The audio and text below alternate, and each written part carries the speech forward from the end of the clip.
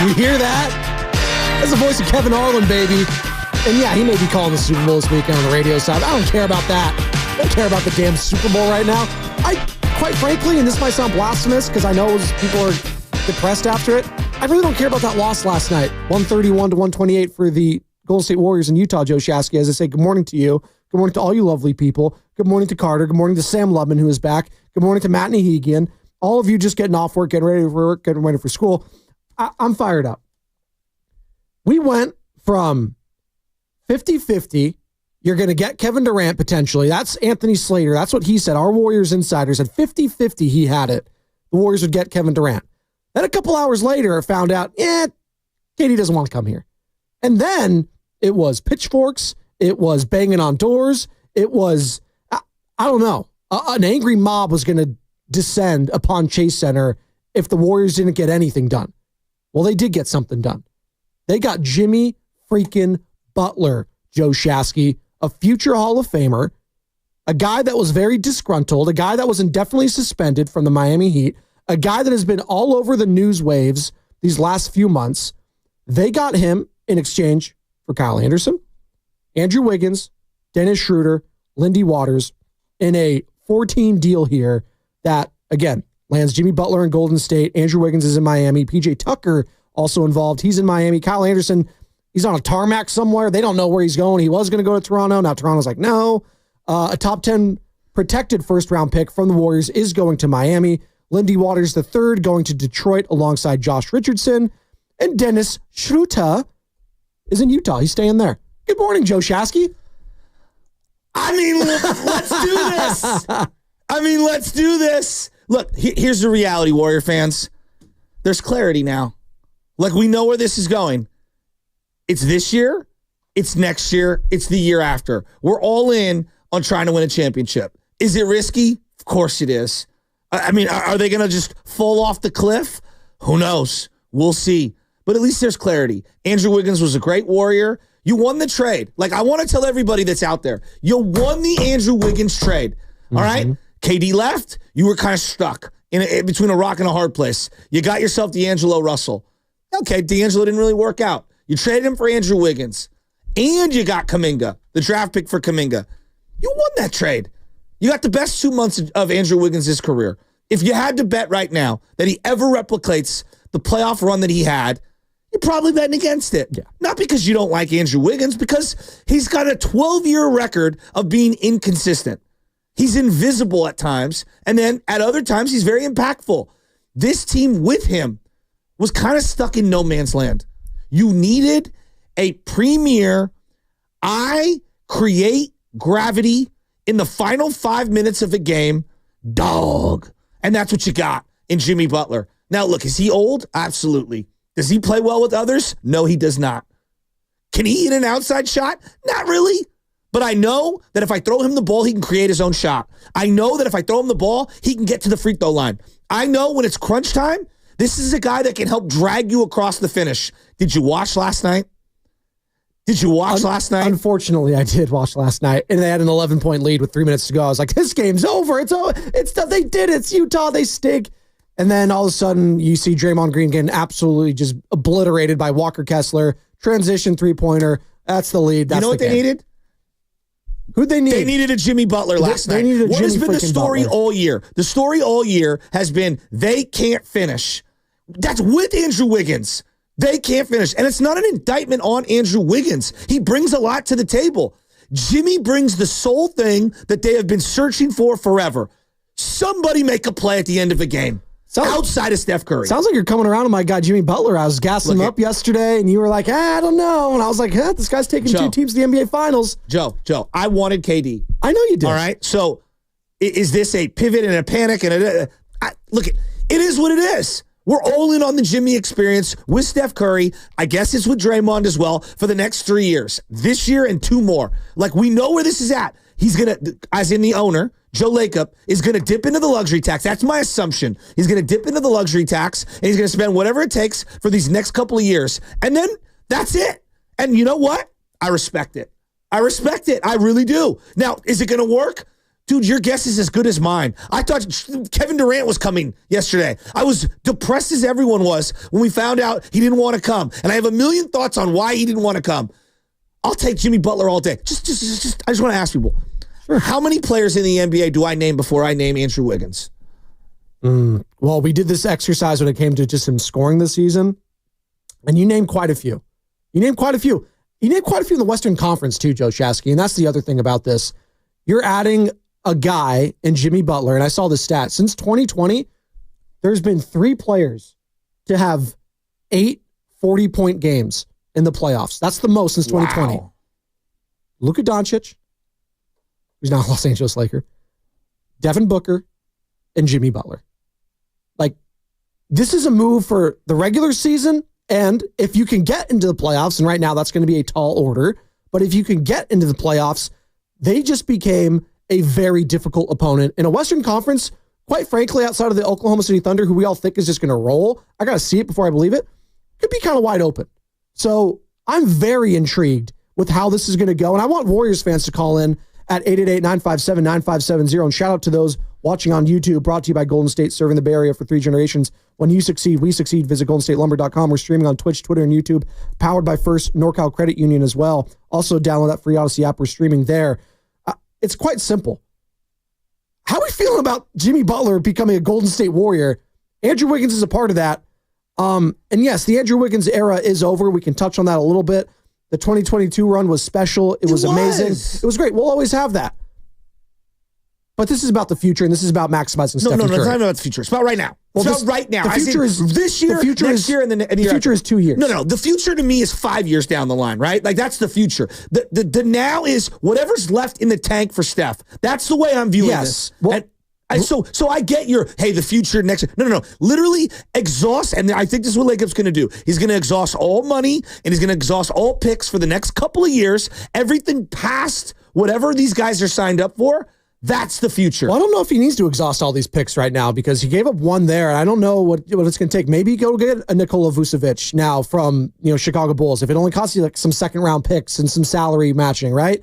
Maybe it doesn't cost you the farm. What are they going to do with Jonathan Kuminga? There's also they're going to play Jonathan Kuminga. No, there's going to be layers to this. Yes, they're going to play him, and they're going to pay him. Are they? Yes, because now you have clarity. You're like, hey, look, I'm serious. You look here. Our picks are going to get frozen, all right? The second that we go over the first and second apron and we go flying over, they're going to lock in. You can sign your own. You're going to lock in Jonathan Kuminga, okay? It's going to lock up all your draft picks. So whatever moves they're going to make prior to extending Jonathan Kuminga are going to happen this offseason. Everything is going to get exhausted for this year, next year, the year after. But after that, everything's going to be frozen in carbonite. That's what there's clarity. Joe, it is all in on trying to win championships next year and the year after. That's what this is all about. And if Jonathan Kuminga is as valuable as they think he is, he will stay here and they will dip into the luxury tax to retain him. If they don't, then he's on the first thing shipped out so they can get whatever piece that they need that will help them compete. There's clarity. Joe, the second he signed a 2-year extension, he is aligned with Steph and Draymond. They're all in. Joe Lacob's going to spend the money. That's a team you spend the money on. What's the number one need for the Warriors? What has been the number one need for the Warriors? A shooting guard who can play defense, who commands the attention of others in the half court. Jimmy checks all those boxes. He's just really old, and he doesn't play well with others. You know what? He fits in. I actually think this is a great place for him, and the organization needs a mentality like a Jimmy Butler right now. You can say, are you kidding me? You just see what he did to Heat culture and what he did in Miami. Quite frankly, I don't really give a damn what he did in Miami. He's in San Francisco now. I completely agree. That's not my concern right now. Agree. And you know what? I think Miami is going to love Andrew Wiggins. No, he's not Jimmy Butler, but he's the opposite. He's not going to be a headache. And you know what? Even if he is somewhat of a headache over here, I kind of think this organization needs a little kick in the ass right now, quite frankly. They just lost to Utah last night. They need something to change. How many guys got blocked at the rim? Well, Walker Kessler just dominated that game. Just absolutely dominated. I have the stats all right here. Yeah, let's see. Okay. It's 112, 111. All right. Dre hits 2 free throws, and then Pods has a horrible off-ball foul. All right. Oh, and like Draymond walks over to him and was like, dude, what are you doing? Now they're in the bonus. They're going to shoot 2 free throws. Jimmy Butler's in that game right there. He's the 2 guard that's playing alongside of him. All right? He's the 2 guard. Steph comes down, one-handed pass to Draymond. He's not making a one-handed pass as he's getting doubled on the screen by Draymond. That's a turnover. Looney blocked at the rim. Clarkson hits a 3. Dre passes up a layup. Looney passes up a layup. Another Pods turnover. Clarkson transition layup. The point that I'm getting at is Jimmy would have an effect in the final 4 minutes on both ends of the floor, and that is what this team has been dying for. Again, love what Andrew Wiggins did for this team in 2022. I'm asking you, what moment in the final 4 minutes of the game can you remember this year where Andrew Wiggins put his fingerprint on a win? It's a tough question to answer. That's why Jimmy Butler is here. That's why they were big game hunting. Big time players make big time plays on both ends of the floor in the final 4 minutes. This team has lost this game last night to those kind of opponents all year. Walker Kessler, by the way, 8 offensive rebounds and 3 blocks yesterday. 18 total boards for him, 15-18 sideline. God, I love me some Walker Kessler. And that was without Lowry Markkanen, again, another 7-footer guy. And the Utah Jazz, quite frankly, are just awful. They're 12-37. They're going to be a top 5 lottery team. It was just a bad loss, and it just highlights even more why you need a guy like Jimmy Butler at the end of games. And they're going to be fighting, scratching and clawing. Hey, I'm not here to say that Jimmy Butler is going to cure all the Warriors' ailments. There's still a lot of problems with this team. And he's got to stay healthy. And he's got to stay healthy. This team is now older. And it's interesting the path they're going on, because a team they're playing tonight in the Los Angeles Lakers are kind of going a different path. Yeah, they have the old wise sage in LeBron James, who's 40. Looks like he can play till 45 at this pace. He's just absolutely incredible, to quote Draymond Green. And I can't wait for Draymond and Jimmy to get into it, by the way, at some point this season. It's going to be great. I'm not looking forward to that. Don't worry. It's going to be fun. But though it feels inevitable. You see what the Lakers are doing. They're going younger, and they're going for the, I said future, but you know what I meant. In the next couple of years. Yeah. Lakers are going 5-10 years down the road. Sure. They got Luka, which can help now. And then they traded Dalton Connect, their first-round pick this year out of Tennessee. Who I actually really like. They trade him to Charlotte in a 2030 unprotected first-round pick, 2031, one of those years, for Mark Williams, a 7'2" beast, when healthy, who's only 23 years old. So now LeBron and Luka have a lob threat. So you're seeing all this mixing and matching. And the Warriors to go double down on their age and experience, it just feels right, given what Steve Kerr and this organization have, kind of shown us the last few years. I don't think they're really interested, quite frankly, in a 2-timeline situation. You can try to tell me that Jonathan Kuminga is still the 2-time. No. There's an expiration date now in this era of Golden State Warriors basketball. And it's 2026, 2027. Yeah, there's clarity. That's it. There's clarity. And here's why I would make the case for Draymond, it's Jimmy, it's Steph. Yes. And if Kuminga can be that perimeter defender that we all think that he has the ability to be, but I'm talking about locking, his offense is all gravy now, right? That's the way I'm viewing this. Like, he'll get his points because he's so athletic. I need him to literally focus on just erasing whoever is one of the better perimeter players for the other team. It's Jimmy and Kuminga now as your perimeter defenders. Has their perimeter defense taken an uptick? Yes. You think Jimmy's better than Wiggins? I think he is just as good when it matters most. Thank you. You're talking about defensively? Yes. Yeah, I agree. Offensively, in crunch time, are they better? Yes. I agree. I think it's inarguable. The only questions about Jimmy Butler, and it's age, as in, can he stay healthy because he's really old? And then, will he play well with others? I think he knows what he signed up for. And the fact that he signed a 2-year extension tells me, he's ready to roll. We gave him his money. Let's go. And worst case scenario, you could parachute out and maybe trade him. If I'm talking worst case. 888-957-9570. Shout out to those watching on YouTube. Brought to you by First NorCal Credit Union. For a low rate auto loan, apply online or just ask for First NorCal financing at the dealer. How we feeling about Jimmy freaking Butler again? Jimmy freaking Butler is a Golden State Warrior, ladies and gentlemen. Unreal. You thought you were getting KD yesterday at this time, potentially. You pivoted. You got Jimmy Buckets, who said he wasn't going to sign an extension. And it's kind of funny how this all happened, because I don't know if you saw the text I sent in the thread. Sam was like, yeah, but Jimmy, I said, go get Jimmy. And he's like, yeah, but he doesn't want to sign an extension. I said, I don't care. Go get him anyways. What changed? What changed? He couldn't go to Phoenix. That's what changed. Phoenix and Bradley Beal was like, nah, I'm good. Bradley Beal's playing hardball. I think he was playing the long con somehow all along. Well, let's not act like the Warriors weren't part of one of the 4 destinations he wanted to go to. Originally, yes. Originally, that, and I don't think that changed per se. I think he wanted to sign an extension with Phoenix, and as soon as that was done, he pivoted. I don't think it's that crazy to say, like, what changed, all this stuff. What changed was Kevin Durant didn't want to go to the Warriors, and Bradley Beal didn't want to waive his no-trade clause. Yeah, and $60 million extension for multiple years. Exactly. And look at... And that's the big part of it. I don't want to undo, like, he ties himself to the Warriors for the next 2 seasons after this one. That's huge. I think he gets more than Steph next year. Yeah, he's making a lot of money. There's no doubt. There's no doubt. Look, I have it right here, now spot we check. know where this is. Like, Joe, for the longest time, get Steph help. All right, they got him help. $54 million, then $58 million the following year. Get Steph more help. They got him help. Get a guy who aligns with his timeline. They did that. Like, we know where this is going. It's the 3 old guys, and then who wants to ring chase, right? If Schroeder gets bought out, bring him back. I'm not opposed to that. Not that it was the greatest fit in the world, but like, who cares? I am now in who wants to ring chase mode. Like, that's where we're at right now. Am I wrong? Hey, if I'm a veteran and I get bought out, do I want to go play with the Golden State Warriors with Steph Curry? Maybe not for this year. I'm talking about for next year. With Steph Curry, Jimmy Butler, and Draymond Green, if I'm a veteran. Or do I want to go to the unproven Houston Rockets? Well, it's a great question. I'll say this. Do I want to go play for a team with Jimmy Butler and Draymond Green? I don't know. You know what? Now it that I sounds think crazy. about it, maybe I am a little off. I don't know if I want to go there. Would I rather go play with Luka and LeBron in La La Land? Well, then Maybe. I'll never touch the ball unless it's the end of the shot clock, and then you'll yell at me for missing a 3. Well, I mean, they average triple doubles for a reason, so they got to pass the ball to someone. Someone's getting buckets. But it's a good question. Have they become a destination now with the acquisition of Jimmy Butler? I don't know, but I know this. They are a lot more fun to watch going forward. I'm going to have infinitely more fun the to watch. watchability factor with this team just skyrocketed exponentially. And I cannot wait to watch Jimmy Butler. I'm assuming not tonight in La La Land, probably not going to play tonight, right? I got to look. Okay, let's look at the schedule coming up here. Warriors schedule coming up. All right. So they got the Lakers. They got the Bulls in Chicago on Saturday. I got to think that's going to be the game, right?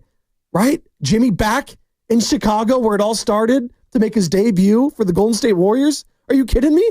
That'd be great. That'd be amazing, actually. They don't do this deal if Steph Curry's not fully on board.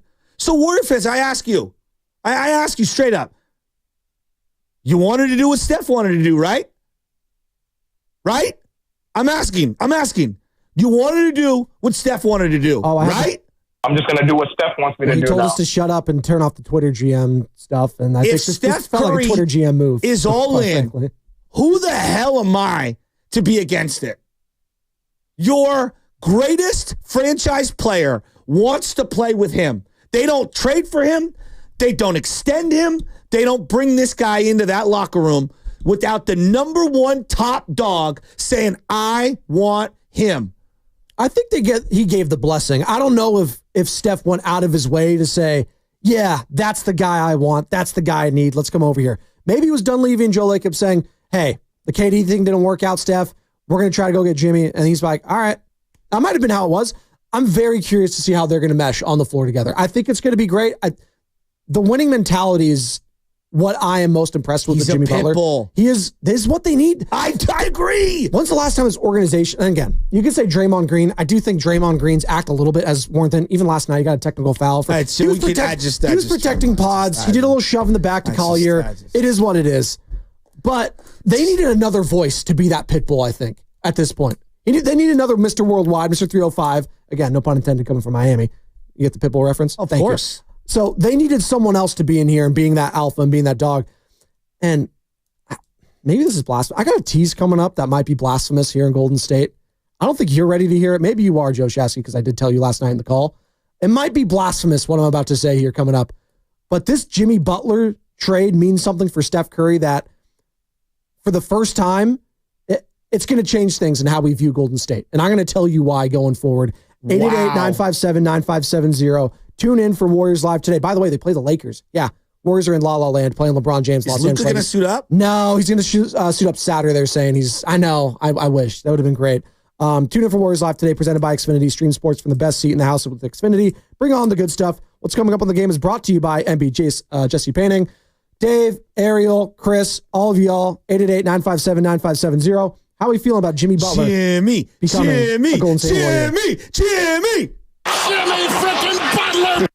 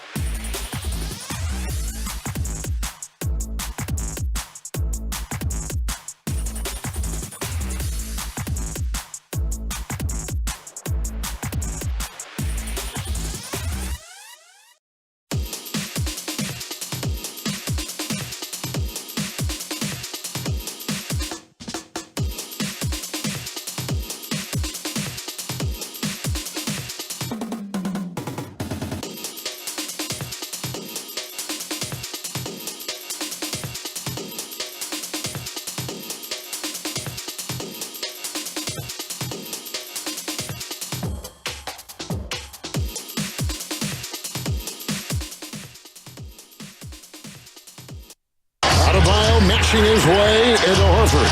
Shot clock at 3. Butler with Brogdon on him. It's a long 3. And good! Oh, Jimmy frickin' Butler puts it in! I want to thank you guys, Shasky, and I listen to you guys every single morning on the way to work. You guys make my morning drive way better. I guess that one does work too. Spadoni and Shasky. This is the morning roast. Talk about an incredible week for my first week as host of the morning roast with Joe Shasky. Luka Doncic is a Laker. Anthony Davis is a Dallas Maverick. De'Aaron Fox is a San Antonio Spur. Zach LaVine is a Sacramento King. And now, Jimmy freaking Butler. Jimmy frickin' Butler! Is a Golden State Warrior. Oh, and Andrew Wiggins is Miami Heat. Yeah, that all happened within a span of, 5 days now? 5 days?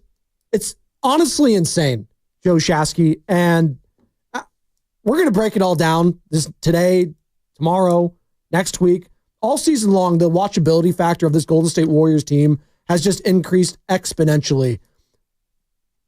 But the championship window, if you really thought there was a championship window, and maybe this move doesn't move the needle for you, and I'd love to hear from you if that's the case too. How are we feeling about this Jimmy Butler move? Because if you thought there was a championship window and you thought the only way to do that was to maximize Stephen Curry, this is the move for you then. Because Jimmy Butler has taken a team to the finals, not once, but twice as the best player on the team. Did they win it all? No. They didn't have the better team in both of those matchups. I didn't expect them to win it all. But en route to one of those finals, they beat 2 championship teams. Now, do they have championships then? No. But they've beaten the Milwaukee Bucks, who have won a title. They've beaten the Boston Celtics, who have won an NBA title.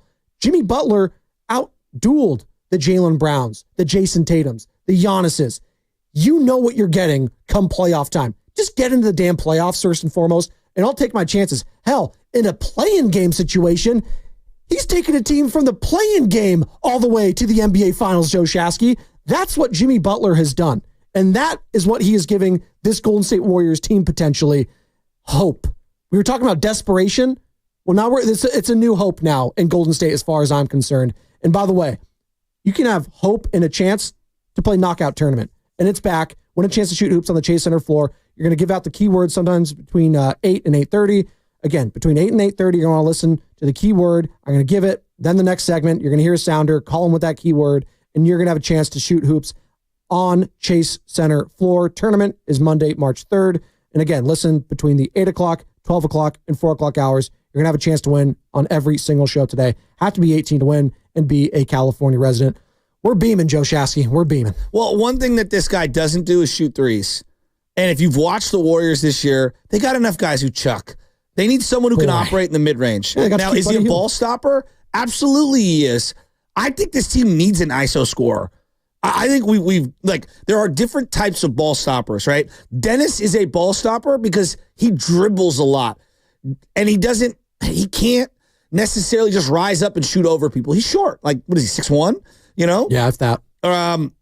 Jimmy's a guy who can operate in the mid-range. And yeah, he does stop the ball from time to time. They need that every now and then. They need an ISO scorer. You know what KD is? Also a ball stopper. No, KD's a way better 3-level scorer than what Jimmy Butler is. Jimmy's a better defender. Yes. And look, this is a guy who's been how many times defensive second team? 5? He's been 6? He's been there a lot. Okay. Yeah. This is a guy who still can lock you down in crucial situations. And for me, this is about not only trying to win the ultimate enchilada, but this is also trying to find a way to make the half court easier for Steph Curry in the final 5 minutes. Find a way to connect various lineups on the defensive end in the final 5 minutes. And I think that accomplishes both things. 6-time NBA All-Star, All-NBA second team once, 4-time All-NBA third team, and a 5-time NBA All-Defensive second team player. NBA's most improved player back in 2015. He's been a steals leader, won a gold medal. He's going to be a future Hall of Famer. He's taken 2 teams to the NBA Finals. I don't take that lightly. Do you realize how hard that is to do? Again, but it's the East. Oh, but it's the East. The East just won the title last year. The East has good players and great teams. I get it. Does it have the stacked teams of a West? No, from top to bottom. But the top 2 to 3 teams are very good. And the Miami Heat were one of those teams. And you know what? We just got the best player on those teams, and Jimmy Butler. Now, there's the Jimmy aspect, and, where's he at mentally with this whole situation that went down in Miami? That is a big factor here. Stephen Curry talked about it yesterday. And, he's optimistic, but he's also like, I just lost Andrew Wiggins. Like, we just had a horrible loss. Steph's feeling all kind of emotions at this point right now. Here he is on talking about the acquisition and the addition of one Jimmy Butler after the game last night. It'll look different than what we're used to. I mean, he can play, I'm sure, a little bit of motion, but he's a shot creator, a finisher, somebody that you have to take into account no matter where he's on the floor. He plays at his own speed. He can get to the foul line, take advantage of matchups. So you got to be smart, high IQ basketball to figure it out on the fly. But he's obviously a competitor at the highest of levels, and being able to work off each other. I'm excited to see what it looks like. I'm gonna watch a lot of, whenever it's time to watch a lot of Miami film to understand some of the sets that they like to run for him, and see what we can kind of transition to our playbook. And we want to give him free reign to give us, some insight on what he's comfortable with and make those adjustments. But we all got to be ourselves too. Sounds thrilled about the acquisition of Jimmy Butler. I'm just kidding. He's just a horrible loss, and they're asking about Jimmy Butler. He's like, I don't know what you want to tell me. We just tricked off a game in the last 3 minutes. Great, Jimmy's here. Okay, so I'm going to give. Here's what I would say. Look, was Andrew Wiggins valuable? Yes, of course. No one's saying he's not. There's a reason he was a part of this deal to get Jimmy Butler. Yes. You got to give to get. You got to give to get. And look, I don't part with him lightly. The reality is this: Jimmy scores more per game. Mm-hmm. Jimmy's a better passer. He averages more assists per game. All right, and I'm just going the last couple of years. Just a better player. He rebounds better. Just look at the data, okay? He shoots better from 2-point range. His effective field goal percentage is about the same, but he's a mid-range god. That's what he does. He tries to get to the elbow extended. He's going to take less threes, which honestly is refreshing. This team doesn't need another guy. Look, they can get a stretch big, but I don't think they need another marquee player who is hell-bent on bombing threes. I actually think they need someone who's going to attack the lane. He goes to the free throw line 5 to 6 times more per game than what Andrew Wiggins does, which means he's attacking the basket. He's going to draw fouls. He's going to get your team into the bonus, and he's going to help Steph Curry get to the free throw line more often. He's actually a bigger guy, too. They're the same height. They're both 6'7", but he's like 30 pounds heavier than him. And that matters. He rebounds better. Look, I'm not making this what Andrew Wiggins said. He's a better all-around basketball player than Wiggs. Is Wiggs younger? Yes. Yeah, that's a factor. As Wiggs played in more available games over the last 5 years, yeah. Like, Jimmy's older. This is a risk. But on the surface, you got the better basketball player. You got the better. In all these NBA deals, did you get the better player?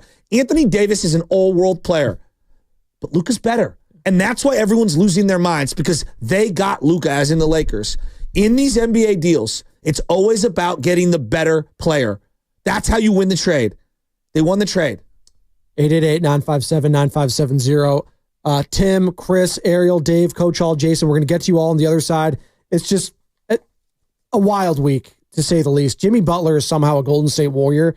And they kept Kuminga. And they kept Jonathan Kuminga, who, again, according to reports a couple weeks ago, maybe after the All-Star game, he can come back. And then, all of a sudden, Steph, Kuminga, Draymond, Jimmy, who do you want to toss out there? Looney, Pods all of a sudden looked incredible yesterday. Can he continue to do something like that? Best game of his career. Best game of his career. And of course, offensively, of course, they lost the game. It's just, well, he had some horrific defensive possessions late. The off-ball foul when you're in the bonus, and like Draymond's like, what are you doing? I don't know how they lost that game, but actually I should know how they lost that game, because they've lost that game 50 times this season already. They tried to lose to the Orlando Magic, who absolutely destroyed the Sacramento Kings yesterday, but they tried to lose the Magic a couple of days ago as well. But also, hey, Joe, be locked in around 7:30. You know why? You have a chance to win a pair of the new Steph Curry 12s with the yet-to-be-released What the Bay color scheme.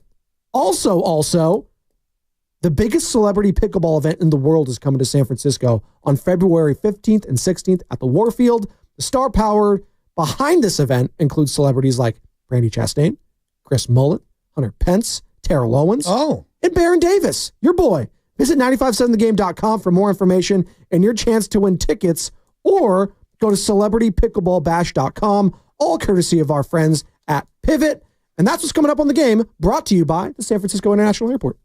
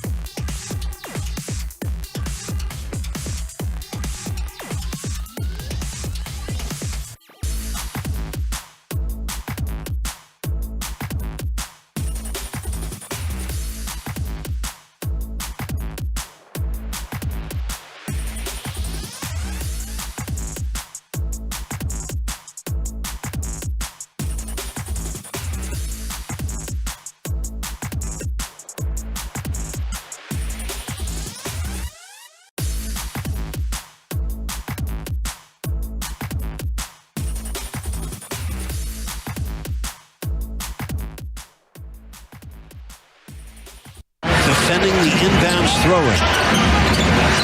The lob for Butler. He did it.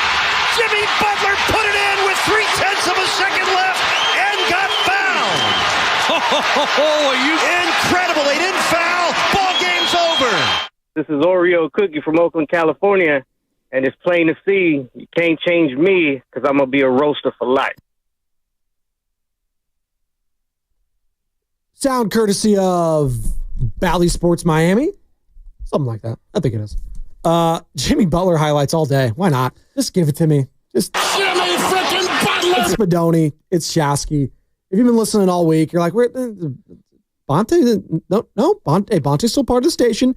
Not part of the everyday show, but every Friday, Bonte Hill will be joining us, and I am going to be so excited to get his thoughts on everything that has taken place. Every Friday, 9 o'clock, Joe Shasky, Bonte's going to be joining us. And he kind of had the breaking news last night on the pregame for NBC Sports Bay Area, and everyone's talking about it. We're talking about it all morning. How do we feel about Jimmy freaking Butler being a Golden State Warrior? Didn't end well in Miami. Just keep it a buck. It was ugly. It was nasty. It was Pat Riley going back and forth. That stemmed from last summer when he told Jimmy to basically shut up about talking about the playoffs if you're not in them. And it kind of snowballed from there. And we talked about it yesterday a little bit because we thought that, hey, if Kevin Durant doesn't come, what if they pivot back to Jimmy? And, you had your reservations about him as a leader. And I think that's a fair thing to, be skeptical about here. No, Joe, it's called pivot, don't panic. Okay, you got to understand the game. Now you can't be all in. You still have to be somewhat skeptical. No, I know what it is, though. Here's what, for weeks, all I said to the Warriors was like, look, let me know what direction you want to go in. You just showed me the greatest 10 years of basketball I've ever seen in my life. All right? If you want to go all in on Steph and the final couple years, fine, do it. I'll buy in. I will. Do I love Jimmy Butler in terms of a 5-year commitment? No, it's a 2-year commitment. And the fact that he signed the extension, because I think if you bring him in without signing the extension, my opinion is completely different. Because he said he wasn't going to sign an extension. So that's why I'm really out. It's like, whoa, wait a minute. I don't know. Now, do I love paying a 35-year-old, top of the market money? No, not at all. But I also understand it's cost of doing business with this guy. Go back 1 year from today. 1 year ago, the day of the deadline, Andrew Wiggins' value was at its all-time low. Jimmy Butler for Andrew Wiggins, how many first-round picks do I have to staple if I'm the Warriors to get Jimmy Butler? Oh, at least 2 or 3, right? You would think. Jimmy is a depreciated player. He's at his all-time lowest value. Because of the age, because of the disgruntlement, because of the situation in Miami, all right? And him wanting the extension. It is rife with risk. I acknowledge that. I also understand it provides tremendous clarity to the Golden State Warriors on how they operate for the next 3 years. It's all in about winning a championship. And you know what? Sign me up. Let's swing big. We're going to be joined by Danny Hollywood Rabinowitz from the Joe Rowe Show. He's the co-host there for WQAM in Miami. Going to get a little insider perspective on just what happened in Miami and what player are we getting in Jimmy Butler here. So we're going to get Danny on at 8:30, and that's going to be courtesy of the River Islands guest line. Also, Joe Shasky, and we're going to get to calls here in just a second. I promise. I'm going to pay off my tease that I paid off earlier because it's juicy, it's spicy, and it's potentially blasphemous in regards to one Steph Curry and Jimmy Butler. But our slam dunk contest in Vegas is on. Check this out. Someone's going to win travel on accommodations for 4. So that's the winner and 3 guests to Las Vegas, and each of you get $5,000. So it's $20K total. Going to Vegas? Are you kidding me? You'll be staying at Circa, the premium sports viewing destination in downtown Las Vegas. And you can visit the biggest March Hoops party at Stadium Swim. It's the ultimate viewing experience for the first 2 rounds of the College Basketball Championship. And winning is easy. Just download the Odyssey app now, log in, and listen each day for a minimum of 1 hour for your daily entry. This is a national contest, and download the Odyssey app now, and you might be headed to Vegas in March with $20,000. All right, Tim, Raleigh, North Carolina. You like this Butler move? Not as much as you guys, man. I mean, the way playing those highlights of Jimmy Butler from 2 and 3 years ago is like them in Miami right now, probably playing all the highlights from Wiggins in the finals 3 years ago. Like, guys, it sounds good that we're hyped up, but if you looked at the post game last night with Monty Poole, he definitely said there was some friction in the front office about making this move, that they were not all on board. And it's great to talk about him 2-3 years ago, but guys, the player that's played 25 games this year is not what those highlights are saying. So, and I also want to say, Shasky, you brought it up. We got to think about the basketball part of this. Like, listen, the basketball part of this, without a stretch five, you just got, the spacing just got worse. You got to, I know you don't want a guy blasting three, Shasky, I get it.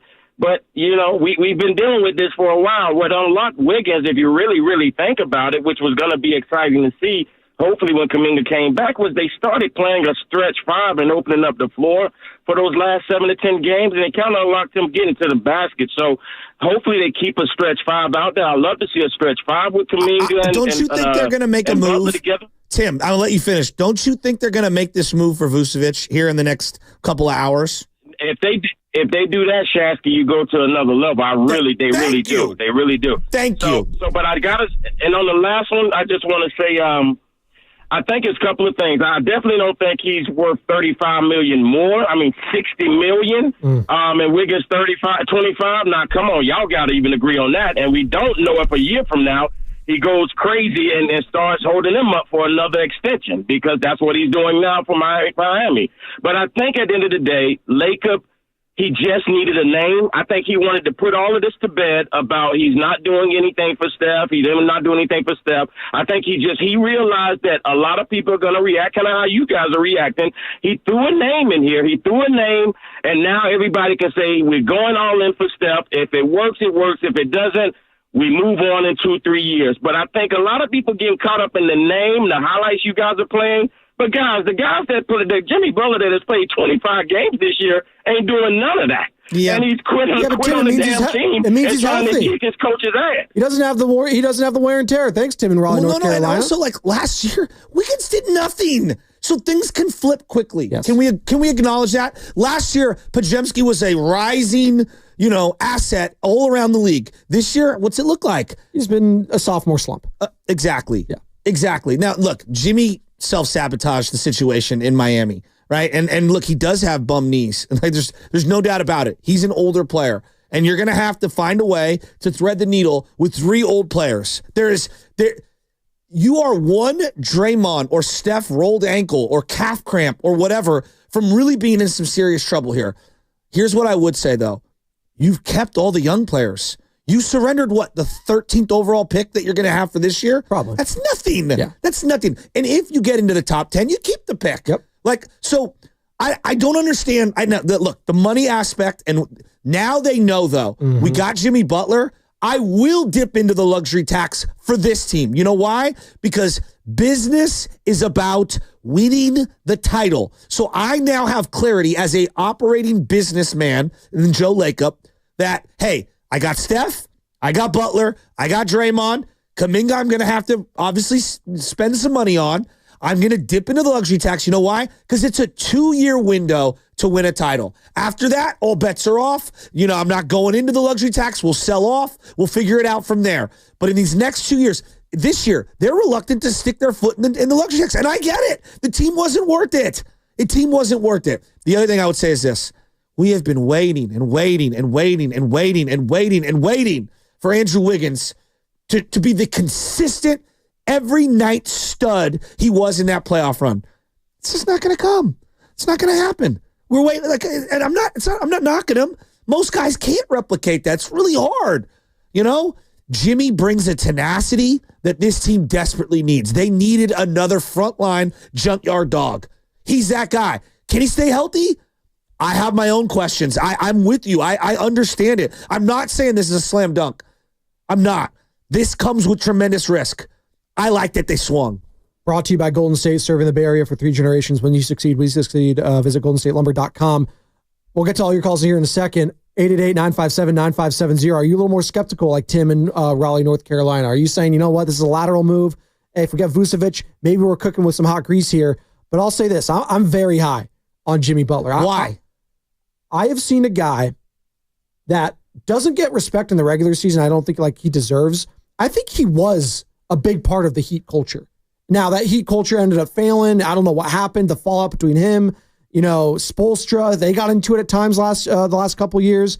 He demands a lot. He's a very tricky individual. If you ever looked into anything about Jimmy Butler, he's in a very difficult life. Like this guy, he lived in his car in his teenage ages. He's had to fight his entire life to where he's at today. Totally. So there is an aspect of, you know what? I don't judge a book by its cover fully with what took place this last year in Miami. You look back to that bubble title run, and even the title run a couple years after that. Who he had on his team and what he was able to do. Okay, Bam Adebayo, a very nice player. I think he's a little overinflated, to be quite frank. Like, I think we think, oh, Bam Adebayo. I was like, yeah, 6'9", power forward. He's good. He's good. I don't think he's like this Hall of Famer. Jay Crowder, Goran Dragic. A young Tyler Hero. A young Duncan Robinson. I like Tyler Hero more than most. An old man, Andre Iguodala on the bench. Like, Kelly Olynyk. Like, that's the team. Gabe Vincent. Dion Waiters. Like, that's the team he took to the NBA Finals. And there's the meme of him being exhausted, exuding every amount of energy he had to go up against Anthony Davis, LeBron James, Dwight Howard, Rajon Rondo. I think we kind of sleep on that Lakers squad. I know it's the bubble. They're really good. There's a lot of Hall of Famers on that team, and Jimmy took it to the brink there and did all he could. And then he doubled down and did it a couple years later and got to the finals, lost to the Nuggets, but the year prior to that, they were a game away from playing the Warriors in the NBA Finals. I don't scoff at things like that. So I say all that to say this. Are we sure come playoff time, if this team makes the playoffs, he's not the number one on this team, given his age, given what we've seen more recently with Jimmy Butler? Hey, listen. Wait a minute. Say what you just said again. Are we sure come playoff time that Jimmy Butler's not going to be the number one on this team? Are we sure? I mean, come on. It's Steph Curry, man.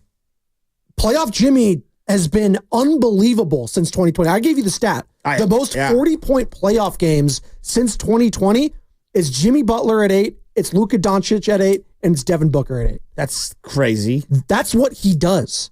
He puts the team on your back. And you know what? That's not the worst thing for Stephen Curry, because I need him and his knee tendonitis. I need him to be load managed a little bit more going forward. And I'm hoping that Jimmy Butler can provide that. So listen, you think he's alpha I'm asking one. The question. Okay. I'm just asking the question. There's a possibility come playoff time that Jimmy could be the alpha on this team, and I don't think that's the worst thing for Steph. No, I think they needed another alpha. Yes. Wouldn't you agree? Yes. And I think LeBron James, when they won that title, I think Anthony Davis was their best player. LeBron ended up getting the award because he's LeBron, but that's okay. Like, it's okay to say, you know what? At this stage, and Andrew Wiggins was that guy for, he was the number 2, clearly number 2, but Steph needs another running mate here. That was obvious. Wiggs played like an alpha for 2 months. But that's not who he is. They caught lightning in a bottle. Let's just call it what it is. No, it's just not who he is. They caught lightning in a bottle. Yes. You're listening to 95.7 The Game, KGMZ, FM, and HD1, San Francisco, and Odyssey Sports Station. Always live in the free Odyssey app. It's Spadoni. It's Shasky. We're reacting to the news. Can I ask you this question? Sure. Obviously, there's the age health factor. Yeah. Okay. That's the most obvious. But I can say that with like Jokic's team. Is Jamal Murray healthy?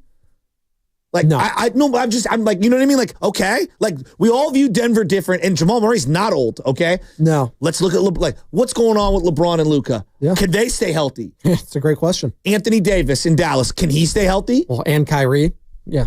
Okay, so we have these concerns for pretty much every team not named OKC. And I would even throw them in. Chet got hurt. He's coming back, by the way, according to reports from Shams this morning. He's missed months. Yeah. He was in the Warrior game. November 10th. So it's crazy. Taking injuries and the age, which are the obvious, off the question is pretty simple.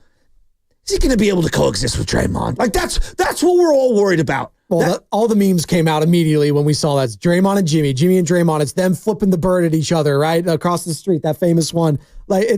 I'm so excited to see how this thing's going to shake out. It might be chaotic. It might be a mess, but I'm here for it. At least it's exciting. At least you're not scoring 43 points in the first half against the Orlando Magic anymore going forward. And if they still are, well, then you got some more problems. We'll discuss it. Don't we kind of want this? Don't we kind of want this? Like, we've needed a guy to kind of check back Draymond for about 4 or 5 years since David West left. And now you have a guy that actually plays, who's actually really, really, really good.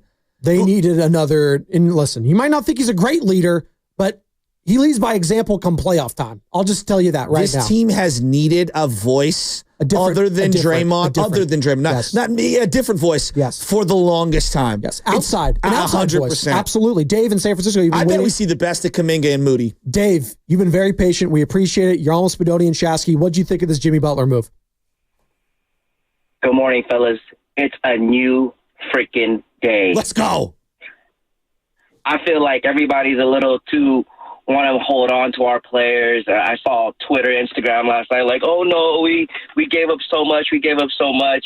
I mean, geez, we're a 500 team, mid-team, like Steph said, and I just feel like if you ask the questions, it's Wiggins.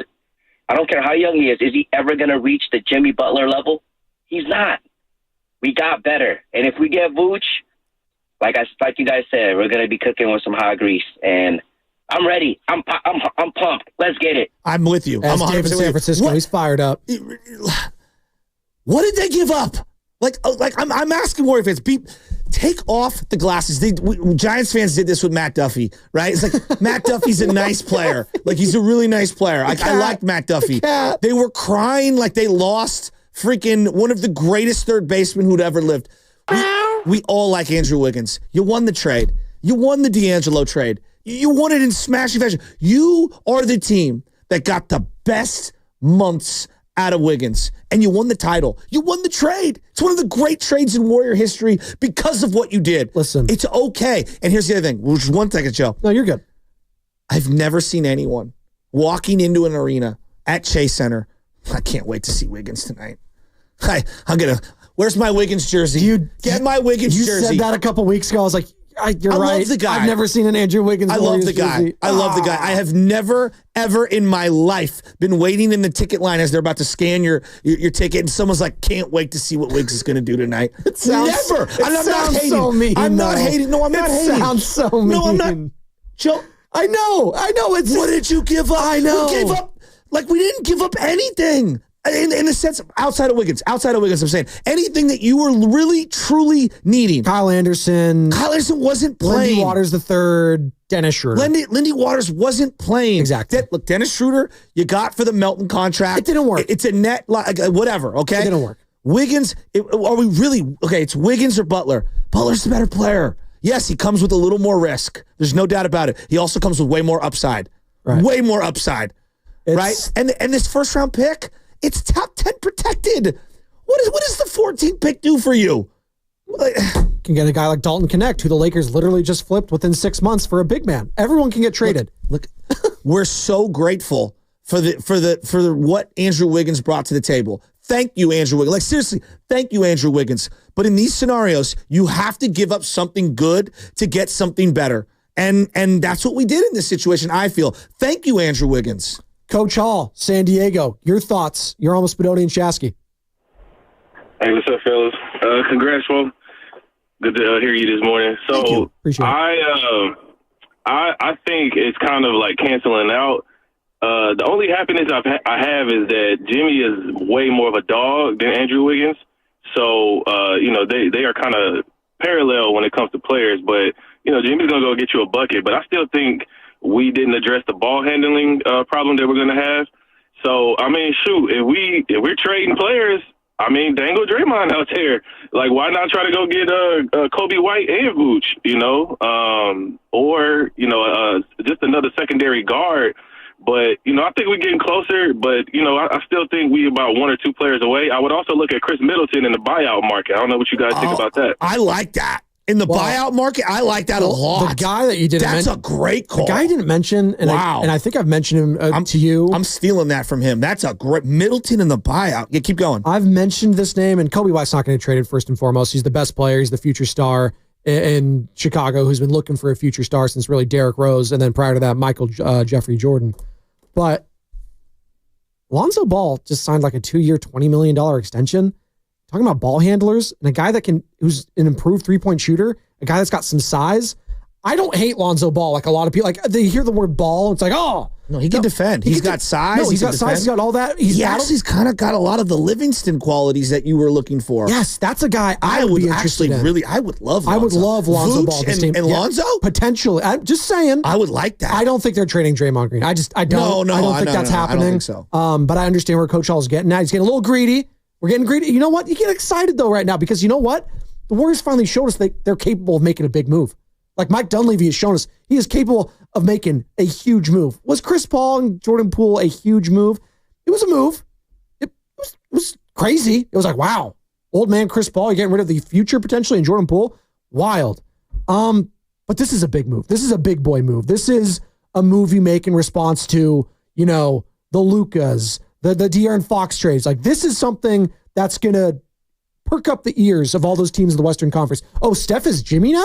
I'm like, oh, that's okay. Come playoff time or play in, that concerns me. Does this make Steph's on offense? Does this make it better for Steph Curry? On offense, does it make it better for Steph Curry late in games? Yes. Okay. It takes a lot of his guys. We have been watching Steph try to pull hero act. I'll read you. Okay, I'll just read you just the Steph possessions late in the game. Okay, Steph one-handed pass, double teamed, intercepted. Looney blocked at the rim after a nice, Steph to Draymond pass. Dre passes up a Steph Curry pass for a layup, and then Pods turns it over. Steph hits a mid-ranger. Steph goes back door. Steph to Draymond, layup, blocked at the rim. Steph misses a layup. I mean, guys, he needs help. He needs help. All right? They just got this is a guy who can help you late in games. Jimmy freaking Butler! It's been the story all year. If you've watched this team all year, 5 minutes to go, it's, oh my God, who is going to make a play? Can anyone? Buddy Hield hit a three late, and it was like, wow, someone scored other than Steph. It's crazy. That's how desperate they are. Speaking of, Stephen Curry be locked in at 7:30, so that's about 20 minutes, folks, to win a pair of the new Steph Curry 12s with the yet-to-be-released What the Bay color scheme, 7:30. I'm going to call for you to call in. You're going to be the first caller. I'll give you the contest line, and you will win a pair of the Steph Curry 12s. All right, what's coming up on the game is brought to you by Crystal Geyser Alpine Spring Water. I see all your calls. We still got stacked phone lines, Joe Shasky. People are fired up. Some people aren't feeling the Jimmy Butler trade. I would love for it, to you to call in. Why don't you like Jimmy Butler? Do you think it's a lateral move? Do you think he's a locker room cancer? 888-957-9570. Or are you like Shasky and I and saying, you know what? The team just got better today. How much better? We're going to find out. It's Spadoni, it's Shasky, it's the Morning Roast, it's 95.7 The Game.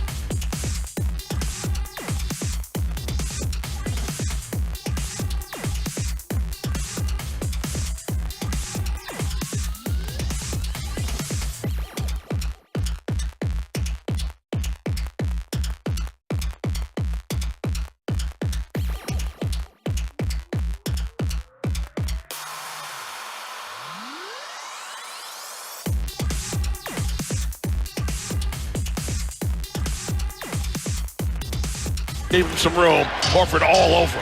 He has to get off the ball. Get it to Jimmy. 3 left on the shot clock. He elevates for 3. Leaned in and bounced up and in.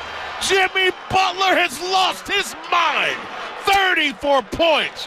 2 of 4 from the land of milk and honey.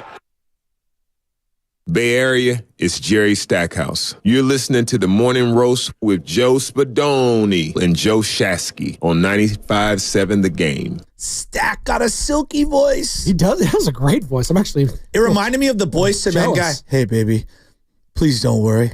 You know I'm crying, and you know I'm on bended knee. You don't know who I'm talking about. No, it sounds like you right now to Jimmy Butler and the Golden State Warriors. You sound like you're on a knee saying, Jimmy, I'm sorry. Pour the wine. I'm so sorry. Yesterday, I doubted your leadership abilities, and I said I don't think you'd be a good fit here. And now, I think you're great. I was telling you, this guy's good. As long as it wasn't a no move where I'd be doing the Boyz II Men, it's the end of the road. It's not the end of the road for the knockout tournament, Joe Shasky, because that's going to be taking place Monday, March 3rd. You have a chance to win that, a spot in that, I should say, between 8 and 9, between the 8 and 8:30 segment. I'm going to give out a keyword. And then between 8:30 and 9, you'll hear a sounder. You'll call in. First caller to get the keyword right gets a spot in the knockout tournament. And we're going to be doing that all day long today and tomorrow. But also, in about 11 minutes' time, be locked in because you're going to have a chance to win a pair of the new Steph Curry 12s with the yet-to-be-released What the Bay color scheme. We got a lot happening here. We've got Danny Hollywood Rabinovitz, co-host of the Joe Rose Show on our Odyssey sister station, 560 WQAM in Miami. And I'm sure Miami radio, just like San Francisco radio, they're different vibes today. Let's just say that. Different vibes in regards to the Jimmy Butler, one departing, one entering. Ding dong, the witch is dead in one end. And then over here, hey, come to the magical city of Oz as I'm going wicked on you. One man's trash is another man's treasure. You don't know this about me. But my pops, he was a collector. Okay. And when I mean collector, I mean like... Not a hoarder, but a collector? Well, beauty's in the eye of the beholder. But my dad was one of those guys... I can't find the Toms. ...that he would find the beauty in what others would find garbage or trash. And I'm telling you, he would just pick random things up. The garage, my dad's been gone almost a year. My mom's still cleaning out the garage of stuff, okay?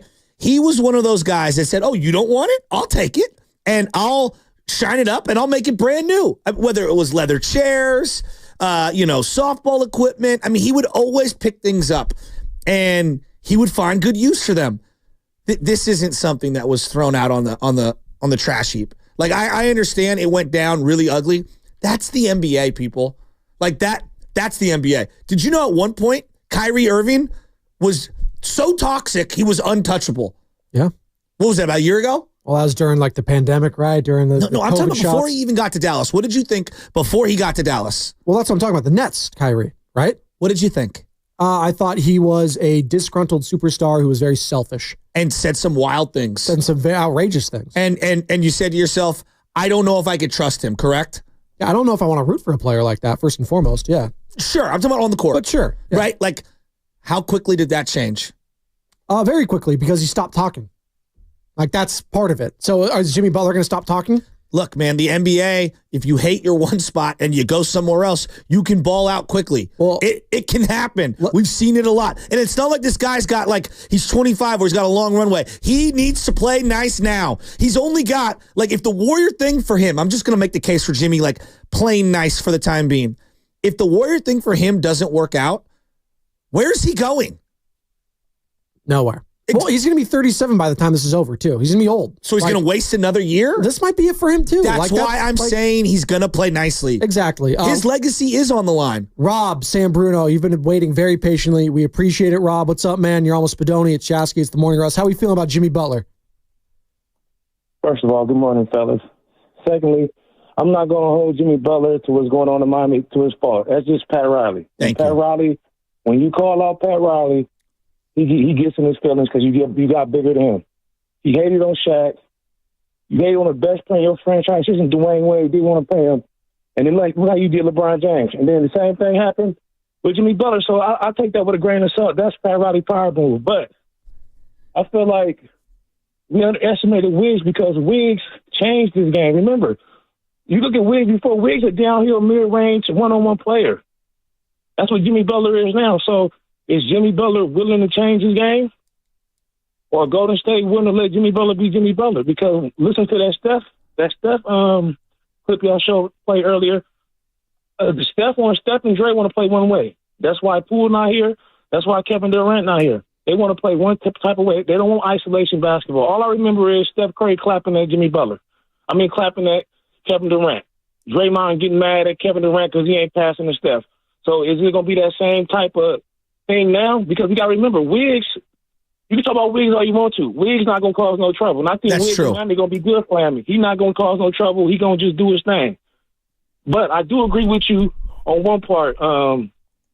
I believe Draymond needs to be checked. And I don't think he's going to come at Jimmy Butler the way he's coming at everybody else. So for that reason alone, I feel like Jimmy Butler needs to be here because I think Draymond got away with too much murder, and I think that he don't punk dudes who can bite back. I totally agree. He's not going to go at Zach Randolph. He's going to go at dudes who ain't going to say nothing. So for the locker room, I think it's great because you need to check Draymond. But style-wise, unless Curry and Draymond are willing to sacrifice their style of play to fit Jimmy Butler in, I don't think it's going to work. So you got to understand, Wiggs did that, and Wiggs' personality is different. So I think it's a good move in terms of, igniting the fan base and telling the fans we're ready to go. But we need to see growth from Steph, Drake, and Curry to be like, okay, we got to get away from the motion a little bit and let Jimmy be Jimmy. If they can do that, then they might have something. I'm 100% with you, Rob. It's a great call by Rob and Sam Bruno. They do need to evolve a little. And here's what I would say, like the Steph, Draymond play a particular way. He's right. He's 100% right. They want to play a certain way, and I think it does limit how many guys can actually thrive in the system. But I also believe that Steph's been looking at it the last 2 months like, yeah, I'm willing to come off of the way I play a little here and there because it's never been harder for me to get my own shot because I'm not as good as I used to be. I think he had a little taste in that in Paris, too. Obviously, Steve Kerr was the head coach. I didn't think of that. But the style of play, you have to adjust. Especially with LeBron. Yeah, that's a really good point, actually. Especially with Kevin Durant, especially with all these different players you're playing with. And I think Steph was like, you know what? And it took a little time for Steph, but he got going there late, right? And then he took over those last few games against Serbia and against France in the gold medal game. And I was like, you know what? Maybe I can change my game just a little bit. Maybe if I have a facilitator like a LeBron with me, that's not what Jimmy is. But I'm very curious to see how this thing works out. Are they going to change everything to cater to Jimmy? No. But they're going to add some elements because that Steve Kerr is a smart head coach, contrary to what a lot of Warriors fans want to say about him. He's a very smart and capable head coach. And he's going to figure out how to highlight the attributes of one Jimmy Butler, which is the mid-range game, which I think this team desperately needs. And I actually think Wiggins was actually underrated in doing that. He was so good at getting his spot and stopping the bleeding at times. The problem is I just never felt his presence on the court. I feel Jimmy's presence on the court all the time. And I don't think Wiggins ever got a favorable whistle. Jimmy clearly does. I know no one wants to talk about that. Favorable whistle is a big part of the game. Yeah. And when you bring a Jimmy Butler on, you're going to get a lot of, okay, stop, let's shoot some free throws, get a chance to set up your defense. That is baked into the Jimmy Butler experience. And I'll give Wiggins credit here. The last few weeks in the Kuminga absence, he has been getting to the rack more. So if Jimmy can continue to do that in place of Wiggins, that would be great. Last 5 years, he averages going to the free throw line in the regular season 8 times. In the playoffs, it goes to double digits. Exactly. Okay? This team desperately needs... think about a playing game. How many times did the Warriors get ran out of the gym in the last 2 playing years or whatever, or in the playoffs, excuse me, where it's like, we need somebody to stop the bleeding. Yeah. Throw it to a guy, slow it down, get me an ISO bucket. I think the helter-skelter ball movement stuff has actually been a detriment because they've turned it over like crazy in live ball situations and then given up transition buckets. Late in last night's game, they played too quick. They needed someone who could slow it down and get you an ISO bucket in the half court. It is what it is. How did this deal come to fruition? I think we've all been kind of talking about it, all this, that, and the other. Wait, we went from Kevin Durant, then Kevin Durant didn't want to be here, and then Jimmy Butler. Here's Brian Windhorst, ESPN, breaking it all down. Well, this can be qualified, I think, as a genuine what if, because there was a trade sort of in place between Golden State, Phoenix, and Miami that would have returned Kevin Durant to Golden State. But Durant stepped up and made it known he did not want a reunion. And once that deal fell apart, then Golden State pivoted and tried to get Jimmy Butler. The key that got this done was their willingness to give him that 2-year, $111 million extension. Once that was in place, they had a deal with the Heat worked out, and the deal finally went through. But it is amazing to think that this was close to being Jimmy Butler in Phoenix, Kevin Durant in Golden State. Crazy. And we were talking about it 24 hours ago, Joe Shasky. Bring me Kevin Durant. And now it's Jimmy Butler in Golden State. Pivot, don't panic. There you go. Steve, Fresno, what's going on, man? What's up, Steve? How are we feeling about Jimmy Butler, the Golden State Warrior? Steve. Here you go. Steve-O. Jimmy, Dublin. How we feeling about Jimmy Buckets? Jimmy to Jimmy. Jimmy. That's Jimmy. right. Jimmy. Freaking Butler. Jimmy freaking Butler. Hey, how you guys doing, man? I'm actually doing really good this morning.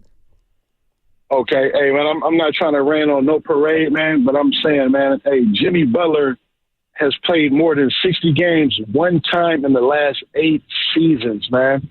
You got 3 players. You can easily say that the 3 guys, Draymond, Curry, and Butler, are the Warriors' best players, right? Yeah. And they're both over 35, man. Yep. So my question is, why aren't they doing anything for the future? Because, I mean, we see it all the time. Like when Kobe left, it was going to be like that when LeBron left, but then they got, a 25-year-old Luka. So what if San Antonio Spurs, when Ginobili, Tim Duncan, when they left, it was just Kawhi left there, right? And then what did they do? They start getting first round, number 1 picks. So my question is for the Warriors, they're not thinking about the future, and I don't think they made a big enough splash to win now. I mean, okay, so what are you going to get in the play-in? I mean, I don't see them jumping the Clippers, the Lakers. It's not for this year. Would you agree? It's for the next 2 years.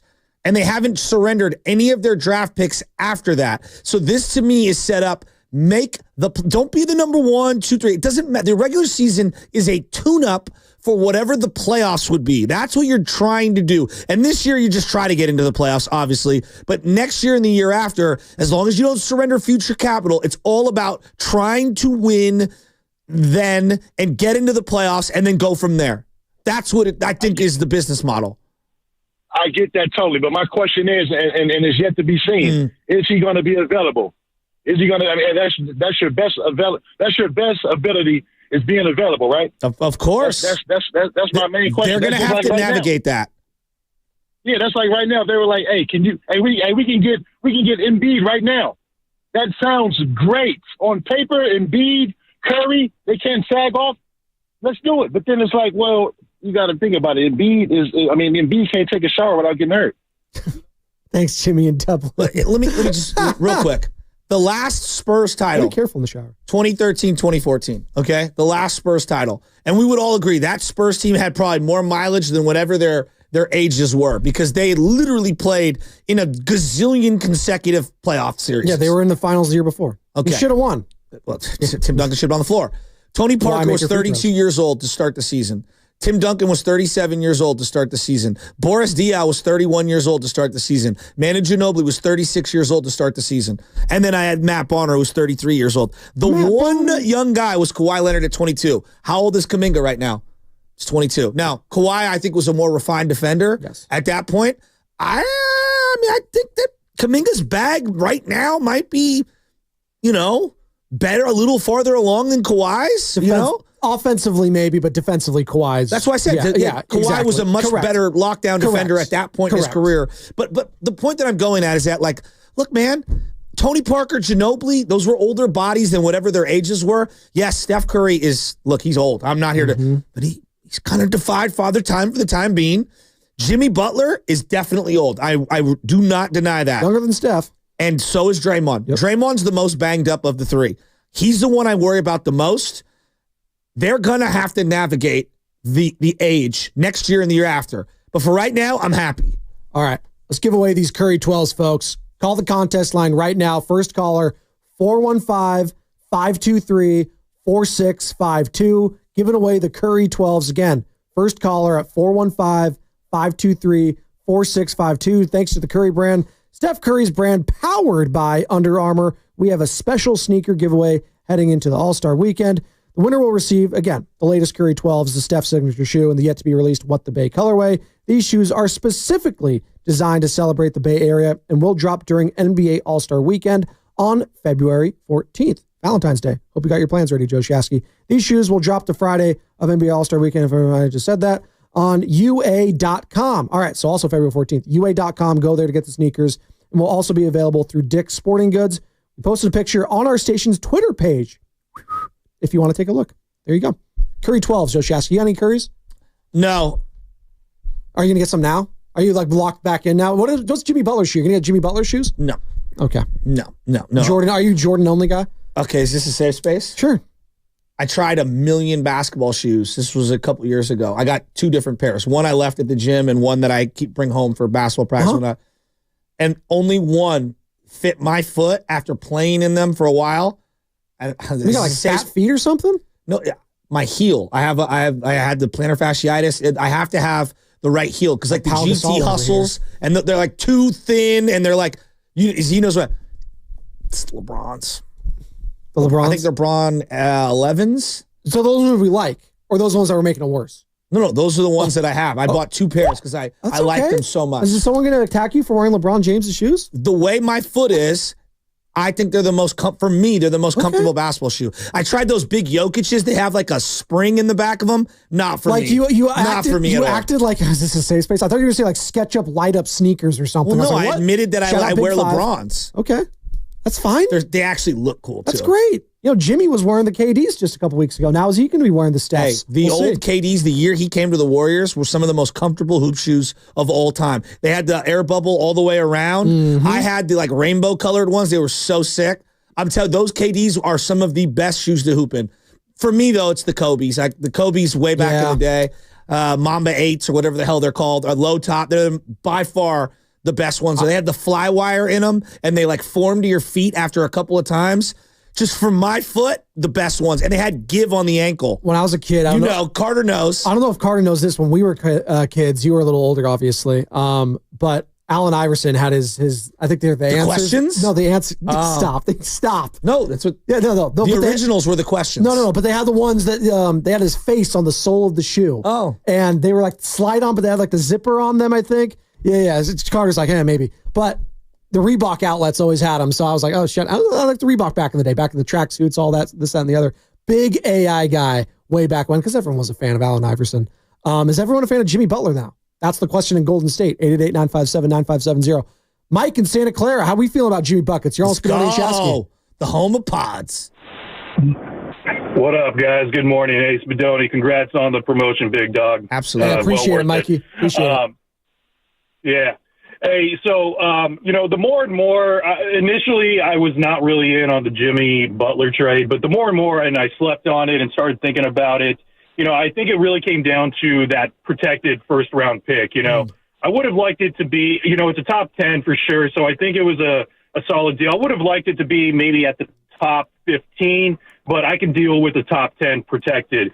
The 2 major points that I really like out of this trade is, the first one is, the league is re-evolving all over again. We're starting to see the big man come back, but also as well, the other thing is you're also seeing it's not really a big 3 or a big 2 kind of league anymore. You're looking at OKC, you're looking at Houston, you're looking at these teams that are all around, solidified in their starting lineup.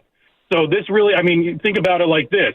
You're going to have Steph, you're going to have Jimmy, you're going to have, when he gets back, Kuminga. You're going to have Draymond at the 4, and then you could still work with TJD and Looney and even Draymond sometimes at the 5. So, you're getting a little bit more balanced out on your overall starting lineup. But the main thing that I really got out of this also is when he comes back, this opens up the door for Kuminga to actually start playing in the starting lineup at the 3 spot.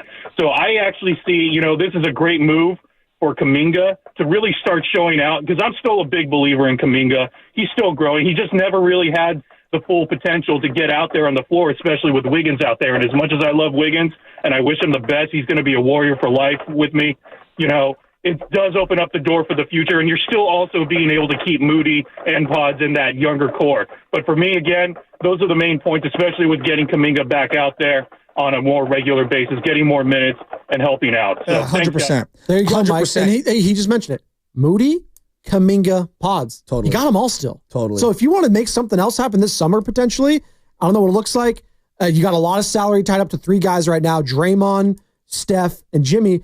But it's not all about the rest of the season. This summer, there could be a lot of moving parts. We don't have any idea what's going to happen this summer. Real quick, the winner of the Curry 12s, Bronwyn in Berkeley. Oh, nice. Bronwyn in Berkeley. Congratulations. Congratulations. And by the way, that's so cool. You got a pair of Currys. Right? The answer, the Allen Iverson Answer 5. I found the shoe. Oh, you found them. The Answer 5. There you go. Like Allen that. Iverson. Reebok. Andrew Wiggins. He is like a forever warrior in the sense that, like, yes, this is where his best years were, and I'm sure that in his own personal, when he reflects on it, like, this was also where a lot of tragedy happened for him in his own personal life, right? So I'm very empathetic to that. I can relate to that. Well, Charvarius Ward literally talked about that recently, where it was hard for him to fly to San Francisco. He'd literally get sick to his stomach and anxious just flying to San Francisco, knowing the tragedy that took place for him, losing a child. Exactly. Like that is something. So maybe, I hope it is therapeutic for him to say, look back, hey, I won a title here. I had some good times. I had some bad times in my personal life. Going to Miami, fresh start. It's a beautiful place to be. South Beach, not bad. All right. And also, I know what we're saying, like, and people are going to be taking sides. And I heard Robin St. Bruno, Pat Riley, this, Pat. It's a great organization. It's a classy organization. It got messy here the last few months. They're used to winning. And Eric Spoelstra will get the best out of Andrew Wiggins. I'm sure of that. I look at Andrew Wiggins, and there's not a lot of specific comps, but I'm going to go to like a Bay Area comp here, and it's a little different because this guy's not as high profile. Baseball drafts just aren't as high profile. When Ryan Vogelsong was a first-round flameout, they traded him away. All right, he bounced around. He didn't have any footing in baseball. He came back to the Giants. He was a beloved Giant for that 2011, 2012 seasons. I think he was an all-star one year. 2011 all-star. Yeah. He was incredible. He actually had a no-no going through 5 innings against the Cardinals in like game 5 or whatever it was when we were down 3-1. And I'll forever think of him in a certain way, even though it didn't end like perfectly. He was a great Giant. I remember that. He was going up against Kyle Loesch. Exactly. It was incredible. I went with my boy Sean Patrick. It was one of the great moments. And like, all I remember is like, wow, those playoff moments. And I've forever, when I see Ryan Vogelsong, I smile. Like, if I just say the name to you guys, Ryan Vogelsong, do you not smile? It's great story. Nobody remembers flame out or didn't live up to the billing. If I just say Andrew Wiggins 10 years from now, everyone's going to smile. Champion. Thank you. Second best player on a championship team. And on some nights, the best. Don't win without his defense and what he was able to do against the Jaws, the Luka Doncic. Never seen him smile. On Luka. Yes, never seen him smile more ever. Right? Like, incredible. Absolutely incredible. I'm not going to think about anything negative, And in these deals, you got to give to get. Mm-hmm. Right? You got to give to get. You had to give up something valuable to get something back. And so it sucks that Wiggins is the guy out the door, but that doesn't take away from how special he was that year and how we all feel about him. And who'd they get? Jimmy freaking Butler! Antoine, Nashville. How we feeling about Jimmy freaking Butler? Not Jimmy Garoppolo. Hell no. Jimmy freaking Butler being a Golden State Warrior. What's up, man? Hey there, guys. How are y'all? Doing great. Good. Hey, yeah, so I'm a little, I guess, objective on the Butler side. Officer making a move. Can you hear me? I hear you now. Yeah, it's that Nashville connection. Okay. You're good. Sorry, brother. Yeah, I want to commend the front office for making a move. And I do think we're still like one move away from actually, contending, which is like maybe a Vucevic trade or something like that. But I think this move is mostly through the pressure of what happened through, they missed an opportunity. We heard before the trade deadline that they were looking at Zach LaVine. And in all honesty, Zach LaVine to me was the perfect option. He was a few millions cheaper than Jimmy Butler. He's 29 years old. And he was the bridging point with that at that age between Steph Curry and the younger guys. 29, you had him for more years. Now, with them looking and focusing on KD, it kind of shifted, and Zach slipped through the hands and went to Sacramento. So now I felt like after KD said nothing or said he didn't want to come, now you had to take Jimmy. Jimmy, if he can perform like the last few years when he was, in the playoffs, then, hey, we may be able to do something. But he is older, so it's a risk. It's a risk. And for what they gave up, I commend the front office. They didn't give up everything, which is good. We still have Kuminga, which is really, really good. So if we can maybe get another stretch big, we might be able to do something. So that's all I got this Thanks, morning. Antoine. He would rather have seen Zach LaVine. Listen, he's having a great year, Zach LaVine. I'm a little more skeptical on him. I would rather go with a proven guy, albeit a little bit older, with the Jimmy Butler. You're playing the Clippers in the playoffs. Who do the Clippers want the ball in the hands of at the end of the game? Less. Jimmy Butler or Zach LaVine? Yeah, I don't want Jimmy to have the ball. Give me Zach LaVine all day. I just picked the Clippers By out the way, of it. first game with the Kings yesterday, Zach LaVine, 13 points, 13 shooting. I like Zach LaVine. Yeah, he might be fine. I mean, how absolutely blown out against how the many Magic. impact late game moments can you think of for him? I think of him in the dunk contest, to be quite frank. That's what I think about. I don't think about him as like a player. I think about him as a dunker. Is that fair? Probably not, but that's what I think about. It's interesting how he's been Zach in the league for 11 years, dude. No, I know, but it's interesting how Zach LaVine, Andrew Wiggins, we take stock of who they are today because of their recent run of the last couple months, and then we diminish others. Again, go back to where we were with Wiggins last year. Same time around the deadline last year. How low was league opinion of Andrew Wiggins? Extremely. You couldn't trade. I literally, Chassie, we were talking about this. We were talking on air. I said, you got to trade this guy just because the vibes are bad. It feels like he is a dark cloud over the organization right now, and it's feeding into the play on the court. His play on the court is affecting others in a negative way. So, and it wasn't even anything about in his personal life. It was just the play on the court was just so god awful. Yeah. And his body language was so terrible. I was like, I just don't suit up. Like it was that bad. And now every shot felt like brutal. Man, I felt bad for him. You know what I mean? But think about how he's viewed now. He's played really well this year. Played really well. I could make the argument he's been the most impactful Warrior from start to finish. I could make the argument. He's probably number 2 for most people. And Jimmy Butler, the last couple of months, his stock has never been lower. Nope. Literally never. Even when he played with a Rolex on in practice to just dog his teammates, his value isn't as low as it is today. Because he's older today, because it's now however many teams later. So I get it. But if we take a step back, from the last 6 months and we just evaluate where things are at, I think we're going to be happy with Jimmy Butler when it's all said and done. Is Stephen Curry going to be happy with Jimmy Butler? Will Jimmy be drama-free here, Stephen Curry?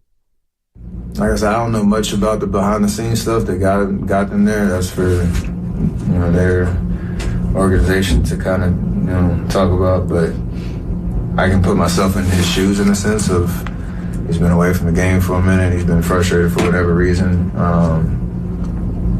And when you get into a situation that's a fresh start, again, it establishes expectations that we're all used to, that we need to win. And I think we all thrive off of that energy. Doesn't mean it's going to be easy. Doesn't mean there's going to be challenges. Obviously him signing an extension is big, knowing he's committed for this next little run, and we got to figure it out. We'll see.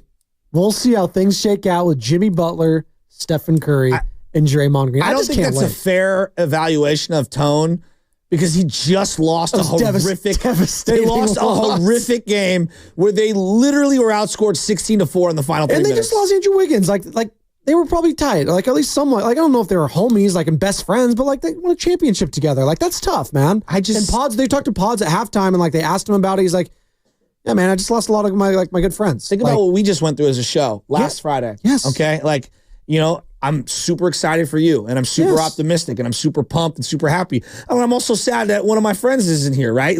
So all of those emotions are flowing in at once. And if you had just picked the audio from last week of me talking with B and you in the room, you would think that a family member passed away. You know what I mean? And so I think it's tough to play Curry sound this morning and have a real gauge of what he believes about Jimmy Butler. Let's let the dust settle a little and then evaluate Tone from there. Absolutely. We're going to be talking to Danny Hollywood Ravinovitz of the Joe Rose Show on our sister station, 560 WQAM in Miami. He's going to join us at 8:30, Joe, because he has some thoughts on Jimmy Butler and how things went in Miami and what kind of player we might be getting here in Golden State. I am very intrigued to see what Danny has to say in regards to one James Butler. But until then, we got a lot of calls to get to. People are fired up over this one way or another. How we feeling? We in or we out on Jimmy Butler in Golden State? Jay, Oakland, what's going on, man? You're on Spadoni and Shasky.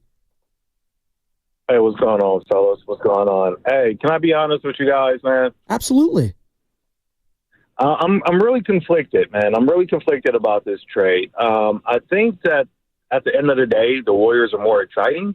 You know, I think that it's a more entertaining product on the court, and there's actually reasons to actually go to the game now compared to the team that they were trotting out before the trade.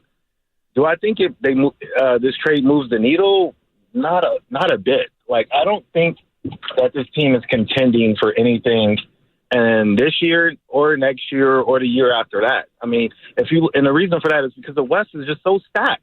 They're young and they're stacked. And I think this trade doesn't address either of those issues, that the teams ahead of them, the OKCs, the Houstons, the Denvers, are young and they're stacked. And Joe Shasky compared this team to the team, the Spurs that won the last championship. I don't think it's a fair comparison because I think that Spurs team was light years ahead of this Warriors team.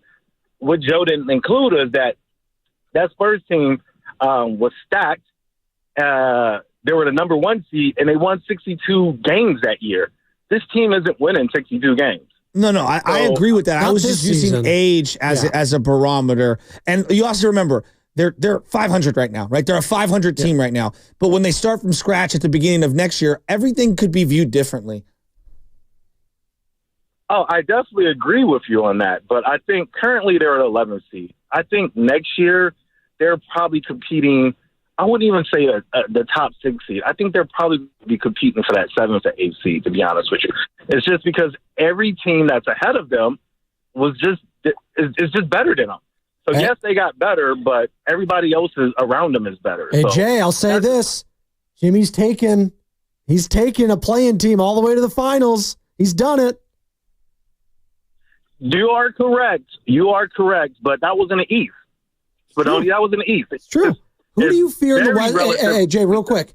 Outside of Oklahoma City, what's the one team you fear outside of them? Like, do you fear the Rockets in a playoff series? Do you fear the Memphis Grizzlies truly in a playoff series? I don't. Like, that's the thing. I don't fear those teams. Not necessarily fear, but if we're talking beyond this year, the year after, next year or the year after that, you're talking about 2 more years, thousands of more miles of tread on Jimmy and Steph. I don't think Jimmy and Steph is getting better in the next year or two. Okay, fair enough. That's Jay in Oakland. You know what? He has a right to be skeptical. They're older. Like that. Like, I can't change their age. Like, we're not. What's that movie called? The Substance, where they changed the age or whatever. I know your favorite movie. The Demi Moore movie. Demi Moore. Yeah, I don't think there's a magical pill to make them turn like 10 years younger. That's not happening here. It's funny that we the final Spurs championship. They were stacked. The West was a lot weaker. Yes. Denver was like an impact team back then with Iggy as one of their best players. Okay. Thunder were still relatively young. I'm going to read you off the points per game leaders on the Spurs, and it's kind of going to blow your mind. Oh, Danny Green's up there, right? Tony Parker led the team in scoring. What do you think he averaged? 16 points. Literally. There you go. Look at that. 15 from Duncan, 12 from Kawhi, Marco Bellinelli, 11, 12 from Ginobili, 10 from Patty Mills. He's an Italian. Okay, again, they were very balanced. If you just look at where the West was at that particular time, the Warriors were a young and ascending and up-and-coming team, and they were kind of coming out of nowhere. I mean, everything has to hit just right, all right? They made the most of it. They did win 60 games that year. This Warrior team is never going to chase 60 wins because they're not going to play Steph in back-to-backs. They're going to try to balance Draymond's load in a full season. They're going to try to balance Jimmy Butler's load. And this is where, do you trust Rick Celebrini to figure it out? He did it with a guy like Otto Porter Jr. He's done it with other people. Yeah. This is the hardest one, though. You've got 3 guys over 35 who are essentially the 3 most important players. And then let me factor in Kuminga. This is where you need Kuminga to be that Kawhi Leonard fountain of youth on both ends of the floor, giving them the one thing the old guys doesn't give you. Plays every night, attacks the rim, athletic freak. That's what you need. Lean into his skill set. And get to the foul line, because that was something he was doing later before he got hurt. Get those free throws up, because as you mentioned, Jimmy Butler, get into the foul line. Steph just can't seem to do it. Like, whatever it is. Does he get fouled? Does he not get fouled? He just doesn't get the calls. I don't know what to tell you. If the league got a conspiracy against him, I don't think so. But getting a guy like that in playoff time, again, just get into the play-in. I've seen what Jimmy can do in the play-in. Steph's numbers in the play-in, not great. Jimmy's pretty good. Real quick, before we get to the injury report, let's go to one call here. Let's go to Manny. He's out in Houston. We're getting a lot of Texas calls. What's going on, Manny? You're on with Spadoni and Chasky. Hey, how's it going, fellas? Just a quick question for y'all. Sure. Does Buddy get traded today? Boy, that's a great question. Yeah, I don't know. In the words of Tim Roy. I think there is a trade to be made today, Manny. Maybe Buddy Hield is a part of it, to your point. I want Vucevic. Bad. Because for me, I hear what Kerr says about consistency coming down the line from the team. Last year, everybody was talking about Steph needing a second 20-point score, and this just kind of feels like a continuation of that.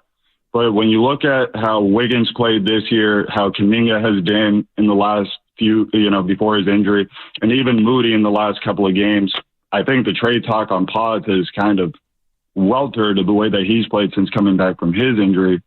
So do we really need another, a dog, a 20-point scorer, somebody who's going to take a defender away from Steph, especially in the clutch? But is anybody on the roster right now on par with what Wiggins was as a defender, being able to match up with the number one player every single night? Every single night? I'm not sure, Manny, but thank you. I appreciate the call. I know what Jimmy Butler is, though, and looking at all of his accolades, it blows Andrew Wiggins out of the water when it comes to defense. It's not even close. I don't care that he's 5 years older. I don't. Was Andrew Wiggins going to be up for defensive all-first team? No, he was not. Nor second team. I don't even know if he's on the third team. Real quick, Josh, we got the injury report. I'm not saying he wasn't good. It's just... I know.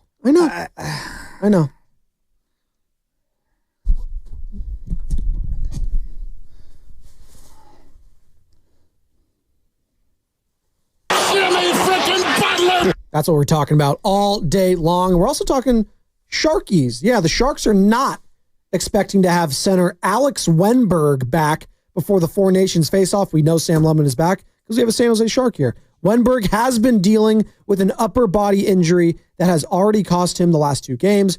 The injury will keep him out at least 2 more games. Now, the earliest you can expect Wenberg back on the ice would be around the 23rd when the Sharks return from the break. The injury report was brought to you by Boxer & Gerson, Northern California's premier workers' compensation law firm, helping injured workers get their lives back for over 40 years. And what's coming up in the game is brought to you by Save Mart in Lucky, California.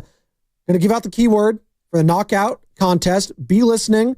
Next segment for about the first 10, 15 minutes. I'm going to give out the keyword. And then between 8:30 and 9, we're going to hit the sounder. You're going to call in, be the first caller, be 18, be from California. You'll qualify to play the knockout tournament. Plus, more of your calls, more of your text, the reaction. Are you in on Jimmy Butler? Are you out? Are we going to miss Andrew Wiggins? The consistency. There's so many questions right now in regards to this team. Are they going to make another trade?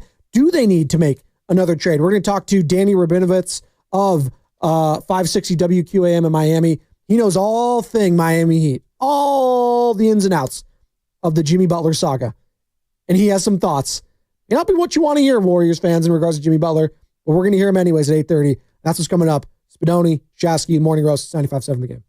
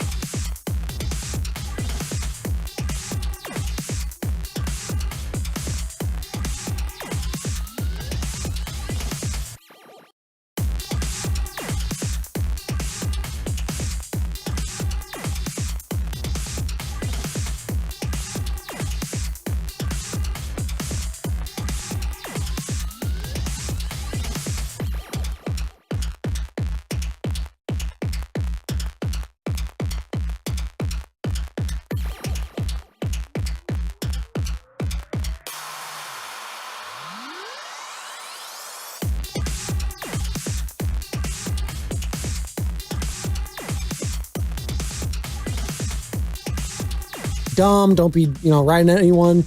Don't tailgate. Don't do any of that crap. All right? Just sit back, relax. There's some traffic. Just chill. Turn your radio up. We appreciate it. And if you don't have the radio, download the Odyssey app. It is free. And I'll tell you why you want to download that a little bit later, because there's a huge contest going on in Las Vegas, of all places. So you want to be listening to that Odyssey app. Also, shout out to those watching on Twitch, Twitter, and YouTube, all powered by First NorCal Credit Union. For a low-rate auto loan, apply online, or just ask for First NorCal financing at the dealer. We got Danny Rabinovitz, co-host of the Joe Rose Show on our Odyssey sister station 560 WQAM in Miami, coming up in about 30 minutes to break down all the stuff that happened in Miami. All of it. Because that's all been in our news feed the last few months, and we kind of got exhausted by it. Remember, for the longest time, Jimmy Butler was the biggest name of this free agency, or not free agency, but this trade deadline, circuit, if you will. It was Jimmy Butler. And then, De'Aaron Fox wants out? Then it was De'Aaron Fox. And then out of nowhere, Luka Doncic got traded. We're like, what? Crazy. Luka? Crazy. To the Lakers? AD to the Mavericks? And then the ball started rolling. Again, I kind of likened this yesterday. There was a snowball effect in this trade deadline era in the NBA, and it turned into an avalanche in the last 4 or 5 days. And it culminated now with Jimmy Butler as a Golden State Warrior, Joe Shasky. And some people are happy. Some people are skeptical. But I think there's a finality to all of this now. There's clarity, as you said. All right, we got Draymond. We got Steph. We got Jimmy for 2.5 years now. Let's see it. Let's start with Andrew Wiggins. Gosh, man, what he did for this team to win that championship will forever, ever live in infamy. He will ever be immortalized in the sense of Warrior fans, when he walks into that arena, half court, when they celebrate that team 5 years from now, 10 years from now, 20 years, he will always get a standing ovation. It's an absolute monster. He turned into Superman for that entire run. And the dunk on Luka is going to live on in our hearts and in our minds forever. So sucks to get rid of a guy like Andrew Wiggins. We got the best out of him. We won the trade. He's a good person too. I don't think he's not a bad guy. He never did anything wrong. Totally agree. He was always a professional. Now people got upset when he had to miss some time. This, that, and the other. His father was ill, and his father passed away. Yes, it was very tragic, and that affected his on-court play. But never did we attack the person himself. Now, can you say on the court was he didn't have that dog? No, he got lost sometimes in the shuffle. But you know what? He was consistent. He showed up, and he never complained.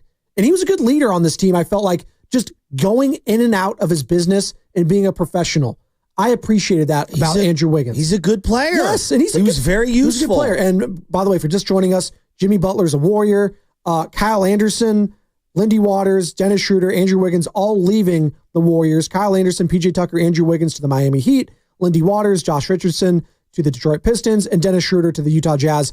Well, wait, Kyle Anderson, I don't think is staying in Miami. Might be in a tarmac somewhere. Might be at the airport. I don't know where Kyle Anderson is.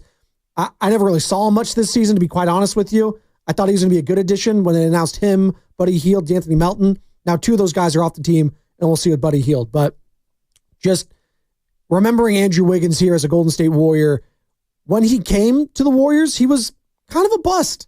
Kind of underwhelming. He didn't live up to the hype. Didn't live up to the hype. LeBron got rid of him immediately for Kevin Love in Minnesota. He goes to Minnesota, didn't do much there with Karl Anthony Towns and co. Came here, improved his defensive game exponentially with the likes of Ron Adams. Two-way Wiggs was a thing for a while. It was question. Great. Became an all-star, became a champion, and you know what? We're going to have great memories of Andrew Wiggins, and Stephen Curry is going to have great memories of Andrew Wiggins for a very long time as well. We run this league long enough, you see a lot. That was, and even so, that was a new situation for sure, just because, all the talks that were going on the last week. And until, front office pulls the trigger, you don't necessarily believe anything's going to really happen. And especially with the guys that were part of the deal. I'm glad the way we did it, looking back, to have that moment with our team in the locker room and just us talking, for Wiggs, especially, my time he's been here, what he meant to our team and our franchise to help us climb the mountaintop again back in 22. he changed a lot for us for the better, and I hope his experience with us, changed a lot for him as well. And he's got a lot of basketball left in him, obviously. And he does. He can play in Miami. And again, can't underscore this enough. Polar opposite personalities. Jimmy Butler, Andrew Wiggins. That's true. They're polar opposite. That's a great point. And I think, and I tweeted this yesterday, you can follow me at Spadoni_Joe. It's going to be great for both franchises. I think the Warriors need a little bit of a kick of the pants everywhere. And I think Jimmy Butler's going to provide that. And I think Andrew Wiggins, being a no-nonsense, a very just by-the-book guy, just, hey, how you doing? I'm Andrew Wiggins. I'm not going to say much. I'm not going to talk much. I'm not going to be on social media. That's going to be perfect for Miami. And Pat Riley and Eric Spoelstra are going to love that. They got this guy, the Warriors did, okay? Not for the 82. They got him for like the 55 of next year. And then whatever the playoffs are, that's what he's here for. You just bake that in. Like Wiggins, you needed him for the all 82. You did. Oh, you just did. Like you did. The requirements and what you're asking him are going to be different. Jimmy, you're not asking him to help you, drag you through the regular season. All right? This is about winning in crunch time. The way that people view Draymond, right? What do they say? Well, he made 4 or 5 stops down the stretch in final 4 minutes. Yeah. And it kind of erases what he's not bringing to the table offensively for 2-3 quarters. And then he had the worst shot of the night. Well, that was last night. That got blocked and then transitioned. But I think last night's a great example. Like last night's a great example. Turnover after turnover, playing too fast, not having an ISO guy who can get a bucket, not getting another guy on the floor who commands the respect of the defense to allow Steph Curry to operate. Someone who can get a bucket if Steph's double teamed on their own. Someone who can maybe stop the transition back and forth and get a whistle. Someone who actually can hit a mid-range shot and isn't just bombing threes. Like, I actually think this is a really good move on a variety of levels. Does it come with risk? Absolutely. Does it come with another old guy? And does he cost a lot of money? Yeah, he does. You had to give up something to get him. I think he gives them what they desperately need in the final 5 minutes of a game. Wiggs brings so much to the table. The one thing that I want a little more of from him that I've always been asking, final 4 or 5 minutes, put your mark on a game. Make a bucket. Attack the hoop. Cook the mismatch. He could fail to do so. And Jimmy, I know, can do that. Is the goal still to win championships here, Joe Shasky? Let me ask you that right now. This year? No, just Stephen Curry is on the team. The goal is to win a championship. I think each year's different. This year, the goal is, let's just see where this goes. That's fine. And then we recalibrate in the offseason and we say, all right, who's ring chasing? This offseason is who's ring chasing? Because this offseason is, I got 1, I got 2, as in 2 years of Jimmy, Dre, and Steph. That is championship or bust. No doubt about it. If they don't go to a conference finals, it's an abject failure. Okay. That's fine. But I'm focused on the right now. I think you can add Vucevic and try to sneak into the playoffs here. And then it's roll the dice, man. Let's see where this goes. Well, let's say you get into the 7 seed. Let's just, hypothetically, you win a couple plans. Bring on the Houston Rockets. Bring them on. It brings me to my point. You just acquired. Bring them on. You just acquired one of the greatest playoff performers in the history of basketball. You literally just acquired a guy that I've been saying ad nauseum since 2020 has the most 40-point games in the playoffs. He has 8 of them. That's Jimmy. That's the guy you just got right now. You just got one of the best playoff performers in the history of basketball. Yeah, he's been to 2 finals. But as the best player, he hasn't won one. But you know what? I'm not going to think any less of him that he's not. I think he's a championship type of a player that they just acquired. Didn't win it, but he took 2 teams that had no business going to the NBA Finals to the finals. I know. That's what they just got here. So I think people are really underselling that. They're really looking at the last 6 months, 5 months. The Miami Heat, they're not also very good around him. Let's just call it what it is. The team's not great. We're going to talk to Danny Rabinovitz here in about 17 minutes. He'll give us the lay of the land. And listen, is Jimmy at fault for this? Sure. Is Pat Riley a little bit at fault for this too? Probably. It's going to be a mixed bag, but I think this is going to be great for both sides. And I cannot wait to see what this team looks like whenever it is. Whenever Jimmy is not going to join tonight, I would be shocked if he played against the Lakers tonight. Joe. He hasn't been playing basketball for I don't know how long. He's been definitely suspended. He's going to get his money back. He's going to open up a Jimmy coffee shop right down the street. I'll be the first customer. I'll go down there, get an espresso. I'll take a selfie with him. I'll do all that. This is a good move for the Golden State Warriors, folks. Let me ask you this. This is a great move for them. If I went around the league and I removed the Miami Heat perspective and the Warrior perspective. Do the Lakers fear Jimmy Butler, Steph, and Dre more than Wiggins, Steph, and Dre? Absolutely. Okay. What about the Clippers? Yes. Okay. What about the Dallas Mavericks? Absolutely. Okay. What about the Houston Rockets? Yes, I think the Thunder would be like, I don't want to play Steph and Jimmy in the playoffs. I mean, Shai Gilgeous-Alexander would actually have to guard someone in this particular equation, right? He'd be probably the one forced to guard. Like, think about that matchup in particular. Who is guarding Jimmy Butler? Maybe Lou Dort? Then that gets him off of Steph. That's what I'm saying. That gets him off of Steph. Why do you think I said this, and I wanted to be careful because I want people like jumping down my throat and being like, well, this is blasphemy, Come playoff time, Jimmy's the one on this team. Come playoff time, Jimmy, you got to view as the one, and Steph could be the two. It could be 1A, 1B, doesn't matter. I don't know if I'm willing to go as far as you, but I love the opinion. I am, because I've seen it from Jimmy the last 5 years in the playoffs. Guy's been unbelievable. Jimmy. Why am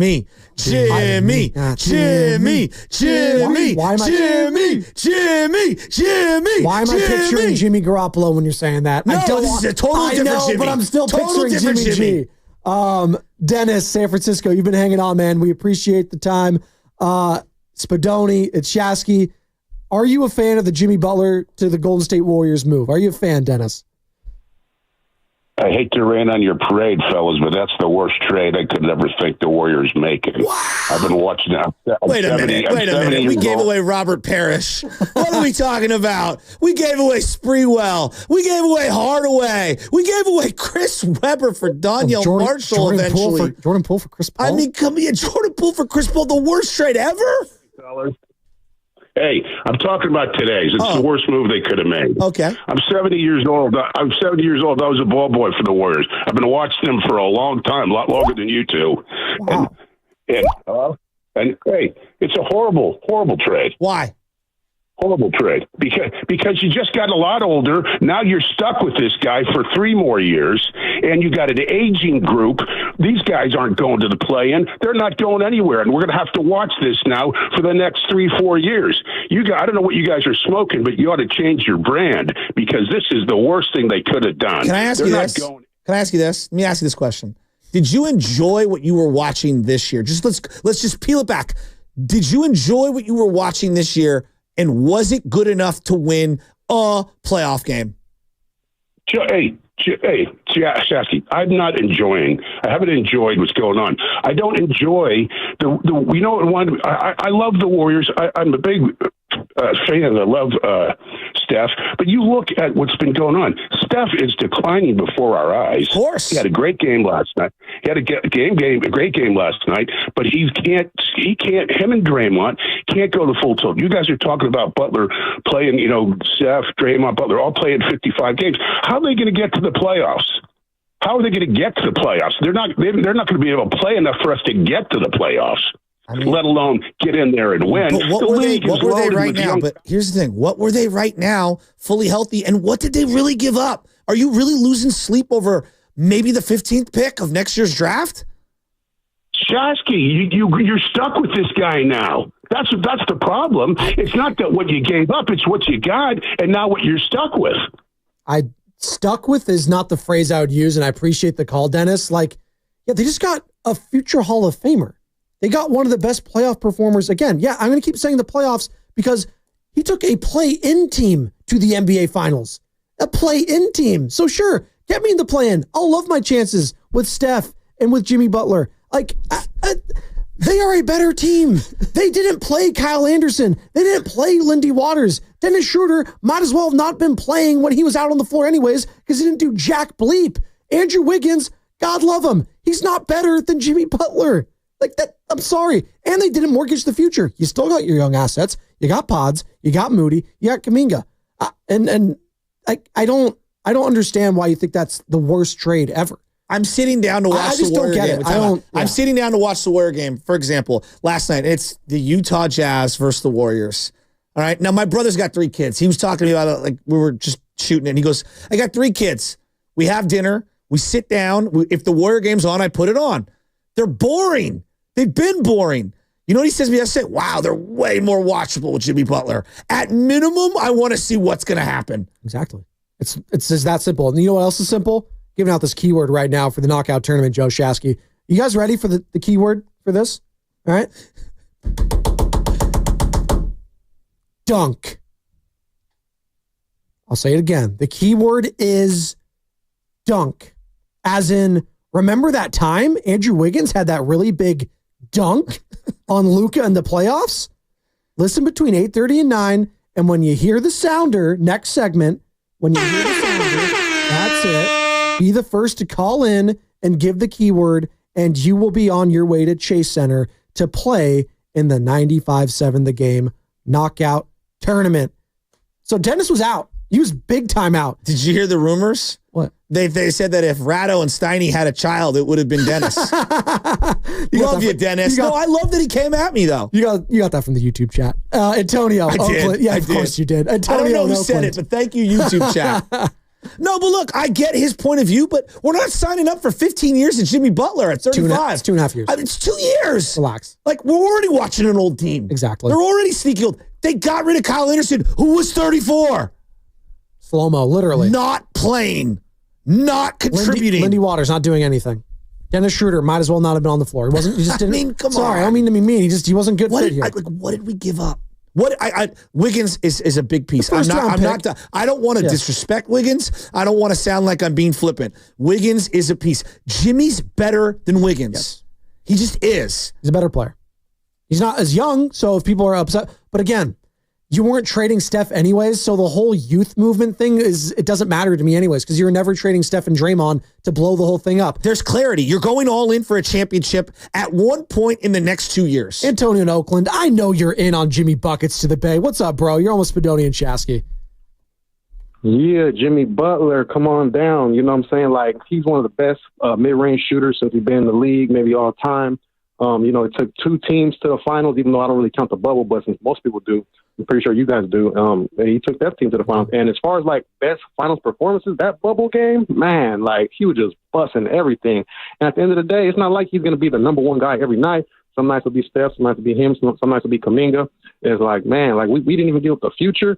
No, this guy's he going to help us in the playoffs, man, because, yeah, OKC's great, but have they proven anything in the playoffs? No, not really. So I don't for none of these teams now. You know what I'm saying? We got as far as, like, competitive guys in the whole league, we got 2 of the top 5, most ruthless guys, Draymond and Butler. Wiggins is good. Appreciate what he did, but he just coasted too much. It's like, which Wiggins going to show up tonight? It's like, you don't have to worry about that with Butler. He might yell at you, but he's going to bring it on both ends of the court, man. He got a great resume, future Hall of Famer.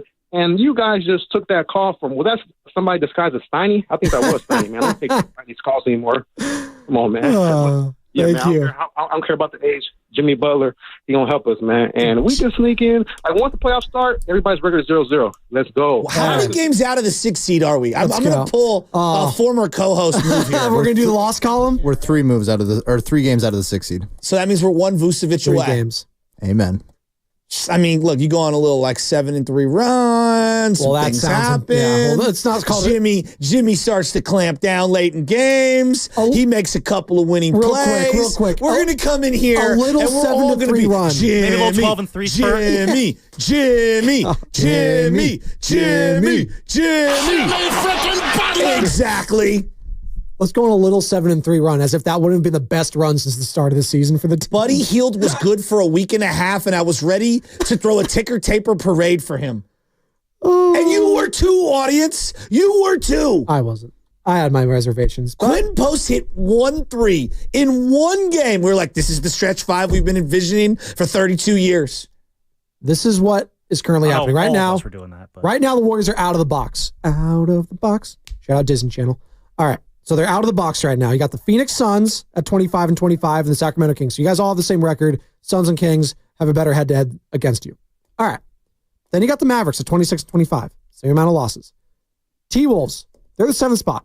They only have 2 fewer losses than you. Clippers, again, to his point, to Carter, 3 fewer losses. The Lakers and the Nuggets, okay, maybe you don't catch them. The Lakers, surprised. I don't know if they're going to come back down to earth with the AD move. Like, they're playing great without him. Is Steph going to play tonight in La La Land, the back end of back-to-back? I don't know. Maybe the Lakers win tonight. But I'll say this. Get Jimmy back. I like my chances a lot more than before I had him. because this team was going nowhere fast anyways. Nowhere. Like, that's what I don't like. And then Dennis was, I don't know why Dennis was so upset. And Dennis, I actually love the passion. I just don't know why you were so angry at the trade when, quite frankly, they didn't really give up a whole hell of a lot. That's where I keep coming back. They didn't give away any made men other than, Andrew Wiggins, and I don't think he was a made guy. Like, had they traded Draymond Green, I would have been like, okay, this is, wow.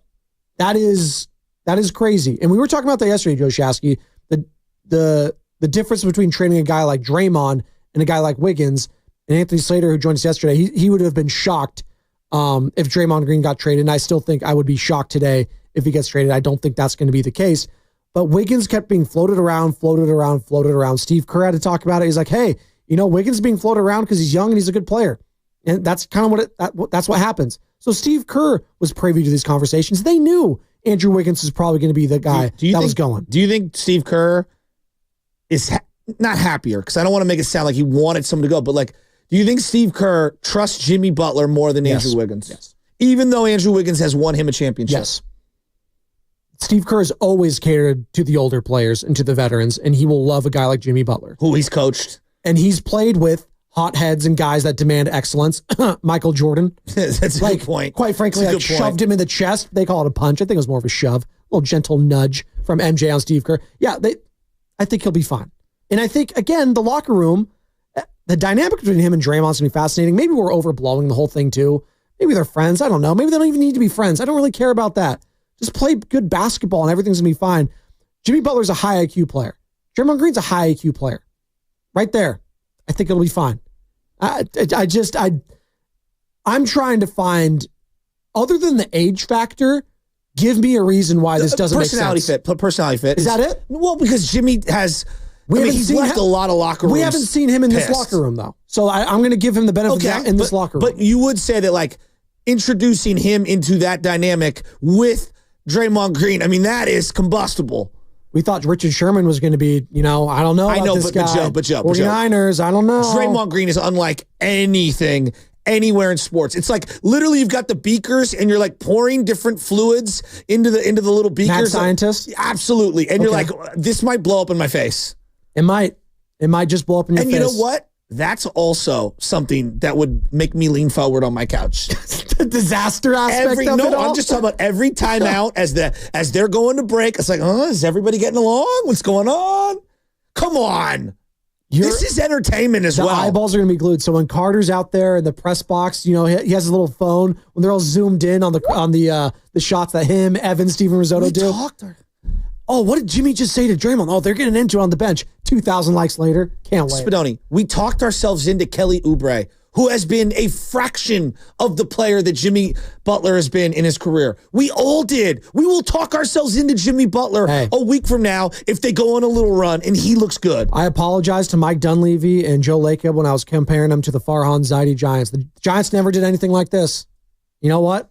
And this might blow up in their face, but I appreciate them trying. I'm just going to say that right now. I agree. I appreciate them trying. It's a swing. We're going to talk to Danny Hollywood Rabinovitz coming up on the other side because he knows all things Jimmy Butler in Miami. Why?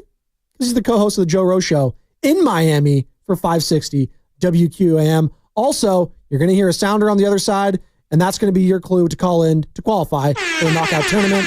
That's going to be the sounder. Don't call yet. We'll call for it after the interview. And then you can call in, be the first caller, B18B from California, qualify. It's Spadoni, it's Shasky, it's the Morning Roast, it's 95.7 The Game.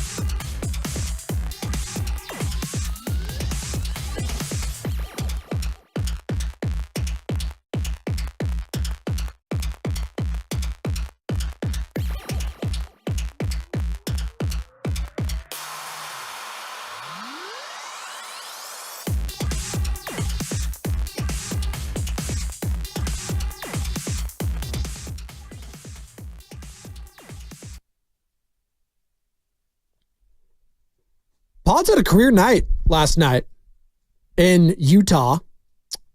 Getting the starting role, 40 minutes for him. Played a lot of minutes, 8 of 18, 3 of 10 from beyond the arc. Not a great shooting percentage, but getting to the line, which is another part of his game he's going to have to add. It's been a tough transition in his sophomore year. Had a good rookie season, but it's been tough at times. But yesterday was great. 29 points for him, 10 of 13 from the free throw line, 6 boards, 4 assists. Loved what I saw from Brandon Podziemski. Didn't love what I saw late defensively from a lot of the guys. Bad loss to the Utah Jazz.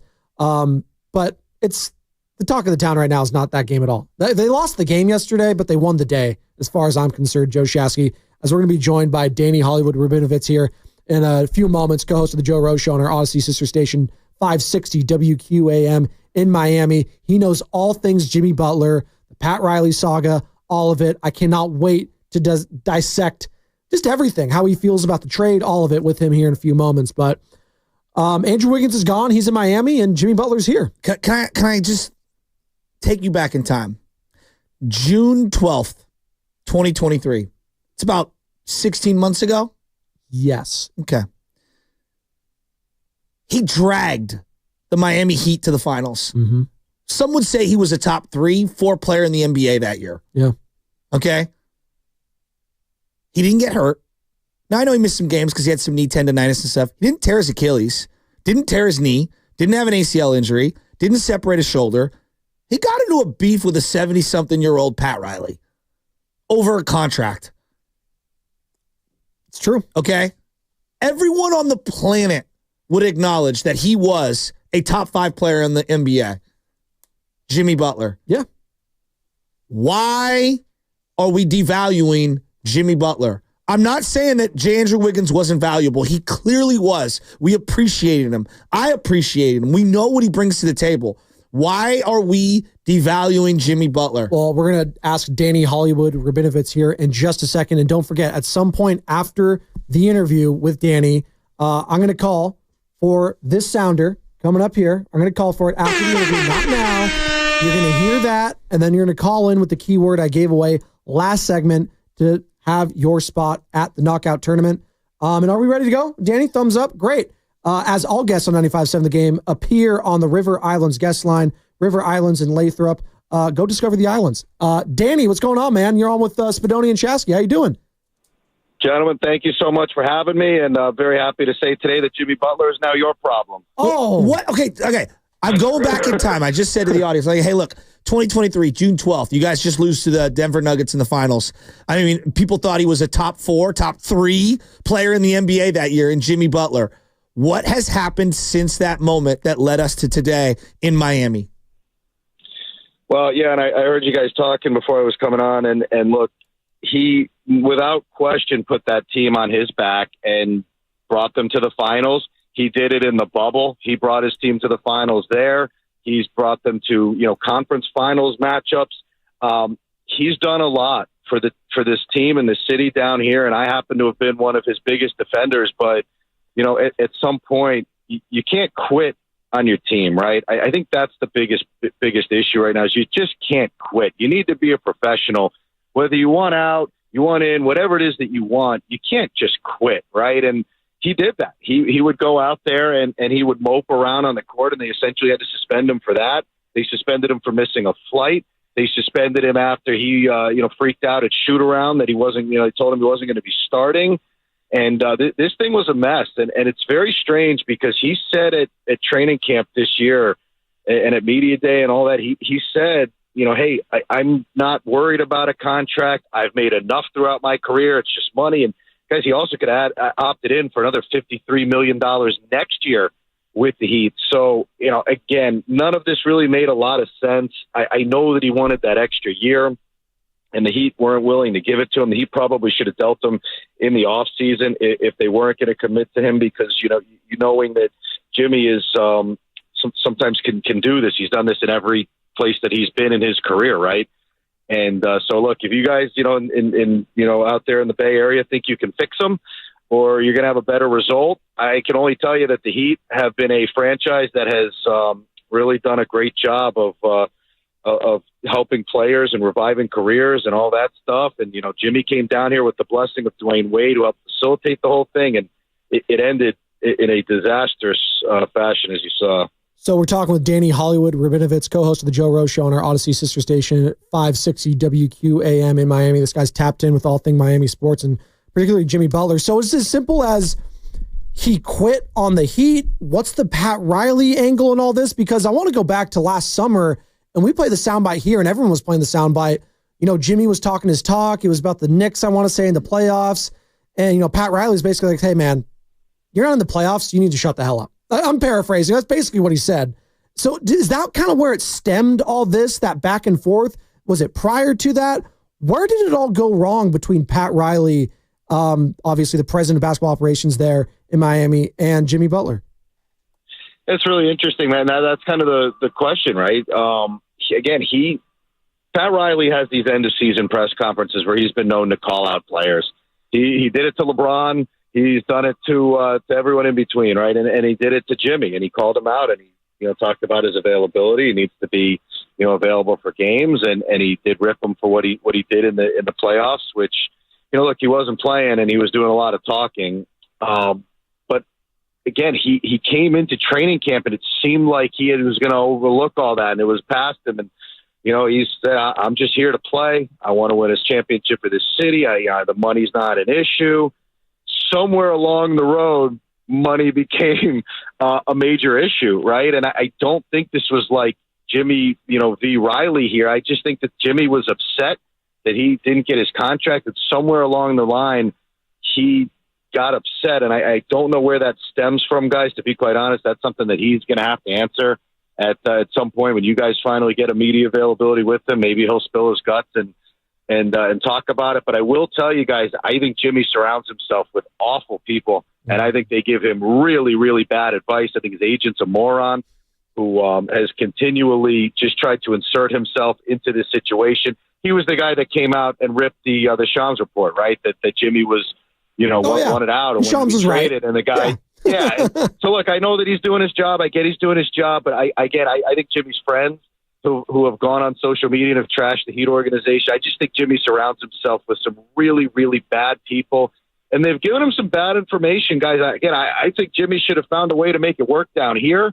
He's got his real nice house on the water. He just opened a coffee shop down here, and his family's down here. I just thought he should have found a way to make it work here. I just think he's getting a lot of bad advice, and boy, did he handle this thing poorly. So what player are we getting? We know the off the court stuff, all the drama there. We know the pit bull mentality. He'll go at players. I can't wait to see when him and Draymond go at it. It's going to be great. It's going to be box office. the player, Jimmy Butler? Because we've taken a lot of calls today, Danny, in regards to, Andrew Wiggins and Jimmy Butler. Is there a huge difference between the two? Well, the main being 5 years of age. Like, that's a part of it. But we've been talking ad nauseum, and you mentioned it. Like, he's been the best player on a team that's been to 2 NBA finals. Is he still that player? And can he, even if he's not, can he get to that level come playoff time again? Yeah, and guys, I wish I could answer that, right? And clearly you guys have, and your franchise has the conviction that that's the case. I will tell you that coming off of that finals run the year before, he obviously was hurt and missed the entire playoffs this past year, so he wasn't able to take part. And then he pulled his whole nonsense this year. And the only thing I can tell you about Jimmy the player is get ready for him to miss games, because he will. He was notorious for, he would go to a tennis tournament down here, and you'd see him on the, sitting courtside the night before, and then he'd call out the next day and he'd miss a game because he had a sour stomach or something he would complain about. And he would miss games for all sorts of reasons, guys. I assume he's going to do the same up there. But as far as, can he put a team on his back? Can he take them to the finals?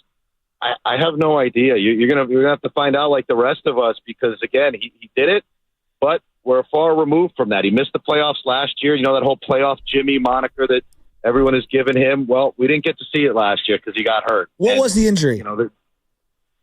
The injury last year in the playoffs was I believe it was his knee. He got tripped up. I think it was in the Philly series. He got hurt in that series, but it was enough to keep him out throughout the rest of the playoffs. But yeah, he just never really, unfortunately, you never got a chance to see him perform in last year's playoffs, and that was the real disappointment. Because again, you put up with his nonsense during the regular season, right? He is rough during the regular season. There's no question about it. He doesn't play particularly hard. He doesn't seem to care, but he has this thing where he's playoff Jimmy, right? And he morphs into this guy in the postseason who can theoretically put a team on his back and take you all the way. I don't know if he still has that in him, guys. I just, we'll have to find out like everyone else. I just don't know if he has that in him. Hollywood, my guy, Dougie, a lot of emotion. I could spot one because trust me, I'm probably the most emotional guy on the planet. I have a phrase, pivot, don't panic. Come on, be real. Jimmy showed up and was ready to play ball and didn't care about the money. Y'all would take him back in a heartbeat, wouldn't you?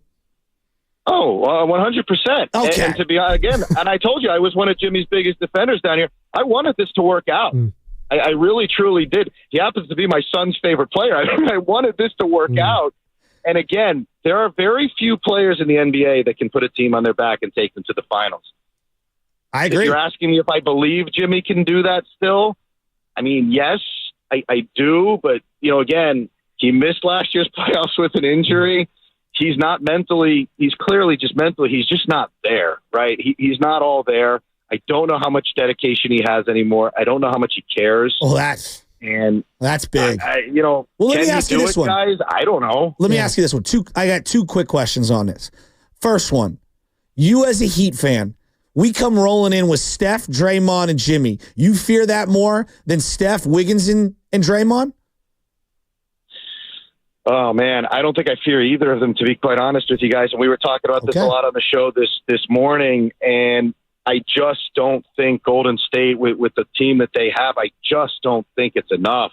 Out in the Western Conference, you guys know this probably better than I do, the Western Conference looks like a gauntlet to get through, right? I mean, you got the Lakers got, a whole heck of a lot better. I think Minnesota's a really good team. I think Denver kind of sometimes gets overlooked. I think Denver is really tough, but there's a lot of good teams out west. And again, I don't know, Steph Curry's still that guy? Is he good enough to do what, you're kind of asking Jimmy to do at this point? Can the two of them do it?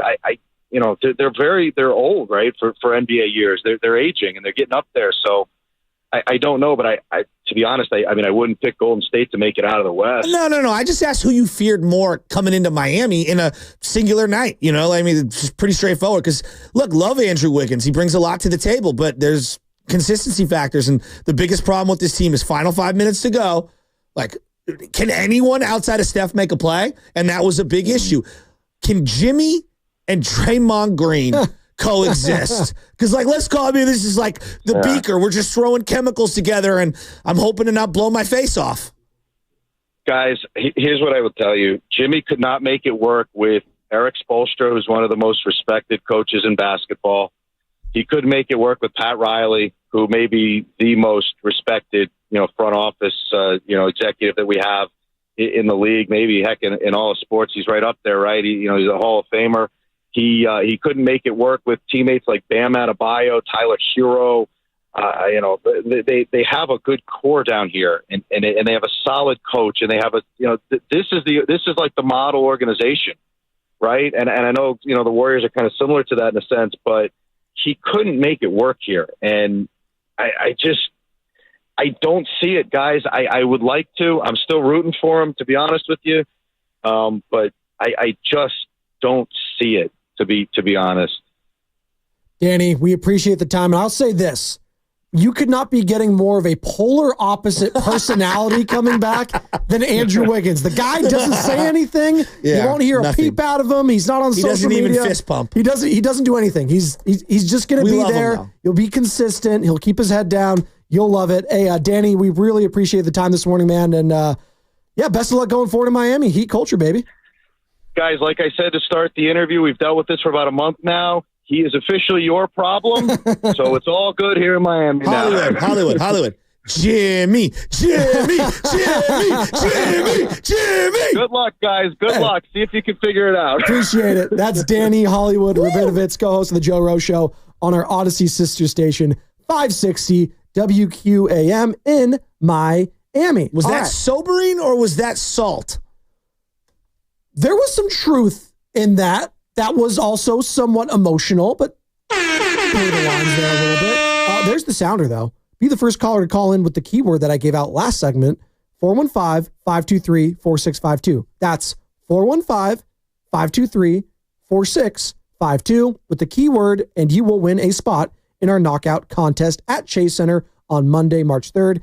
Must be 18 and a California resident. If you don't win this time, be listening to Steiny and Goo. Listen to Willard and Dibbs. You'll have 2 more opportunities today. Can I just...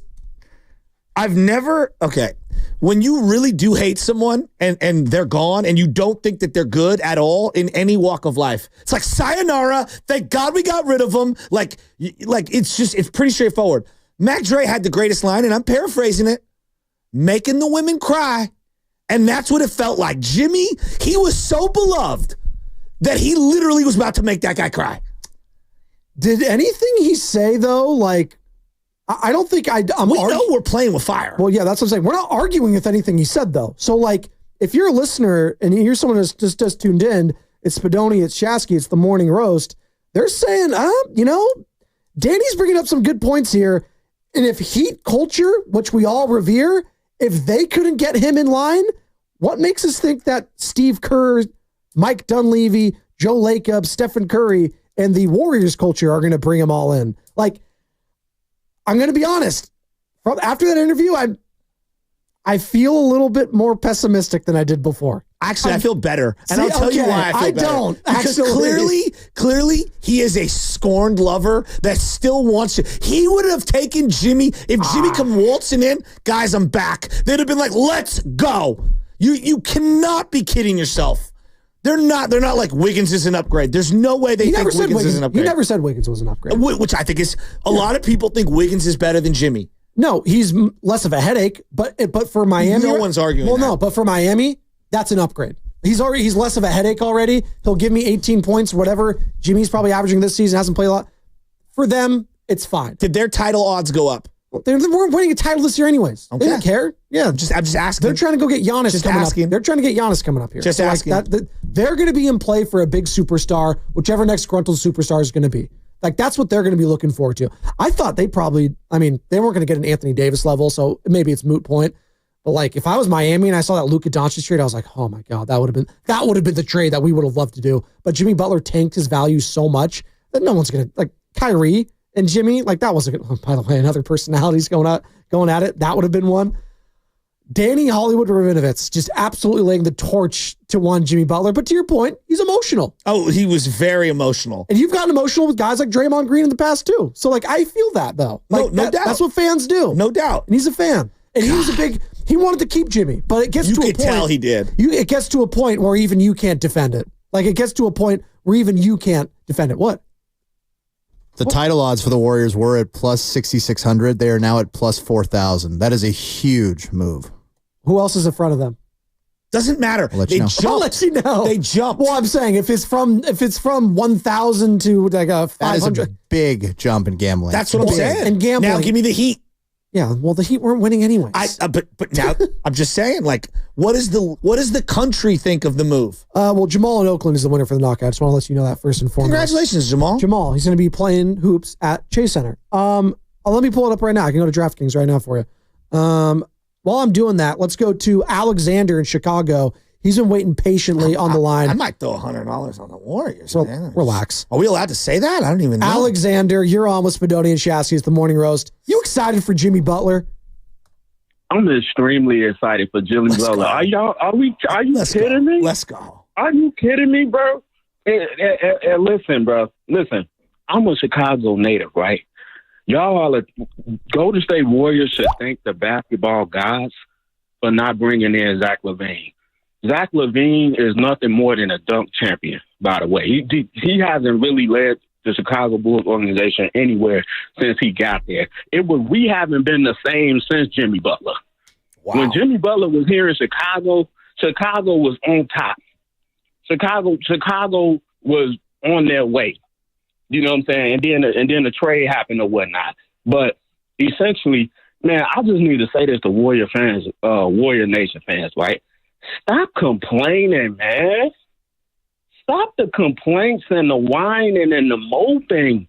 Listen, if you want to make a trade, if you want to do business in this league, you got to play with the big dogs, and you got to make the trade with people of value. Wiggins was our value for the time being. He was the most valuable player that we had. They had to make a trade. You couldn't come to the table with a Kevon Looney deal and a Moody deal and think you getting ready to get some type of superstar player of any caliber within a trade that was going to help the Warriors move to the next phase. And finally, man, shout out to Andrew Wiggins. I'm happy for Andrew Wiggins. Too. I'm glad he gets to go ahead and go on to Miami and be with his family and be in another situation. We're going to always love Andrew Wiggins. He came in, he shut down Luka in that playoff series to help us get to the finals, and he showed up against the Boston Celtics and did what he needed to do against the Boston Celtics to help us win the final. So I'm clapping my hands, and I'm excited for Andrew Wiggins. Good for him. That's Alexander in Chicago. Great Appreciate call. it. Hey, he's fired up, man. And I'm with him on the Zach LaVine thing. Like, you could have had Zach LaVine. It's like, Zach LaVine hasn't done anything. I know what Jimmy Butler's done. And you know, Danny, who just joined us from 560 WQAM in Miami, he's tapped in with all things Heat. You know, Jimmy did miss the playoffs last year, and he was hurt. That is a factor in this. But when he's healthy, if he can stay healthy, risk, right? Huge risk in that. It's a huge swing. It's a huge swing. But you know what? You need to make a swing. You need to make a stand. Somewhere you need to make a stand. Either we're blowing this thing up and giving it all to Jonathan Kuminga, or we're doubling down and going on the old guys. And they're going on the old guys right now, but you're still keeping some of the young guys, the young assets. Moody, Podziemski, Kuminga are still here. We'll see at the deadline today, 12 o'clock. So we got about coming up on 3 hours to go here before the NBA trade deadline. Vucevic, is he going to be there? Is he not going to be there? He had a quote yesterday. He said yesterday, I think after the game, or someone was talking, it was Casey Johnson, I want to say. He thinks nothing's happening from his camp. No one's told him anything. So he's under the impression nothing's going to happen today. Do the Warriors have one more move up their sleeve?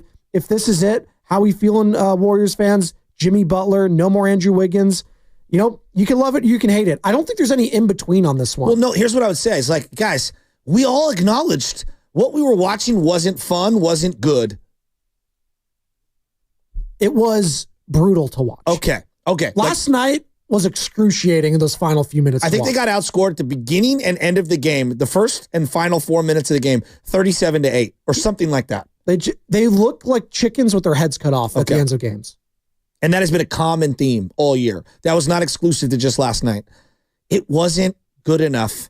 It was hurting their bottom line. They had to do something. And of the somethings available, this is better than nothing.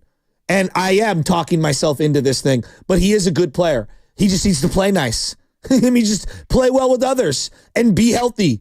I mean, I don't know why everyone is losing. Guys, it wasn't good enough. People didn't want to go to games.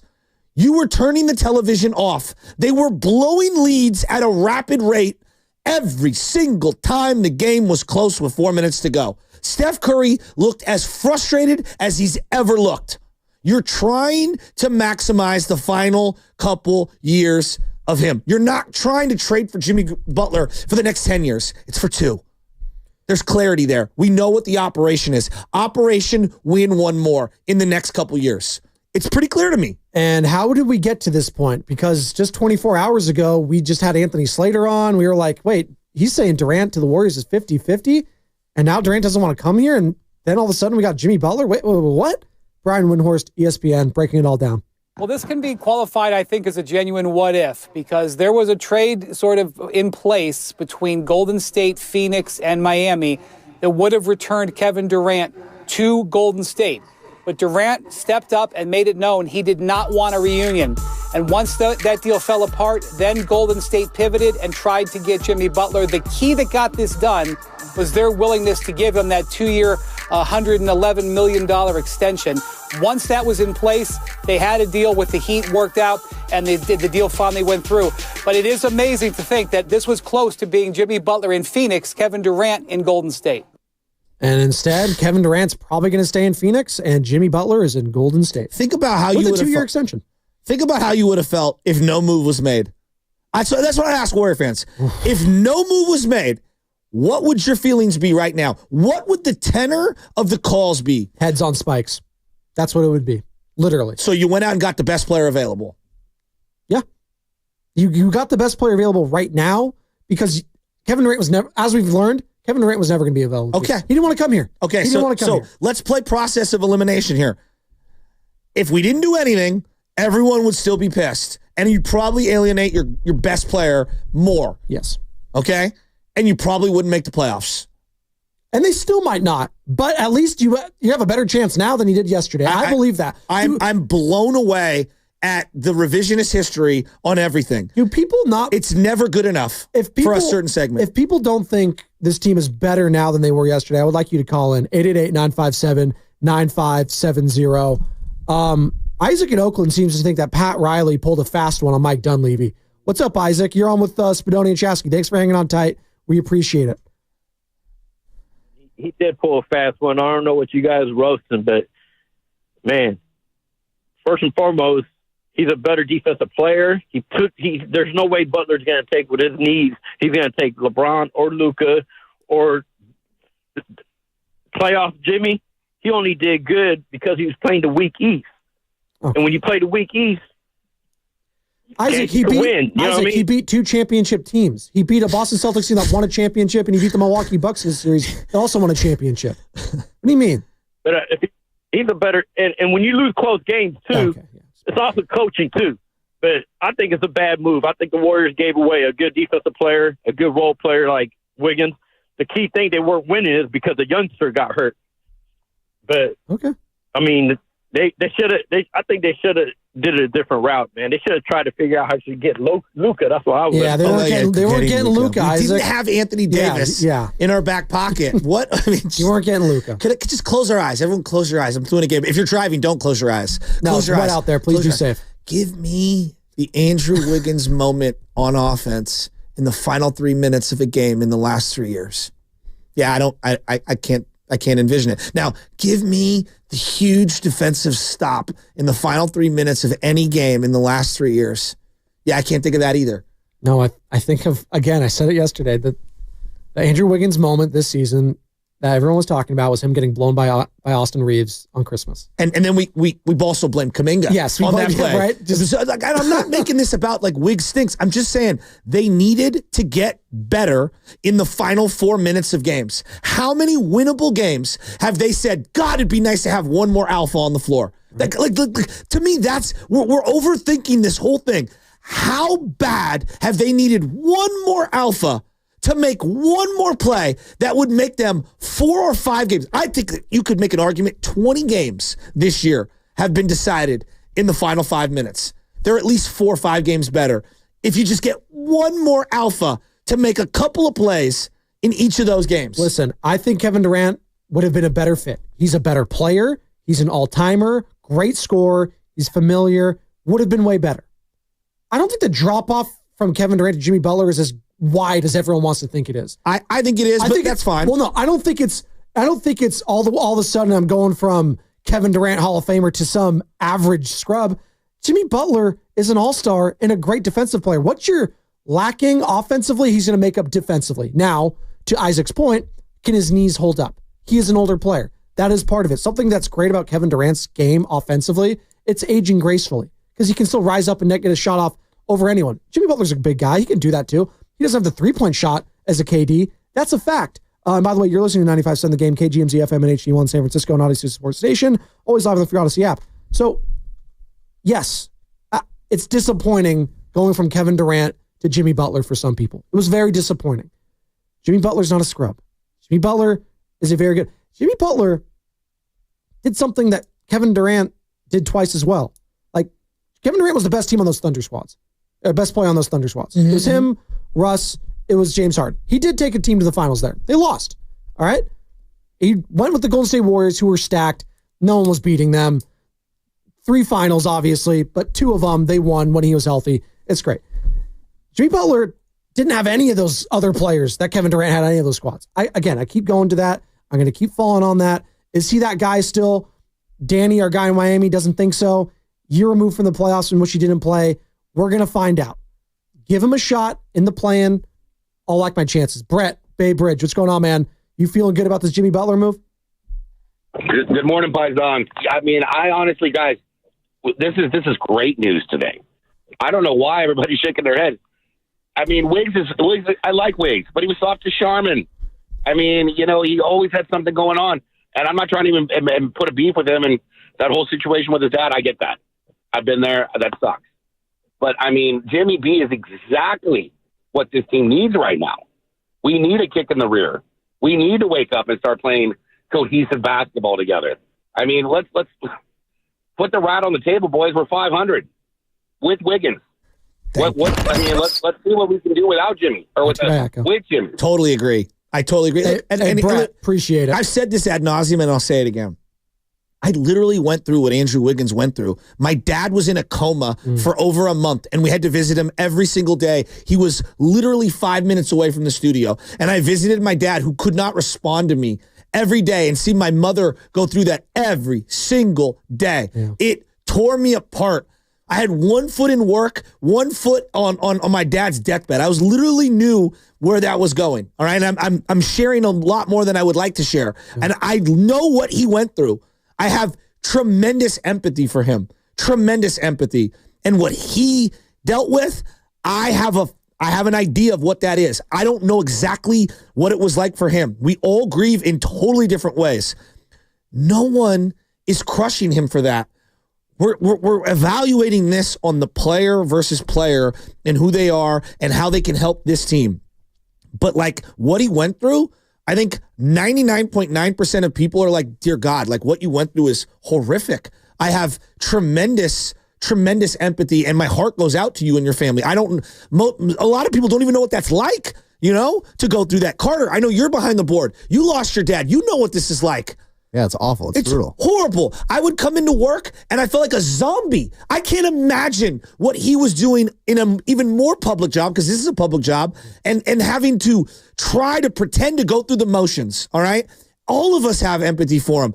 No one's kicking him on the way out the door. If anything, we're showering him with rose petals, like, thank you for the incredible moments. Thank you for everything you did for us. We really appreciate you. It is a business. This is also about basketball. We're trying to move forward. Like, everybody's like, dude, thank you, Andrew. We love you. We love you. And when you come back around, we're going to give you standing ovations every single time. So I want to make that very clear. As much as I'm excited about Jimmy Butler, hell yeah, dude. Andrew Wiggins was a great warrior. A great warrior. I don't know. I'm totally with the caller. The trading of Andrew Wiggins has nothing to do with what happened over the last couple of years in terms of his availability or him being inconsistent. He was inconsistent way before that situation went down, like way before. And so I just want to make sure everybody, we love Andrew Wiggins. We thank him for everything he's done. We're also excited about Jimmy. Yeah, the future is now in Golden State, and that's Jimmy Butler, that's Steph Curry, that's Draymond Green. Are they going to make another big move today?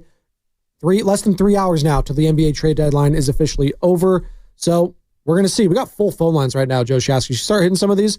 Will is out in Berkeley. What's going on, Will? You're almost Spadoni and Shasky in the morning roast. My fellas, what's going on? Congratulations. We're fired up, man. Hey, what's up, appreciate it, Will. Hey, when I just talk about last night's game, I was so frustrated. It's like watching the 49ers lose with like 6 minutes left in the fourth quarter. I was like, lazy passes, just like lackadaisical play. And I know if we get Jimmy in there, we're going to have, like you said, we're going to have another alpha in there who's going to be like, yo, let's step up. Let's get this thing going. So in some ways, I look at Jimmy, and for a lot of reasons, a lot of folks don't really watch NBA basketball. I think the casual Warriors fan maybe watches maybe one or two of the games outside of our division. But if you really watch what Jimmy does and what he's done on the Heat as a whole, he is an alpha. He is a guy who really plays up to his level when it comes to like crunch basketball. So I think he'll do really well on that perspective, with Draymond and Curry. But I also think that, when I look at like Wiggins is playing, I miss Wiggins. I think Wiggins was very introverted. He was very kind of like on the wing when it came to like, stepping up but emotionally. So you need an emotional player. You need a playmaker. And I don't think Wiggins was that much of a playmaker when it came to being in crunch time moments like that. So they needed a jolt. I appreciate you guys. I love you guys. It's a great call. Yeah. They needed a jolt. Thanks, Will. Like this team right now, like Kuminga's kind of a stoic player. Kuminga doesn't show a lot of energy. Dre is really the heartbeat. Even Curry, like he doesn't really scream and yell. Like he'll get excited when he hits shots. They needed a jolt. They also needed an alpha. Last night, such a great example. Just can anyone make a play? Can anyone get a stop? Can anyone hit a contested basket around the rim? Can anyone stop the bleeding and go to the free throw line? Right. Can anybody command the eyeballs of anyone else other than Steph Curry? Like there's just a masterclass in everything that they needed was the final 4 minutes of that game last night. They needed Jolt. They still make Jolt Cola. Do you ever like Jolt Cola? You remember that? I never told you about my Jolt Cola. No. So back in the day for high school games, I had like a whole routine pregame. Sure. Me and my boy Guido would go to Roxy's. Sure. We'd get shows like your metabolism. Please explain. This was multiple hours before a game. We would get a huge super sandwich, eat half of it, and drink a Jolt. And that's how I would get ready for my game. I would also go to the restroom before the game and, clear everything out. Okay, I was going to say, that sounds like a recipe for disaster when you're on the field. A huge Jolt soda. Wow. That's incredible. Hey, that was my pregame for basketball. Young Guido, shout out. I mean, I'm spitballing right now. We're the morning roast, the roast, coffee roast, Jimmy Butler. Do they make Jolts? That's I just looked it up. They discontinued 2019. How much sugar was in a Jolt? How much caffeine in a Jolt? Actually, I can pull that up right now. Jolt Cola right now. I got it all right here. Wikipedia. Because this is what the Golden State Warriors need right now, folks, is Jolt Cola. It has the aspartame in there. That's what's that? That's the stuff that if you get enough of, you die. It's not good. That's like Jimmy Butler and Draymond Green together on the floor. The initial slogan, you get too much. The initial slogan was all the sugar and twice the caffeine. That sounds great for you. Hey, I'm going to tell you this right now. There is an element of crossing the beams like in Ghostbusters. Like you have the proton packs, right? Draymond's got one. Jimmy's got one. If you cross the beams, you could take out whatever the big bad is. You could also end the world. I remember the ones that were bad when I was in high school. You guys remember Red Line energy drinks? I don't. If you had a Red Line, it's like you can you don't drink one I remember the Red Line. Four Locos for a time. See, you guys, but when you say Red Line, old school Four Locos, they changed them. When you say Red Line, I think of the metal bat that came out when I was in high school. It was an Easton Red Line, and it was like if you had an Easton Red Line, balling. Oh my god! No, you don't understand. Was it Easton or TPX? Gotta Google it. Yeah, but it was a Red Line, and it was a sick bat. We couldn't afford that. That's all right. Really quick, your Jolt Cola sugar count. So this is original Jolt Cola, a 16-ounce serving. The original Jolt Cola had 190 calories and 50 grams. 50 grams of added sugar. That's What about is right. going on here? Added sugar. That's about right. Yeah, that's like Mountain Dew does the same thing. What's coming up in the game is brought to you by the San Francisco International Airport. We'll get back to Jimmy Butler. I'm drunk off Mountain Dew, Grandpa. There you go. Talladega Nights, Ricky Bobby. It's such a great Miguel line. Hayward, Alan San Jose, Telmo, G-Man, Alan, all of you coming up next. Your thoughts on Jimmy freaking Butler. Jimmy freaking Butler! Becoming a Golden State Warrior, and and Andrew Wiggins is in the Miami Heat. How does that make you feel? Joe Shasky said, very nice. You know what? The future is now, though. Andrew Wiggins did some good things. On to bigger and brighter things, hopefully, with Jimmy Butler on 95.7 The Game.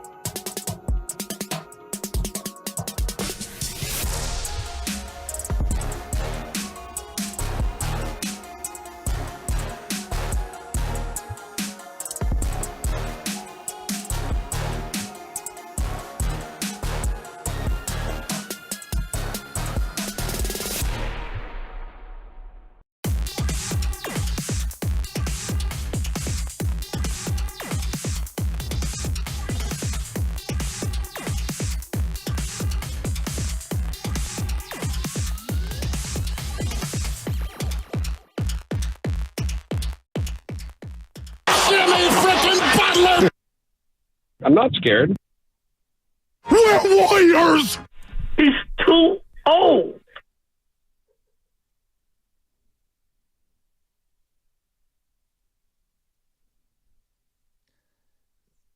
He's too old. Spadoni, let me give you some that my boy Matt Murphy just hit me up with, and I think it's a great call. Shout out, Matt. Give it to me. There's a part of me that wonders, he texted, could this turn into a Stack Jack-like transition for the Warriors? Think back to where they were. Like, Dunleavy and Murphy were good players back then. They're solid. They were solid. Okay. They went and got Al Harrington, and they went and got Stack Jack. The team just needed a jolt. Sure. They just needed a jolt. And look, when you bring in a Stack Jack, you are playing with fire, you know? And instantly, it just raised the whole level for everybody. Yeah. Now, eventually, you got burned by Stack Jack. But, like, think about it. Like, before championships, that was the high water mark of being a Warrior fan. Yes, and we believe, obviously. For, like, 30 years, okay? Jimmy Butler's more talented than Stack Jack. But in the same fashion as that he's such an alpha, your team's going to take on some of his identity. That team, that Warrior team, as B. Diddy was their best player. And they had Jay Rich. He was a little hurt at that time. They had Monte off the bench and Biedrins, and they had a lot of random parts. Stack Jack was the personality that kind of elevated all the water. Yeah. It rose the entire harbor so that all the ships in the harbor could be elevated.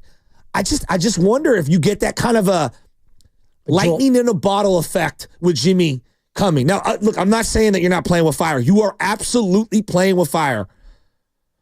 Part of what did in the Stack Jack thing was he got the extension and then was like, yeah, I don't want to play here anymore. Yeah. That could happen with Jimmy. He got the extension. We'll see. But he's also going to be like 38 years old when that happens. Who's going to want a 38-year-old Jimmy Butler? Again, I think this is going to be the final run for Jimmy, Draymond, and Steph potentially when this is all said and done. Listen, Steph, I know everyone's saying, oh, Steph's defining time. I think Steph's showing some signs of age this season. That's okay to say that. No, it's obvious. Even last night, like we had a caller say, he had a great game. It's like 12 of 31. 32 points. It was awesome. Like, not great shooting the ball. But Steph? Steph. Did we watch? He had turnovers. Again, it's not just his fault, but like he had 3 turnovers. And they all happened in the final 4 minutes. Wasn't great. It was not great. 131, 128 the final there. They lost the game. Did they win the day? What say you, fans? 888-957-9570. Are you concerned at all about the baggage that Jimmy Butler is bringing along with him? That is something that I think a lot of fans are questioning right now. We had Danny Hollywood Rabinovitz, co-host of the Joe Rowe Show down in Miami for 560 WQAM. If you missed any of that, find it on the free Odyssey app or on YouTube. Again, all courtesy of the River Islands guest line. And he's happy Jimmy's gone, basically, because he wore out his welcome in a huge way the last year or so. The comments he made, didn't play in the playoffs last year, was doing a lot of chirping.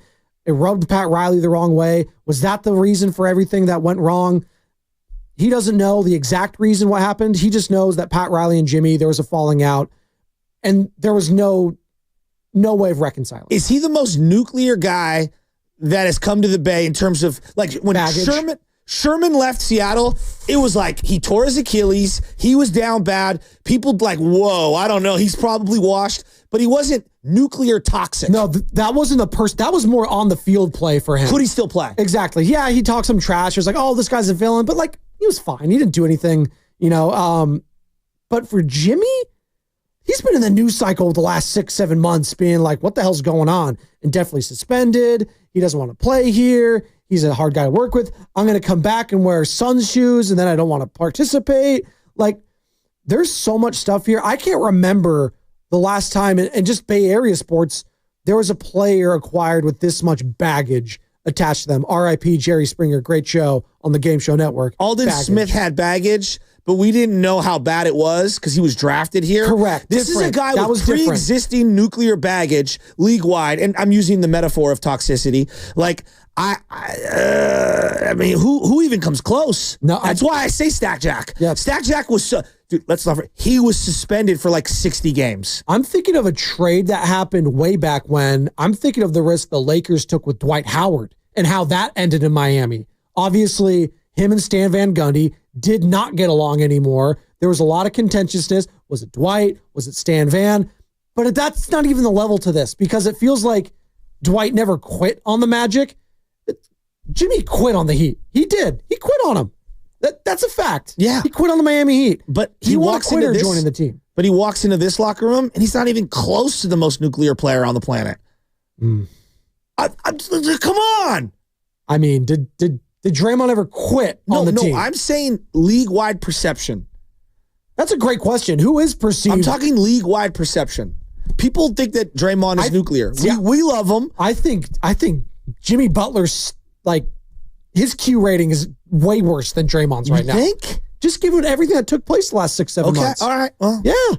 If this was a year ago, it'd be Draymond, absolutely, because he wasn't definitely suspended, and that was from the league, not from the team. But when your own team suspends you indefinitely, that's more of a red flag for me. Draymond, he was being physical. He's putting people in headlocks. That was on the court. That was just like, dude, what the hell are you doing? Just change your game. Like, what? Like, come on here, man. Jimmy self-sabotaged the team. That's worse to me. Like, that's a fact. He wanted out. But that's the NBA move. Is it? Kyrie did it. To this level? Kyrie was actively getting out of Boston and Brooklyn. Like, stop. What? Are you kidding me? To this level? Jimmy's not the only NBA star. If there's one sport that I think of where players just give up, it would be the NBA. Was he going on social and being petty to the ownership? Was he doing that, though? That's what Jimmy was doing. Like, he was doing some childish stuff. Look, what Jimmy did was very unique. I am not here to say that he's a choir boy. He is not. I know what I'm doing. Look, when you do a business transaction with someone like Jimmy, you know exactly what you're doing. You know what you signed up for. Stephen Curry expects a motivated Jimmy. We've been in 2 finals. He's a winner. I understand there's a lot of drama down there, and who really knows what the story is. We expect to have a motivated, committed, Jimmy that's ready to impact our team for the better. You got to work out the kinks of what it looks like, and I'm excited to get to work and kind of feed off the energy of something new and somebody that's obviously had experience at the highest of levels, has a lot to prove, in a new situation, and we're going to try to help each other do that. And that was Stephen Curry after the game last night. As you're hearing his voice, like, yeah, we just lost a game. I lost. Andrew Wiggins is gone. We just got Jimmy Butler. This is all the energy you're going to get from me. So I hear it from there. He's going to have a very different response, I'm sure, tonight if they preview him before the game or if he goes to the shoot around, what have you. Lakers and Warriors tonight, by the way. So you're going to want to be locked and loaded for that right here on 95.7 The Game. You're home for Golden State Warriors basketball. I love the jokes, so I have to give the text line some credit. If Jimmy has baggage, like a suitcase, Draymond has a warehouse. That's pretty good. I'm assuming it's a warehouse of suitcases. No, he has baggage. He has luggage everywhere. It's not just one baggage. He's got luggage in cases and cases. Samsonite. I was way off. Right? Oh, dude, I knew you'd Thank know you. it. Miguel Hayward, what's going on, man? How we feeling about Jimmy Butler? Oh, man, I love it, man. I couldn't wait till yesterday about KD, but, when I found out about KD didn't want to be here, I lost respect for him. But when I found out when I woke up from my sleep that Jimmy Butler got traded to the Warriors, I was screaming. I already gave him a nickname. I'm going to call him Jimmy Buckets. You know what I mean? I'm going to get a shirt. And in the back of my shirt, it's going to say Jimmy Buckets. What? Hey, Miguel, did you come up with that on your own, Jimmy Buckets? Is that a Miguel original? Yes, sir. Oh, okay, got you. Okay. I haven't heard it before. Sir, No, it's crazy. Yeah. But, I'm excited, man. I'm excited. I can't wait to see him play with our new teammates. And, today, tonight, we're going to get this W against the Lakers. And I can't wait to have him in the court and, a fresh new start.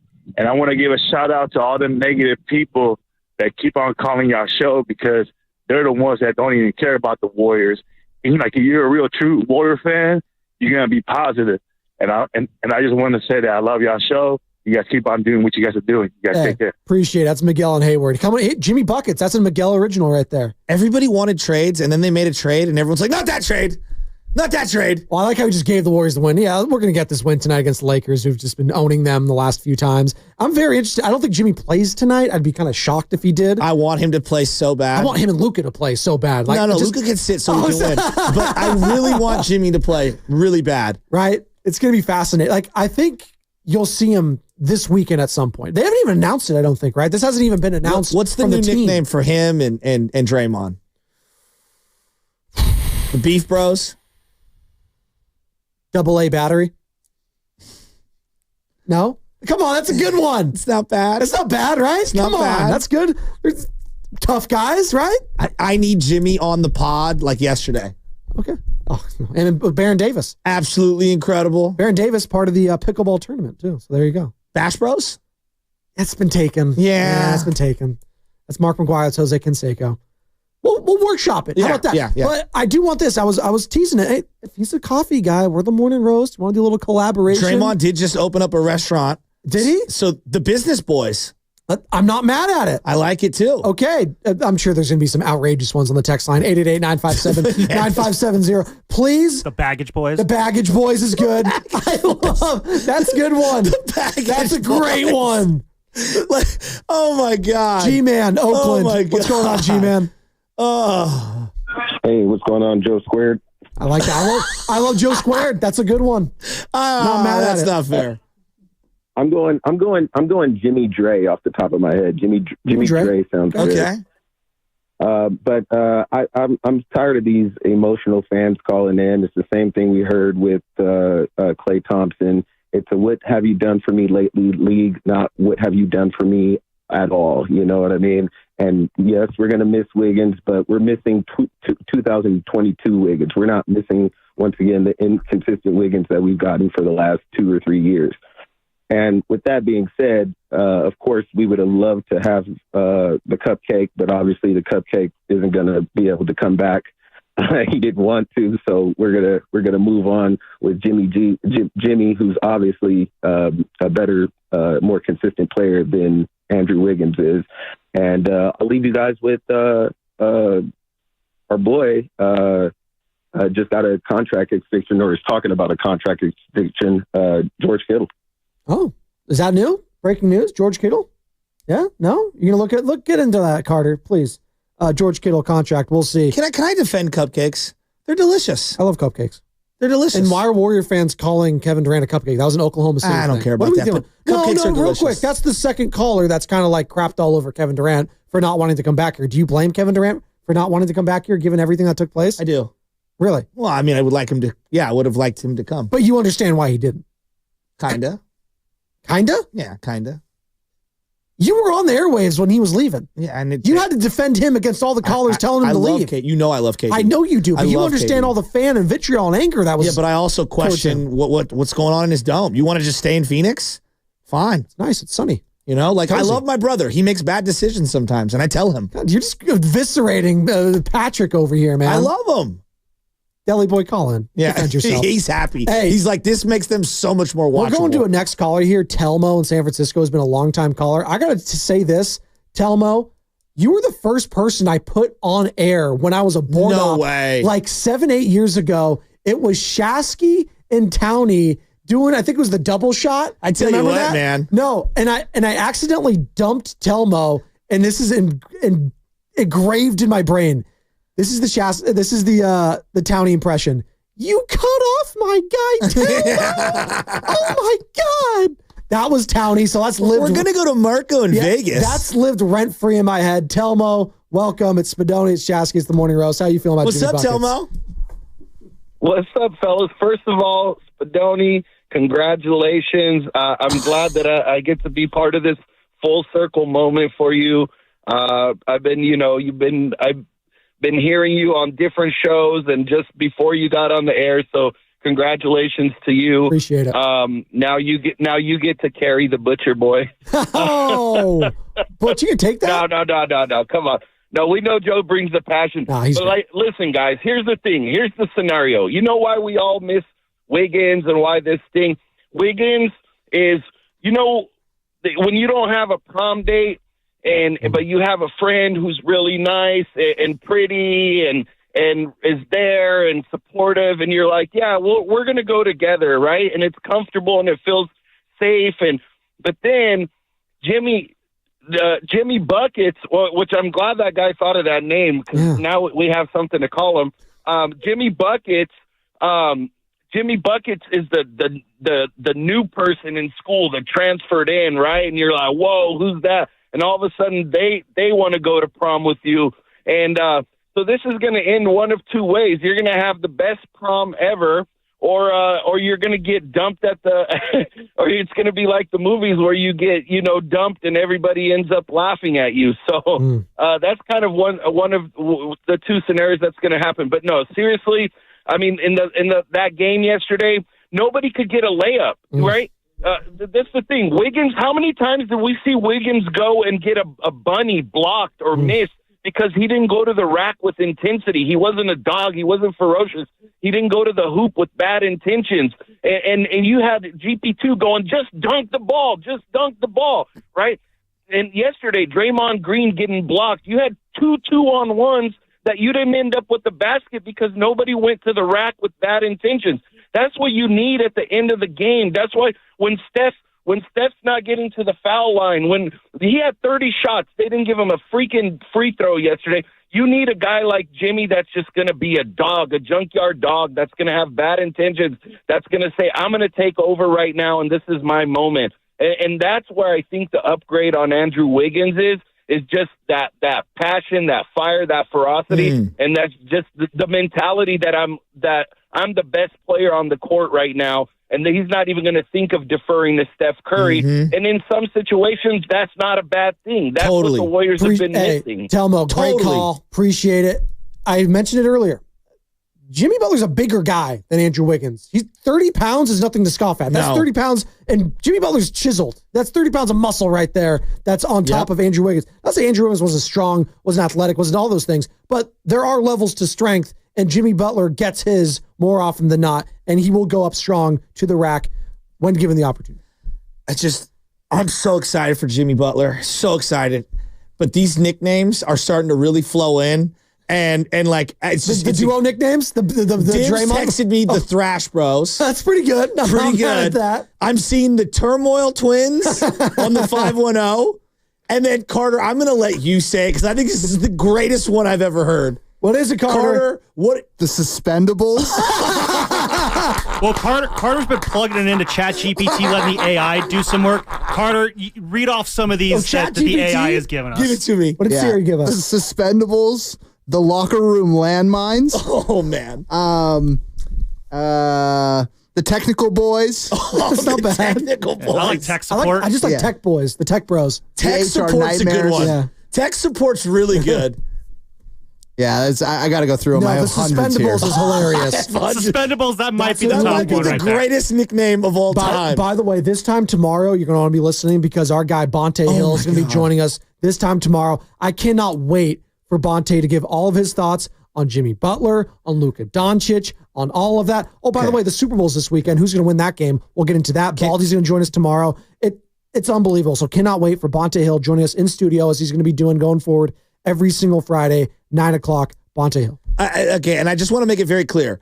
We know Jimmy Butler's nickname has been Jimmy Buckets forever. And that now was we a have joke. Yes. We have a running bit because a caller called in and said he came up with the Miguel nickname. Hayward, he says an original. Yeah.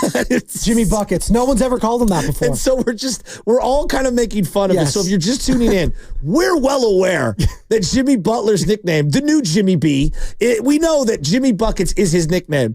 But now we're running with the bit that we don't know, and so that's where we've this whole had at thing. least 3 people call him Jimmy G on accident, and I've almost done it myself.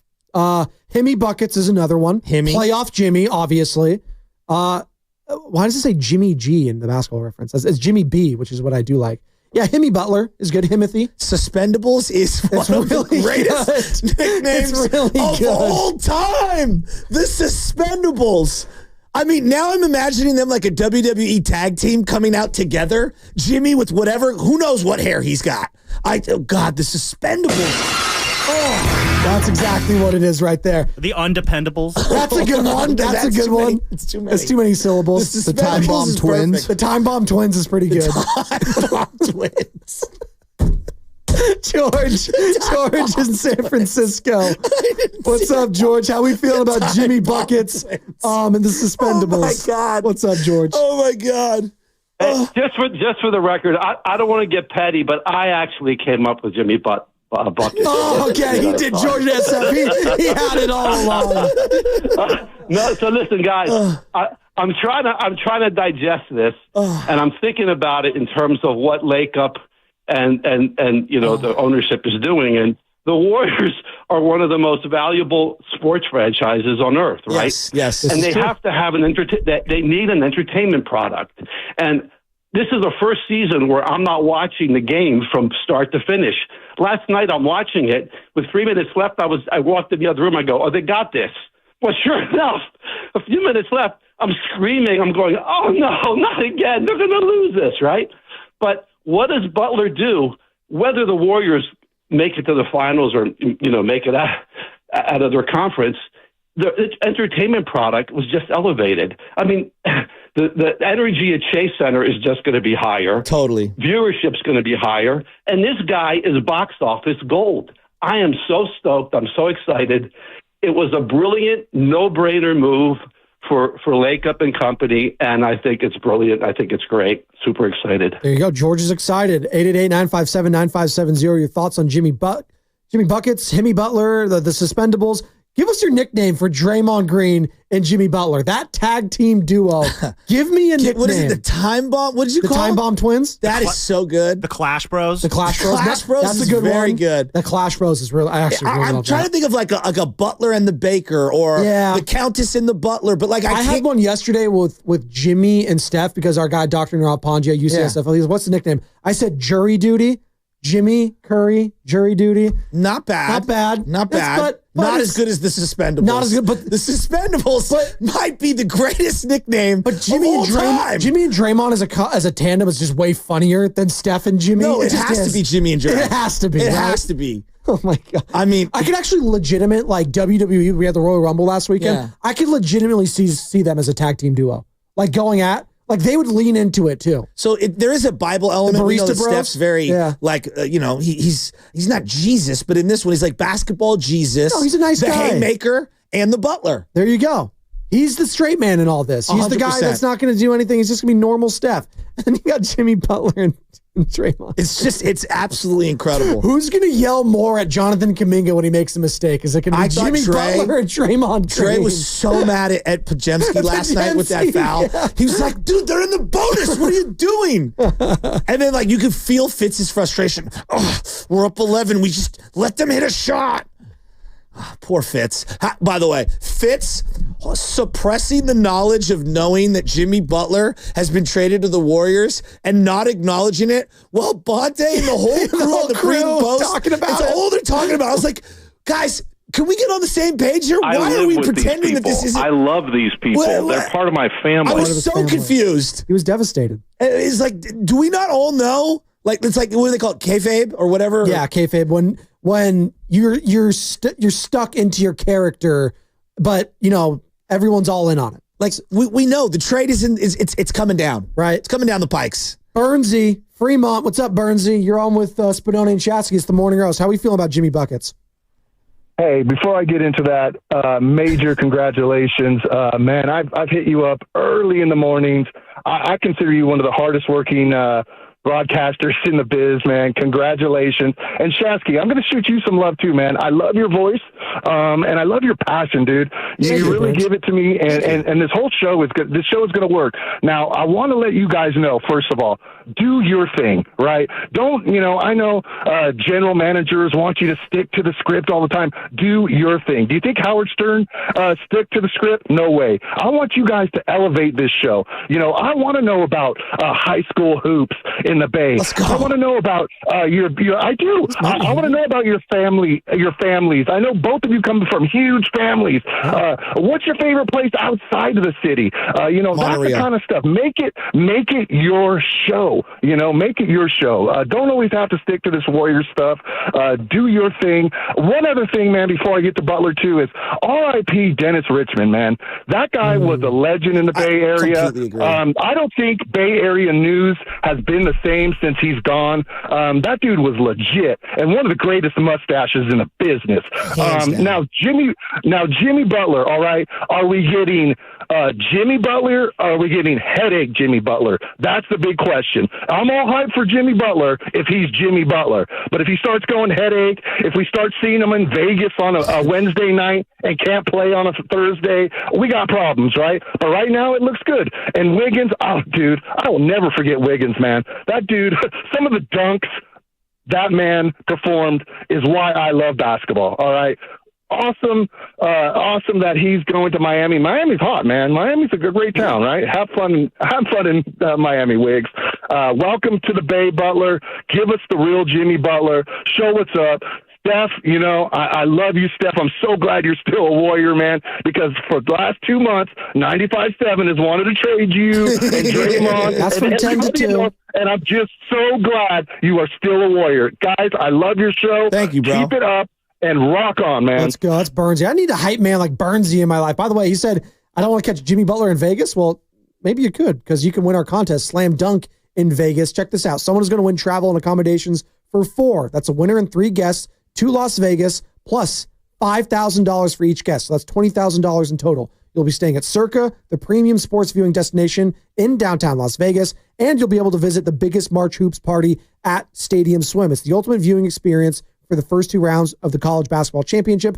And winning is easy. Just download the free Odyssey app now, log in, and listen each day for a minimum of 1 hour for your daily entry. This is a national contest. Download the Odyssey app now, and you might be headed to Vegas in March with $20K. All right, couple things. I'm going to talk about Dennis Richmond in a second. I got to get off some of these nicknames. I do. And what are these nicknames for? Jimmy and Draymond. Okay. Technical difficulties. That's good. I like that. That's really good. That's good. The Green Butlers. Nah, I'm out on that. The Terrible Tees. Nah, Who's the Boss and Mr. Belvedere? You guys probably don't get that one. No. Steph, Dre, and Jimmy. The Good, the Bad, the Ugly. I'm not mad at that one, actually. But who's the bad? Who's the ugly? I don't know. I don't know. How about Double Tex? Not bad. The suspendables. Like, come on. Like, that's it, right? I keep going back to that one. So good. Now let me get to Dennis Richmond. Please. I grew up a kid that, would watch the news when the news on the local news was a thing, right? I was a KTVU household. That's what we grew up in, a KTVU household. More because we had, like, The Simpsons and all my favorite shows in living color, the NFL. I was an NFC conference house. We watched the Niners. So a lot of KTVU in our household. Sunday nights for sure. Yeah. Absolutely. So I grew up on Mark Ibanez, Sal Castaneda. These are different time slots. Elaine Corral, all that. And Dennis Richmond, to me, is the 10 o'clock news when I think about it. And that was at a time where you didn't have the internet. You had the newspaper, and the newspaper would be behind whatever the day was. So the 10 o'clock news was your nightly newspaper on what happened that day. It was your Twitter. It was your YouTube or your Instagram or whatever you want to call it. And not only was he the 10 o'clock news to me, professionalism, credibility, which was extremely important. I think we've lost that just in society, in this world. I don't consider what I'm doing journalism, but I do consider, like, we're in the media. What they do on the news is journalism to me. And he was always the ultimate, most credible person. I think the fact that he was a black man leading you in this market was extremely important. And I didn't view him as a black man, but looking back on it, working with a black host, I understand how important that is for white guys, Latin guys, Asian, doesn't matter, man or woman, to see other people that aren't just white people on television. Like I now understand. I didn't because I just, that's Dennis Richmond's credibility personified. But now I understand how important that is as an adult and raising a child of mixed race and all those things. And so I look at it and I say to myself, like, Dennis Richmond is the 10 o'clock news in San Francisco and in the Bay Area, in the greater Bay Area. And he was at the height of what I viewed professionalism, broadcast excellence, never flinching in the face of chaos of what I now know what the chaos is behind the scenes of live broadcasting. Dennis Richmond is not only just the 10 o'clock, he's the gold standard.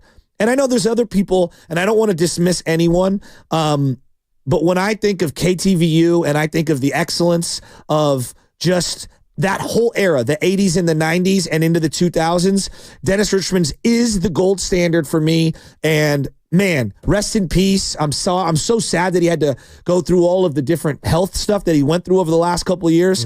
When I see Dennis Richmond's face on the television, I perk up, I smile, I lean forward, and he had the most glorious hair and mustache of all time. He represented an era for me. So it's just God rest, Dennis Richmond and his family. This is so hard to go. He lived 80 years. It's still too young, And so sorry. Dennis Richmond meant a lot to me as a young man who didn't even want to be in this industry. But looking back on it, he formulated how I view of what a broadcaster could be.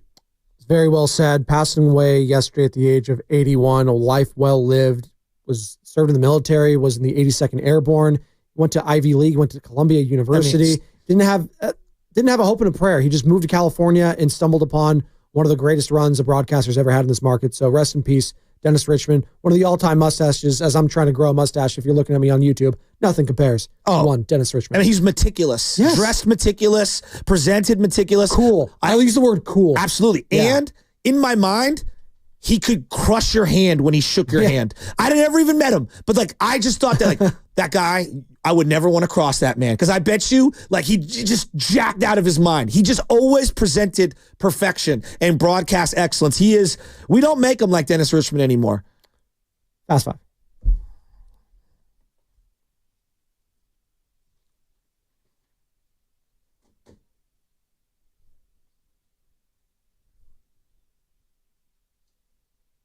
And it is time for the Xfinity Fast Five, where we give our final thoughts on the show here, brought to you by the Next Generation 10G Network, only from Xfinity. The future starts now with one Joseph Philip Shasky.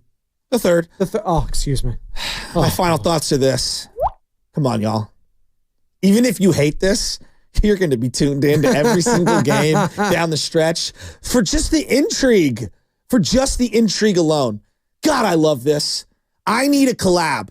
Draymond Green opens a part of his new restaurant with a coffee bar that Jimmy Butler has, set up. Because we know that Jimmy's into coffee. Jimmy freaking Butler! Dude, I love this. Also, he's wearing number 10. And for the Warriors, number 10, it's an important number. Not only did Mike Dunleavy wear it as a rookie, it's Tim Hardaway's number. He also wore 5 as a rookie, Tim Hardaway. To me, I'm a numbers guy. 10's a great number. Great number. You're so good at that. I'm so bad with numbers. There's things I'll remember. Why would you remember this about certain sports? Numbers are not one of them. I'm horrible with numbers. Jimmy G wearing Jimmy B's number? That's a good one. See? David Lee, too. Number 10. David Lee as well. Champion. Exactly. Absolutely. Carter, what you got? What I got today is I want the people who are calling in here hating on this to be honest. Does that mean that you don't want Steph Curry here anymore? Because the Warriors went out and got the best available player for him to play with. If your whole answer is develop the young guys, they've tried that. It hasn't worked. You used the right word there, available. Kevin Durant was never available. He didn't want to come here. So stop. Full stop. He doesn't want to come here. Go get Jimmy. That's what they did. Sam Lemon. Well, first off, my final thought is first, Shasky, great words there on Dennis Richmond. He was truly one of the best when it comes to news anchors there.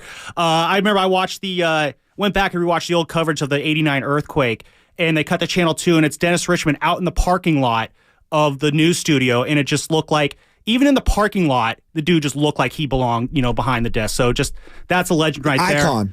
Icon. Absolute legit icon. We throw that around, but he really was.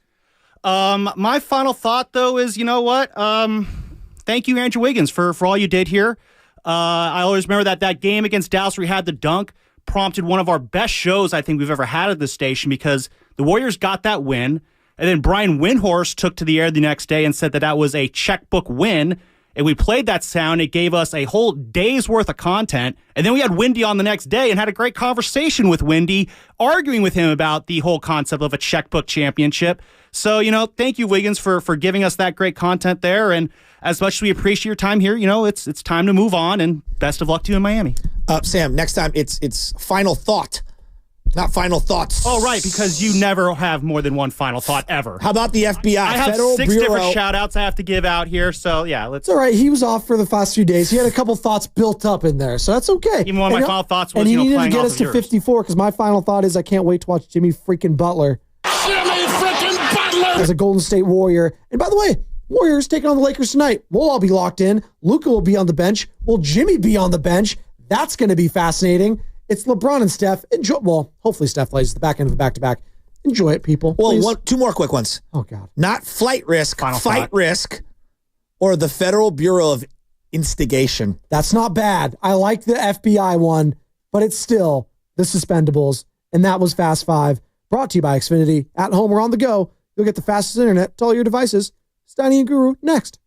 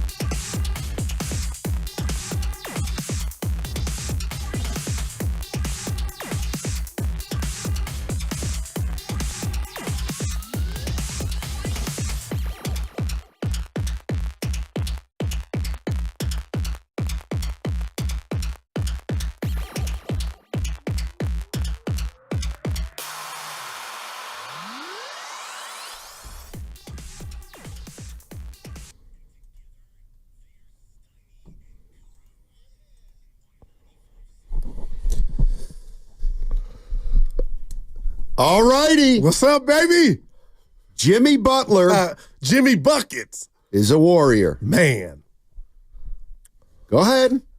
No, I'll tell you what. No, go ahead. Okay, this is what I'm going to really do because I'm going to start with the Rodney Dangerfield. I'm giving respect to one Andrew Wiggins, Steiny. They don't win that 2022 title without Andrew.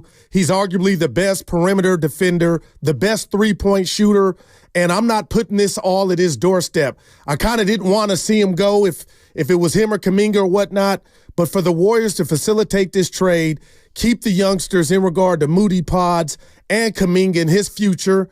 For now, Steiny, I'm all in, and I know a lot of people, I'm shocked, are not in on this trade, but Jimmy Butler, I feel like good Jimmy takes this team to another level, and that level is it won't be displayed unless this team qualifies for the playoffs, and right now, with Andrew playing as well as he was, I just felt like the team as a whole was stagnant. Now you go get a guy on his best day, Steiny, that can be an alpha male. I know you don't like talking about the past, but 2023, he took his team. He was a big part of the Miami Heat going to the finals. I know the Warriors, motion offense, read and react. That's what they do, not what he does particularly. So I know there's going to be, an acclimation period, but I'm all in. And at the end of the day, it might not work, but Steiny, I feel like now they got a new big three, and let's go. I'm not crazy about it.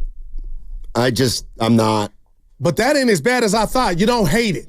Well, the only reason I don't absolutely hate it is because they didn't mortgage the future. All right. But, this has been going on for a while. I just don't think the answer to this team is a 35-year-old player who now you've extended for two more years, and now you have a core of 35, and 36-year-olds who are going to be here for another 2.5 years, and that just scares me. Yeah. I look at the game totals for each of those three guys the last 3 or 4 years.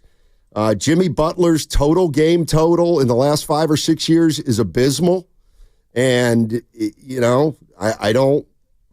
I'm worried about three guys now playing 60 games a year, and how do you manage that?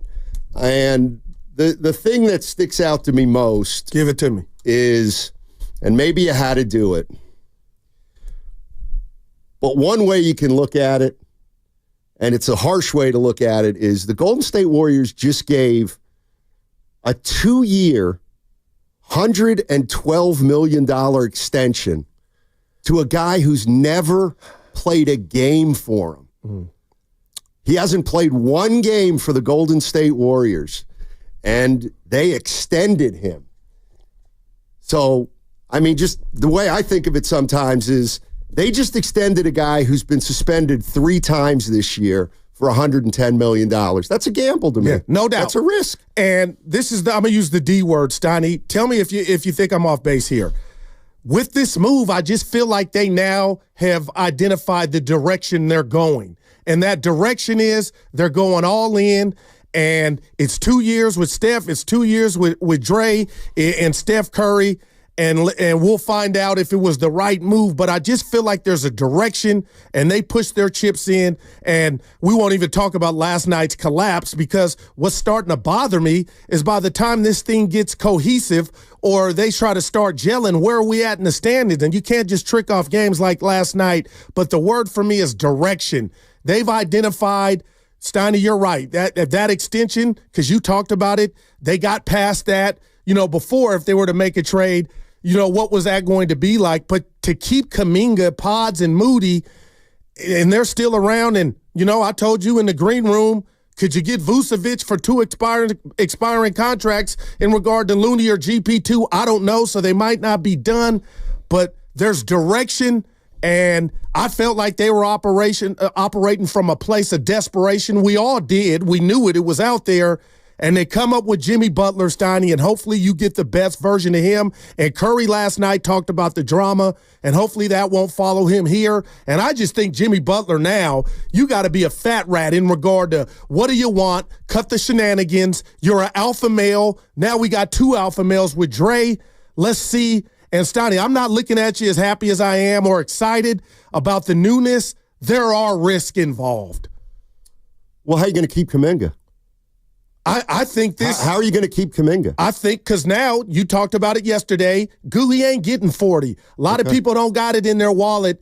Like, I think they want to keep Kuminga, Lake Up especially, and for him to text the show or text you yesterday during the show and then pull off this deal and not have him included, I feel like that's already Kuminga's John Hancock on some type of contract after this season. Yeah, I could be wrong. I kind of think it's the first step toward him not being here. You know, unless they can, you know, right now they're $19 million under the tax. Yeah. And, you know, can they get him for 19?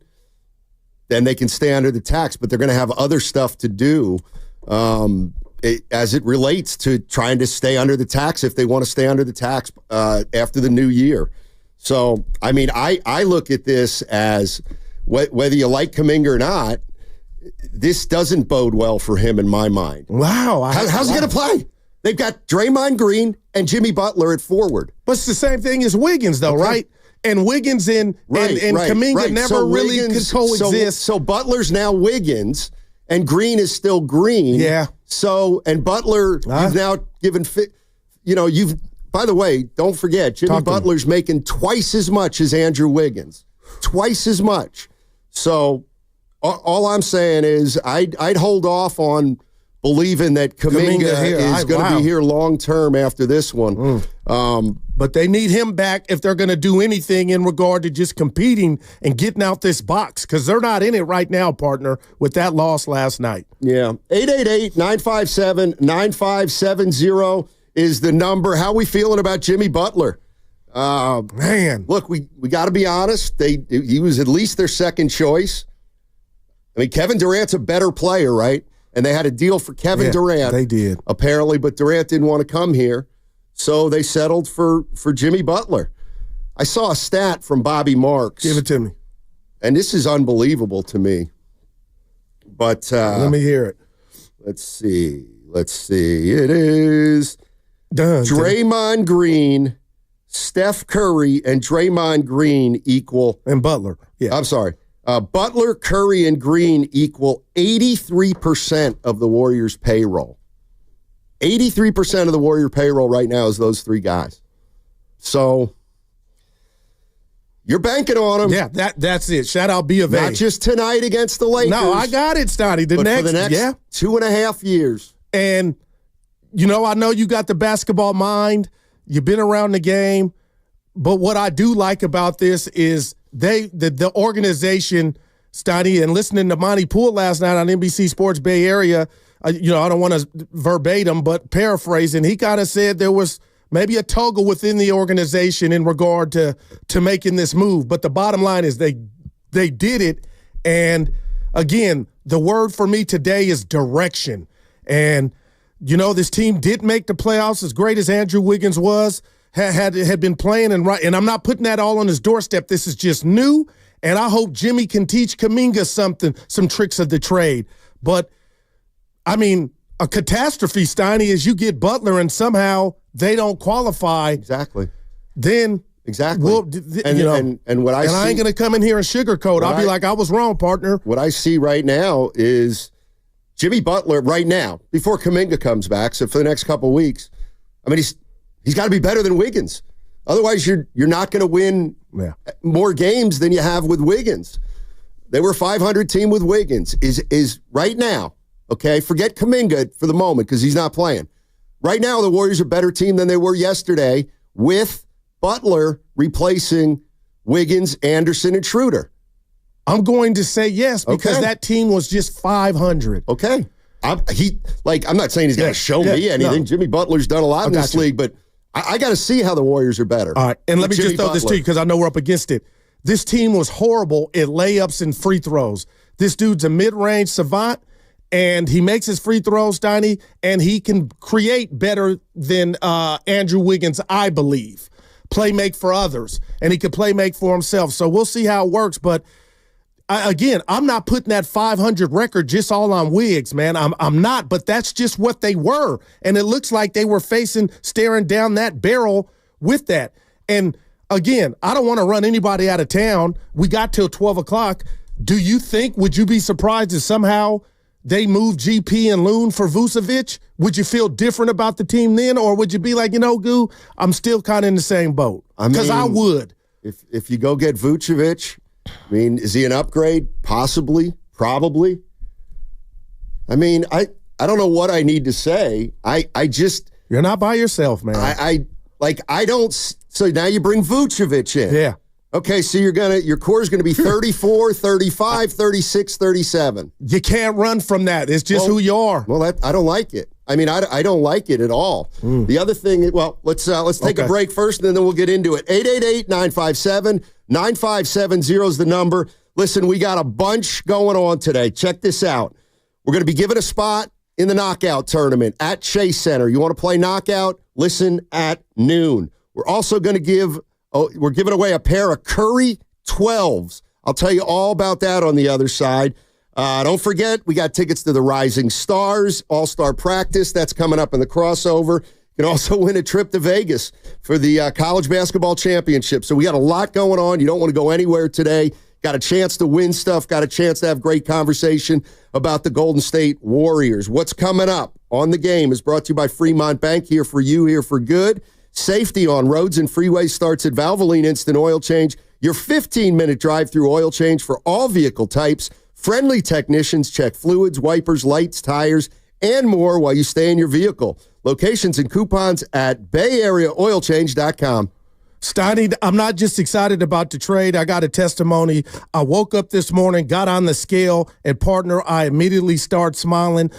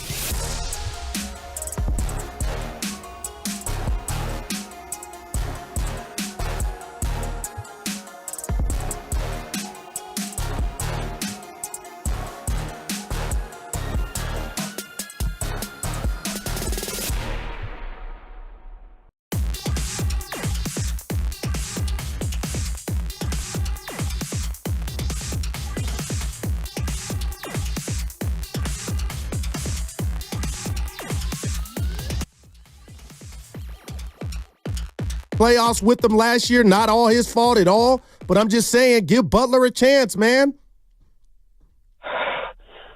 I don't have a choice now. Yeah, you're right. But I still can't. I just can't, Steiny. We got older. Did we not already learn this lesson a year ago?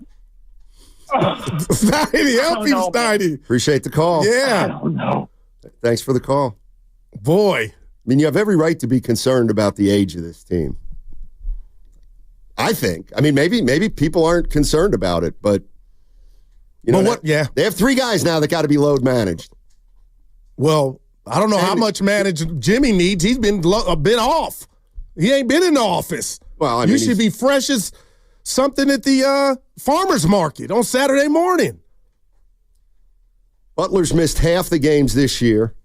Last year he played 60. Year before he played 64, 57, 52, 58.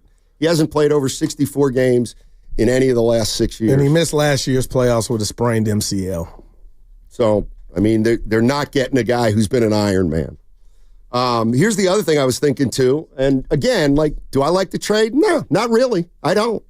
But I'm not going to sit here and kill him. But I don't like it. I think they're forestalling the inevitable. And what happened to, let me guess, this was just made up. Steph's concern over Butler in the locker room. That must have just been a made-up report that we heard, right? Well, he spoke about it yesterday in his post-game presser. Yeah. And so I guess he didn't have any concerns. Not to the point to where he would nix this deal. But, Steiny, it's like when you're in a relationship and you go to your next one. You learn. And, right. You know, Jimmy Butler, I don't think is going to be a problem. Okay.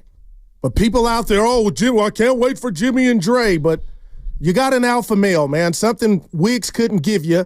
And you could say, Goo, what the hell does that mean in the grand scheme of things? The direction this team was going as of yesterday with Wiggins and a lot younger, the bottom line, Steiny, is they couldn't get over the hump. And I'm hoping Jimmy Butler, the good Jimmy Butler, can help them do that. Let's go to Larry in Lafayette. Hey, Larry, how you doing, buddy? Well, I'm doing okay.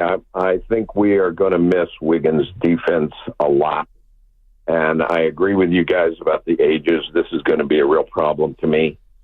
And I don't know how Jimmy Butler's going to do when Draymond's defender is in his face along with his own. Because we've still got that hole where Draymond is not being guarded by anybody. We're playing 5-on-4. You know, they've got the advantage on us because they just let him sit. And where will Draymond be with Jimmy having the ball all the time? He's going to be in the corner, and he hates that. So, you know, the only thing I think is that as I look at this, I think the other option was maybe Draymond Green leaving. And I think that Steph Curry may have said, you know what, I'm going to just hitch my star to Draymond because we've been here forever. Because everybody's ending up with the 2.5 years on their contract. Right. So, yeah, we're probably watching this for the next 2 years. I don't know what else is going to happen.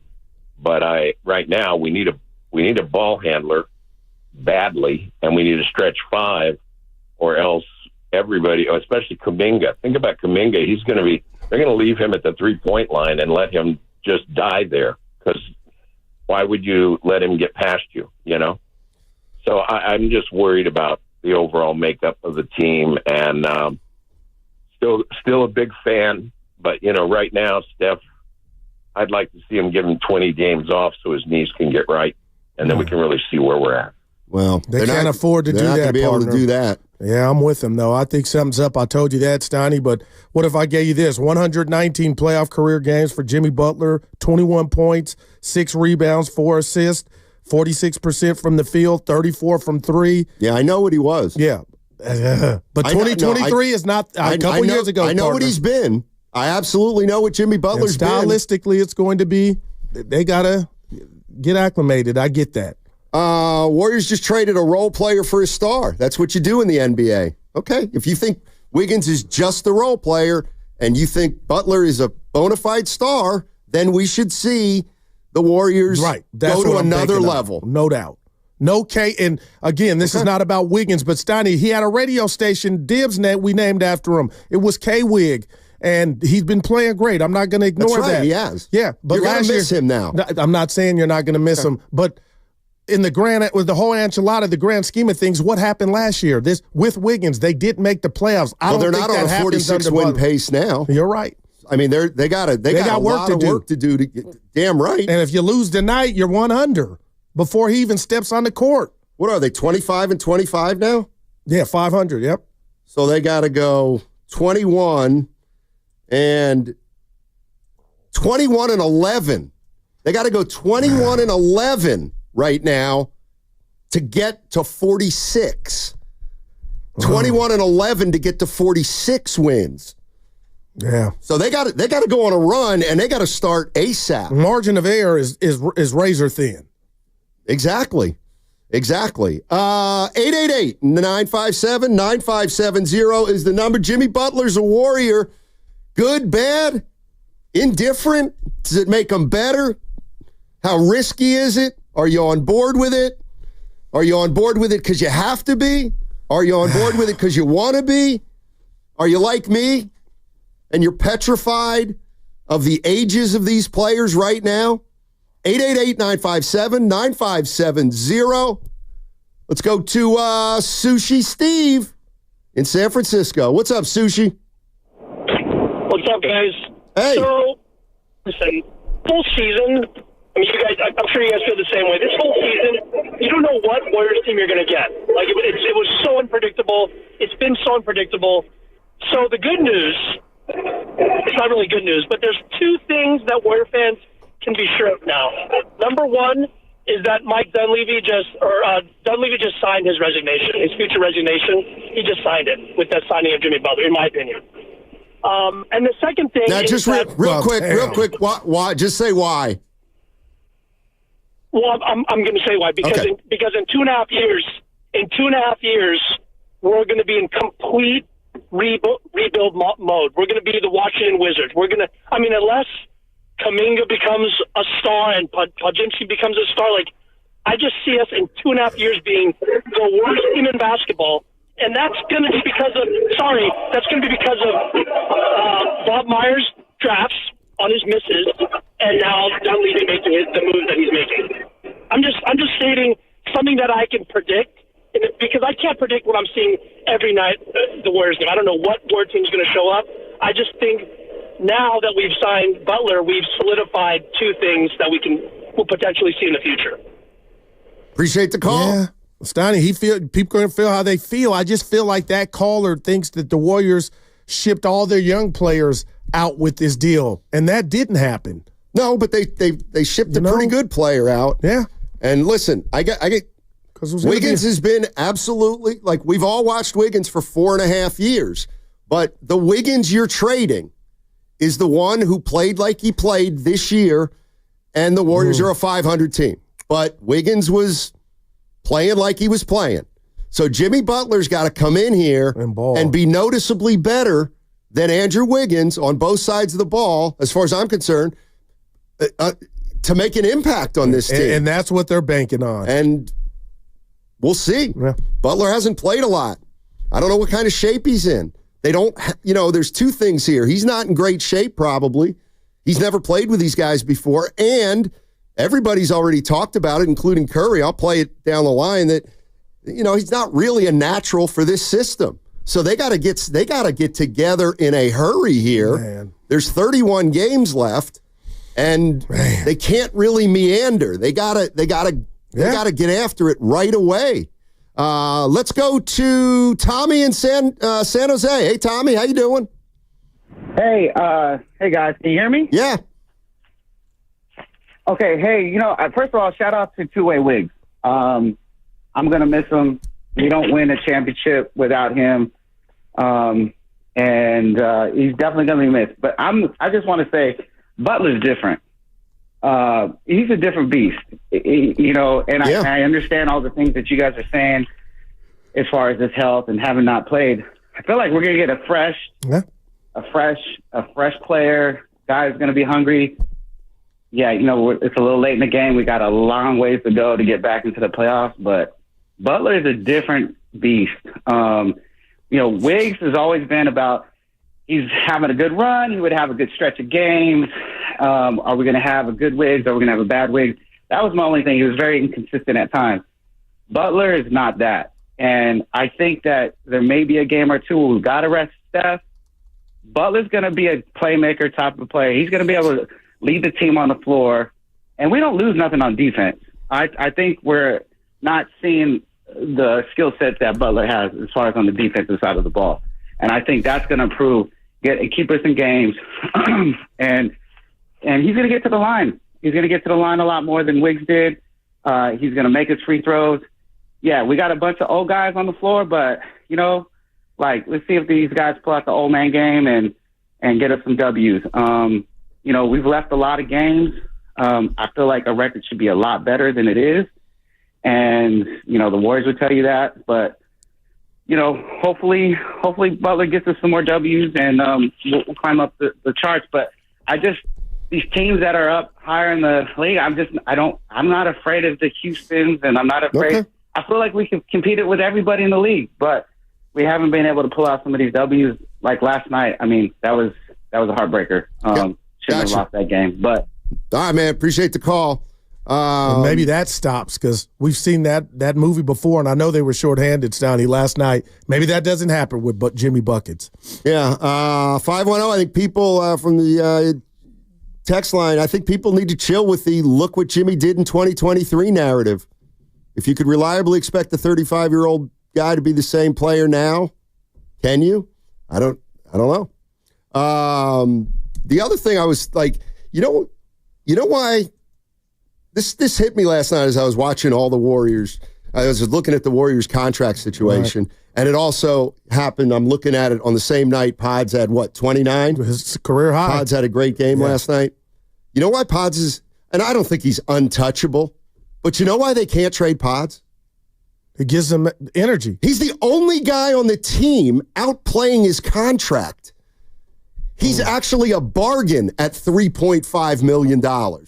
They don't have a lot of players who are worth what they're getting paid right now. What about, I think Moody would, for what he's getting this year, Stoney. I don't want to say godsend, okay, but he's been a positive. Right, and I'll just throw this back at you. No, Austin Reeves is having a good year for a guy who makes $13 million. But he's getting 30 minutes a game. Moses hadn't been afforded that luxury. Exactly. So the Lakers have an 18-6 guy who they're paying $13 million, and we have an eighth man who we're paying $13 million. So I don't think Moody's playing like a $15 or $20 million player. I mean, lately he's been good, and here's another one. We'll see what his role is moving forward, especially if they get Vucevic. I mean, if they get Vucevic, what's that mean for Kuminga? I mean, that means Dre would play less 5. That means he'd play some 4. That means who's playing 3? Is Butler playing 2? Is it going to be Curry and Butler and Kuminga and Green? Maybe. Is that their best lineup? That's what I assumed him to be, the 2. All right. 888-957-9570 is the number. The Golden State Warriors make a big trade. They get Jimmy Butler. He's coming in. Andrew Wiggins is headed to Miami. They traded another NBA champion. That's 2 gone now. Klay and Andrew Wiggins, who helped this team win a title. Got to give to get, though. That's what everybody says, and I get it. Well, business. I get it. And the other piece of good news is they didn't give up any future first-round picks. They gave up this year's pick if it's outside of the top 10. I also want to see what the protection is on that pick next year if it doesn't convey, because then there'd be a chance that, the Warriors get the 10th pick in the draft, and then next year they got to give up a pick that might be 5. All right. 888-957-9570 is the number. Download the free Odyssey app and check us out on YouTube and Twitch, powered by First NorCal Credit Union. That segment also brought to you by Life Source Water Systems.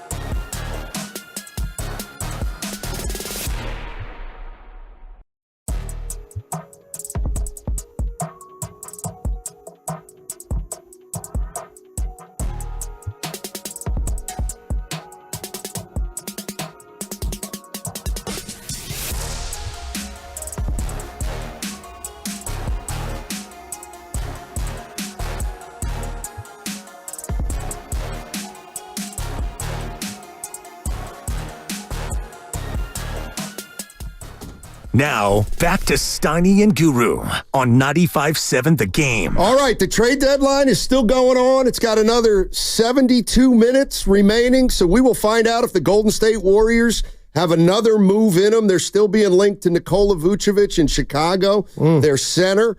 And in the meantime, it looks like we've got DeAndre Hunter going from the Hawks to the Cleveland Cavaliers for Karis LeVert and another player. DeAndre Hunter's been having a great year.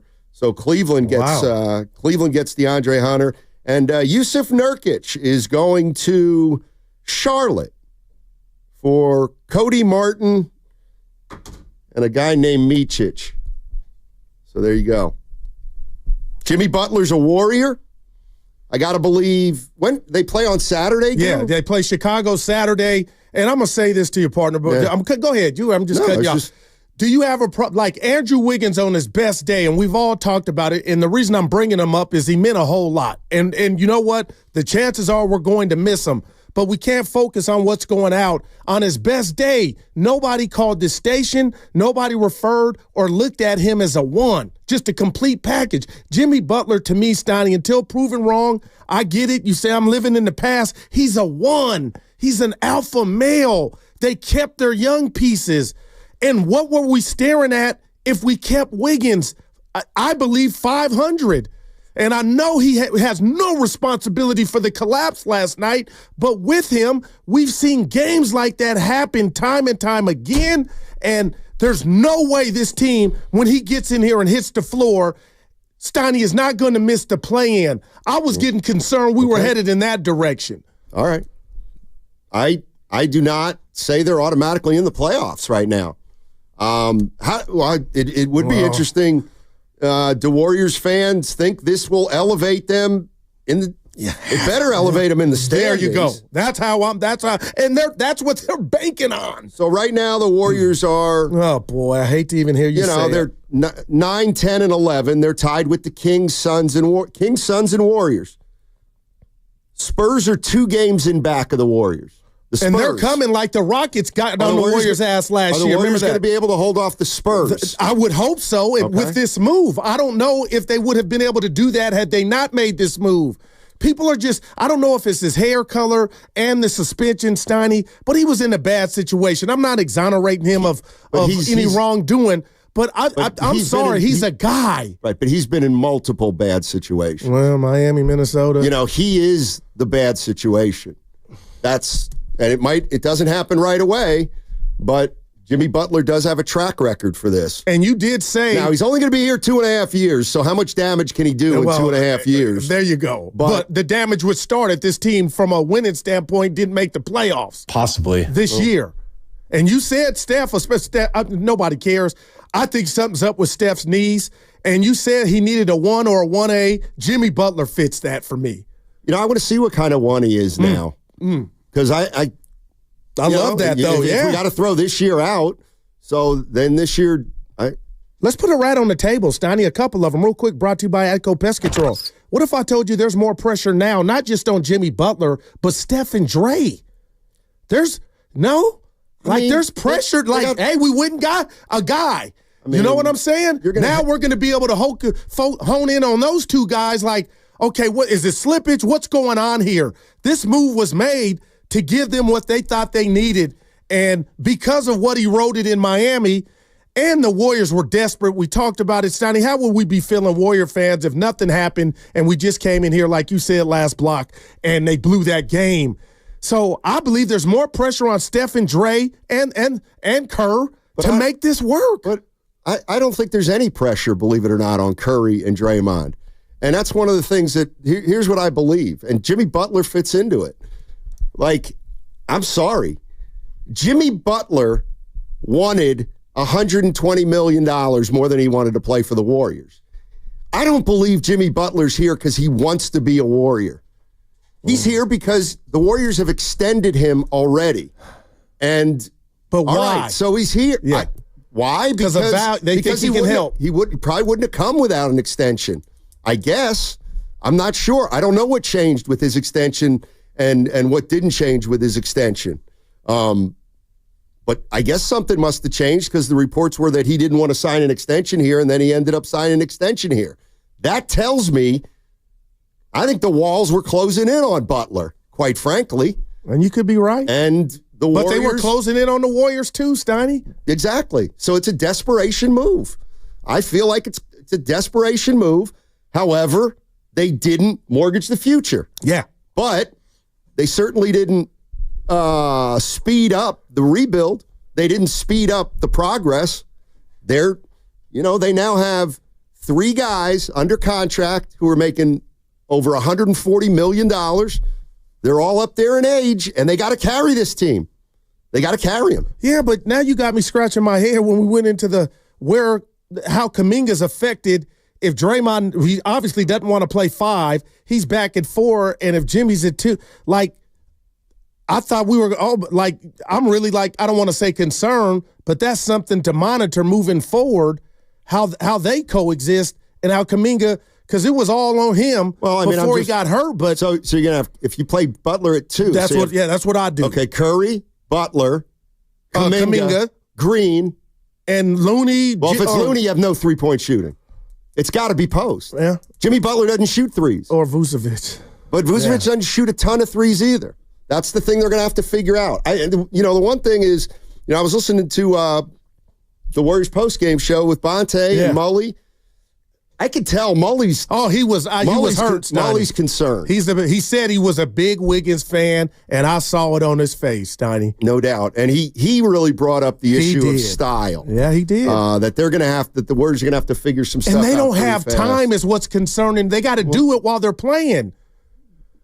You worried about that now? No. You should have been worried about it before you got Butler. But the chips are all in. Go make it work. Well, easier said than done. Yeah. Let's go to Matt in Oakland. Hey, Matt, how you doing? Hey, what's up, fellas? I just wanted to say I was not in on the Jimmy Butler trade. I was not in on it. My guy opposed that trade a long time for Klay. He wanted to trade Klay for Jimmy Butler, and I didn't want that.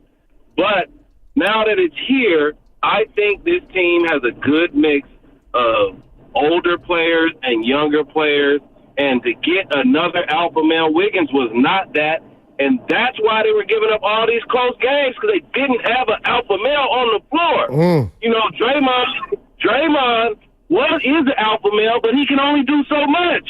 You needed another alpha male. Wiggins was just too soft, and that was what the team looked like. It was just too soft. I love Wiggs. All props to him for the championship. But Jimmy Butler is an upgrade, and Jimmy Butler is an alpha male. When you get on that floor, he is a dog. So I'm not on Jimmy Butler. I wasn't on it. I wasn't ready to get it because Steiny, you're right. They are very old, but they have a nice mix. And you guys said you don't think Moody is playing for $12 million. Give him a chance. That boy will be playing for. He'll be out. He will outperform his contract. All right. I hear you, Matty. Yeah, Steiny, how many times did we have the conversation where, and I talked about it when I went to the preseason game with Draymond Green. I mean, when's he going to get some more nastiness? Playoffs are an automatic. I got to watch this. Yeah. I got it absolutely. I got my popcorn, though, Steiny. And to Willard's point yesterday, Steiny, we all know this, even when we thought it was Kevin Durant. You kind of put yourself in a position as an organization when your team, the Warriors, were attached to any and everybody at the club. You almost had to do something. Well, and I don't think Jimmy Butler's chopped liver. Exactly. I don't think he's chopped liver at all. At all. And he's a damn good player. And 75% of his points this year, Steiny, are off the ball. Okay. Again, I'm going to tell you right now, I don't care what Jimmy Butler's done. And you know what? That goes both ways. Don't tell me what Jimmy Butler did 3 years ago in the postseason. I don't care. Doesn't matter. But I'll also do this for you. I don't care he got suspended 3 times. So I'm not going to come down his road for being a flat-out malcontent who's ruined some organizations already. I'll throw that out. But then we got to throw out whatever he's done in the past because it hasn't on the court because it doesn't matter now anyway. Because he's got to duplicate it. I'm open-minded. I'm open-minded to Jimmy Butler. I want to see how he does. He's in a new situation. He's playing with Steph Curry. And doesn't it feel new to you, Steiny? It feels new to me. It might not work, but it feels new. Well, it doesn't feel new to me because the core of the team is still Steph and Draymond. And Jimmy now. Well, fine, but they're still Jimmy's only here because they're afraid to move off those two guys. I got that. Okay. But I feel like they added something to those two. That's fine, but they did not change the dynamic. Here's the other thing. Many people are going to disagree with this one. Many people. Give it to me. Steve Kerr's in trouble. I don't see it. Give it to explain. So Roxy Bernstein, please explain. Okay, so Jimmy Butler comes to the Warriors, okay, with a brand new contract. Right. He's the second highest paid player on the team. Okay. He's never been here before, but he's got security right off the bat at huge money. Like, for anybody that thinks Jimmy's going to come in here and be meek and, play, be in a fetal position in the locker room, no chance. Well, I was thinking he would, because he got that extension, we're going to get the best of him. Okay. There's no stick up his butt now. You know what I mean? Maybe you will. Dude, we paid you. Maybe Let's you will. go. We need you. Somebody said, Guru, it's an old new. I don't think that's fair. With the dude, I don't think it's fair to call him new. We have no idea. That's exciting, I guess. There's a chance we could watch the Warriors play 6 games and say, geez, they look the same. Now there's a chance they could play 6 games and we're like, you know what? Butler gives them something. I don't know what it is, but they've got, he's taking them to another level. Yeah. And that's what they're banking on. I'm not here making predictions about what's going to happen in the next week. I'm here saying that you got older, and that's risky to me. Really risky with the way the team, the team's already constructed. You're listening to 95.7 The Game, KGMZ FM and HD1 San Francisco. Always live on the free Odyssey app, Twitch and YouTube, powered by First NorCal Credit Union. Don't forget, coming up at 11:30, we're going to give away Curry 12s. Curry 12s. Those are new. And we're giving away a pair. Let's go to Sirius in Oakland. Hey, Sirius, how you doing? First off, I have to say that your show should be changed to The Genius and Guru, because both of you guys' points are so immaculate. You guys are very, very intelligent when it comes to basketball. Thank you. Now, I can say that I'm heartbroken that we lost Wiggins, but Matt from Oakland that just called a minute ago, he broke it down. He was like, man, he's not a killer. We need killers. Yeah. Right? So at the same time, you got to say Jimmy Butler is a murderer, though. He really go after you. He will put up 40 points a game. He will put up some money numbers and not exclude the rest of the team. Now, we want him to jail with Draymond because Draymond is known for punching people in the face. So as long as they can get their jail together, I'm pretty sure Steph ain't got a problem with it. He don't mind. Steph is a really stand-up guy, and I think our team is the best. So, Steiny, you're the best. Guru, you're the best. And I know you guys are really looking at it meticulously. You're taking it, under the microscope. You're saying, okay, what can we do to be a better team? I really wasn't happy with Wiggins leaving, but I thought we could have kept him. But at the same time, dang, we got Jimmy Buckets. He's going to try to do what he does, even if it's just for himself. He might not even be a team player like we know he can be if he wants to. But I think that we got to have a little bit more faith in Steve Kerr. Because he's our coach. All right, Sirius, thanks. I think our coach. I appreciate it, man. We got to get some other guys in here. Yeah, I think Kerr's job got got a little harder. I know you hate the pass. We got full phone lines, Donnie, but it's the resume. And since 2020, 3 players have had 8 40-point playoff games. Luka, 8. Booker, 8. and yours truly, the new Golden State Warrior, Jimmy Butler. But my fear, Steiny, is, and that's why I lost my mind last night. I know they were under shorthanded, but the bottom line is I'm not worried about the series. They got to qualify to get to the. Well, you can't. But that's assumed. That's the bigger task to me is Jimmy the Butler, way it's going, and you don't got him tonight against the Lakers who are rolling. If Jimmy Butler is everything, with all due respect, that you think he is, right, and that a lot of fans out there think he is, they get to the playoffs. Period. End of story. I got it. You make this move and you don't make the playoffs, and then you luck into the 10th pick.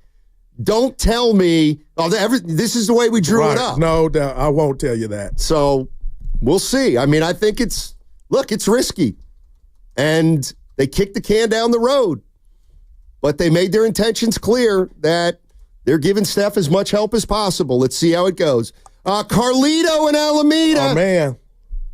Hey, Carlito.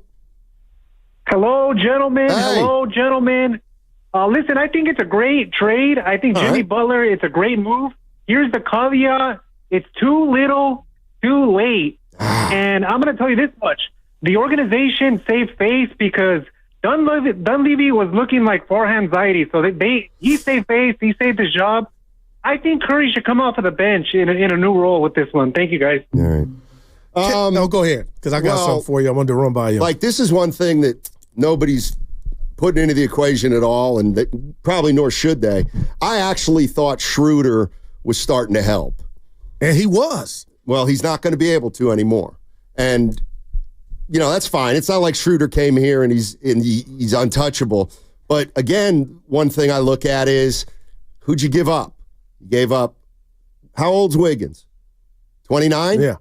So you gave up a 29 and a 31-year-old for a 35-year-old. So you gave away two players in their prime for a player of better quality, ideally, but who's older. So you got older. So that's the other thing I'm thinking. The Warriors want to play up until they made the trade. They wanted to play fast. Well, and Jimmy Butler doesn't play fast like that. He likes the half court. Now, yesterday when I left you, Steiny, and you tell me, because to me they checked this box. Now, you might say, I don't give a damn, Goo, about that box. But Kevin Durant, if he were going to be a Warrior, he had to sign off on it. He didn't want to come here. And you were saying, Goo, nobody wants to come here. But I feel like the Warriors checked the box off of making it right, extending Jimmy, and now they got him here. Yeah, I think he wanted to come here once he got an extension that he liked. But let's not sugarcoat it. He wanted to go to Phoenix. He wanted to go to Phoenix. He didn't want to come here. The Warriors doubled back and said, we'll give you an extension. He knew he was up against it. That's why the Warriors were up against it. So that's why they said, we'll extend you. He thought about it and probably was like, it ain't going to get any better than this money-wise He better know for that. me. Yeah. So, yeah, they needed each other.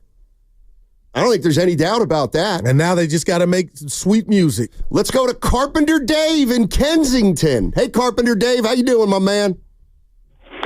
Well, thanks for having me on. First of all, I just want to reiterate what the guy said earlier about the intelligence you guys manifest. I love listening to you. You're both so insightful. Thank you. I've got a very different kind of insight to offer you. I think you're probably going to kick my ass when after I get it out, but let me give it a try. First of all, I loved watching this team. I loved watching the young guys develop. I was watching Schroeder rise. I enjoyed that. About Wiggins not being an alpha male, I was a ball player. I was a defensive ball player.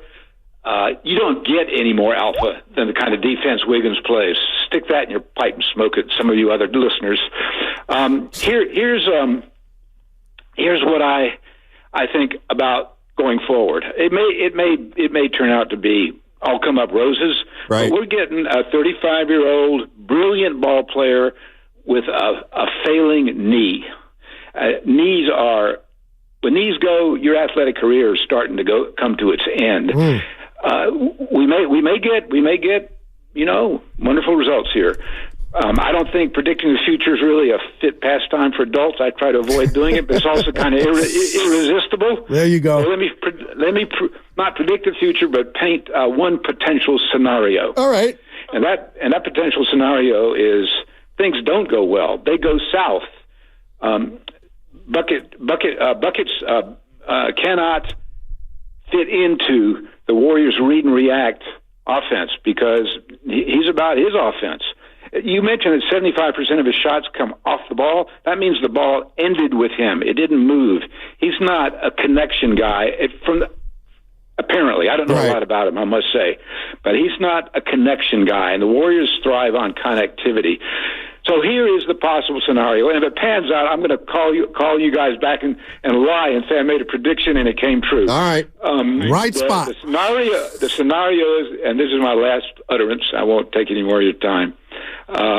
Is what we might be seeing about 18 months from now is the Warriors flailing. Steph is definitely declining. I looked at 6 of his games the other night. One game he had 30, one he had 20. The 4 others, he was around 14 or 15 points or less with 25% shooting, 30% shooting. Yep. He's not going to rise from that. He's going to probably drop from that. So what we're going to see 18 months from now, maybe, is Jimmy Butler going off again, degrading his teammates as he has done in the past, abandoning them, and specifically deriding Draymond and Steph Curry in public, insulting them. We'll see. All right, Carpenter Dave. Call us back, but that's the nightmare, All right, Carpenter Dave. You just could. I mean, this thing was, you're damned if you do, you're damned if you don't. Steiny, why I'm being proactive and looking at the glass half full is what were they status quo? It was getting ugly, and it was going to get uglier. We don't. You had to try something. Well, hold on. Now you're saying it would have gotten uglier. 5 days ago, you were saying after a win, you know what? When Kuminga comes back, that was when I thought we couldn't pull off this move. Okay, well, last year, no. You were saying when Kuminga comes back, this team could take off. Right, because that was all they could do with no move. And I thought when I left yesterday, they weren't, and I would be on board. Right, but now you're saying they were going nothing but downhill. Well, they didn't make the playoffs last year. But you said last week, I'm listening. You said when they get Kuminga back, this team could get better. Okay. All right. And now they got a bona fide one. Right. But what I'm saying is the heights can be greater. Right. But now you're saying about the Butler thing, well, this team was going downhill. Oh, well no, it wasn't. Okay. I mean, I got something for that. That's all I'm saying. Forget how I thought. The standings were the truth. And they were on the outside looking in, partner. That's it. Right. The bottom line, though, is last week you thought that this team can get better when Kuminga comes back. And now Kuminga's still coming back, and you said to something better. You're saying, well, this team was going downhill. We don't know it was going downhill. I don't know that it was going downhill. They'd won 6 of 10 before last night, and Kuminga was coming back. And that could, and I stand by that. That could have happened, but it's how I felt.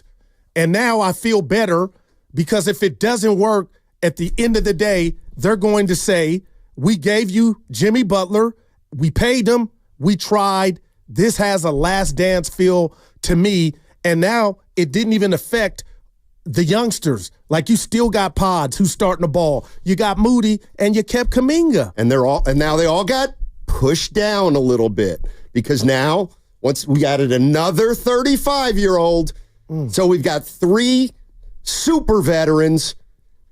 And we're going to need help. Yeah. And your help are the youngsters, Steiny. Okay. So they're going to play less. I think we got to acknowledge that.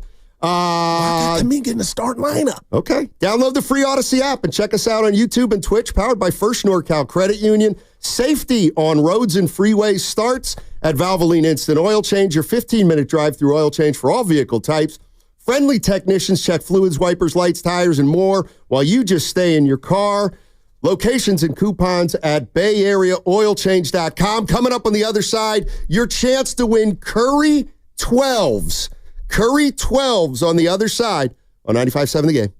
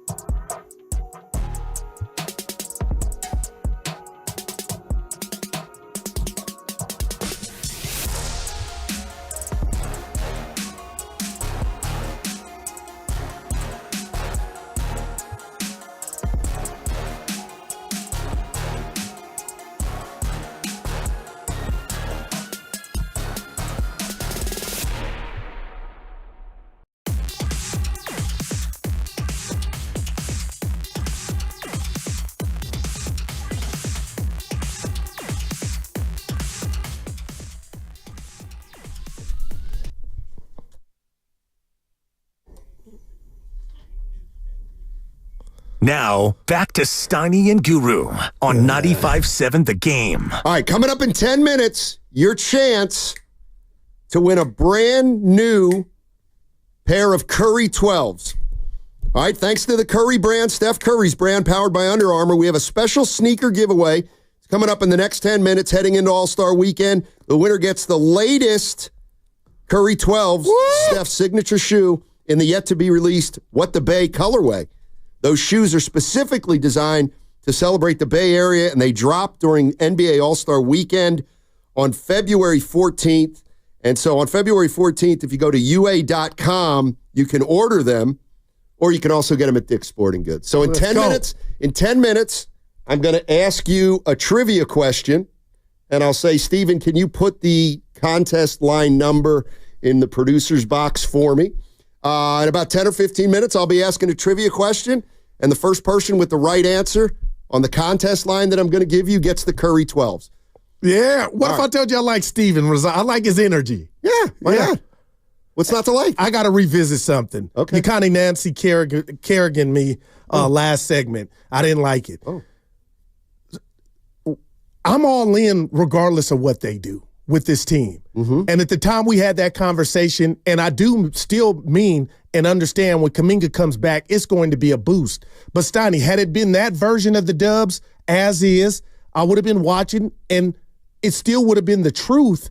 But now that we've, done the Joan Rivers and the team's got a facelift and new addition, I'm in, and I think the heights can get greater. I'm worried about getting and qualifying to when Jimmy Butler really is going to show the dog that he is in a series. But that loss last night, tonight against the Lakers, they're rolling with no Jimmy. It's going to be tight, and you said it, San Antonio's coming. Yeah, they are coming. Just like Houston did last year and got within one half game of us, and we held them off. Yeah, I mean, the question is Sacramento going to fall off? Boy, that did get off to a good start. I mean, Dallas is right there now with the Warriors, but you'd figure they're going to probably start winning a little more now that they get Anthony Davis. Who knows? Who knows? Let's get Steven in San Francisco. Let's get rolling here on some calls. What's up, Steven? How you doing, man? Hey, Steiny and Guru. First-time caller. Thanks for taking my call. Absolutely. Hey, I just wanted to say that I think getting Jimmy Butler was a definite upgrade, but I still think KD would have been a better fit. But after hearing the news that KD didn't want to come to the Warriors, a lot of people were saying that KD didn't want to come because he's still not getting along with Draymond, and KD doesn't like the Warrior offense. But I've got kind of a different opinion about why KD didn't want to come back. I think that the real reason why KD didn't want to come back is because he wasn't going to have a say about how the Warriors were going to run like he did in Brooklyn and like he has in Phoenix. I look at the way KD kind of turned the Brooklyn Nets upside down when he and Kyrie went over there, and the way they changed the coaches and the way they changed the players. And KD is kind of doing the same thing in Phoenix. I mean, he got Frank Vogel fired, and they got a new coach. And then he was the one that wanted Bradley Beal. And now the Suns are stuck because Beal's got that no-trade clause. So what do you guys think? I mean, I got us to argue yesterday. Yeah, I mean, I look at it this way. I don't know the specific reasons why Durant didn't want to come back, but whatever they are, I can see it. I'm not sure that, it's up to him. He doesn't have to come back here. He didn't have a great time here. So he measured everything and said, I'll pass. And what's funny, Steiny, is, and you believe it, I ain't saying you're wrong, you say it's Reasons with the S, and I said Reason with Draymond. But you are thinking about it, man, that's just a wound that was reopened yesterday, especially the night before, thinking he was coming. And would I have preferred Kevin Durant? Hell yes, because he's familiar with the system. But it is Jimmy Butler, Steiny, and they had to do something. They did it. And now the rest is on Steph and Dre. I know you feel like they're not under more pressure. I think Butler's under it. Not pressure to where you're going to lose your job, but it's like, okay, then this thing is really closer to being over than we all thought, especially if you bring another alpha male who's got game and you still can't reach your goals or even get remotely close. All right, we got another deal to announce. The Los Angeles Clippers are acquiring Bogdan Bogdanović of the Hawks and 3 second-round picks for Terrence Mann and Bones Highland. So Bogdanović goes to the Clippers. Let's go to Steven in Oakland. Hey, Steven, how you doing, man? Hey guys, long time, haven't talked to you, but one word comes to mind, and it's RELAX. Relax. Yeah. We are in good standing right now. The biggest problem this whole season has been us closing out games. If we close out games we were supposed to, we'd already be ranked significantly higher in this cemented in the playoffs.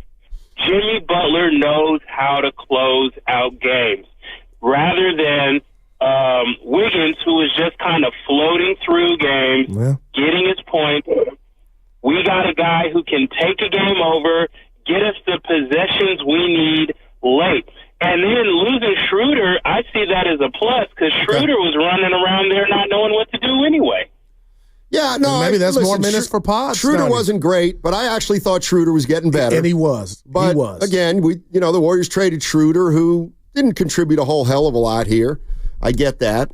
For me, it was more, you traded a 31-year-old and a 29-year-old or whatever it is for a 35-year-old, and you got to deal with that part. I know this is Radio 101, but I did it last night. You tell me what you think, Stoney. I'm giving the Warriors, if you ask me for a grade, a B+.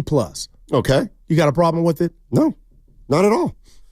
Max V on the YouTube chat. Love Wiggins, but it's delusional to think he's anywhere near Butler's league. Man. This was a good buy low, sell high trade. Now Steph finally gets a star wingman like LeBron and KD. Yeah, and that's the conventional wisdom, right. Max. That Butler is an upgrade. Yeah. A tangible upgrade from Andrew Wiggins. And I think Butler's a better player than Wiggins, but he's got to show everybody that in 31 games, and the Warriors have to start winning. And he hasn't been this year. Let's give Wiggins that. Wiggins has been the better player and the more available player. We know why, but man, your best perimeter defender is gone. Your best three-point shooter is gone. Now, you did pick up another good perimeter defender. You lose a little defense with Schroeder. He'd been playing pretty good defense, mad at him. But I get it. Brett in Oakland. Hey, Brett, how you doing? All right, guys. Hope your days are going all right. Mm-hmm. Honestly, I just think this is a god-awful trade. And I think it stems from the fact that nobody wants to look honestly at the fact that just Steph is declining. He's been inconsistent at best. If you look at how the season's gone, every game, if you watch every game, it's the same thing over and over again. It's the starting lineup comes out, we fall behind, and the bench rescues the game. Every single game. Jimmy, we basically know Jimmy's not going to fit into this system. And somehow everybody forgot about the future we saw just before JK went down. Like things were looking pretty good. So what we have is Jimmy's unlikely to stay healthy. He's not going to fit into the system. And Kuminga's most likely, as you, Steiny, said, he's going to ride the bench because Steve has been looking for reasons not to play him since he came, basically. And Steve is obsessed with 5-guard lineups. I think there is zero chance we even make the playoffs this year. And we're going to end up with a Jimmy Butler contract that we cannot move. And even though we didn't lose Kuminga in this trade, because of that contract, we won't be able to pay him and we'll lose him over the summer. And just last thing here, my opinion has been the only trade that we needed to make is to get Mike Brown and fire Steve Kerr. And maybe send Buddy Hield out for nothing. Like, just wave Buddy Hield and we'd already be a better team. Hi, Kevin. Dude, he gives him an F, right? Appreciate the call. Good Lord, Kev. Call us back if, we're all waiting. The scoreboard will reveal itself. And when I saw that extension, Steiny, I said, oh, boy, they knew what time it was. It's like, hey, we're going all in, but I don't Kuminga's going to be starting. Like, Steiny, why do I feel like he's going to get the same? Okay, so who's their starting lineup? Steph at 1. Okay. Jimmy. Okay. Kuminga, Dre at 4, and then whoever at TJD, Loon, or if they get Vucevic in the next hour, 30 minutes. Then you got Pods, Moody threes? coming up. Who's shooting threes on that team? Jimmy Butler shoots threes. I mean, and maybe that's a good thing because that's all we do is jack threes. Well, I mean, that's all we do, and we can't shoot them. Well, outside of Wiggins and Steph. Man, you know what? You know who's making some? Schroeder was making some threes lately. They got rid of 2 3-point threats at least. And maybe, Butler's not a huge 3-point shooter. I don't know. Maybe that's a good thing, partner. Well, what about spacing? That's the big word in the NBA these days. Let me really quick look at Butler and how many threes 37, 36% this season. Jimmy Butler. But maybe that's a blessing. I don't know. When's the last time we said losing 3-point shooting is a blessing? Butler shoots. Klay. Butler doesn't take threes. How many? He's taken 1.4 a game, 2.4 last year, 1.6. So last 6 years, he's been under 3 threes a game. Well, you got Moody, Pod, Steph. Might be two guys coming off the bench in your scenario. I don't think there's enough shooting there. We'll see. Let's go to Hendog.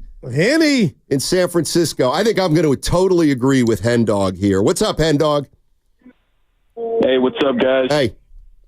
Hey, you was cracking me up the other day with that Mutual of Omaha comment. You remember the old Mutual of Omaha with Marlon Perkins? Why am I...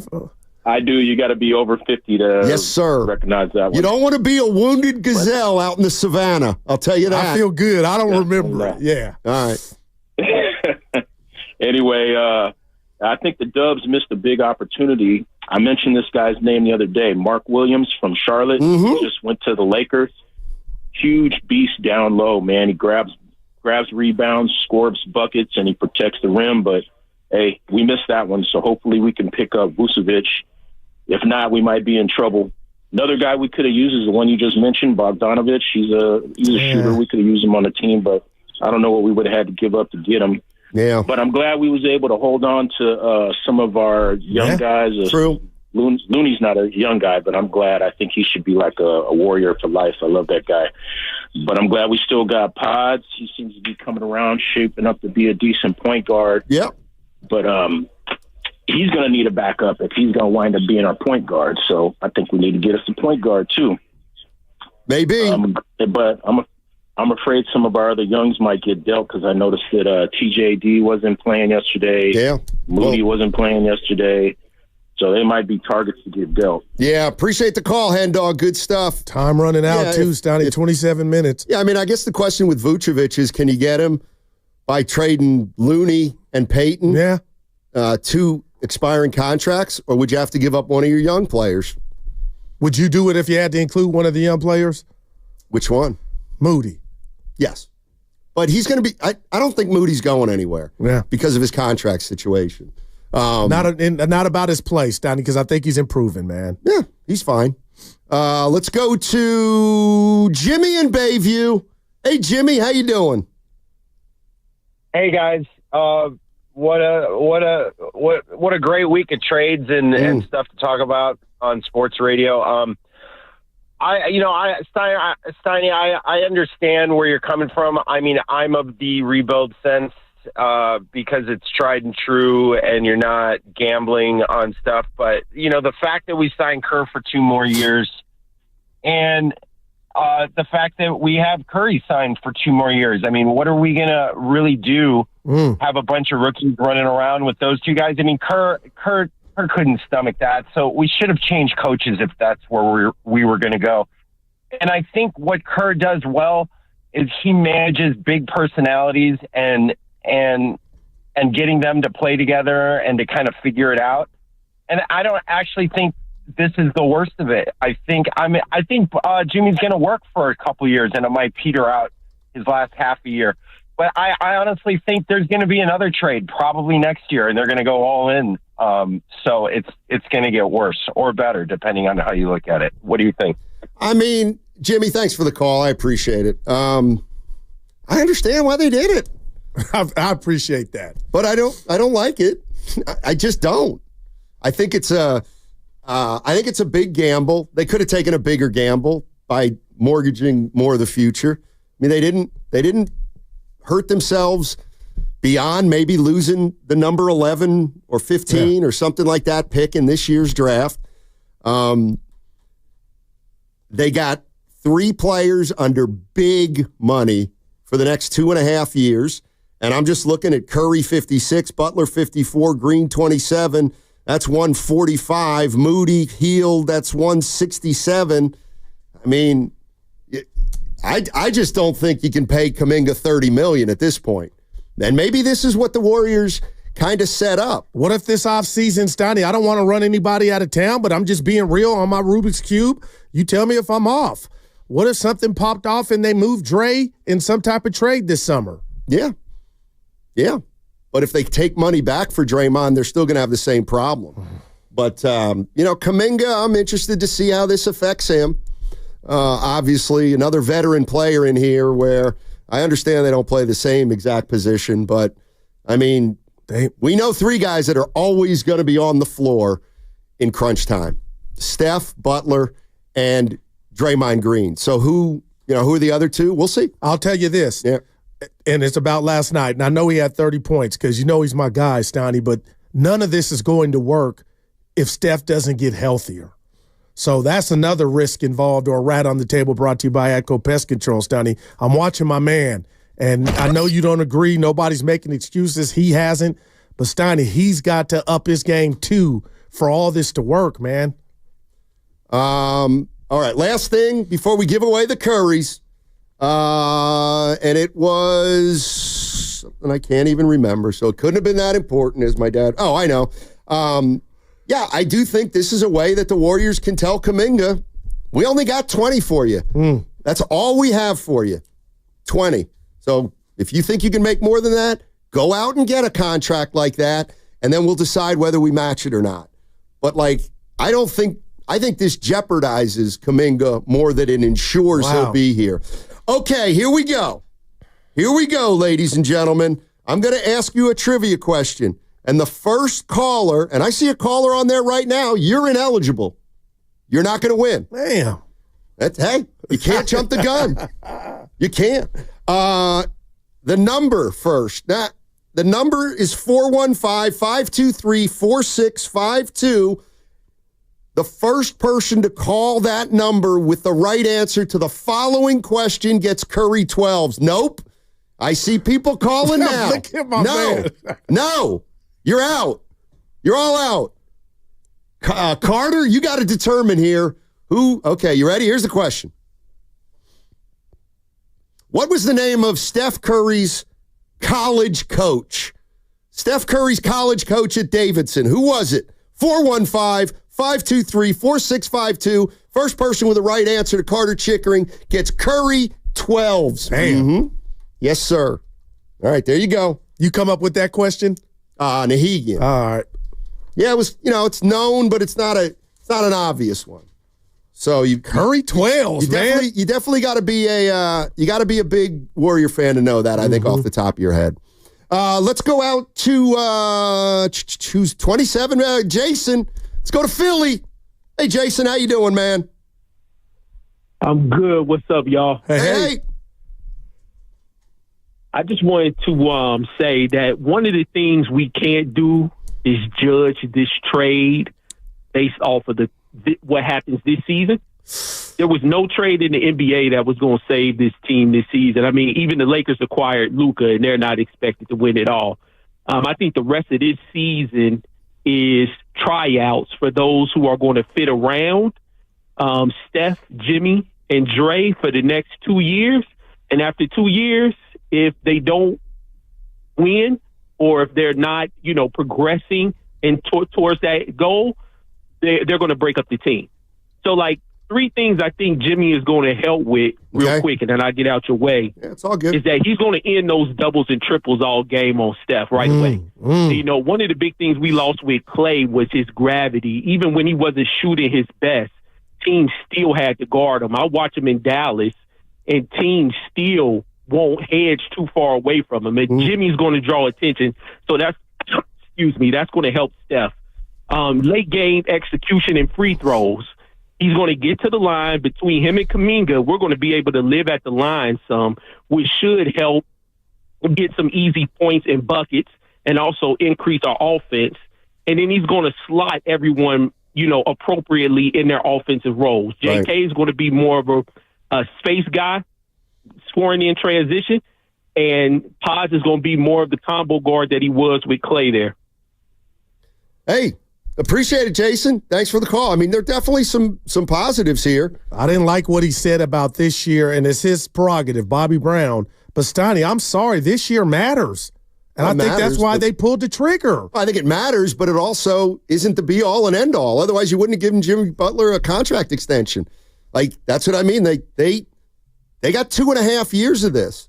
And, like, the only thing that I will question is of the idea, well, okay, you tried it, and if it doesn't work, at least you tried. Right. That's not going to fly if they don't make the playoffs this year, and if the future does not look bright.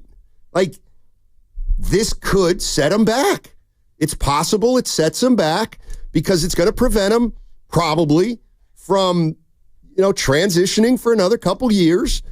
And then you got to live with the results of Steph, Draymond, and Butler. Yeah. They would really have to play bad basketball for that to happen this year. Well, they better go 21-11. Boy. They better go 21-11. That'll get them to 46. All right, 888-957-9570. I see a lot of callers. We're getting to y'all. What's coming up on the game is brought to you by Fremont Bank. Here for you, here for good. That segment was brought to you by the Tides Wharf Restaurant, Bodega Bay.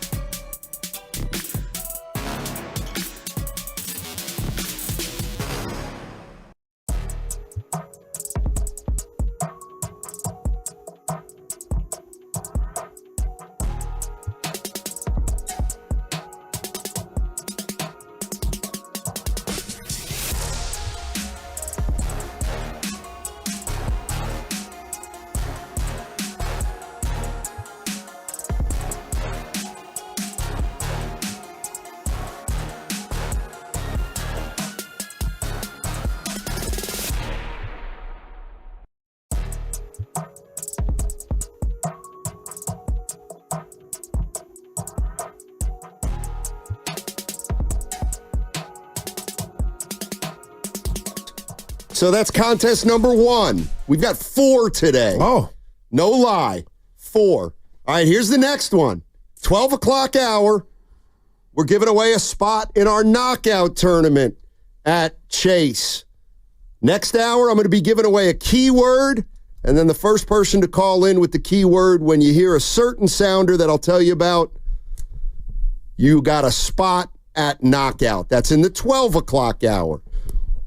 We're obviously Jay Calipini. I hope I said that right. Jay Calipini won the Curries.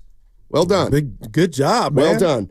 We're obviously talking about the Warriors. There's 10 minutes till the trade deadline's over. Come on. The latest report I heard on Nikola Vucevic is that there's only one team left for him now, and it would be the Warriors. So we'll see if they can get him before the trade deadline.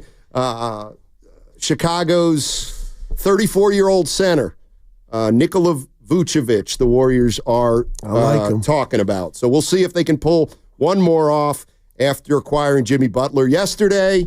And, I think I think it's kind of split. I think there's some excitement over Butler for sure. Yeah. From some Warrior fans. And I think there's skepticism from others. And I think we kind of knew that was going to happen because we all knew the position they were in. Any trade they were going to make was probably going to be risky. And to my way of thinking, they've tripled down on this core. And I feel like, hey, Lubman. Sammy. Lubman, are you a Seinfeld fan? Not really. Anybody a Seinfeld fan out there? Okay. You know what I feel like this trade does? It's like George Costanza driving to the Hamptons with his in-laws, and he lied to him about having a solarium and a mansion at the beach, and he kept driving, and he didn't have one, and they kept saying, no, we believe you, let's go. And Costanza goes, let's get crazy. And they start walking along the beach toward a mansion that's not there because he just didn't want to give in. And it feels like the Warriors driving to the end of the Hamptons. They're getting crazy. Let's see if they got a solarium and a mansion at their destination. The mansion is JB. The guy's nickname is Jimmy Buckets. Yeah. And he's earned that. Okay. And I know you hate the past, but 2023, Steiny, he took that Miami team to the finals. Mm-hmm. So if we can get some of that magic, and damn, if we can get Kuminga back, Jesus Christ. I know you. I know. Right? I mean, there's a fair chance that you're going to get Kuminga back, and then somebody may get hurt. I understand. I'm just saying. Hey, I understand. What? Welcome to life, Steiner. All right, let's go to. Hold on, 6 to 8 tonight. We got something.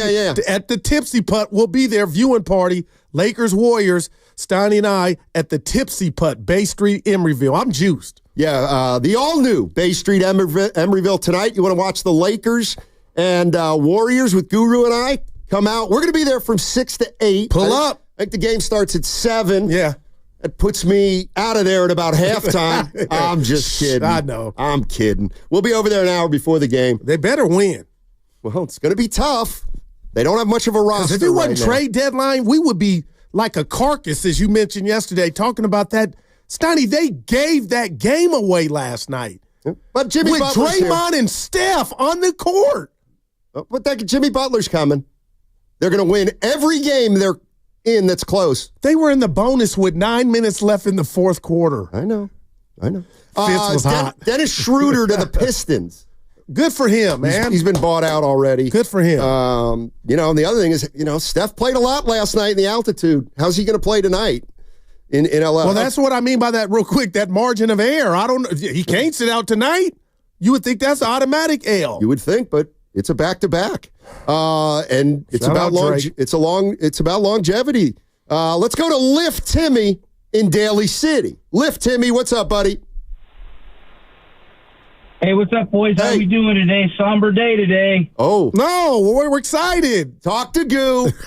No, we're not. Wow. Dunleavy's got to go, boys. This guy, what are we doing? When did we go from the Golden State Warriors, an NBA team, to the Golden State Warriors, a retirement home? Why can't we sign guys that are on the south side of 27? We're picking up all these old gummers. we may as well trade out the seats at the end of the court for lazy boys and pick up an Insure endorsement.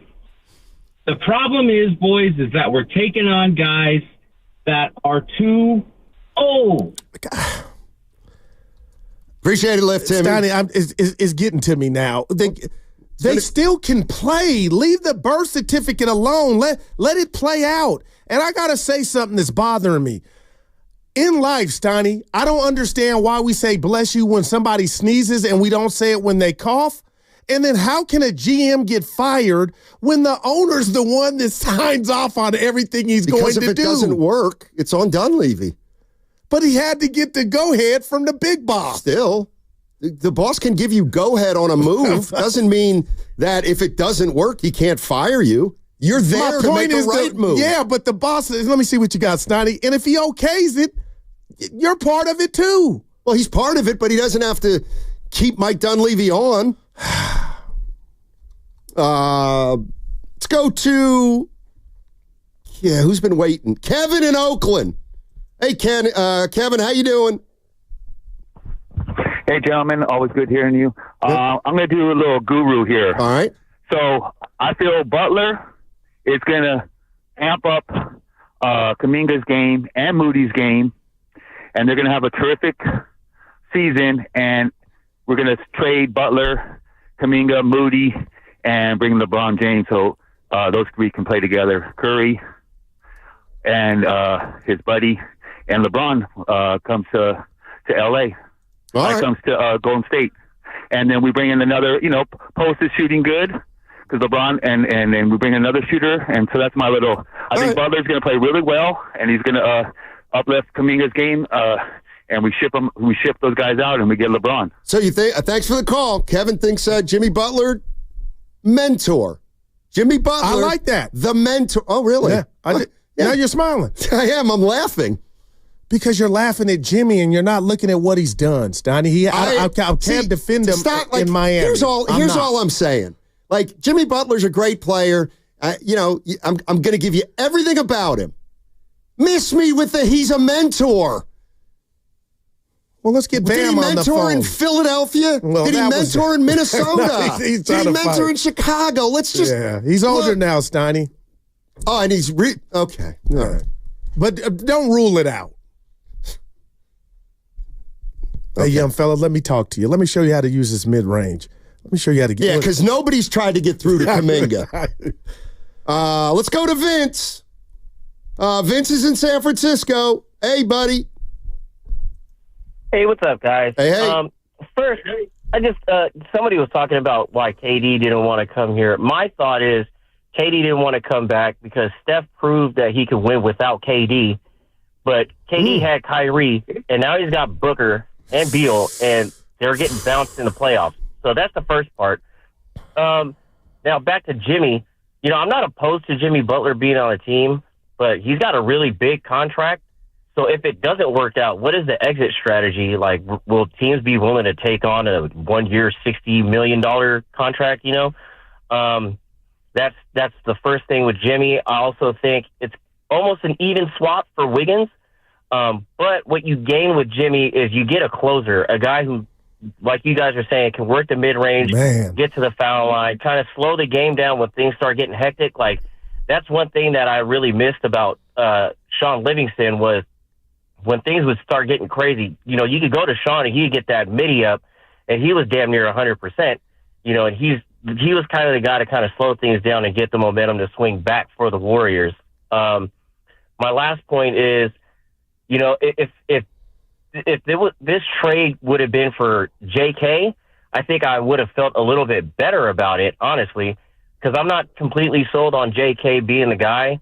He's been here for 4 years. I get that he's really young, but he's been very inconsistent. And not much of his game has improved, in my opinion. He still has that weird little spin move where he likes to drive to the rim. That's cool. Guys can slash and dunk in the NBA. You're top 1%. You got to do more than that. And his three ball wasn't really falling. I don't know about his mid-range. He's a iffy free throw shooter, so he's not that reliable in the crunch time at the free throw line. So I think if we could have kept Wiggins and traded away JK, who wants money, I think that would have been better for us. And then just a last tidbit was I kind of miss, or I hate that we lost Lindy Waters because I really like Lindy. So did my daughters. My daughters loved Lindy Waters III. Was it a Piston now? Yeah. I have no idea where he ended up. A couple trades have come in, none involving the Warriors yet. Trade deadline's essentially over in a minute. That doesn't mean other trades don't come in. These are both Shams Charania. The Clippers are trading Kevin Porter Jr. to the Milwaukee Bucks for Marjan Beauchamp. And the Memphis Grizzlies are trading Marcus Smart and a 2025 first-round pick to the Washington Wizards in a multi-team trade that sends 2 second-round picks to Memphis. Sources tell ESPN Memphis creates roster flexibility with the move, and the Washington Wizards are in complete and utter rebuild mode. You got to think they're going to buy him out, right, Marcus? Like he got a chance to land somewhere else. Maybe. Yeah, maybe. I don't know. That's just the worst. I don't know. There'll be a lot of fallout in the next 2 hours. That's for darn sure. And the rat on there's no rat. Okay. The only reason Wiggins went was because of the money, I believe, too, Steiny. If it wasn't, do we want Wiggins or Kuminga? It was you had to match the money in. That was Wig. You're listening to 95.7 The Game, KGMZ FM at HD1 San Francisco, always live on the free Odyssey app, Twitch and YouTube, powered by First NorCal Credit Union. All right, the trade deadline is over, but now's when we wait because a few more often trickle in. Come on. And we'll see if the Warriors found a way to get Nikola Vucevic or not. We'll tell you that in the next 5 or 10 minutes. Let's go to Rich in Fremont. Our man. Hey, Rich, how you doing, my man? What's going on? Hey, what's up, guys? Thanks for taking my call. You know it. You know what? I think this trade stinks.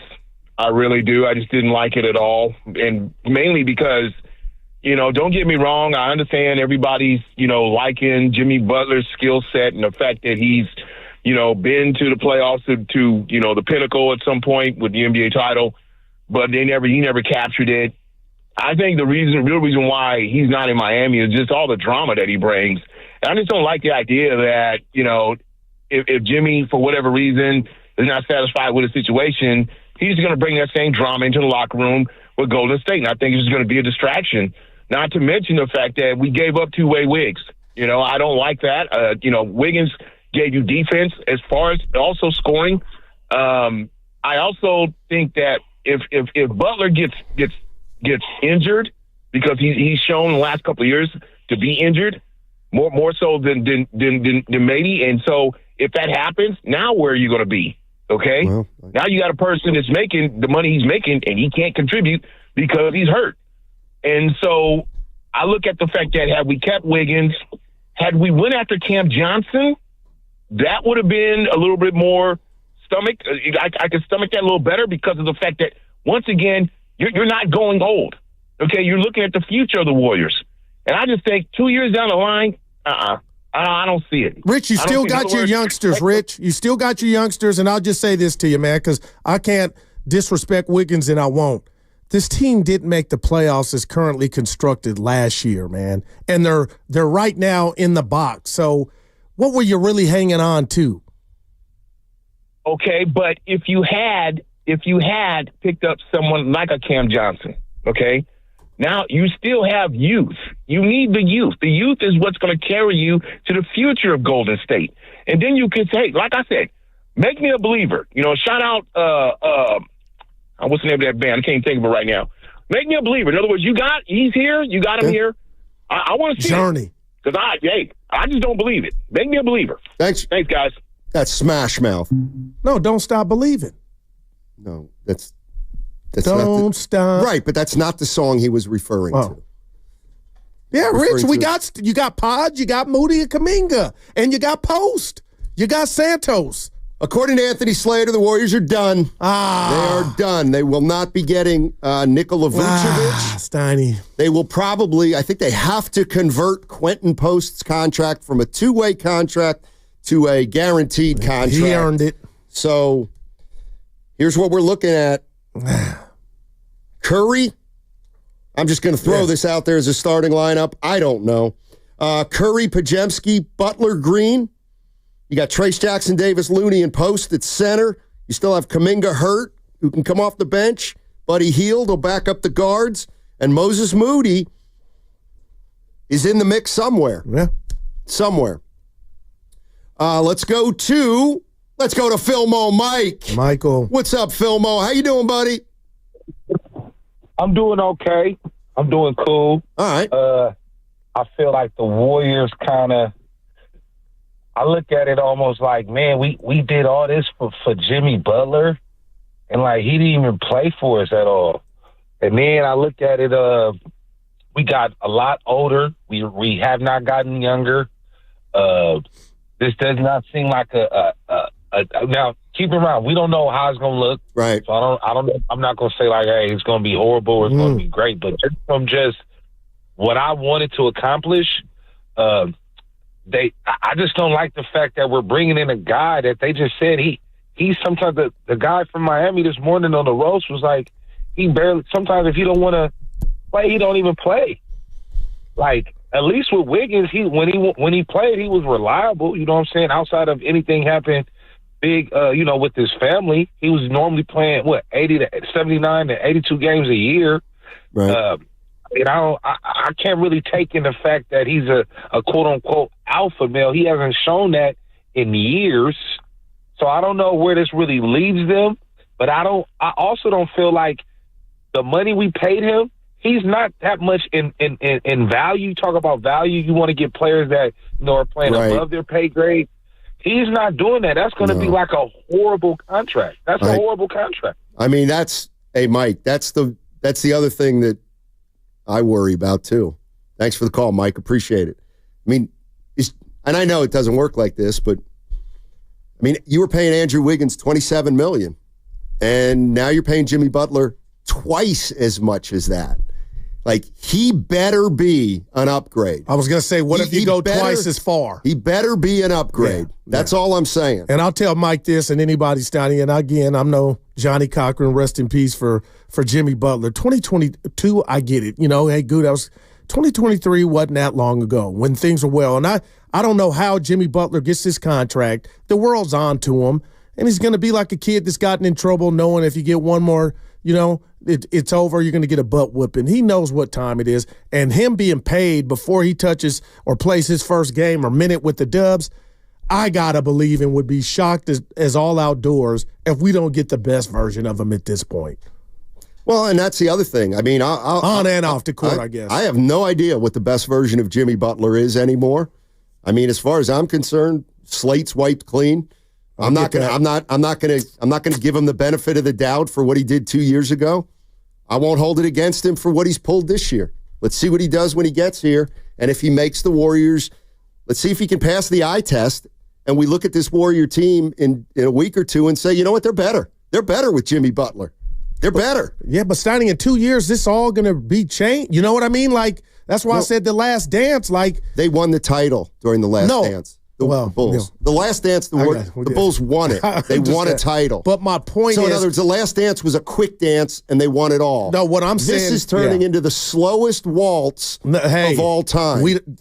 You think that's how you feel, but I'm saying in 2 years, a lot's going to pop off with this team in regard to the OGs and contracts being up.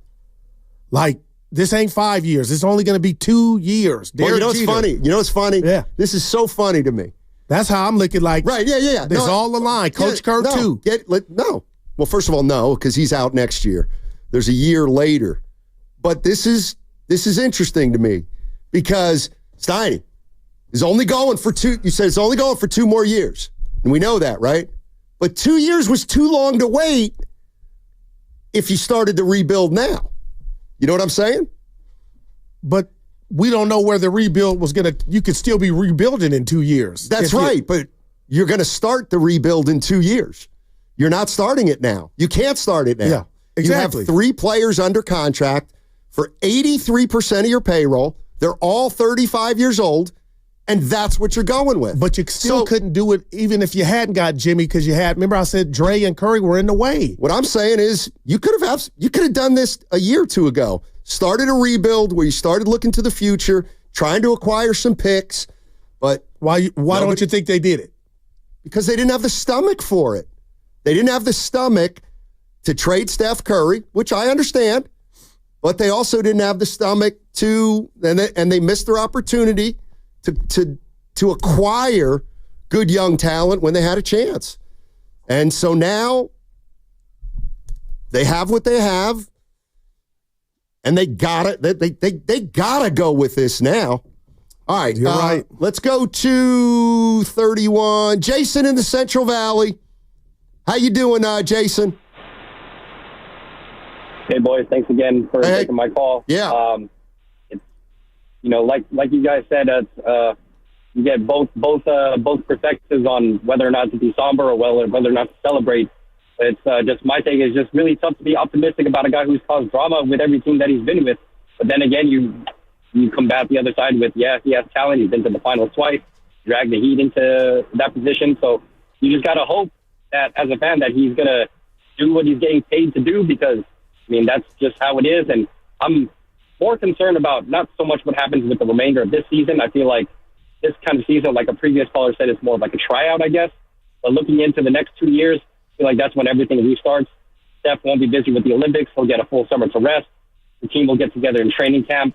They'll do some work in the off season because probably Looney will be gone. Peyton will be gone. They'll spend whatever money they have elsewhere. And I really, really hope that they really go and get themselves a credible big guy that can help this team and at some point in the off season. That's just what I got, guys. Thanks again. Good stuff, Jason. Appreciate it. And I thought they were going to do that today with Vucevic, Donnie. They acquired Jimmy Butler, and that's the move, and that's the only move for the Golden State Warriors. They acquired Jimmy Butler, and they promote Quentin Post. Yeah. He's now a full-time member of the Golden State Warriors. Your new stretch five. Yeah. And TJD, I'm arguing with my friends. He had a knee issue, Stoney. Last night wasn't a coaching decision. He was in street clothes. So let me look at this team right now and tell you what I think. I got 10 dudes. Okay, go ahead. Steph, Butler, Dre, yep, Looney, yep, Pods, Moody, yep, GP2. Oh, that's the guy I forgot. Okay, GP2. Post, yep, Santos, yep. How many is that? That's about 12. Let me tell you what this team got worse at. Give it to him. 3-point shooting. But they stunk at it anyway. Well, it also won them. And now games. you got a dude that can, his thing is the middy, Stoney, and getting to the foul line. Maybe that's a nice balance. Okay, well, then what about spacing? We're going to find out. Okay. All right, 888-957-9570 is the number. Right now, I'm going to give you the keyword to be in the knockout tournament, and then we're going to play a sounder. Steven, can you play that sounder right now? There it is. So there's the sounder. I'm going to give a keyword right now, and then at some time before 1 o'clock, we're going to play that sounder again, and you give the keyword to who answers the phone, and the keyword is jump. Jump. So when you hear the sounder between now and 1 o'clock, you call the contest line at 415-523-4652, and you're in the knockout tournament. Don't call right now. It's going to be sometime on the other side. All right. What's coming up on the game is brought to you by Fremont Bank. Here for you, here for good. Tune in for Warriors Live today, presented by Xfinity. Stream sports from the best seat in the house with Xfinity. Bring on the good stuff. That segment also brought to you by Crystal Geyser Alpine Spring Water.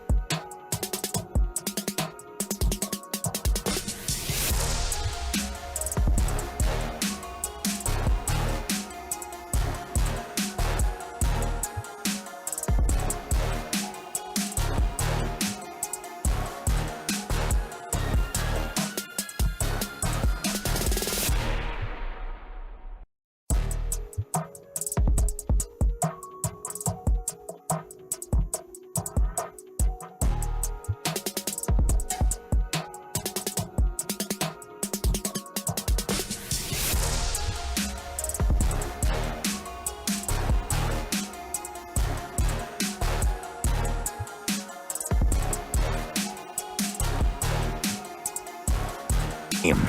All right, don't forget to stay listening this hour. When you hear the sounder, call into the contest line. I'll give you the number, and you'll have a chance to play Knockout at Chase Center. We got full lines. We're talking about what the Warriors have done. They've traded for Jimmy Butler. They've gotten rid of Wiggins. They've gotten rid of Waters. They've gotten rid of Schroeder, and they've gotten rid of Kyle Anderson. They've also promoted Quentin Post Posty to the full-time roster. And people are asking about the buyout market. My understanding is they do have some money if there's a buyout guy there to try to go get somebody like that. And a lot of people are saying big guy, big guy, big guy. The only thing I would say to that is, I mean, they have 3 centers right now. They got Trace Jackson-Davis, Looney, and Post. So that's, and all 3 of those guys do something different. Yeah. So if you're going to bring another big guy in here, I mean, then you're almost a little bit top-heavy, and I see a need for guards on this team right now. Yeah, no doubt. And I see a drastic need for shooting on this team. Yeah. I'll tell you what. Shooting. What did I tell you about something I noticed about Post? You agreed with me. I said, Steiny's a pretty damn good passer. Yeah, he's not a dumb player at all. I like it. All right, let's get after it here. Keenan in Ventura. Hey, Keenan, how you doing, man? Hey, what's up, fellas? Hey, I'm puzzled by this because of the money that we're giving Jimmy. Where does that put Kuminga? How are we going to be able to afford to pay Kuminga? Keep him here from other teams trying to hit him? Because I mean, that's Dre on the max. We're still paying Steph, still paying Jimmy. I don't know, man. It just doesn't make any sense to me. And the Bulls have 6 guards.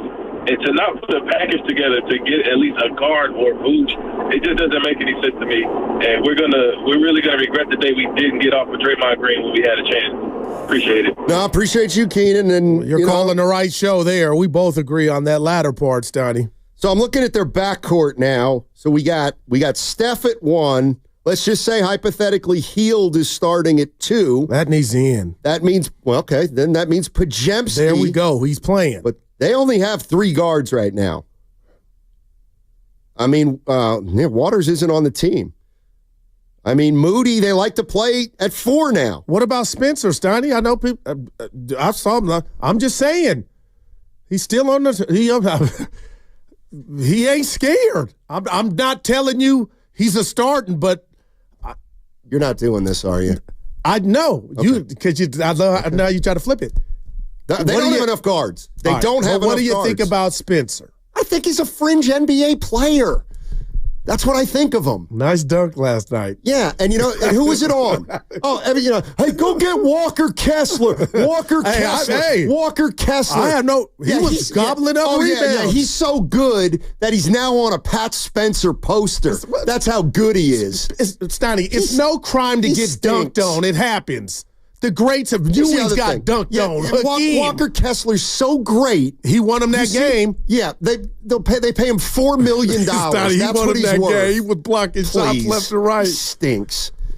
He absolutely is. I just asked you about dude. I like the guy. He was getting the rebounds. You give it to him. He ain't a stiff. Goes up, dunks it. I'm like, okay, that's why the Lakers weren't arrested. Let's go to. Max says he told me. All right, let's go to Max in San Francisco. Apparently, he told me something that apparently happened. What's up, Max? Victory lap? Hey, what's up, Steiny? Hey, I don't know if you remember, Steiny. What's up, Guru? You weren't here on Monday, Guru, but I remember calling in and telling Steiny that if we got Butler, we'd win the championship.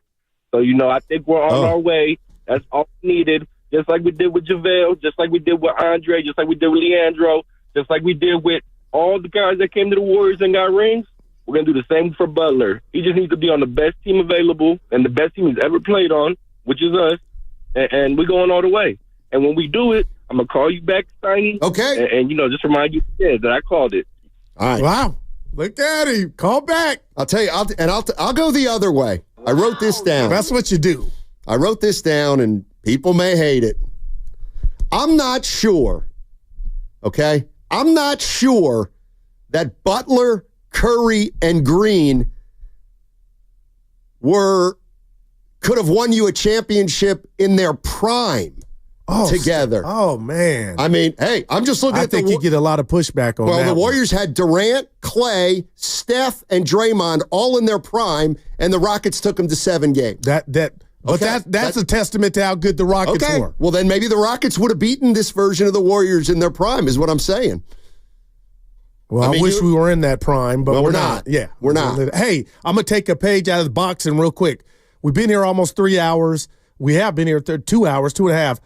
What's on your scorecard? Would you say most of the calls we've taken, people are pro or anti the trade? Feels about half and half. Feels about half and half. I mean, like, it's new, Steiny. That means nothing. But they were middling around 500 and maybe not making the playoffs. And I got to say this, they were boring. Right. And you think that there's no downside. You can't contemplate a downside, and I can. Yeah, not making the playoffs this year. Well, that's very possible. Like, this doesn't mean they're going to jump to 6. And then you don't make the playoffs this year, and maybe the reason you don't make the playoffs this year is because you really find out we're too old, and now what do you do? Yeah. Like, that's worse than doing nothing. Because that's why I'm looking at Curry like he's got to play better, but he's got to get healthier. And I don't know if he can. He's played every game he's been able to play this year, virtually. I mean, that's another thing let's look at. Because I know a lot of you out there are thinking it. I know you're thinking it. Now with Jimmy, Steph's numbers are going to rise back up. We'll see. I just want the game to be easier for him. But Steiny, he took a line, this is my guy, out of Allen Iverson to get his point total last night. There were a whole lot of shots that he didn't make, but he still got the numbers. And I'm like, that's not the normal Curry way. Let's go to Austin and Redwood City. Hey, Austin, how you doing? Hey. Hey, I'm doing good until we just acquired Jimmy Butler, man. I'm not liking this at all. Austin, why, man? Because we not getting the old Jimmy. We getting this new, weird Jimmy Butler that's a half-foot step away from Antonio Brown syndrome. Like, I don't understand what Steve Kerr and them was sipping when they acquired this man. Like, y'all don't see this? He kept it 1,000 with us. I do not want to play here. Oh, you'll give me an extra $50 million to play? Okay. You go pull up Marshall. I'm just here, Marshall Lynch. I'm just here to not to get fined. That's all that is. Now we got to babysit this dude. We already babysitting Draymond. Draymond should have been gone. And now we got to babysit Jimmy Butler. Give him a pacifier so he won't cry. Give him a chance, Austin. Give him a chance. No, heck no. What you think Miami? They laughing. They laughing. They just shipped him off. It's like, good, we got rid of this headache. Like, that ain't nothing but a hangover now and worried about to have. And we should have went to the Jazz and required somebody from over there, one of them bigs, John Collison or somebody. Jimmy Butler? Come on, man. He's schizophrenic right now. That's all. That's all I got. Appreciate it, Austin. I don't like the hair stuff where it's colored, Sonny, but look, I'm not sure. Hair. I mean, Austin's out. I'm not necessarily. I don't believe that Butler's altogether here because he wants to be here. All right, Jimmy Butler was in Miami, and he wanted a contract extension, and they said no, and he had a player option for next year that he was willing to walk away from if he was still on Miami. So the way he's looking at it is, this might be my last year. And the Warriors just gave him 2 more years of the NBA lifestyle. After he said he didn't want to come. So Jimmy Butler now, for the next 2.5 years, gets monster money. So he'll be able to be in this NBA lifestyle for another 2.5 years. But let's see him go out and try to win a title with this team. But Steiny, I think we're underestimating the Warriors' culture. I know. They went to Curry. They went to Dre. Right, Dre was teammates with Butler on Team USA for whatever that means. The bottom line is they know they're not going to hold what happened in Miami against Jimmy. He's paid. One of the greatest movies I've ever watched is Money Talks, Charlie Sheen, Chris Tucker, and it talked, and it got him here. And I feel like Jimmy Butler has, to Austin, or the Austins out there, the jig is up, Steiny. He knows he has to come. Yeah, all right. I mean, you can say that, and you might be right this time. And people, and people said that about Draymond Green. But, like, all I'm saying is, let's wait to see what happens. Right. I'm not, we're going to get the best Jimmy Butler. We don't know that. Who knows what's in this guy's head? You hope that. Of course. But, like, who knows what to expect from this guy? I can't wait to, like, view him for 31 games and to see what he's all about. 21-11. Jonathan in San Jose. What?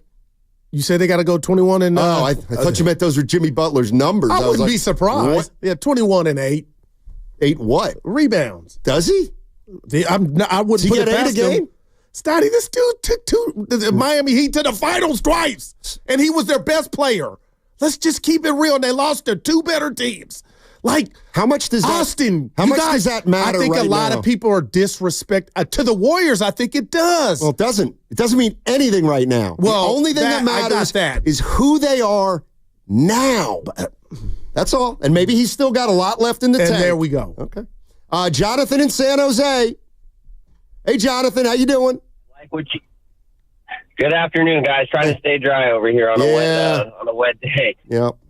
Hey, so glass is always half full, right? Glass is always half full. You can only deal with what's in front of you, and the trade happened.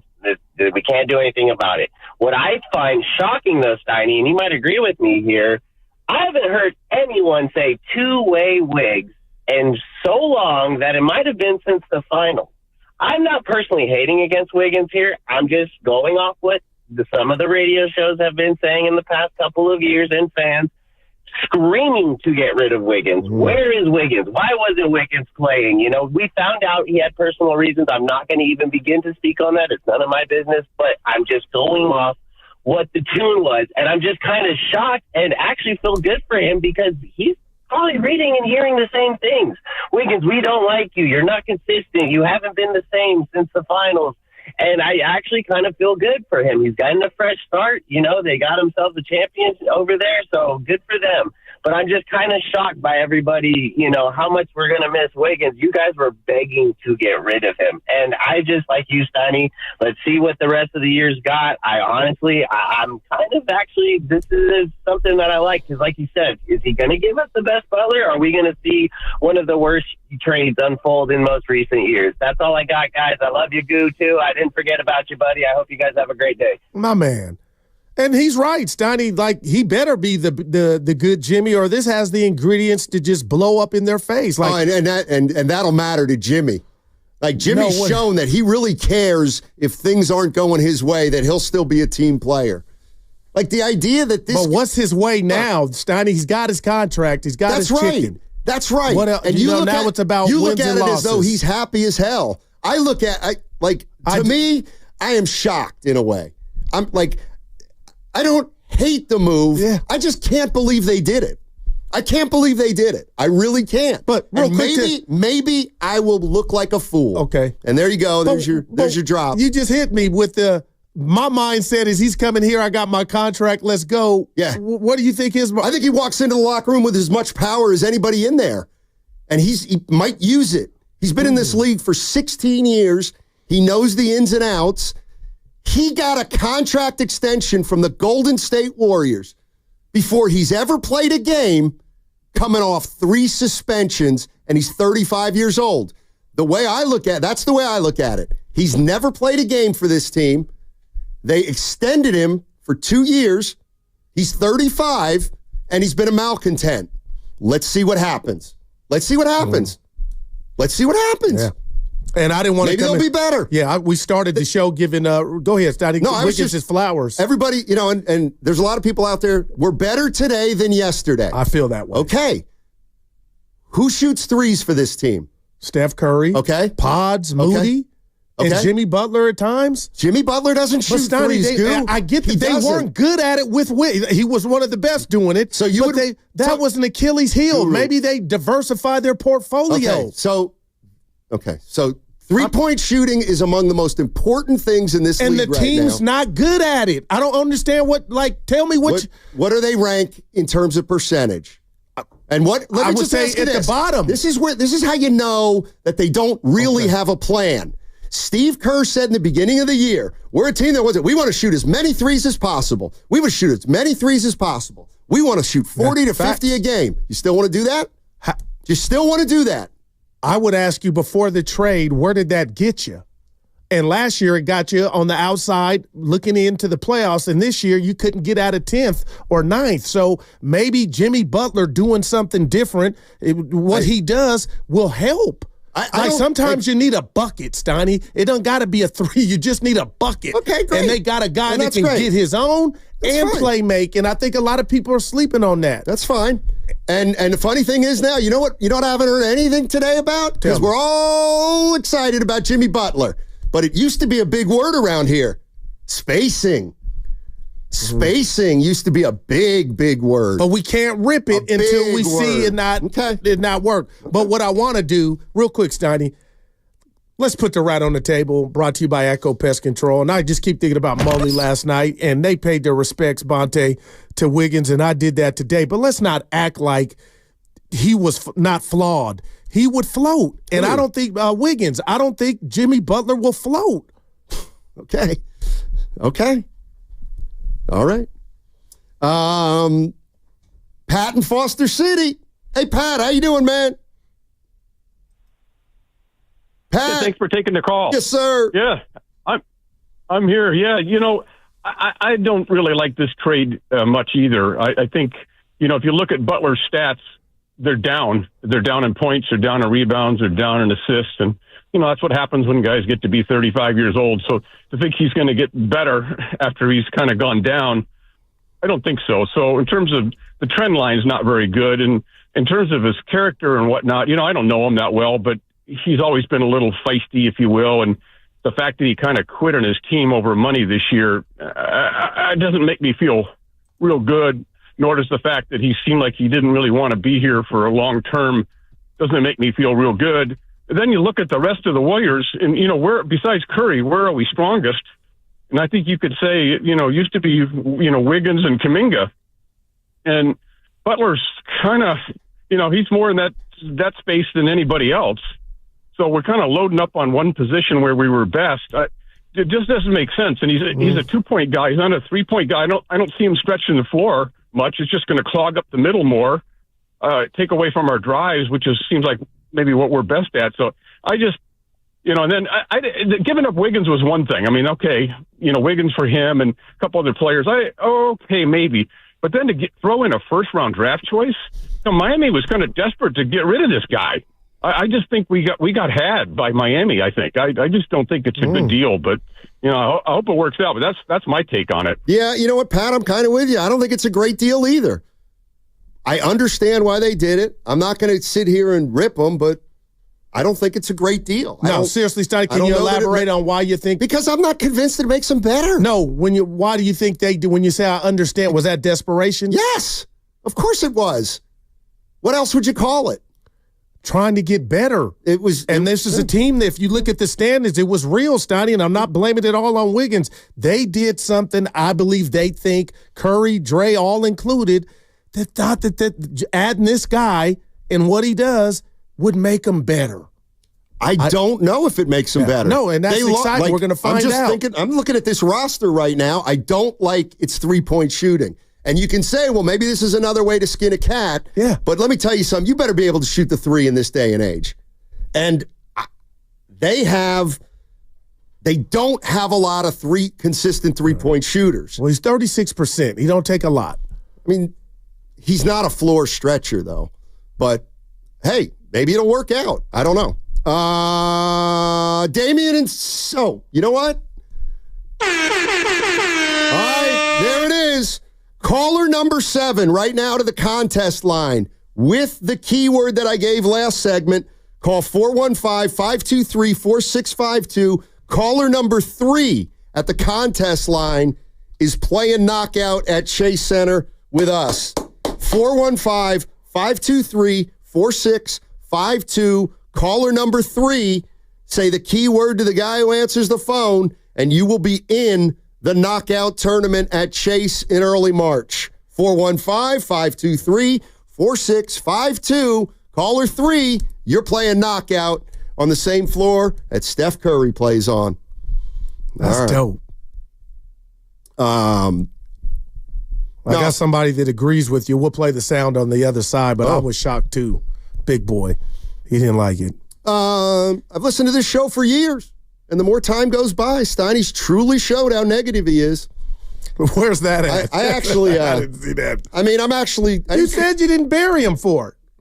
No, I don't like the move. Yeah. I mean, I don't. But the beauty of it is, even if I like it, which I do, we're going to watch it play out. Here we are. That's the beauty We're of gonna what watch we it do. play out for 2.5 more years. You are correct.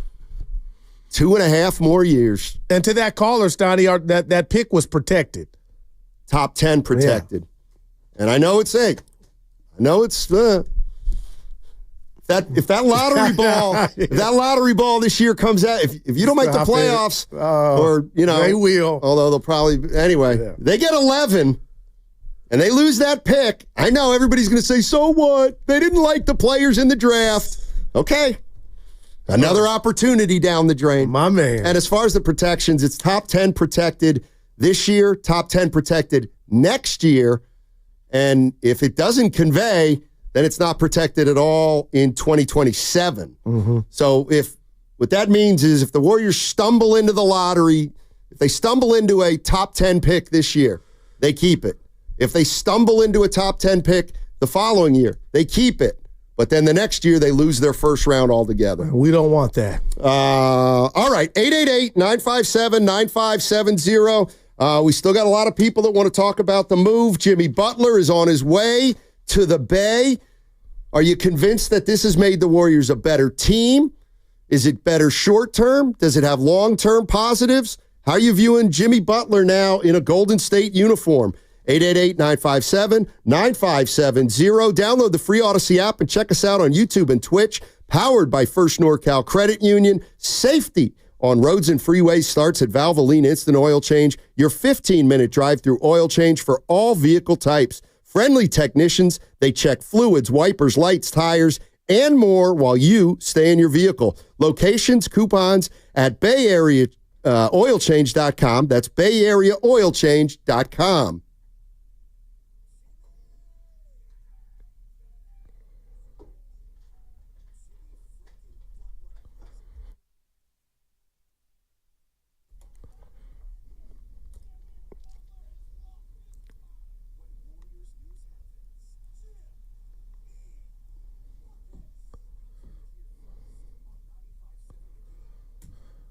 The big game is here Sunday, and Prize Picks has you covered. It's the best place to get real money sports action with over 10 million members and billions of dollars in awarded winnings. Prize Picks has made daily fantasy sports accessible to all. You just pick more or less on at least 2 players for a shot to win up 1,000 times your cash. Run your game all season long on Prize Picks. And again, the big game is here Sunday, and it's now or never. Don't miss out on the last football game of the season with Prize Picks, and the Monday Flyer is out. Player projection for the big game are as follows. Saquon Barkley, will he rush for more than 112.5 yards? Will Jalen Hurts pass for more than 215.5 yards? And will Travis Kelce, Taylor's guy, have more than 62.5 receiving yards? We'll see. Prize Picks now offers MasterCard for quick and easy deposits into your account this sports season.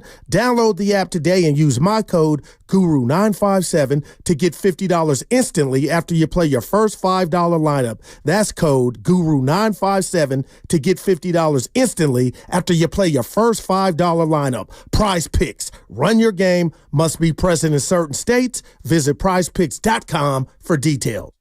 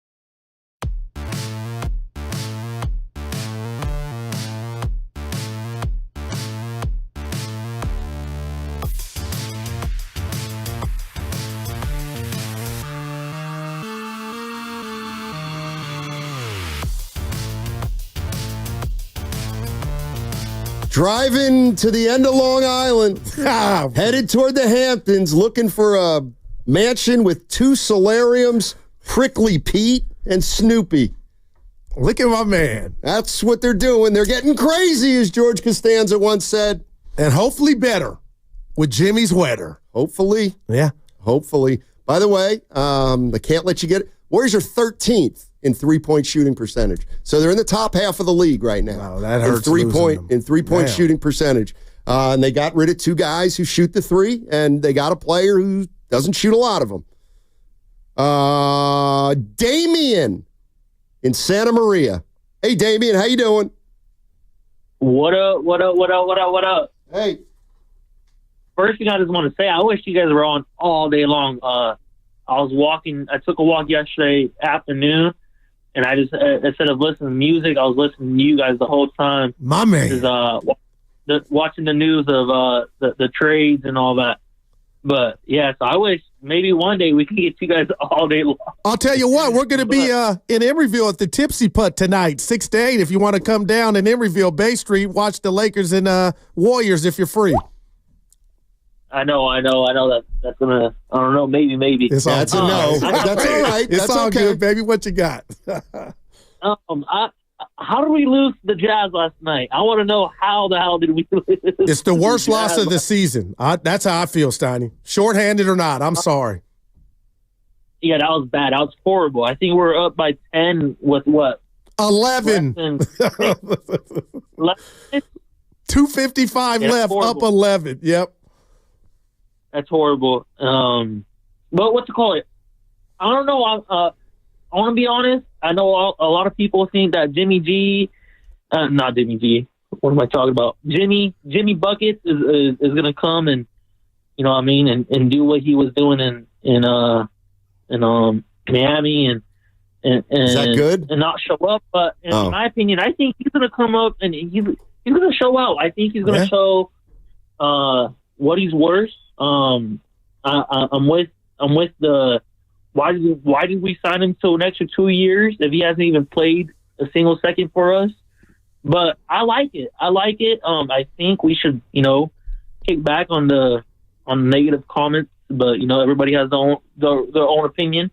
But I'm excited for this. I don't know if it pushes us up as contenders for the championship, but it gives us a new face in the lineup. And I'm going to miss Wiggins, but hey, let's see how it goes. Yeah. Thanks, Damian. Appreciate the call. I don't think he's down in Santa Barbara, so I don't think he's going to be coming in. Hey, speaking of which, Steiny, I know you're into the gambling, but Bovada, this is courtesy of Bovada, before the trade, the Warriors championship odds to win it all were plus 6,600. Since the trade, they have plummeted down to plus 4,000. Go bet on them. Go bet on them. Give you some money. You got 100 on you. You're confident. Hey, you're the one. Jimmy Buckets. I'm Operation Playoffs. Okay. But you're also. That better happen. And what if it doesn't? Heads are going to roll. Who's first? Like that, just real quick, Rob Lowe, about last night. Steiny, that's a big, we can't just, they made a trade, forget what's happening. And you got the Lakers. You're in their den tonight. If I come see you tomorrow, and they're 1 under, when he does play, it's like pressure city already. Well, okay. You okay? I'm okay. Are you all right? It's way better than yesterday. Okay. I got a gift. But I'll just tell you this, Donnie. I do, there's going to be some growing pains. You think? But you got to win with that. Yeah, we'll see. And you need your boy back, man, Kuminga. You know what? Because he's going to be that. I'm off Kuminga. Let me tell you something. Wow. I believe you. I mean, to me, I think you're being unfair. This, to me, solidifies that the Warriors, to me, the Warriors have made it official. They're not paying Jonathan Kuminga big money. They probably want him here, but they're not paying him big money. They can't go into next year with a $60 million, a $60 million, a $27 million, and then Kuminga at 30. If they don't make the playoffs this year, how can you ask Joe Lacob to pay Kuminga big money and go back into the luxury tax? But the reports are saying Kuminga's his guy. Okay. Like he's his biggest supporter in the building. We'll see. Robin in San Francisco. Hey, Robin, how you doing? There she is. Hey, you guys. What you been up to? Happy New Year, Robin. Miss you. Hey, Guru. So listen, I think the Jimmy Butler trade, I don't know how it makes them better. I mean, who they sent off is a bunch of scrubs. You know, I call them Pookie and them. But the Warriors, okay, you guys tell me if I'm wrong here. This is how I look at this. They're trying to do something, okay, to go with Curry. But what players are to help Curry? But what players are really out there? I really think the talent in the NBA is diminishing. Also, I mean, money talks, and the Warriors' money situation, you guys tell me, isn't it the same? They don't have any assets. And furthermore, I don't see any players out there to get. And I just kind of wonder how LA pulls it off every time, Then we talk about KD. Well, you ran KD off. They ran KD off. Let's face that. Yeah. They didn't want him here. So they ran him off. So I don't know why we keep selling over that ship. And it's going to be interesting for Draymond and Butler because they've got history anyway. Draymond has history with everybody. And so, it's the pot calling the kettle black, all these fans dogging Jimmy, crazy and this and that. I will agree with you, Guru, on this. He will hustle. He will hustle. Right. I've seen him hustle. He has that fire to win. But personality, I don't know how it's going to fit. But in my opinion, I'm kind of with Steiners. I don't see how it makes them any better. Peace out, guys. Take care of one another. You too. Bye-bye. Thanks, Robin. Appreciate the I'm call. going to take care of him tonight. I will say this. Nobody's talking about it. What if now they got somebody, and again, I don't want Ricky Blake or Maury Povich, because my boy Gerard, I can't wait till they get into it, Dre and Jimmy Butler. But Steiny, we know he's been running roughshod over the organization. What if, even if we don't see it or we're not privy to it, what if Jimmy can put Dre in order to where it's bigger than just points and rebounds, to where we don't see it? They got somebody to check Draymond. Could that make, hey, man, get out of Buddy's face. You worry about what you're doing. How does that sound like Draymond would react? I don't know. Draymond's been here 15 years. And nobody's ever done that. Butler's going to tell him after 3 days to quit being who he's been for 15 years. Listen, I don't want to fight. I'm not worried about Butler and Draymond Green. Always a fun game. I'm really not. I'm more worried about what Butler has left.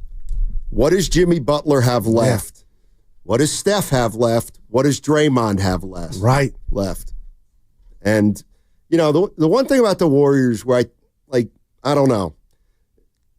I look at a lot of other rosters, and this is the one thing I was thinking about. And a lot of people put this on Steve Kerr.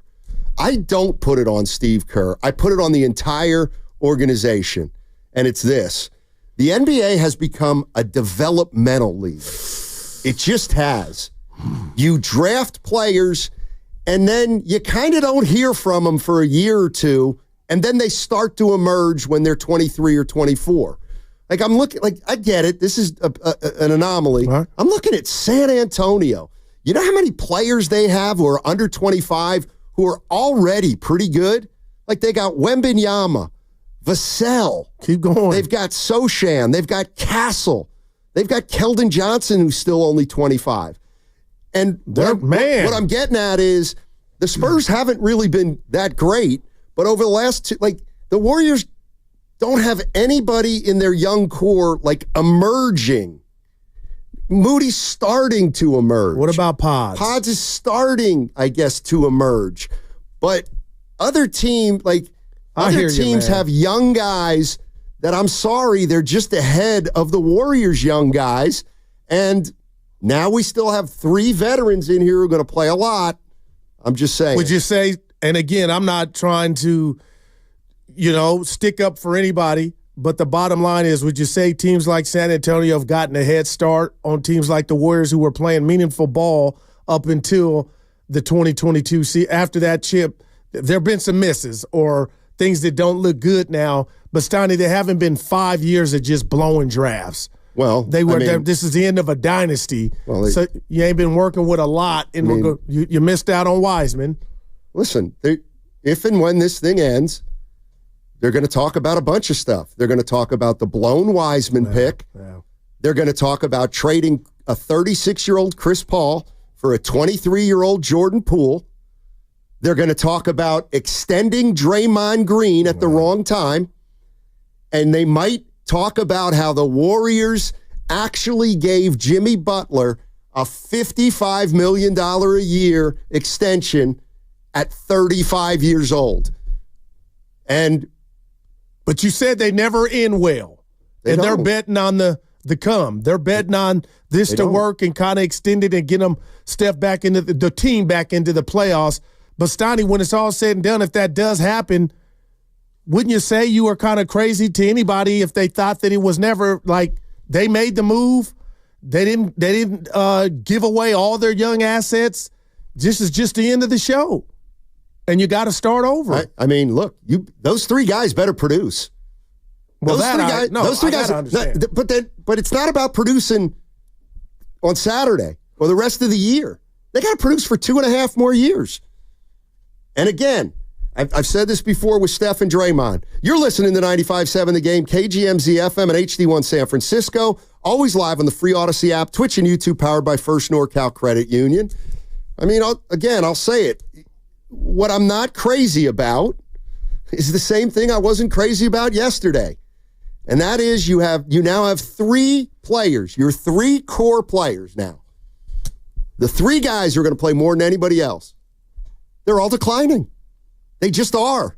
And they're all making more and more money each year. So the squeeze is just going to get tighter and tighter and tighter because the guys you're married to are not going to be better players in 2 years than they are right now. So you're saying the ROI, return on investment, is going to diminish? Of course it is. Each and every year if it's not happening now. Well, let me just ask you a question. What do you expect out of Draymond Green, Jimmy Butler, and Curry the next 2.5 years? To compete and win a few playoff series. Like, I don't think that if healthy, I think that can happen. Okay, let's say they don't make the playoffs this year. Oh, man. Why would they make them next year? And you know where I'm going first. Maybe the disc issue with Draymond in the back or whatever's ailing him, Steiny. I'm watching him jump, and it just feels like it's hard. The bilateral tendonitis in Curry's knees with no Olympics rest. If that, like, I'm hoping. I can't give you the science part of it.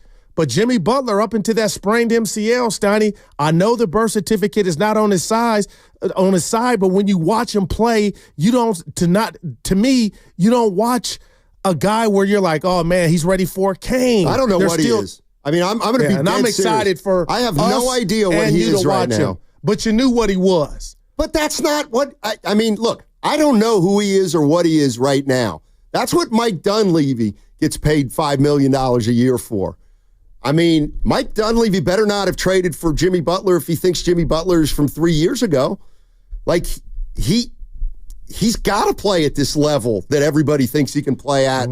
Otherwise, I think they did make a mistake. Butler better be really good. Yeah. He's got to be really good for this team. And Wiggins was balling when he left. Sean in Petaluma. Hey, Sean, how you doing? Hey, I'm good. How you guys doing? Doing well. Good. So I will say this. On paper, yeah, Jimmy Butler makes us better. But overall, we're just going to have to see. I mean, we really don't know. But I will just say this. It's about, okay, so I'm going to put it in, like, relationship terms. So let's just say Steph is, like, the pretty girl at the bar, and then Draymond's that one friend who's just always there. You know, I mean, that's the main reason we didn't get KD or any of these other people, you know, because nobody wants to come here because they love Steph, but they got to deal with him, you know. So that's all I'm saying. Another thing on top is, why did we get Marcus Smart? He's a guard. He would have been good, plays defense. If he gets bought out, you still might. Yeah, I mean, because you can't afford him. Yeah. You can't afford him. And that's why they traded 4 guys. They got 1 guy back, and they only can replace those 4 guys with 1 guy. Now, they may have extra money to get a buyout kind of guy, but 415, Guru and I will be at the all-new Bay Street Emeryville tonight. at a place called Tipsy Putt. Tipsy. Get your miniature golf on, indoor miniature golf. Austin in San Jose. This there is he our is. guy. I've been waiting on him, Steiny. Hey, fellas, what's going on? Hey. Got it. Good conversation. Hey, guys, good conversation as always. Steiny, man, negativity, bro. I mean, listen, Jimmy Butler he didn't put this roster together. I mean, Jimmy Butler is a pro. He's got a job to do. The fact that the Warriors roster isn't very good with Jimmy Butler's arrival has nothing to do with him, right? So I think we need to say, okay, let's let Jimmy do what Jimmy can do, but he doesn't pick the roster. I mean, and I would say that Jimmy Butler, I would look at it a little differently. I think he did us a favor because, I mean, he probably didn't want to come here as a first choice, and you can't blame him. Look at the roster here versus other rosters, and you alluded to it earlier. You said the other young guys on other teams, and I've been saying this for a while, Guru. Yeah. You compare our young talent, and I've been saying this for a while, and Sonny knows it, just compare our young talent under 25 to the other young talent in the league. I mean, and it's not even that hard to see. We don't have the right body types. The body types we have, we don't have the agility. I mean, we don't have the things that other teams have on the benches, okay? They have guys on the bench that can do stuff that we go crazy about Kuminga doing. I mean, there's guys in the league that can do what Kuminga can do. I'm sorry. I mean, I love JK, but this notion that he's this guy that's going to come back and he's going to say, no. Christie, let me remind you guys, Patrick Baldwin Jr., 2021 draft, I believe it was. Check me on this. And somebody reminded me the other day. So nobody talks about that miss, but in that draft, we could have had Christie. Christie went after him. And Maxie Christie just got traded to Dallas, right? He's a baller. And that from LA, he would look good on the Warriors right now. And there's two other guys in that draft that we missed on because we took the great Patrick Baldwin Jr. I don't want to knock Baldwin, but those are the misses that have got us to this point. And you guys never want to talk about that. And I know why, because you guys don't want to rat on the guy that left. But the reality is that the draft picks have been atrocious. I mean, we're at this point now because we haven't drafted well, guys. I mean, that's a fact. So I just want to come full circle and say, look, let's give Jimmy. I'm gonna give it a B+. Guru, I told you that before. That shocked me. Let's let Jimmy be Jimmy. Whether we don't know what Jimmy is. The other thing I would say, Steiny, is we got to be careful about judging what happened in another corporate environment with what we got. I mean, listen, I've worked in different jobs, and if somebody judged me by what happened before, hell, none of us would be working anywhere. So I think we got to give. What if we got to give him a chance, Donnie, before we assassinate this guy before he even gets here? I mean, first of all, you've had situations in your life. You might not have won. Go ahead. I'm not assassinating anybody. I'm just saying. I'm saying he's had a history of. Now I got nothing against Jimmy Butler. I'm just not crazy about adding age to this team. And I'll be honest with you. And maybe you didn't hear me say it. I don't hold what Jimmy Butler's did to Miami or Minnesota against him. But I'm also not going to give him credit for something he did 2 years ago in the playoffs. I got to see what he's like right now. And his slate is clean, you know? Guru, he's not. Whatever Jimmy does will be going forward. If we don't make the playoffs this year, I sure hope we do. But we can't blame that on Jimmy Butler because nobody's blaming it on Jimmy Butler. The roster is what the roster is. He didn't pick this roster, guys. That's all I got to say. Thanks. Of course, he didn't pick the roster. But you don't need me to speak for you. You would blame the team, of course, for the decision. Jimmy Butler's who Jimmy Butler is. I got to push. But he had a great point on that corporate thing, though, Stoney. Because not for you, just in general, like. We all had situations, you know? Yeah, but he's had multiple. Right, with the same team. No, not with the same team. Right. I got you. I mean, his history is his history. Chicago, Minnesota. It's like, I get it. When I was back at the Reading Times, I did something really stupid, let's say. But I didn't do something stupid in my next job, and then in my next job, I mean, the guy has a history. Yeah. He just does. But the slate is clean right now. Okay. I'm looking at these picks, and this is where I differ from Warrior fans. I get it. You can always find a player drafted after a player who's better than the player who was originally drafted. Ball, yeah. When you're drafting in the late 20s, you're not most of the time going to get great players. No, everybody knows that. Okay, and I'll. What about this? Okay, who is their draft pick this year?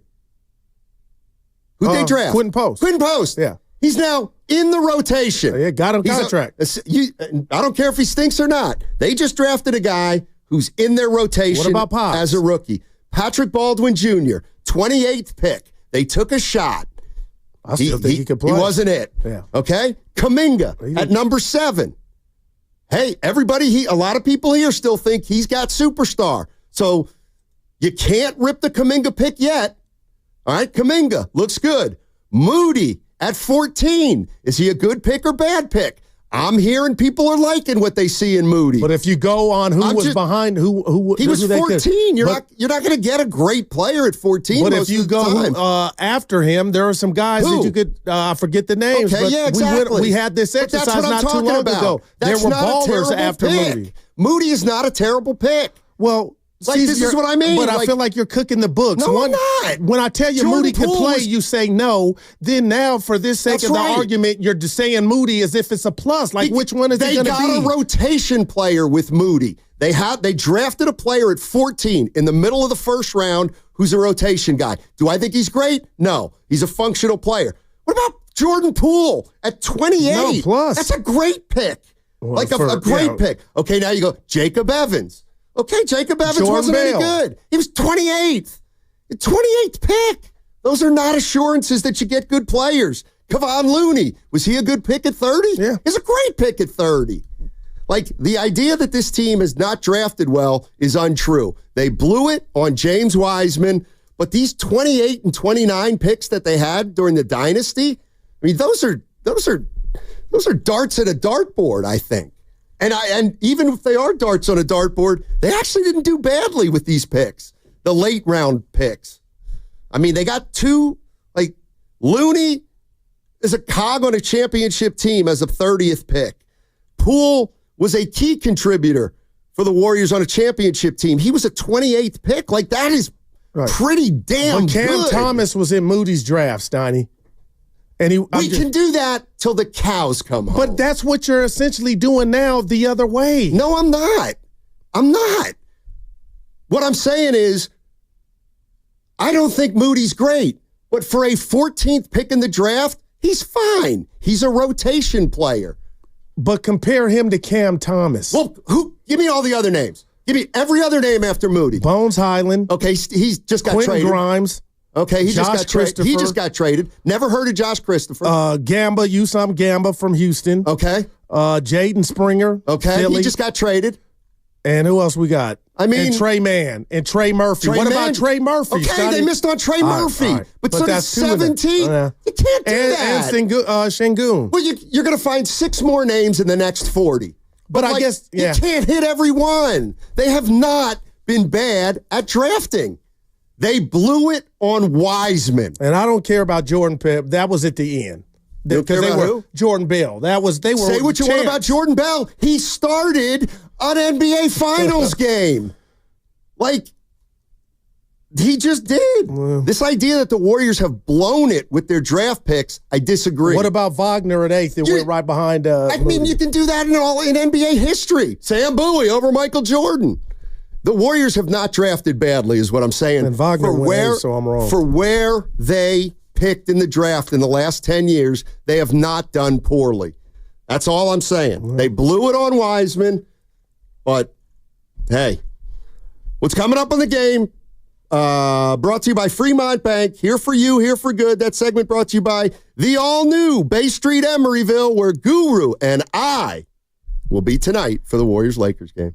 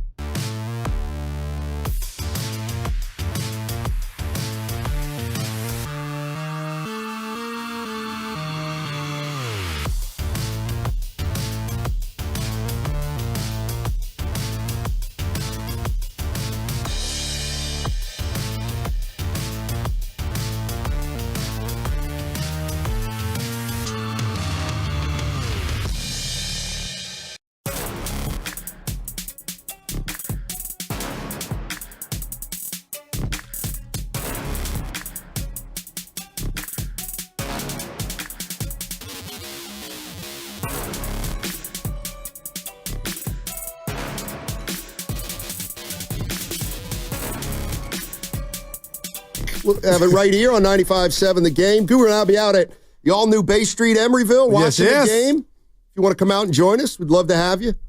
Also, our Slam Dunk contest in Vegas is on. Someone's going to win travel and accommodations for 4 to Las Vegas, plus $5,000 for each guest. You'll be staying at Circa, the premium sports viewing destination in downtown Vegas. You stay at the Circa Resort and Casino, Las Vegas's premium sports viewing destination, and visit the biggest March Hoops party at Stadium Swim. Winning is easy. Here's all you got to do. Download the free Odyssey app right now, log in, and listen each day for at least an hour, and you're automatically entered. This is a national contest. Download the Odyssey app now. You might be headed to Vegas in March. I know the answer to this question, but I'm gonna say ask it anyway. Yep. Will you ever refer to him as Jimmy Buckets? No. Why would I? Rosado, come on, man. That's his name. He earned it. You know, we were talking about the way the Warriors draft before, and there's varying opinions on how they draft. And this is the way I look at it. I actually do not think they've drafted badly at all. Well, here recently they haven't. The problem that the Warriors have had is they've been completely and utterly unable to develop any players because they've been hell-bent on playing veterans. They have no plan when they bring a guy into their organization. James Wiseman was brought, they picked James Wiseman, the number 2 pick in the draft. He started his first game in the NBA, and he started for what? A couple months? I don't even know. Now we find out 5 years later, he still can't play. Yeah. So they drafted Wiseman. Then some stuff happened, and they're like, well, what should we do? Let's start him. I mean, he wasn't ready to start. He should have never started. They thought he was. I don't think they thought he was. I think they were crossing their fingers. Well, Jordan Poole counts. They sent him to Santa Cruz. Kerr gets credit for that, and others. Okay. You got to chalk that one up, right? Sure. Jonathan Kuminga. Have they developed Kuminga? And see, this is, again, I make a distinction. The fact that they don't want to pay him, I'm not speechless. What column do you put that in? And everything that we've heard for his camp at times. I put that in. Jonathan Kuminga looks to me like a pretty good pick at 7. It also looks to me like when he got onto the Warriors, they had no idea how to use him or how to teach him or what the plan would be. That's all I'm saying. And other teams develop guys who don't necessarily play a lot of minutes with what they do at practice. Yeah. And I don't know, this is, to me, the development may be something in their organization they're just not good at because they've never done it with this core of veteran players that are going for a title, or they don't value it. I don't know. But they haven't done a good job, and I'm willing to give them a break and say, well, you can't do both. You can't go for titles and develop and teach at the same time. Well, look at Moody, and you're saying, I like what I see from Moody. Okay. And Pods, all NBA rookie team, and TJD. Where you at on that, on TJD? He's a guy. Yeah, but the one thing about the Kerr rotation, nobody asked, but I'll say this. It just seems like, Steiny, from a team that came up with the mantra strength in numbers, when one person gets hot on this team, if Guru gets hot, that means Steiny doesn't get any action. Isn't there a bridge to where, okay, Guru's hot, we ride him, but it seems like, I would just say this about for the Kerr haters, where's TJD? I know he was hurt last night. Goo. But 2 months ago, I don't think you were okay. He doesn't stink. Because I was just was strong, but he was making contributions. He was starting. Okay. He was starting. I'm not telling you he's Lou Alcindor. The light bulb was on. The light was on. Goo. If they play TJD every game, then somebody else doesn't play. They've got 3 centers. They are all mediocre. Yeah, well, they had 2 before Post came to start balling. They are all mediocre. And I'm not telling you they're different. Nothing. Yeah. So Steve Kerr is going to go with post if he needs three-point shooting. If he needs a dive guy, he'll go to Jackson Davis. Well, if he needs an old-school veteran that knows how to play, he'll go to Looney. Yeah, but Steiny, that's recent. I'm just talking about TJD and Looney up until the arrival of post. Again, I'm not telling you TJD should be getting 20 minutes, but we can't sit here and act like he wasn't having he wasn't starting, and we were like, And we can't sit here and say Trace Jackson Davis is not playing is one of the reasons that the Warriors can't get over the hump. I didn't say that. He's just when a we were guy. talking about the conversation was about development. It doesn't impact winning and losing at this point. Well, then it was a bad pick. Not yet. He was a second-round pick. What do you expect him to be after 2 years? Well, I was quietly impressed when he was inserted into the starting lineup. What does he do? What does he do great? Block shots. I don't want to say great. He's good at block. Steiny, come on, man. He could finish better. The only time he finishes is with the dunk, but to sit here and say he hadn't shown us anything this year, not here lately. I'm not saying he hasn't shown us anything, but stop. Are we really saying that, boy, if we get post more time on this night, we'll win? If TJD would have played that night. I'm not doing that. The whole point of the exercise was with Kuminga and Moody, I think fans are frustrated because their water gets turned completely off, and then you go back to them. Is there a way maybe you could sprinkle, but to have guys just be bumps on a pickle and then end up going back to them? Now, Looney's a veteran. He handles it well. That's all I would say to the people that don't think Kerr develops them. You know what? You want the youngsters to play more. Then get rid of Curry and Draymond and go in a different direction. Scotty, there's a team. It's a team. And you said it earlier to start the show. The three big guys are going to play. You're right, but they're going to be helped by and aided by this young core, too. Can you really sit here right now? Tonight's game, they got Trace Jackson Davis, Post, and Looney. Who should play? Well, right now I'm riding a hot hand. Post and Looney. Okay. Well, then what if they do well? Posting. Okay, then you can't play Trace. I mean, you got to rob Peter to pay Paul when you talk about these guys. Let's go to Anthony in Brentwood. What's up, Anthony? How you doing? Oh, man.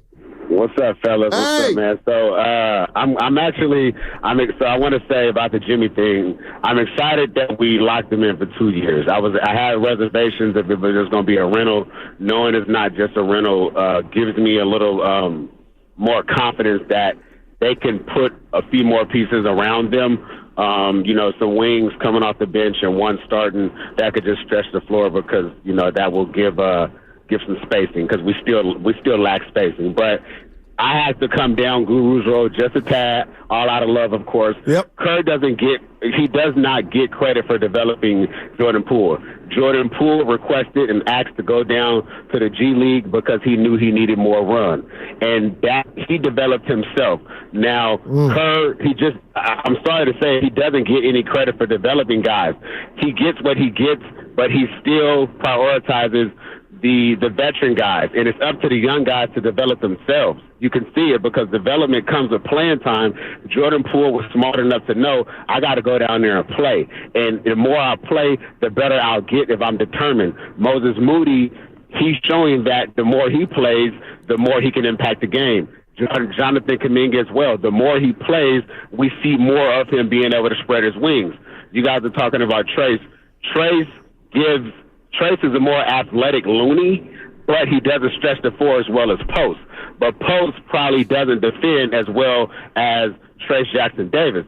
So you have two guys that don't do anything rather really, really good, but they do something better than the other. So ultimately they kind of cancel each other out because Post will get more run considering that he can at least hit the open three. But Trace is that lob threat and that defensive presence, right, because he's more of a traditional five. But I just wanted to say that Jordan Poole, it wasn't a Kerr thing. That was all JP, and that's all I got for that. But hopefully you guys kind of get what I say. Yeah, appreciate it, Ant. How you doing? Is that fair, though, Stoney, to rob any coach of saying you had nothing to do with that? He put him in the game. I mean, I don't. I'm just asking. I mean, you're not going to like my answer. My answer is Steve Kerr isn't the guy who's going to develop players. It's the 19 coaches that they have. They're going to develop a guy in practice. Then those guys come to the coach and say, you know what? This guy's gotten better. I think he might be ready, Steve, to to start seeing what he can do. Then Steve goes, okay, he's earned that. Like, damn. Steve might play a guy, but that ain't on the coach. No, that's for those coaches that sit in a second. That's for those 12 coaches that sit in the you really think Greg Popovich he's developed all those young players who are now really good? And that was like my boy Handy. That's what he was doing. Yeah. All right, let's go to Sam in Sonoma. Hey, Sam, how you doing? Hey, guys, how you doing? Sammy. Okay, here's the thing. My question is, what are they going to get from Butler that they weren't getting from Wiggins? They're both 6'7". They both score at the same rate. They're both two-way players.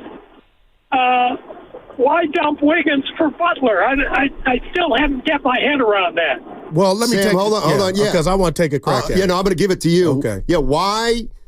If they seem kind of similar, why would they want Jimmy Butler at twice as much money as Wiggins? And I'll say this, and Steiny's going to get pissed off, but it's okay because I'm not doing it on purpose. The bottom line in sports, my friend, is there's males and there's alpha males. Jimmy Butler's mental game and his ability to put that on display and carry teammates on his back has been displayed twice. 2020, 2023, when he was the best player on the Miami Heat and took them to the finals. And as much as I love Drew Wiggins, I don't think if Drew was in that position, being younger, he had the mental wherewithal to do that. So Jimmy Butler, to me, to answer your question, is not just about athleticism, it's about the mental. Well, the mental, when we need a bucket, I can get it. I'm not going to float. There will be no radio station named K-Wig. That's the difference to me between Wig and Drew. It'll be K-Butt. We'll see. They lost athleticism in this trade, too. Yeah, Butler's not as athletic as Wiggins. But I love what you said earlier. But, Steiny, when it's all said and done, the better player all around, to me, is Jimmy Butler. He's the older player. Yeah, that's conventional wisdom. That is conventional wisdom. And that's what people are banking on. And that's what I got to wait and see. And the Warriors are the people. Because they paid. Like, they want to see it right away. Caleb in Livermore. Hey, Caleb, how you doing? What's going on, fellas? Hey. Hey, Guru, man. From our talk yesterday, you know how you were down in the dumps. How you feeling today? I feel better. I got a date. Yeah, I feel better.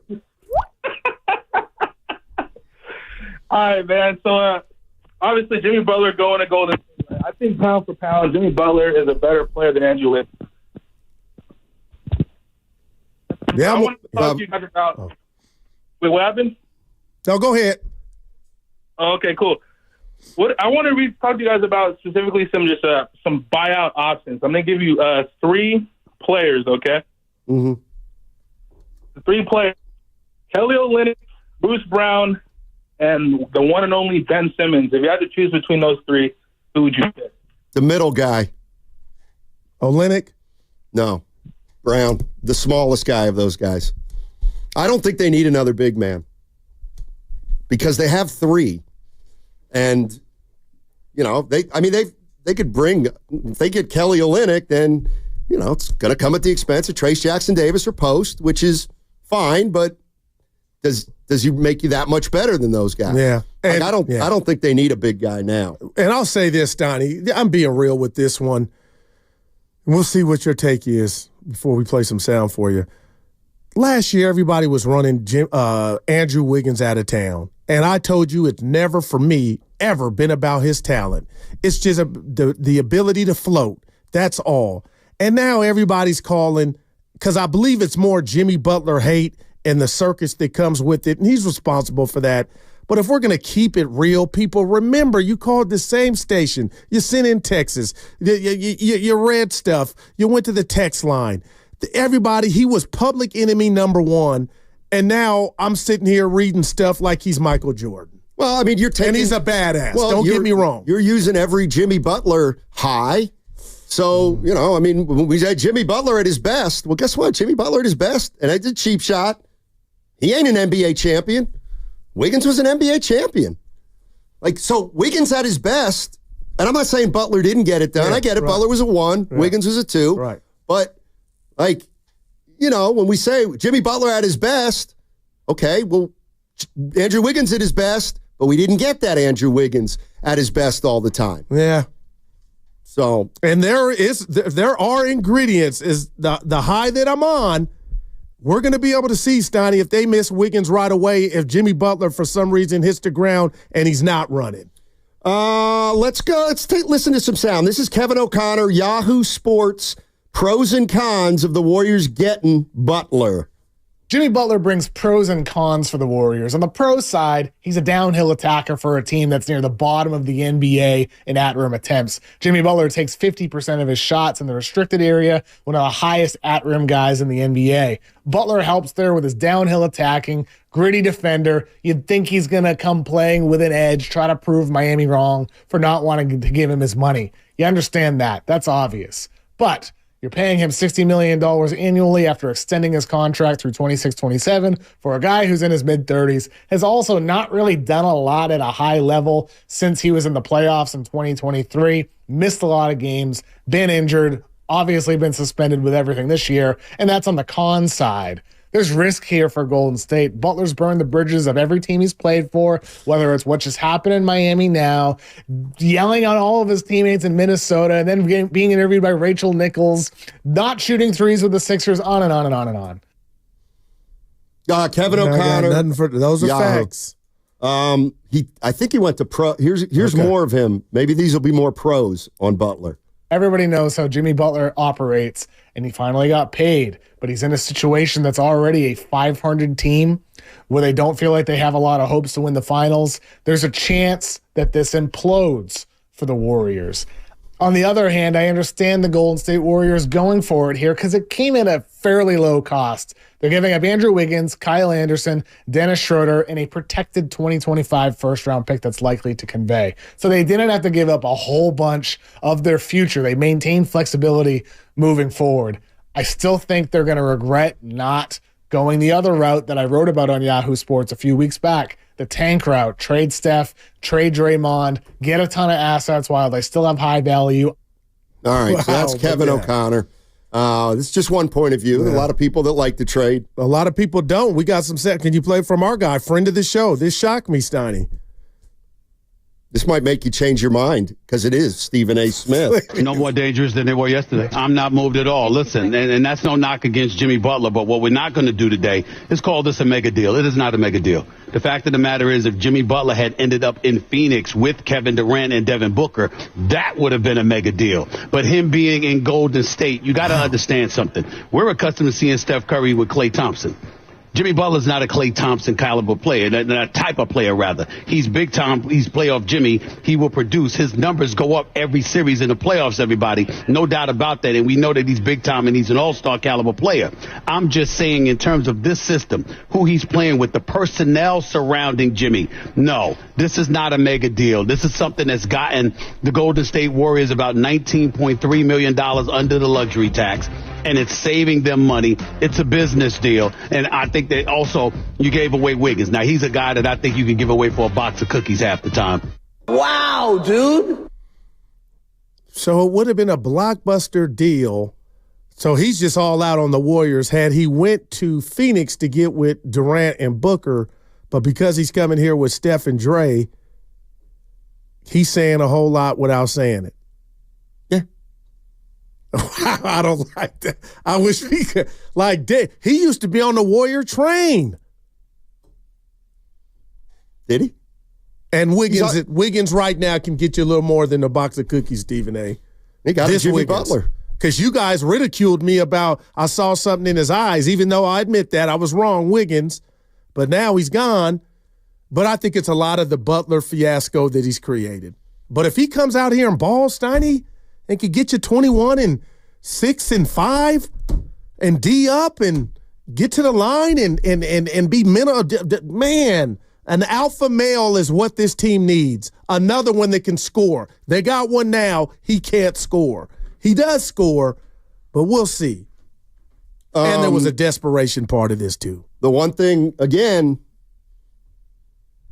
like the math is the math. Yeah. And right now the Warriors have 25 wins, 25 and 25. Last year they won 46 games and still didn't make the playoffs. I don't like this. For them to make the playoffs this year, they've got to finish 21. Well, I'm sorry. For them to get to 46, right. They got to go 21 and 11. Wow. 21 and 11 That's a from stretch. tonight on. It's going to be tough. And you know what? That's the part where I do understand, and you don't like it, but people are saying this was also for next year and the year after. Oh, because boy. going 21 and 11 may be pretty tough. Now, they may not have to go 21 and 11. Maybe 44 will get you in the playoffs. I don't know. But right now, with the pace that everybody's on, 46 wins is probably going to get you into the play-in, but they got to get moving to get there. All right, stay right here because on the other side, on the crossover with Willard and Dibbs, it's your chance to win a pair of tickets. This is our fourth giveaway of the day. It's your chance to win a pair of tickets to both the NBA Rising Stars game at Chase on Friday night and the All-Star practice in Oakland on Saturday. That's coming up on the other side, and that segment was brought to you by Chilton Auto Body.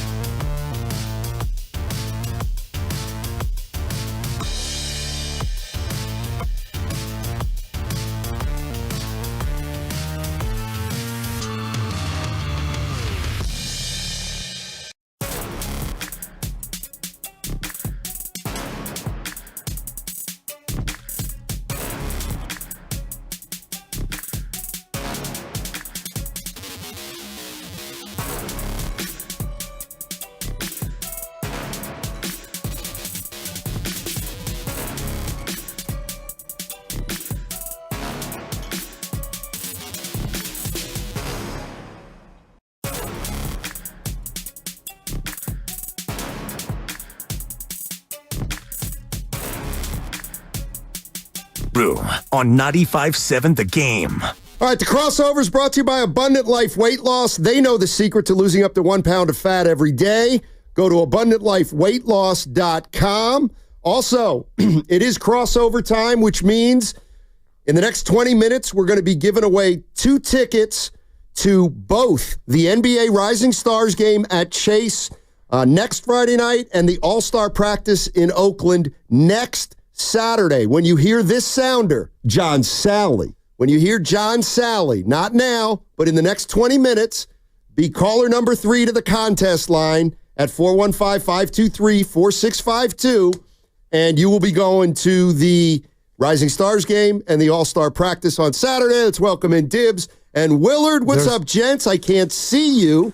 Oh, but hopefully I can hear you. I can see you, Willard. You're clean as a whistle, and you too, Dibbs. Put your hands where my eyes can see. Straight Buck Weiland in the place to be. And we are here at Splash, and it is, guys, it is unbelievable. Woo. They're getting ready to open tomorrow. They're doing the final bells and the whistles. But I'll tell you what, guys, when you come here to Splash, like Thrive City's never been like it is now. Yeah. With Splash going online, this place is Vegas meets, I don't know, Bel Air?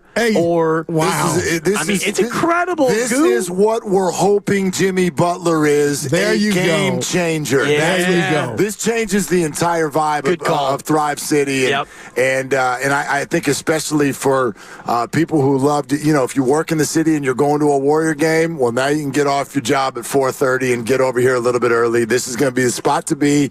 And by the way, if you want a little inside jam on exactly what the whole place looks like and the vibe I literally just put up an IG story with a whole walkthrough of the whole place. Yeah. So you can go to MT Willard on Instagram and look at the entire place. I'm a TV snob. I love my screens. Tell me about the screens there. Are they amazing? My LED. Goodness. I mean, like, larger than life. Like, I mean, just absolutely, and like, wrap around the whole building. Yeah. Larger than life. Doesn't matter where you're sitting. It's going to look like you're sitting right in front of it. Wow, Steiny. I just have one question for you. All that's nice and all well and good. But, Dibbs, I got one question for you. Talk to me. Action?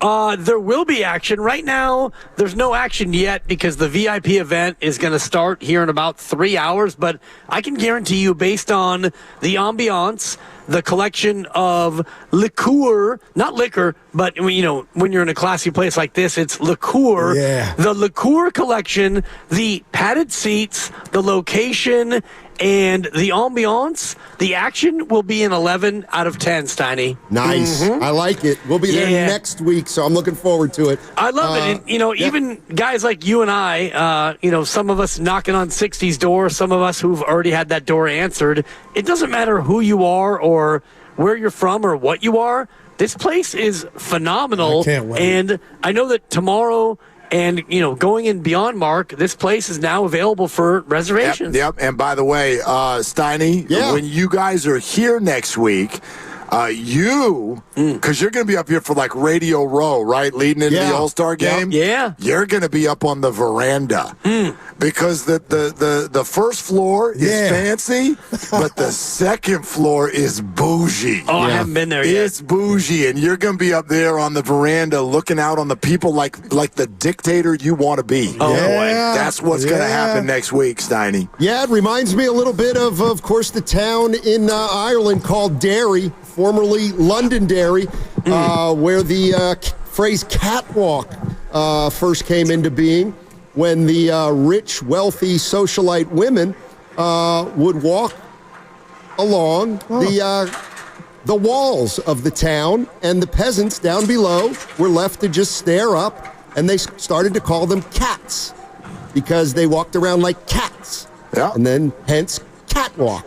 So that got weird. That's amazing knowledge right there. That was phenomenal. All I got from that is if you do come to Thrive City next week and you look up at Steiny, he called you a peasant. There you go. He called you a cat. Right. That's literally all I got out of that. Hey, but what about last night? Come on, man. I'm excited. You guys know it. I'm a cheap date. Yeah, I know you're excited, and I'm just still kind of trying to work my way through the emotions and what happened, because Mark and I were live on the air, and we're getting ready for Warriors Live leading up to the Jazz game, and all of a sudden the report is everyone got pulled off the floor, and Steve Kerr was having a closed-door meeting in the locker room, and so all of us were, collecting our breath, and every time I would talk, I would look at Mark, and Mark would look at Mark Grandy, and Mark Grandy and Mark Willard would be going back and forth, and I was like, is it now? And then I would finish talking, and Mark Willard would be going, no, calm down. And then I'd talk, and I'd look at Grandy, and is it now?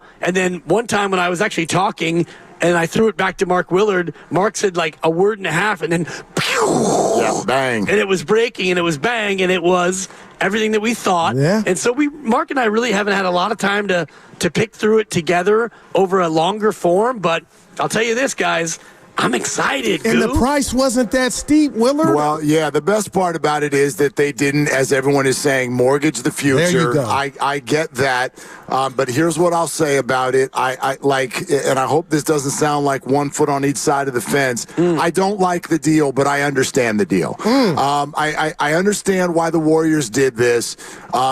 We had said all week, right? They're at a point where they've got to do something. But the way I look at this, what got me wasn't so much the trade, it was the extension. Because the extension does a few things that worry me. First of all, signs you up long-term with somebody who works his way out of everywhere he goes. It also puts Jonathan Kuminga's future in potential doubt because of money. And also, it takes away that flexibility and optionality that they've been trumpeting for so long. Like, you get one bite off of who's the star that you're going to put with Curry, and this is it.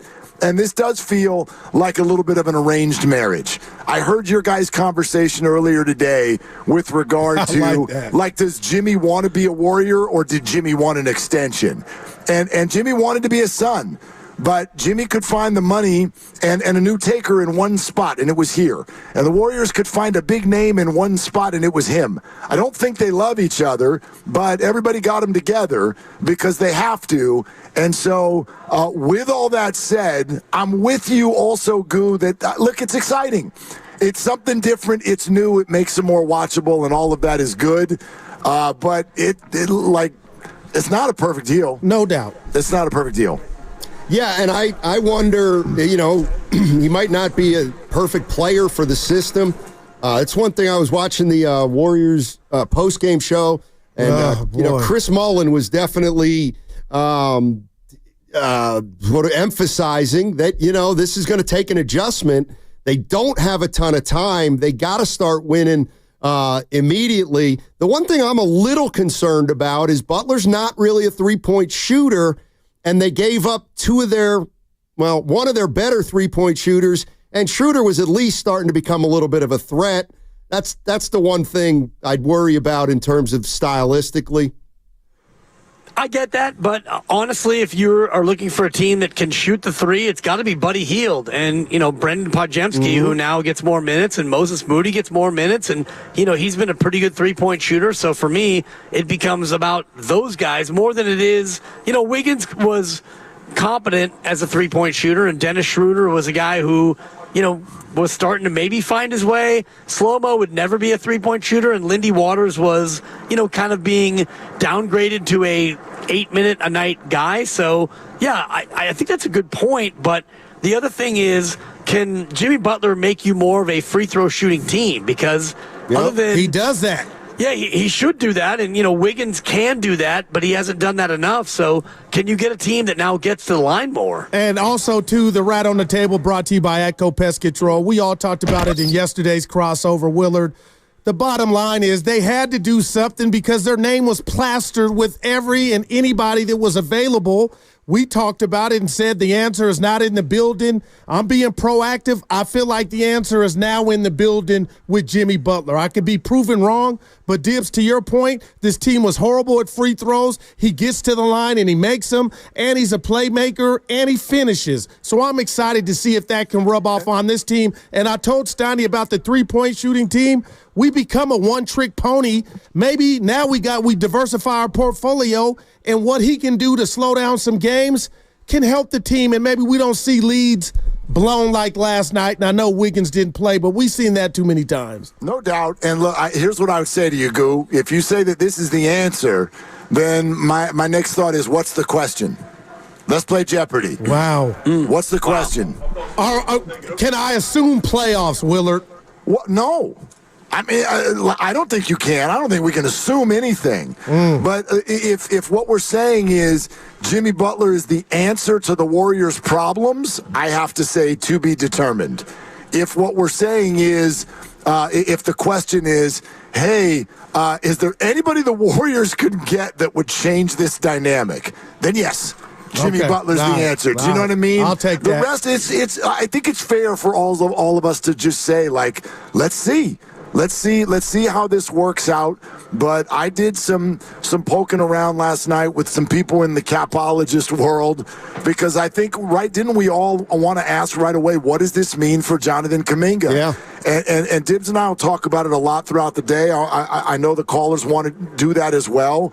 The quick answer is Jonathan doesn't have a lot of leverage. I would expect the Warriors to offer him maybe less than what the world thinks Jonathan is going to get, because he doesn't have a lot of leverage. But if a Brooklyn or somebody does want to walk in and offer Jonathan $30 or $35 million a year, the Warriors might be up a creek and might have to let him go.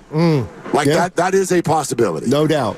No doubt. You're listening to 95.7 The Game, KGMZ FM and HD1 San Francisco. Always live on the free Odyssey app. Twitch and YouTube powered by First NorCal Credit Union. John Sally. All right, there it is. Now's your chance to win a pair of tickets to both the NBA Rising Stars game at Chase on Friday and the All-Star practice in Oakland on Saturday. Caller number 3 to 415-523-4652. Right now, caller number 3, 415-523-4652. You're going to get 2 tickets to the Rising Stars game next Friday and the All-Star practice in Oakland on Saturday. And to get in on all the All-Star action in the Bay Area, head to NBAEvents.com or the NBA Events app and purchase tickets for fan events like NBA Crossover, Rising Stars, NBA All-Star Practice, and the NBA HBCU Classic. Whew. Yeah, I mean, I meant to point this out yesterday. In my throat. And I mean, for many, many years, Steiny, I've derided you by not being a, quote, real host, but I just want to say it now, and maybe it's because I'm not next to you, but you've arrived, bro. You are it. You're a real host. You do it. Occasionally you give, the text line ID when you should give the legal, but that's okay. But you're a real one, Steiny. You've arrived, bro. We've been getting backhanded compliments all day. Thanks, Roger Federer. Roger Federer. You're on a short, like when Joe Lacob opens up his phone to see the last 10 texts, you're one of them. That was awesome. Yeah, that was great. I don't need you to nail every ID, Steiny. No. I need that inside. Yeah. I need that VIP. I need that veranda, Steiny. Back to Wiggins. Yeah. Okay. Hey, but real quick, we got a function tonight at the Tipsy Putt, Bay Street, Emeryville, from 6 to 8. Hey. You both get off at 6. Just saying. Pull up on us if you can. Hold up. Well, yeah. What do you think we're doing here, Goo? There is a VIP party at Splash that starts at 6. I'm not running out of this place to so go you to guys got action. Hey, man, I got a collared shirt I'll on, see Goo. ya. I'm wearing pants, Goo. I wore pants today. I put this thing on twice a year. You look great, man. I proposed to the lovely Christy and this. That's it. Those are the collared shirts. Nice. That is awesome. Yeah, he even shaved his arms, which it's kind of a big thing, It's kind of a big deal. Gotta get ready. But, I mean, Tipsy Putt, for those of you who can't get here to Splash, I know that Tipsy Putt is super fun, so if you're out there in the East Bay, get to Emeryville and go see Steiny and Goo. And, quietly, Steiny has become a little bit of a better putter. Wow. Look at him. He's blushing, not lately. I haven't played in a while. Yeah, I mean. The rain. Yeah. Hey, real quick, thank God for the deadline, because that game that they lost And you got the Lakers tonight with no Butler. Willard and Dibbs, I told Steiny I'm getting worried that when he does hit the floor, the margin of error is thin. Well, my goodness. It is. It already was. Yeah. And it will continue to be. The only good news, I guess, is that, they're out here kind of struggling, and somehow it feels like they moved up in the standings a little bit. Like the teams that they're battling against are all going through the same thing. I think the Phoenix Suns are about to fall off of the cliff. You do, huh? There is, and I can confirm a lot of what you're hearing, that their locker room is an absolute mess. It is a bad culture right now. They've got some making up to do with Kevin Durant. They lost to the Thunder last night by 100 points. The Suns are going to fall off a cliff. The Kings are tied with the Warriors. I don't know how, they've shuffled the deck. That didn't get off to a good start last night, The Mavericks are playing at Boston here in a couple hours. Anthony Davis is not ready to go. Like, the teams that they need to jump are not going anywhere. So that's the good news. Well, the bad news is the Spurs might be going somewhere. Could be. And don't forget about Portland, your dark horse, the 9 out of 10. Portland plays somebody important tonight. Beatable.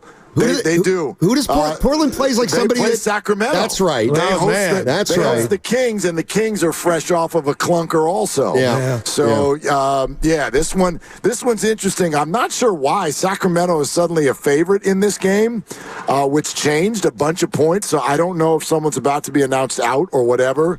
But that's an interesting one to watch. And I know it's about the Warriors, right? We're the flagship of the Warrior Station. But you mentioned that Suns locker room, and I'm asking you two and Steiny to be real with me.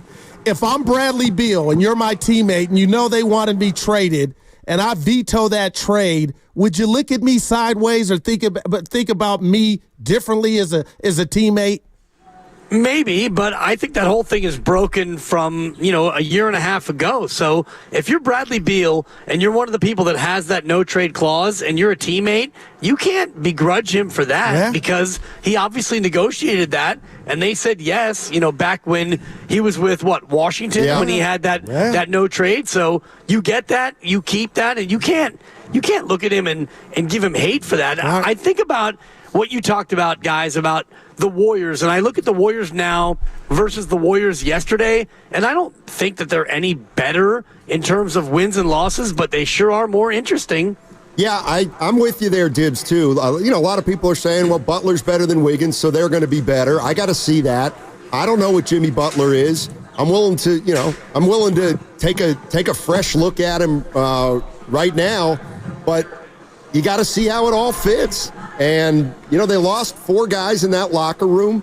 And I got the sense Steve Kerr was really down about Wiggins getting traded. Now, I don't know if or how that manifests itself, but I think the team in there really liked Andrew Wiggins.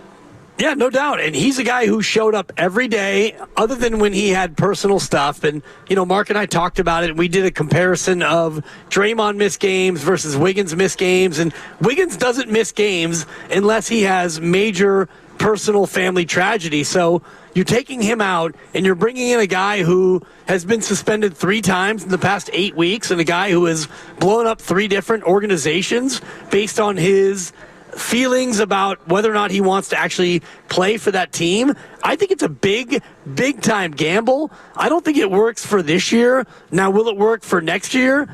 I'm not sure, but you start to look at the salaries, and Jimmy Butler's making 60, and Steph is making 60, and Draymond's making 28. Yep. Either you go into that second apron again, or you have a bunch of Quentin Posts, no disrespect. But that's the thing, Dibbs. Let's say they get Jimmy Butler and they don't make the playoffs. Oh my gosh. Then how can Joe Lacob justify going into the luxury tax with Kuminga if it's deep into the luxury tax?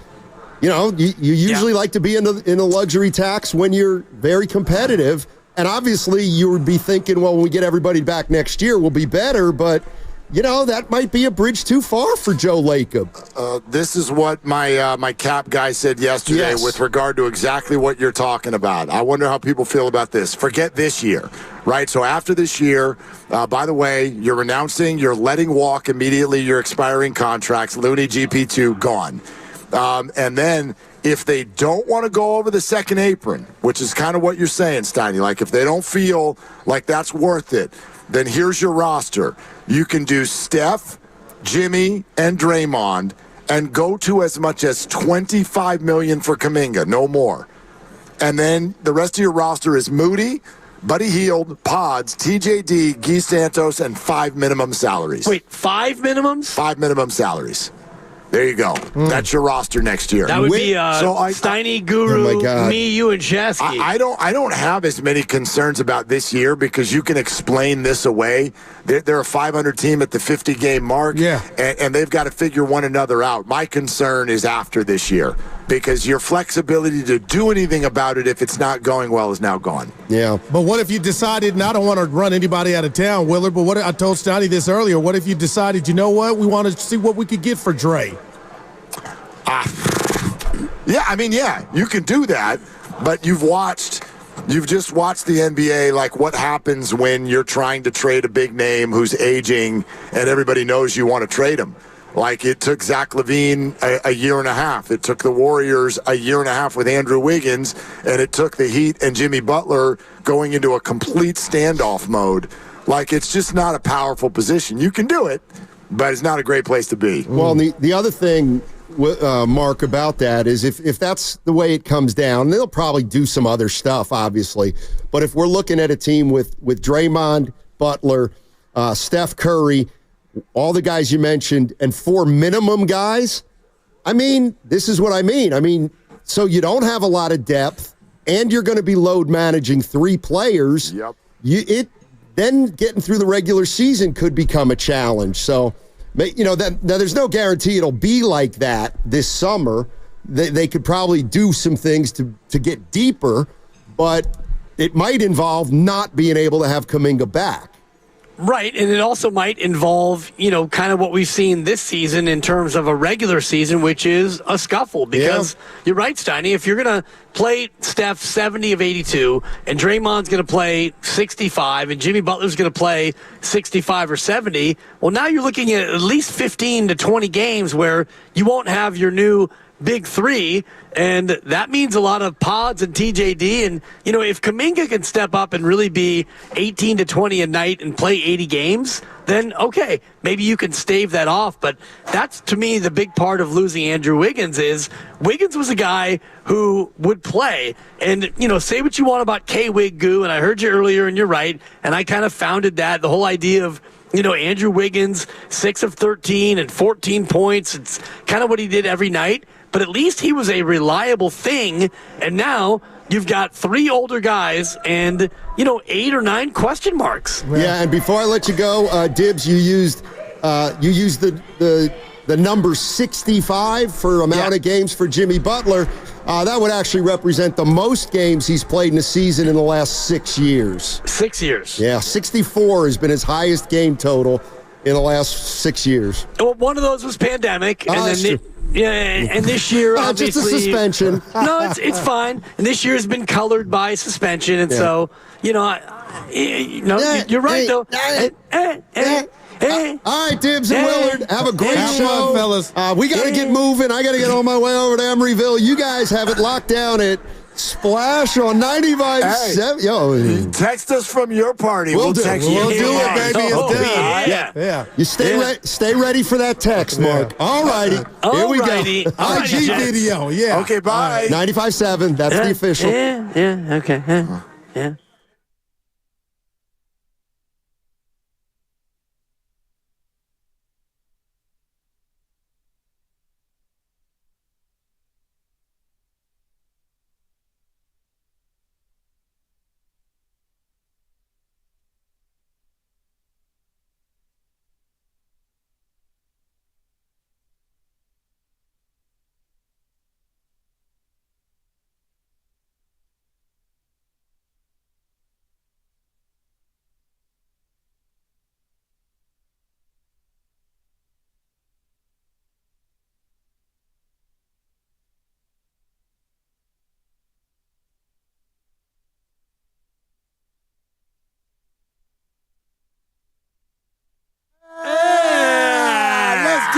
right now because we are tucked inside of 30,000 square feet of absolute sports mecca fun. We knew today was the day to get down here and be in the epicenter of it all, as the Warriors do indeed make a big deal. Yes, you and I had about 10 minutes, maybe 11 minutes to talk it out on Warriors Live last night before the game got going. But a wild scene. I saw Om Youngmasuk, ESPN's NBA and Warriors reporter, who was on with us yesterday prior to the deal. He went on TV today and said he was there in Utah watching all this unfold, and this is the craziest thing he's ever seen happen in all of his years as an NBA reporter. Watching Steve Kerr pull everybody off of the floor, and then the looks on everyone's faces as they emerged. This was an emotional thing. I know everybody felt like it sort of something needed to happen. I certainly feel that way. I got mixed feelings about this deal, and we want to hear what you think about it as well. We are completely wide open for you today. It is reaction day for all of our listeners, 888-957-9570, and the best way I can say it, I don't love the deal, but I understand it. Right, and I'm kind of with you as far as that. I do understand the deal, and I also don't necessarily love it. And I'm thinking about yesterday, Mark, and what the actual mechanics of what happened would be, because anytime you do a move like this, you want to tell somebody face to face. And you had Dennis Schroeder, you had Kyle Anderson, you had Andrew Wiggins, and Lindy Waters. You had 4 different guys that you had to talk to one-on-one about what was going to happen, yet you don't really have the luxury of time to do that. So he pulls everyone off the court, and you go in the locker room, and he probably has to do it en masse. He has to do it with the group and say,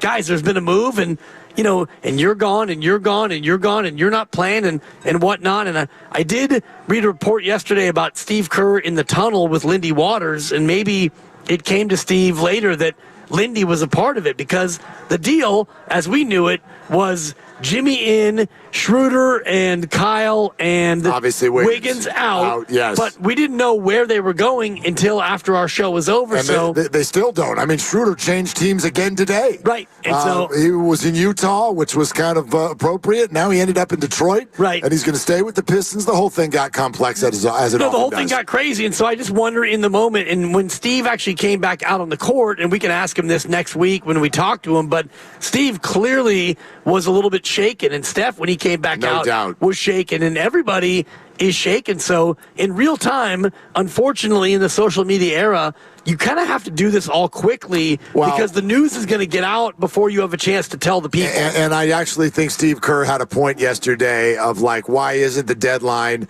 kind of more aligned with All-Star Weekend so that situations like last night don't end up happening, because the Warriors go out there, first of all, down 4 players, and then second of all, with heavy hearts. Should they be able to beat Utah anyway? Yes. And did they have them? Yes. So this is not an excuse. Yeah. But just what a weird situation that unfolded last night. But let's get to it. 888-957-9570. Grade the deal. Let's talk this out on how you as a Warrior fan feel today, because I really do. It's a conflicted feeling, I think, for a lot of Warrior fans.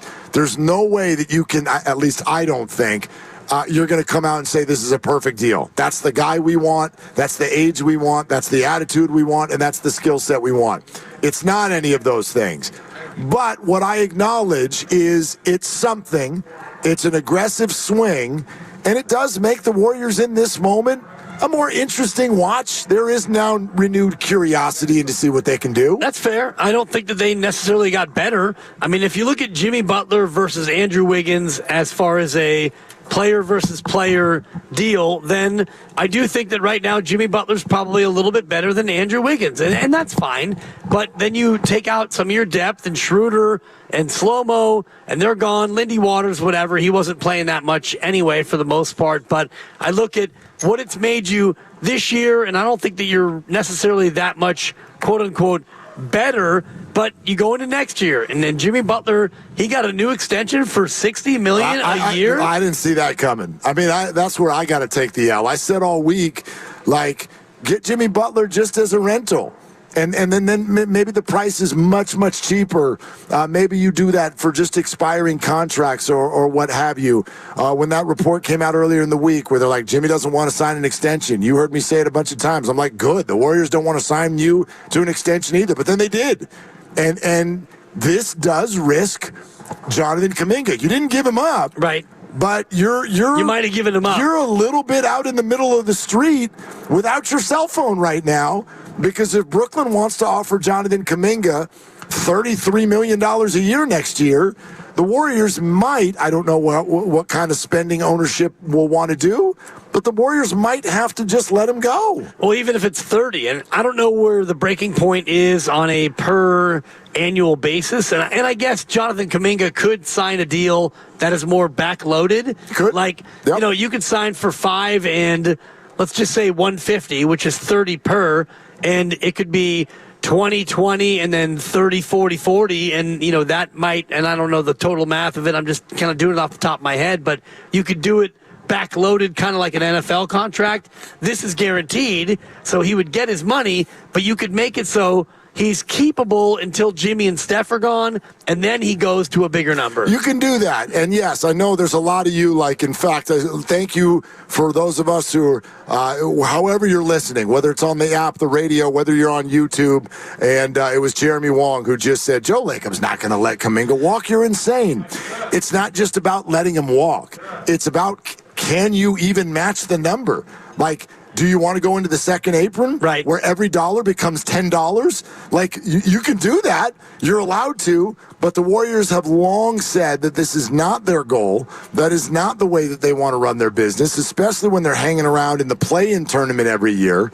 And so you have put yourself in a spot where there's only so much money. It's a soft cap league, but there's only so much money. You got to fit everybody. You have to have enough players on the team. All of them have to at least be making a minimum salary. If Brooklyn offers Jonathan Kuminga some of the numbers that we've bandied about, $35-40 million a year, I don't think the Warriors can do that. Yeah. It's not about want to. It's about can they? Well, I don't think it's going to come down to me about have to, and I don't think that they're going to have to. And it's not only because he's missed 6 weeks due to injury. I do think it's because the market, you mentioned it off the air, you and I in the green room, about what do the teams have the money to give him $35 million a year? And the answer is not that many. There aren't that many teams that have $35 million to give him per year. So I do think that Kuminga's value is going to be suppressed, not by how he's played, but by market forces. Yeah, absolutely. Market forces. Market forces and his injury. This is terrible timing for him. It's why his face has that look on it over there on the bench every day, because he's watching. Yeah. He's watching his price go down. And by the way, you know what else might suppress him a little bit? Jimmy Butler's here. Jimmy Butler. How many shots does Jonathan have on this floor right now? Steph and Jimmy are here. So how many shots do you have? Andrew Wiggins was passive and would be like, here, that's Andrew. You need some money. How about some shots? But if you're Kuminga, Jimmy Butler ain't doing that. But you're playing for a contract, and this is where I worry about Kuminga when he comes back, because he's seen all this and he knows that Jimmy Butler's getting $60 million, and he knows that his money is tied to other teams and what they have, and also the Warriors and what they have. So if I'm Kuminga and I see all this, I'm coming out firing, trying to get me mine. I tell you what, sure, but now you have people sort of like the way you just laid that out. People are pushing in opposite directions. I don't want any Warrior coming out firing, looking for mine. I want read and react system, play good basketball, win basketball games. You don't want 5 people with 5 different, goals out there on the court at the same time. So let's talk to you all about this, okay? Jimmy Buckets is a Warrior. I think we, at least the two of us, agree something needed to happen. This is an aggressive swing. The Warriors are more exciting. That's all true. But I am very hesitant to say this is a great deal. This is the one big swing they could take. And he's not a perfect star. He is 35. He is not a great outside shooter.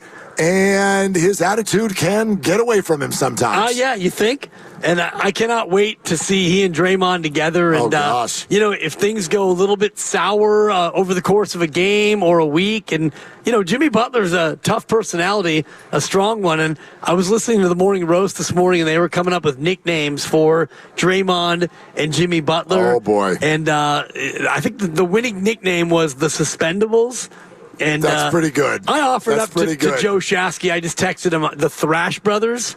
But not bad. The Suspendables came from Chat GPT, so it almost doesn't count with the robots chiming in, right? Take it from a college professor. Yes, it does. There is no putting that toothpaste back in the tube. If you don't accept Chat GPT, you can head right over here to the 4 p.m. Hofbrau and take a nap. I wonder about you as a professor. Do you try to suss that out? And do you? No. A lot of students will use that. No, because you'll allow it. You have no choice. That is the future. You can fight what people are going to do, or you can work with it. So I try to work with it, but what I try to do is make sure there's no plagiarism. But ChatGPT, there's no fighting that. Are you plagiarizing if you just take ChatGPT and use it as your answer? That's an original piece. It's not really an original piece. It is. It's just not yours. Right. It's just not yours. But you're plagiarizing a robot. I cheated off someone else's paper before. It's no different. Not me. 888-957-9570. Let's get going on you. Let's do Warrior Dave in Concord real quick. Hey, Warrior Dave, what's up? Hey, guys. Hope you're having a great day. When the Warriors let go of 4 guys, they gave up 88 minutes and 39 points per game, realizing not all 4 guys played on the same night, but not counting Schroeder, they played 36 to 43 of the games. Where are they going to fill the games and the points? And I'll take it offline. Yeah, thanks. Appreciate that, Dave. I mean, look, obviously that's the creativity that Steve Kerr is going to have to use. By the same token, those of us who have been barking about, there's too much depth, right, and we need minutes for this guy, we need minutes for that. Well, now here they are. I think you're going to get a lot more Moses Moody. Brandon Pajemski looks like his last year self again. This is who we're going to see in those minutes now. Yeah, and Quentin Post and Buddy Hield is going to play as well, and maybe a little bit more Pat Spencer than you would otherwise like. But when you trade 4 for 1, you're asking your 10th, 11th, and 12th men to step up and do more. We are at the all-new sports bar mecca at Thrive City called Splash, which is open to the public tomorrow. You've got to check this place out. We'll tell you more about it coming up next. Also, claim a spot in the knockout tournament, which is coming up in early March. We've been doing it every day. Today is no different. 4 p.m., we'll give you the key word and see if you can win your way in. We're sponsored by the San Francisco International Airport, and we are taking your calls. 888-957-9570. Jimmy Butler is a Warrior. What do you think about that? Let's talk it out with you on Willard and Dibs. Are you ready, Bay Area sports fans?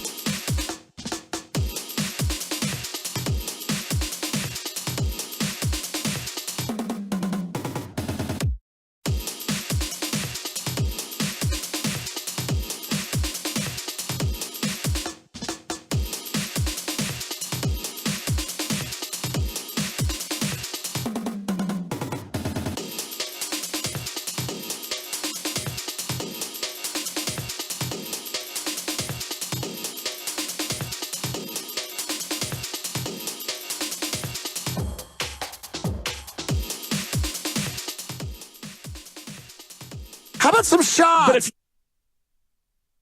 Now back to Willard and Dibbs. Take it away, Mark. Okay, Steph. We'll take it from here.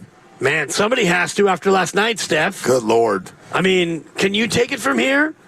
I know that all the trade wins and all the rest of it is distracting, but do me a favor. Beat Utah, bro. Well, dude, Utah. I don't know. I don't know what goes on with this team when there's 3 minutes left to go in a basketball game.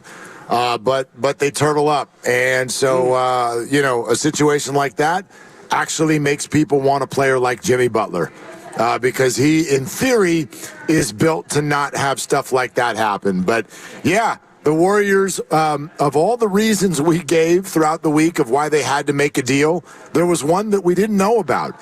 It's that they were going to blow a game in Utah. Right. And what would we be saying today if they hadn't traded for Jimmy Butler? Right. If this was January 8th and they would have lost to Utah in that fashion, we would have absolutely crushed them. It would have been an evisceration sensation. That is $1. And it would have been a right thing for us to do, because you can't go to Utah when you are fighting for a play-in spot, not a playoff spot, a play-in spot, and then you go full-on Yertle the Turtle in the closing three? Yeah. Come on, Dubs. And on paper, the game that they've got to face tonight is a very, very difficult one, knowing that you're still down those 4 players. You had to travel last night. Jimmy Butler is not here yet. The trade not even official. So very, very difficult assignment for them again tonight, and they are staring down having a losing record again if they're not able to get it. So we're going to get back to your calls. We are at Splash at Thrive City. If you haven't seen this yet, it's because no one was allowed in yet. Wow. But starting tomorrow, you will be. The sports bar and restaurant provides 30,000 square feet of space. I would rather just tell you what we're looking at. An unbelievable array of massive TVs. Yeah. The vibe in here is set up. Obviously, we're right outside the doors to Chase Center, tucked in between Chase Center and the NBC Sports Bay Area studios. We're looking at a menu right now, and this thing's got everything on it. Yeah. It's got your apps and your burgers and your salads, and it's got your entrees, stone-fired pizzas. Nice.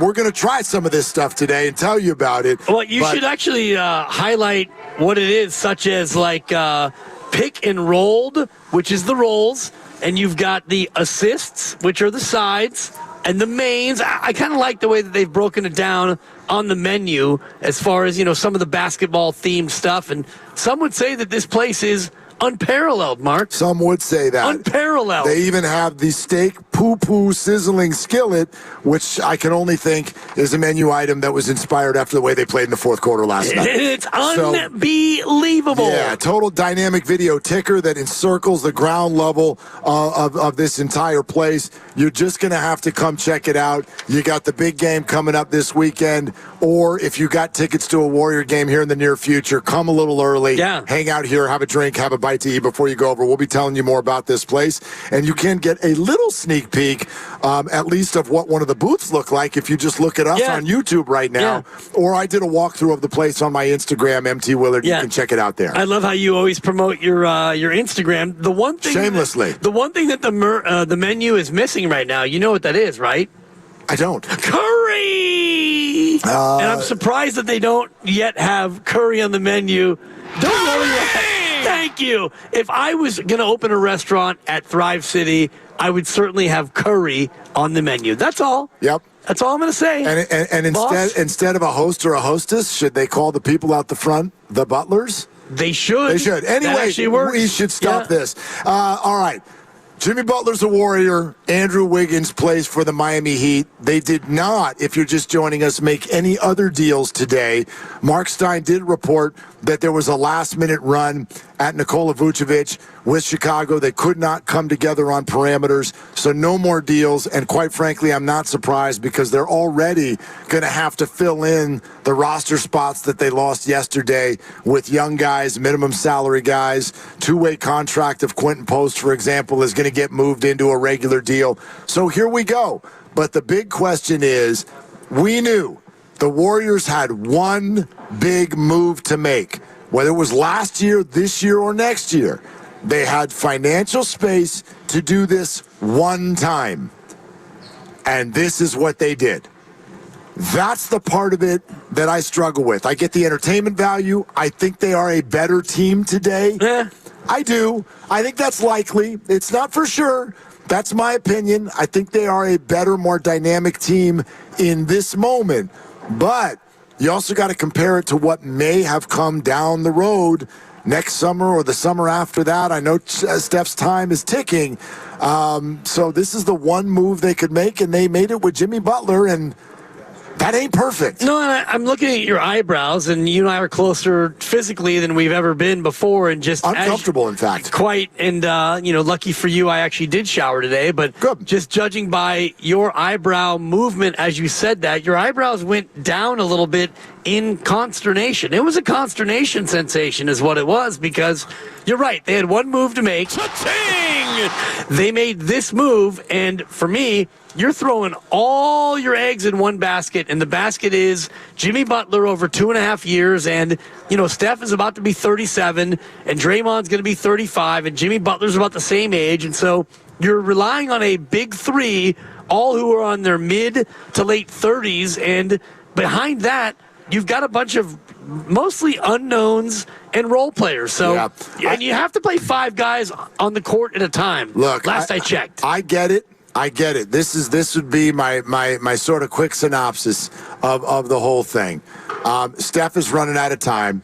You had to do something. There wasn't a deal out there that made you want to give up your future. So let's not give up the future. Go ahead and make this deal.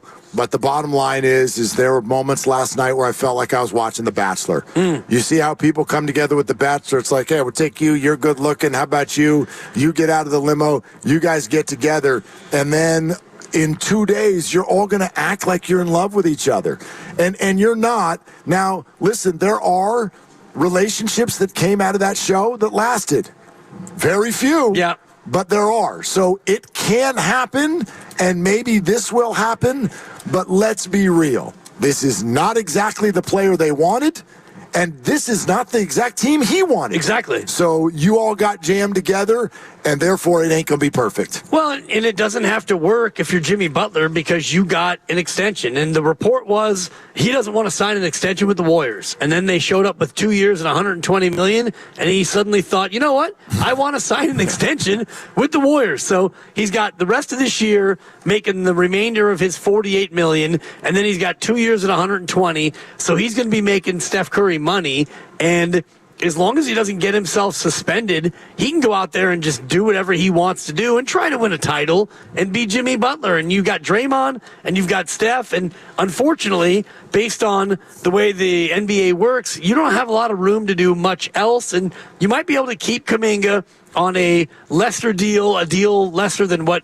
he would want. But around him, you're going to have Buddy for 9. You're going to have maybe a GP2 on a reduced deal and Kevon on a reduced deal. I think those guys I think they're going to be gone. Well, I don't even know if they can get more than what they're getting this year. So they might stay for less. No, because but I mean, the way the what's salary, the market for Kevon Looney? No, but I mean, he would have to probably come back on the minimum.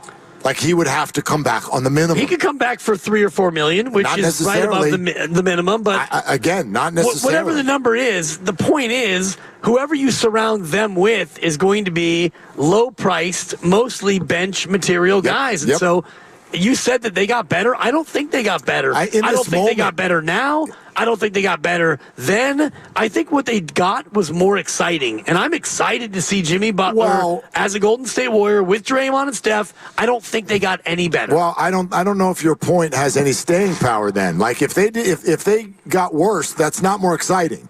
Like, if you're bad, that would the excitement. It's more exciting because Jimmy Butler's an exciting person. But that's this moment. Like, if they come out and play bad, people are going to turn on this in 2 weeks. Well, how have they played this year? No, back and forth. Right. So I think that next year, if you come back with Jimmy, Steph, and Draymond, and whatever else you have, and whatever else you fill in with, you're probably going to be the same team, in my opinion. Well, that's what remains to be seen. 888-957-9570. Let's go to Chris in Santa Rosa. Hi, Chris. Thanks for calling. Oh, Chris dropped. Do we have Sam? How about Sam in Lafayette? Hi, Sam. Hey, guys. Hey, what's up? Hey. Being in sales and a competitor outside of sports, I'm not saying I didn't play sports growing up, but I think what lost me with Wiggins is his ability to just be a me guy. And I see the same thing with Kuminga. And it's, for me, looking at this trade, it's 2 years of being a team person. And we needed someone that was going to have a commitment to really push this for the last couple of years of Steph, Draymond, and I'm pretty sure they have history together that they can take themselves out of it and be a team player. And so that's why I called. I'm excited about this trade. Wiggins, to me, was a wimpy, me guy outside of personal stuff. And in the real world, outside of everything in sports, like, you have to go out and take your personal stuff out of it and do your job. And so that's where I feel good about this trade, because I think Steph and Draymond are going to get through to Butler and not be a me guy for the next 2 years.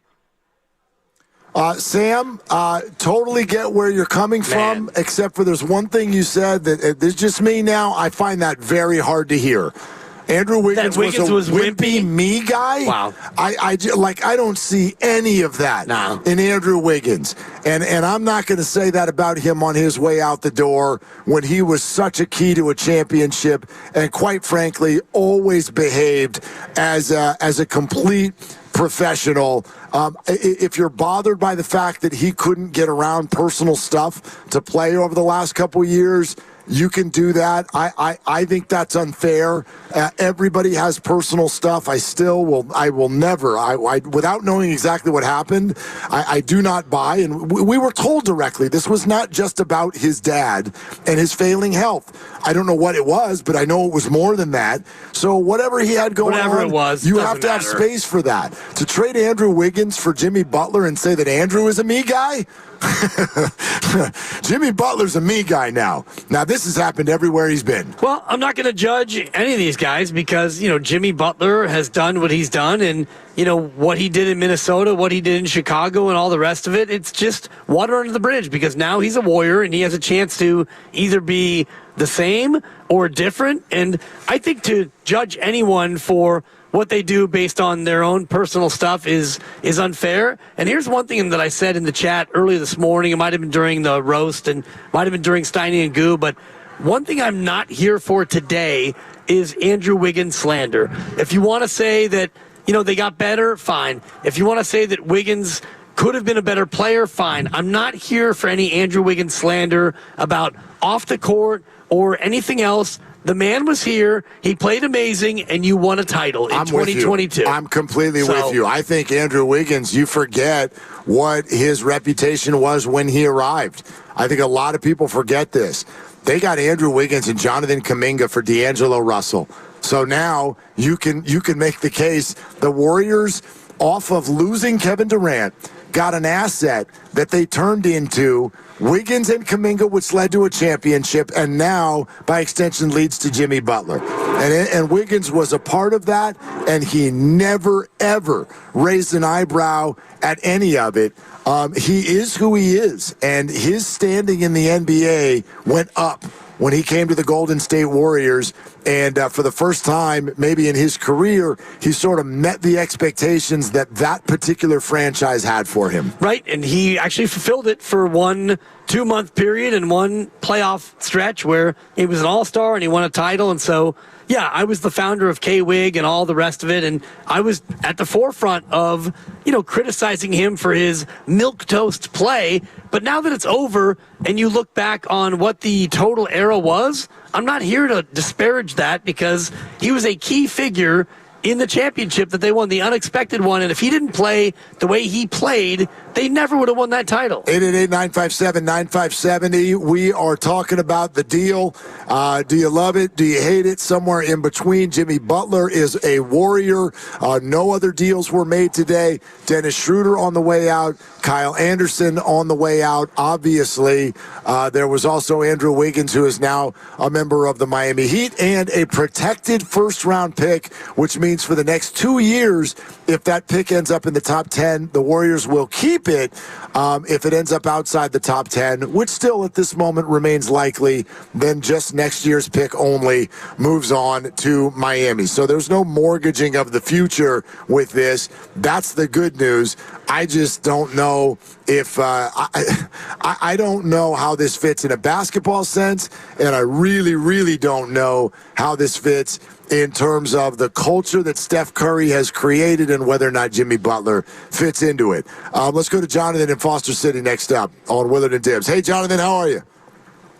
Gentlemen, how's it going? Good, man. Thanks for calling. All right. It's been a while since you've done this, but did you ever hop a fence when you were a kid? I did it actually recently on my second date with my now wife, and Did you really? Well, we were going to go play frisbee. And how'd you not get hurt? I ripped my shirt. Oh, okay. I was going to say, you're not. I know you. You're not able to do that now. I mean, I was climbing the fence and I had made it over, but my shirt, which was hanging out, got caught on the fence. But go ahead. It's neither here nor there. So when you hop a fence, you either land or you fall. Do you know what hurts more than that? When you sit on top of those spikes and don't do anything. God. Yeah. And they were sitting on the fence for a while. It's not a perfect move, but at least we've got now a direction. We know what the next 2 years are all about. We got 11 guys that we can roll with. It's a decent roster, and it's finally a direction, right? We were letting perfection get in the way of good, and now they've made a choice, which is something we've been asking them to do for almost 3 years now. So it's not perfect, but at least it's a choice. Jonathan, I'm going to buy your take from this perspective. Even though I don't think it's a perfect deal, you don't think it's a perfect deal, Dibs, you don't think it's a perfect deal. Right. Here's one thing I do wonder. This franchise has been sitting there for the better part of 8 months, maybe more, literally watching every single NBA media entity every day say, about to make a deal, here it comes, ripe to make a deal, gonna make a deal. And it's, by the way, another compliment I want to give Andrew Wiggins. Look at the way he played this year, knowing full well that this February and this reality was likely. Right. And so here we are. And so whether you like the direction or not, at least it's a direction. This group can now move forward and move past the whole, who's about to get traded thing. And I'll buy that in terms of, the fence analogy, because you're not on the fence. You've made a move. You have a direction. And I may not love the direction that you're going, because you're going to have Steph and Jimmy making 60 and Draymond making, north of 25. And what can you do around them? The answer is not much. And it might signal the end of Jonathan Kuminga. It might not. We're going to find that out in the offseason. But at least you've decided, look, Steph, Draymond, and Jimmy Butler for this year and 2 more years. This is what we're doing. And if it really isn't working, you still can pivot. You can pivot off of any one of the 3. I mean, you can. You're allowed to. You're allowed to. But, if the 3 of them really don't work, then you can pivot. But what the organization is telling us is Steph and Draymond, we believe in them to get one more run, and Jimmy Butler is the best guy we can bring in now to help them do that. Yeah, the funny thing is they did the whole 2 timelines thing for 2 years. It's arrived at a point where everyone went, well, that was ridiculous. Yeah. Why the hell were you doing this 2 timelines thing? And then they made this move yesterday, and I thought to myself, you know what this is? This is 2 timelines. You're still doing it. You are now saying, okay, Steph, we got you your now guy. If there's really any juice left in the orange, go ahead and squeeze it. Oh, by the way, we're keeping Jonathan Kuminga in all of our draft picks. Well, maybe you're keeping Kuminga. And again, you're probable. I think it's probable. Well, we'll see. You didn't trade him. Right. We'll see what the market dictates. Yeah, and I just don't think there are that many teams out there right now. If you look at the landscape of the league, there's just not that many people out there trying to woo away restricted free agents with major dollars. It's a very, very difficult putt. So I think it's probable that Jonathan Kuminga stays. I think it's probable that he gets somewhere between $20 and $25 million a year to stay. I know that's not the number that he wants, but that's probably what he can command right now. So I'm not even saying I'm mad at it. If this is all you could get, then don't mortgage your future for it. But the Warriors are still sitting with their feet in 2 different buckets, which is that we're keeping future assets. And then we're also saying that we're giving Steph what he needs for now. Essentially, you did give up your pick in the upcoming draft, most likely, unless you happen to not make the playoffs, or you wind up in the lottery and you wind up with a top 10 pick, then it gets conferred automatically to Miami. But beyond that, I do think you're in a spot where, yeah, you have future assets, and if you can keep Kuminga at a number that you're talking about, and I know you have a capologist that you've been texting with and you've been tweeting with, and if that number comes down between 20 and 25 and you can keep Kuminga, then yeah, I do think that you still have your feet in both buckets. I don't think that Jonathan's going to have a choice. You know what I mean? We'll see. We'll see what the market determines. All it takes is one team to say, we're going to give you $32 million a year, and then the Warriors have to either agree or disagree. Like everyone we've talked to says that team doesn't, like the team that has that space doesn't even exist other than Brooklyn.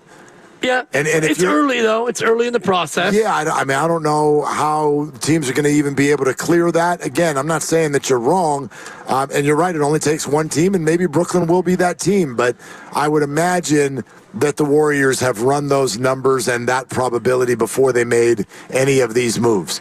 All right. 888-957-9570 is the number. Sticky Steve, we see you. Jason, we see you. You'll be first up, but get on in here. We want to hear from as many of you as possible. How did this deal make you feel as a Warrior fan? 888-957-9570 is the number. We're brought to you by Fremont Bank. Here for you, here for good.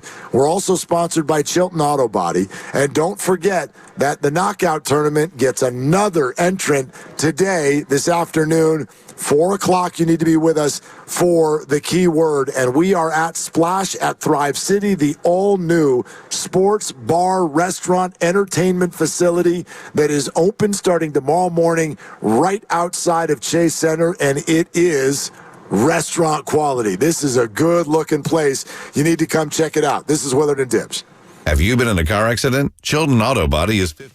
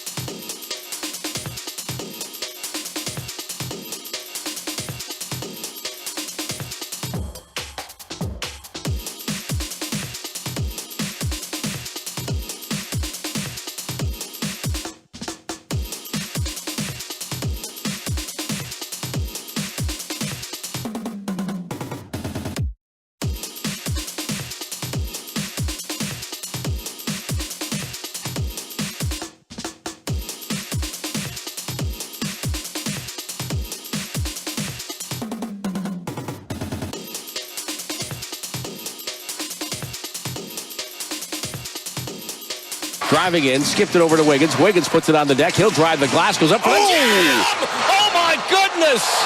Oh, they're going to call it an offensive foul on Wiggins. Not a team foul. Steve Kerr's going to call a timeout. You going to challenge it? He may challenge that. Dub Nation, it's Andrew Wiggins. You're listening to Willard and Dibs on 95.7 The Game. Knockout tournament 1 hour away. Like, not the actual tournament. Oh, okay. Yeah. The qualification sensation. Cha-ching! Okay? That's what's coming up. Cha-ching! 1 hour. 1 hour from now. I know everybody's trying to get in. Yep. You're trying to be like Jimmy Butler and get into Chase Center. Come join us March 3rd. Keep trying to win. I know a lot of you have been trying to win. Your next chance to do it is at 4 o'clock. Be with us. We'll give you the key word, and then we'll give you instructions, and we'll go from there. But in the 4 o'clock hour, we will award another entrant into the knockout tournament. And 4 Warriors got knocked out off of the team yesterday. Damn. 4 for 1. Jimmy Butler is now a Warrior. Say that again. Jimmy Butler is a Warrior. Okay, because I'm having a hard time. It's still weird. It is. It is. And it's partly because, you and I were on the air for a hot second, and we were doing, Warriors Live and trying to do our Take It to the Bank prediction. And both of our predictions, by the way, we nailed them. We nailed them. I had the Mine under. Andrew Wiggins wasn't playing. I had under Schroeder on a half an assist. And he might have helped somebody on his way to the airport. But it's funny because Schroeder got traded to the other team. And then before he could even get to the other locker room, he got traded again. Which I don't even know if he actually got traded. It was like a reworking of the deal somehow. It's just weird. But, I mean, for a guy who literally did a piece with Dalton Johnson of NBC Sports Bay Area 2 days ago and said that the trade deadline is modern-day slavery. Right. And he had just been traded to the Warriors 2 months ago and then ends up on 2 other rosters in the same day. I got to think yesterday wasn't a good day for Dennis Schroeder. And I wonder what it was like for Dennis. Just a quick aside, I'm thinking about Dennis, who goes out and tries to warm up to play a game as a Warrior, and then Steve Kerr brings everyone in the locker room, and he has to let everyone know that you, and you, the 4 of you are gone. And so Dennis is calling his agent and calling family and saying, okay, guys, I'm here in Utah. You need to come here and join me because I'm a Jazz. And then within 14 minutes, it's like, no. You're going elsewhere to Toronto or to Detroit, or I think Detroit. Detroit is where he ended up, yes. I mean, and if you're Dennis, you're like, geez, do I already have one of those uniforms in my closet? I mean, seriously. Because he's played for 8 teams. Yeah. Anyway, it's kind of a weird thing. No doubt. But bottom line is the Warriors make their big swing yesterday. Jimmy Butler is the guy.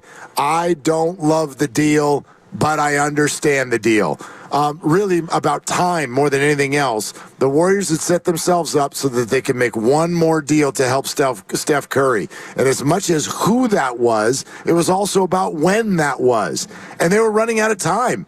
It's like you can keep pushing the can down the road, hoping that Giannis is going to be available, but Steph might be 48 years old by the time someone becomes available. So that's why I say I understand the deal. But it does feel like an arranged marriage to me. 48 hours earlier, you wanted Kevin Durant. He didn't want you. Jimmy Butler wanted the Suns. They didn't want you or couldn't get you. And so what do we do? 11th hour, it's like, well, you'll pay me. And the Warriors are like, and we need a star with a name. Okay, let's get together. Which, that's not love. No. But it could turn into it. It could, or it could be like my junior prom, and I'll mention her, Kathleen Webb, where we got to the last week before the prom, and Catherine Webb? You went to the prom with Catherine Webb? Kathleen Webb. Oh, okay, sorry. She was a stretch 4, a fellow redhead, about 5'10". I was about 5'2" at the time, and you get down to the last week before the prom, and I wanted to go to the prom, and she also wanted to go to the prom, so. It's like... So you went to the prom? We went to the prom together. How'd it go? It was fun. We had a great time. Okay. But it did not end up in a championship. It did not end up in a championship. It was not a culmination sensation. You know what it ended up with? What? It ended up with a great picture, which thankfully nobody has a copy of it, and it ended up with just a fun night. And this could end up. Yeah. This is more likely to end up like that than, oh, you know what? She and we discovered each other that night, and it turned into a marriage, and it culminated into a championship. Yeah, they're more watchable. There's no doubt about it. And I'm sorry if she's out there listening, because I'm sure she's not listening. She has long since buried this one. Someone's listening who's calling her, but she's not listening. It was a desperation sensation on both parts. And it was for the Warriors as well. You're right. 888-957-9570. Sticky Steve in the city. Hi, It's not Sticky his Steve. real name. I don't know. Ask him. Hi, Steve. Well, no, it's Sushi Steve, guys. Sushi Steve. Sorry, our guy Cam. Look, we're out on remote. Our guy Cam is answering the phones today because Lucas needs to act like we need him here, so he's sitting next to us doing nothing. And so Cam does not know some of our regular callers. Hi, Sushi Steve. All good. It's all good. Hey, guys, so I have a question for you. So I'm like you guys. I'm about the same age as you guys. I'm a San Francisco native. So travel back in time with me, guys. Like 1992. I'm going to Warrior games, and before any Warrior game that I go to, I would ask the person who I'm getting tickets from, or do my own research. Who are they playing against? And I would decide whether to go to Oakland to watch if it was worth watching the other people on the roster. That's how it was to be a Golden State Warrior fan. So I know you guys remember that, right? Oh yeah. So then I remember the same time. I just remember the same time seeing the Spurs constantly in the finals. Tim Duncan and David Robinson, they just keep loading up, right? And I'm like, I remember saying to myself, that would be really cool if I could see the Warriors at the finals and making playoff runs every year. I've never got to see that. I was born in '77, so I didn't get to see the championship that year, right? So, but it was unfathomable. I'm focused on the Niners. We're a football city. The Giants, whatever, panning out. So my question to you guys is that the feeling that I got yesterday when, Durant, and all of a sudden Durant goes, no, I don't want a reunion. Okay, and then all of a sudden we get Jimmy Butler. That was a big red flag to me. I'm like, wait a second. Jimmy Butler was out of the conversation a week or 2 weeks ago, saying he didn't want to come here. Then we're pursuing KD. KD's like, yeah, I don't want a reunion. And then we end up with Jimmy. I'm like, dude, is this the beginning? So now it's 2.5 years, right? We got 2.5 years with this guy. Yep. Steph's probably got 2.5 years, maybe. Draymond, maybe even less. So my question is, at the end of this 2.5 years, are we going to become the Washington Wizards again? Are we going to be the worst team in basketball? Wow. I don't know about that. Here's the thing, Steve, and thanks for the call. Yeah, thanks, Steve. I can't tell you yes, but I also can't tell you no. But the reason that if I had to guess, I would say no is for two reasons. One, and this is a good thing, I think, a good part of this deal, is that Jimmy messed around so much in Miami that this did not end up costing you a bunch of first-round picks. You did not give up your future in order to do this. So that's good.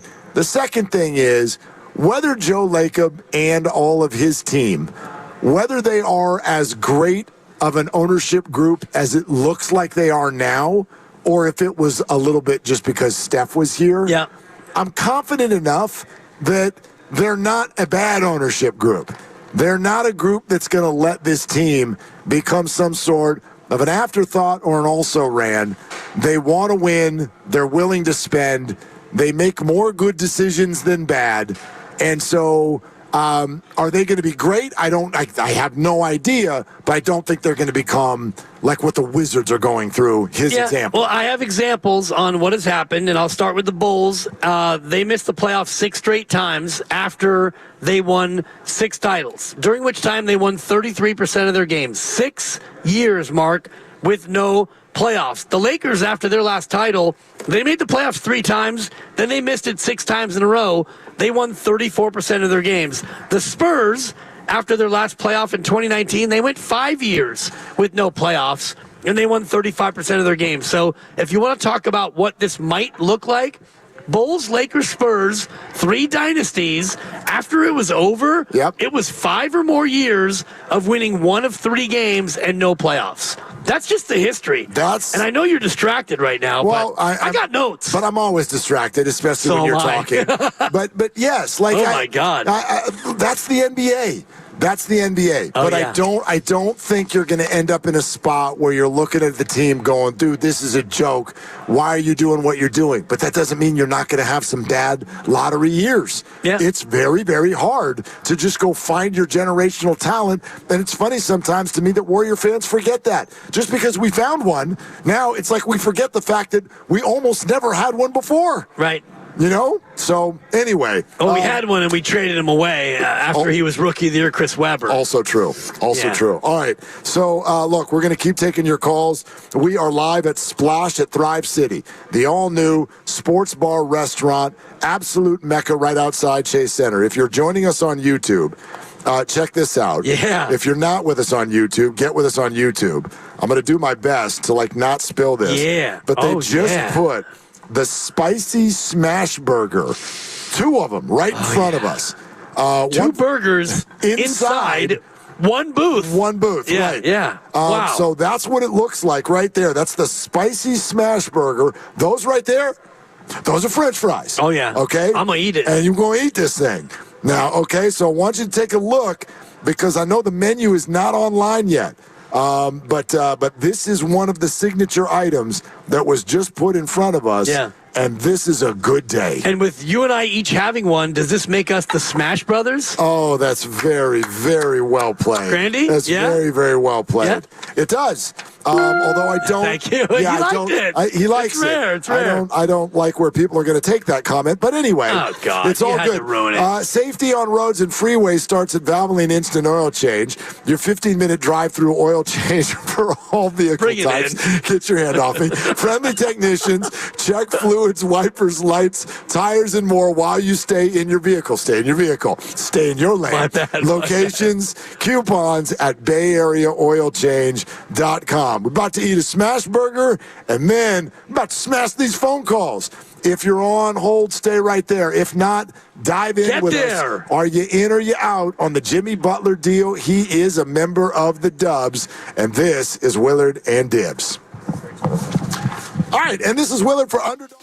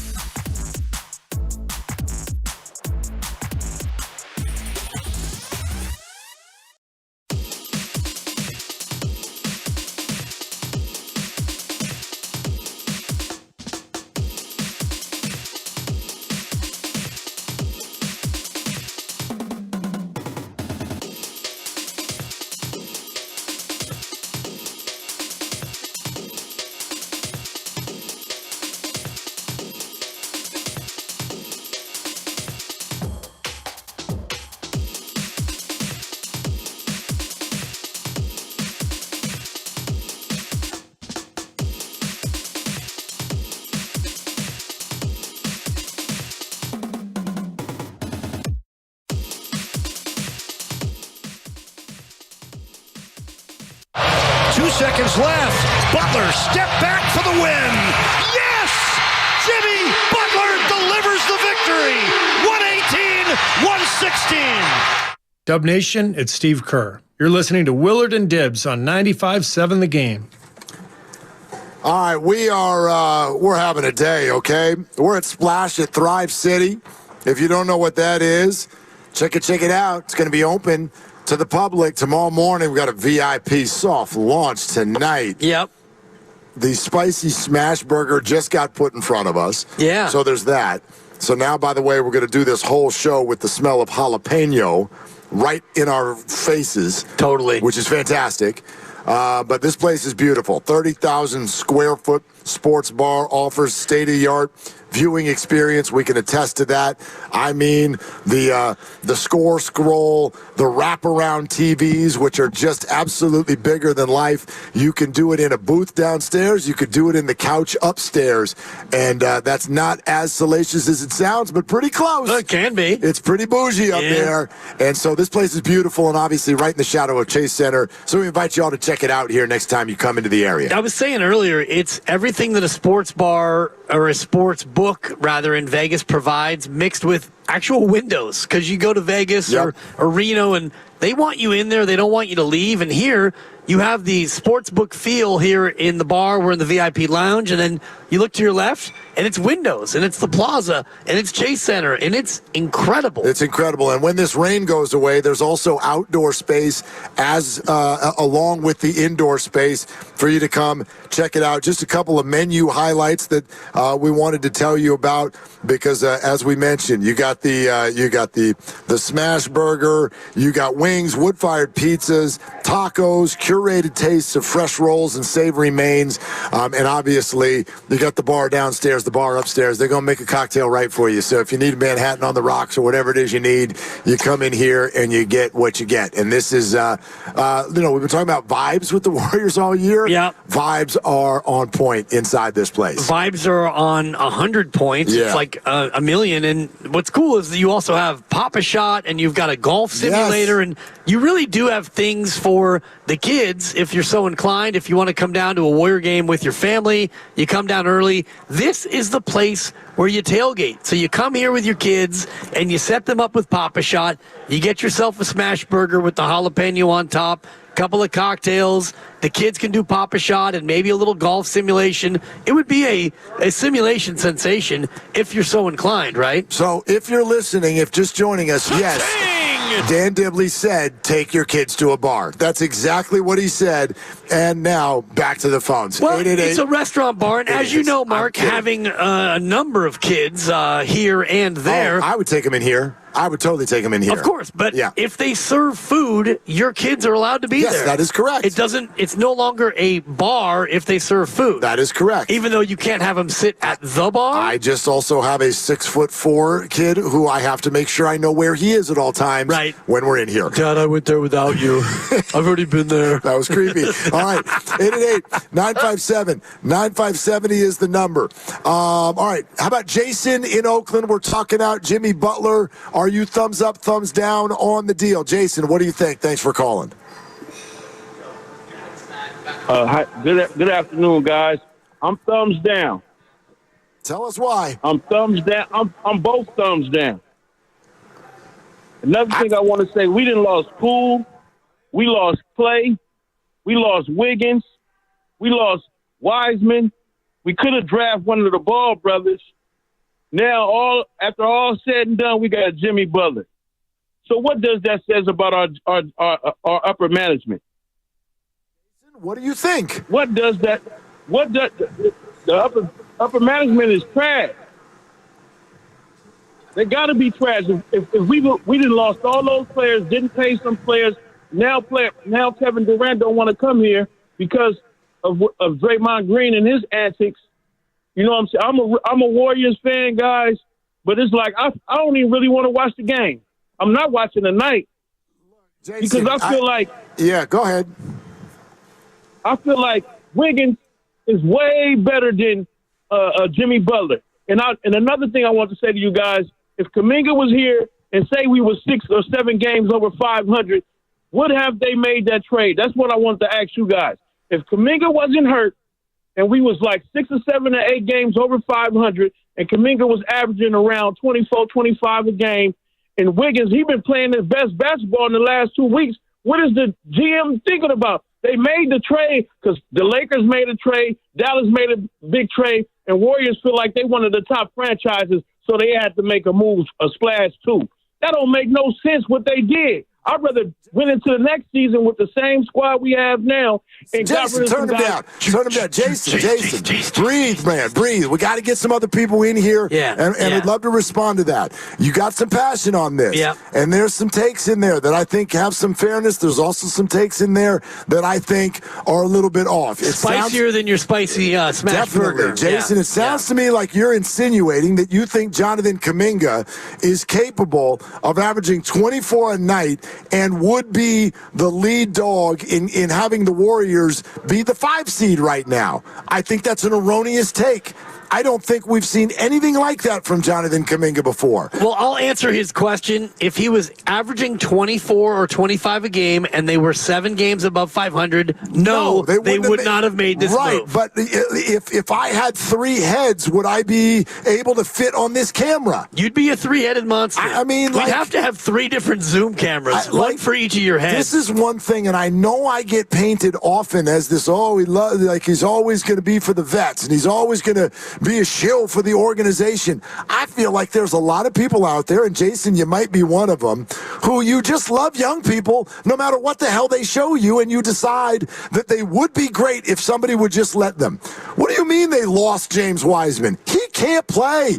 He just got traded again this morning. Do you even know that? Oh, he did? He's on the Raptors now. I had no idea. And he only has 1 Achilles tendon. So, James, that sounded mean. I'm sorry. We got to stop glorifying this. Now, if you want to say the Warriors messed up the pick, now we can do that. Yeah. And they did. And the Jordan Poole thing is so layered. That's so layered to say that he and Klay Thompson, they lost Klay Thompson. Klay left, and he's not even really that great anymore. And Klay wanted to leave. Right. I think Klay wanted to have a chance at a new destination. I do think that there's a couple different things in his call, and I appreciate the passion. Absolutely. The one thing, if Kuminga was averaging 25 and they were 7 above, of course they don't make this trade because Kuminga would then essentially be him, and you would be paying him $40 million next year, and you'd be a team that's probably a 3 or 4 seed. Yeah, so you'd be in good shape. Wouldn't be needing to add a piece, and all the rest of it. I mean, James Wiseman was overdrafted, and I hope that his Achilles gets better and he's able to still have a career. Jordan Poole happened the way it happened. Klay wanted to go elsewhere. For me, you can't look back. You can only look forward. You and I have talked about this in terms of personal things, your life, my life. Things happen, and they happen, and you have to move forward. And the Warriors now have chosen to move forward with Jimmy Butler. Absolutely, but the other side to that is to say, I have a hard time coupling all those things together and then saying the Warrior front office is trash. Are there some points to be made for some of those things? Yes. Some of them are also completely out of their hands. You're also talking about 2 totally different front offices when you rip things that have been going on for 5 years. The guy who's the general manager now wasn't the general manager when a lot of that stuff started to go down. So I think it's hard, whether you want to say something positive or negative, to be that much catch-all in the way that you want to approach it over the last 5 years. If you're frustrated with the situation that they're in and you think that they just made a bad deal, I think there's room for that argument. We'll see. We'll see how it plays out. For me, they got to a spot where they absolutely had to make a deal. This is not the deal that I would have chosen. It was the only one that happened to be available. Yeah. So I get it. Yeah, I get it. I don't think it's a great deal, but I understand it. I like what you said earlier about they had one move to make between now and, let's just say, the end of the Steph Curry era, which is now 2.5 years. And if you thought that this was the best move at the best time that you could make, then you make it. And that's the move that they made. And they made this move, and then Jimmy Butler signs for 2 years and $120 or so million. And so now you're married to Jimmy Butler. And we don't know if Jimmy Butler and Steph and Draymond will work on the court together. We don't know if it's going to be a piece that's actually going to elevate the franchise, but they seem to think so. So this is the one that they chose. They fired this bullet. They gave up a first-round pick, and really Andrew Wiggins and not a lot else, because Dennis Schroeder was going to be gone, and Kyle Anderson was not a forever Warrior, and Lindy Waters, you found him out of nowhere, and he played his way into a spot where now he's actually a commodity. So really it becomes Wiggins for Butler, and you took an affordable Andrew Wiggins, and you signed Jimmy Butler to an astronomical amount. If it doesn't work, then we can criticize, I think. 95.7 The Game's Twitter feed has a thought right now, and it is the question we're asking. It's a simple one. Are you in or out on this deal? Before we get that answer, though, from more of our callers, and the line right now is 888-957-9570. We'd love to hear from you on this. How would you answer that? Are you in or out on this? I'm in. Yeah. I'm in because I'm a Warrior fan, and they signed him to an extension. And what I told you yesterday, and really all week or all the time that Jimmy Butler was being thrown out, my thought was I'm not in based on the idea that Jimmy would come here and maybe player opt in or maybe not be here. If it was a 2-month rental, I'm out. The fact that they gave him 2 years of an extension and they're basically saying this is what we're going with, as a Warrior fan and as a fan of this regime, and I've been a fan for a lot longer than Joe Lacob's even been around, but what Joe has done with this team and the fact that this tells me that you're not trading Steph, you're probably not trading Draymond, and now you've got Jimmy. So if it's going to be 2.5 years of Steph, Draymond, and Jimmy, and you can try to maneuver around that, I'm in. Yeah. The only way I can answer it, I want to be in. Yeah. But I'm out. Because I'm usually the out guy and you're the in guy. What the hell's going on? Well, but I'm out with the understanding of why they did it. I don't know that there was ever going to be a better option. Right. But if you're asking me, do I think that this is a good fit? Do I think this is a good pairing? Do I think that Steph Curry, Draymond Green, and Jimmy Butler are going to extend any sort of run? I don't see it. I don't see it. And what I do see, though, is I see all kinds of potholes with regard to where this could go next with Jimmy Butler. He's done it everywhere he's gone. He's ended up becoming a problem, and now he's coming into a culture, and he's not used to this. He's coming into an established culture that's not his. I think this has been an under-discussed thing about this move. Jimmy Butler ran Miami, and when he went to Philadelphia, Joel Embiid is off the court enough to where he was like, I'm going to run Philadelphia. Then he tried to run Minnesota. You don't even get a chance to do that here. You can't come in here and try to own this locker room. You can't. Like, it's not a gettable thing.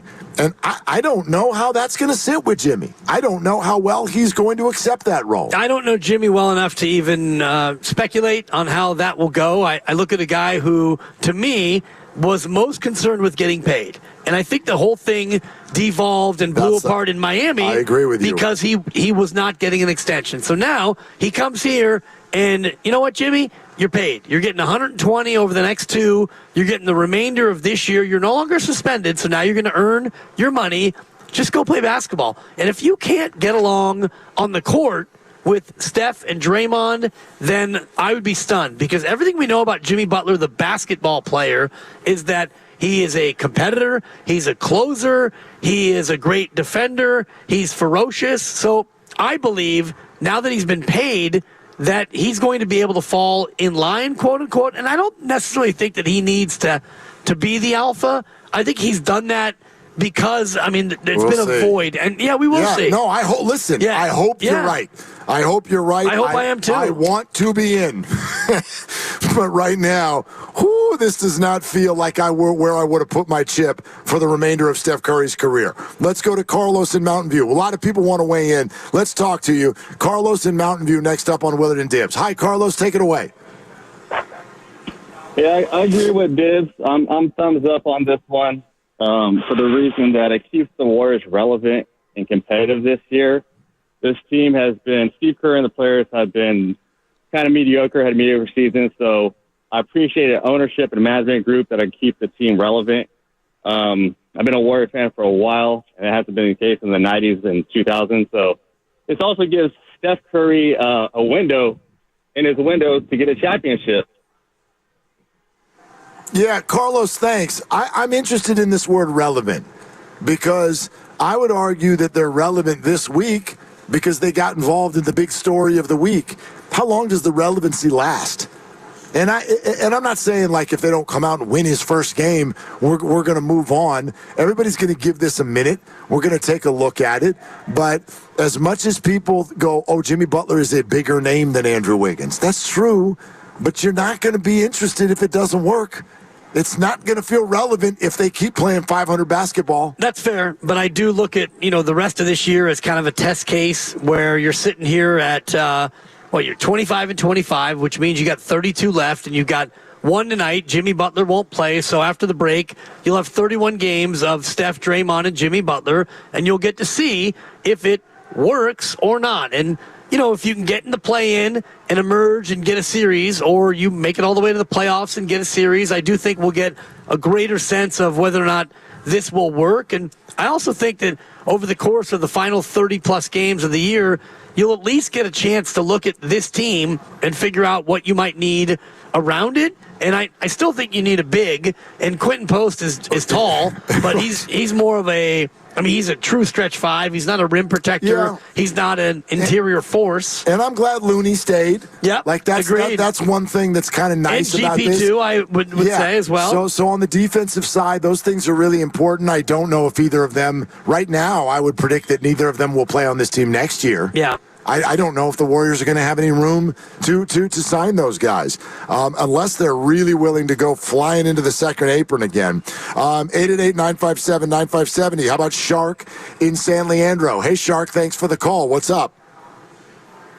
Absolutely, man. Thank you guys for having me on. Huge fan of you guys. I'm so excited. I'm just glad we were able to shake some things up. I don't know how you guys feel. I was hearing some pushback, but you got to remember one thing. Steph Curry's got a timeline himself, and I don't feel like we've been able to sell out for him. I don't feel like we've pushed all our chips on the table for him, and this is not the best move. I agree with that, but it's a move. And we sitting in the middle of the pack. It's time to make that move. But appreciate y'all. Shark, thank you. Thank you for the call. Yeah, I like he says he loves it. I say I don't, but I actually think the opinions are pretty similar. That's why I say I understand it. At least it's a move. Yeah. They had to make a move. Those things are all true. It's not the perfect move, but I always look, whenever people do things, I look at the motivations behind it.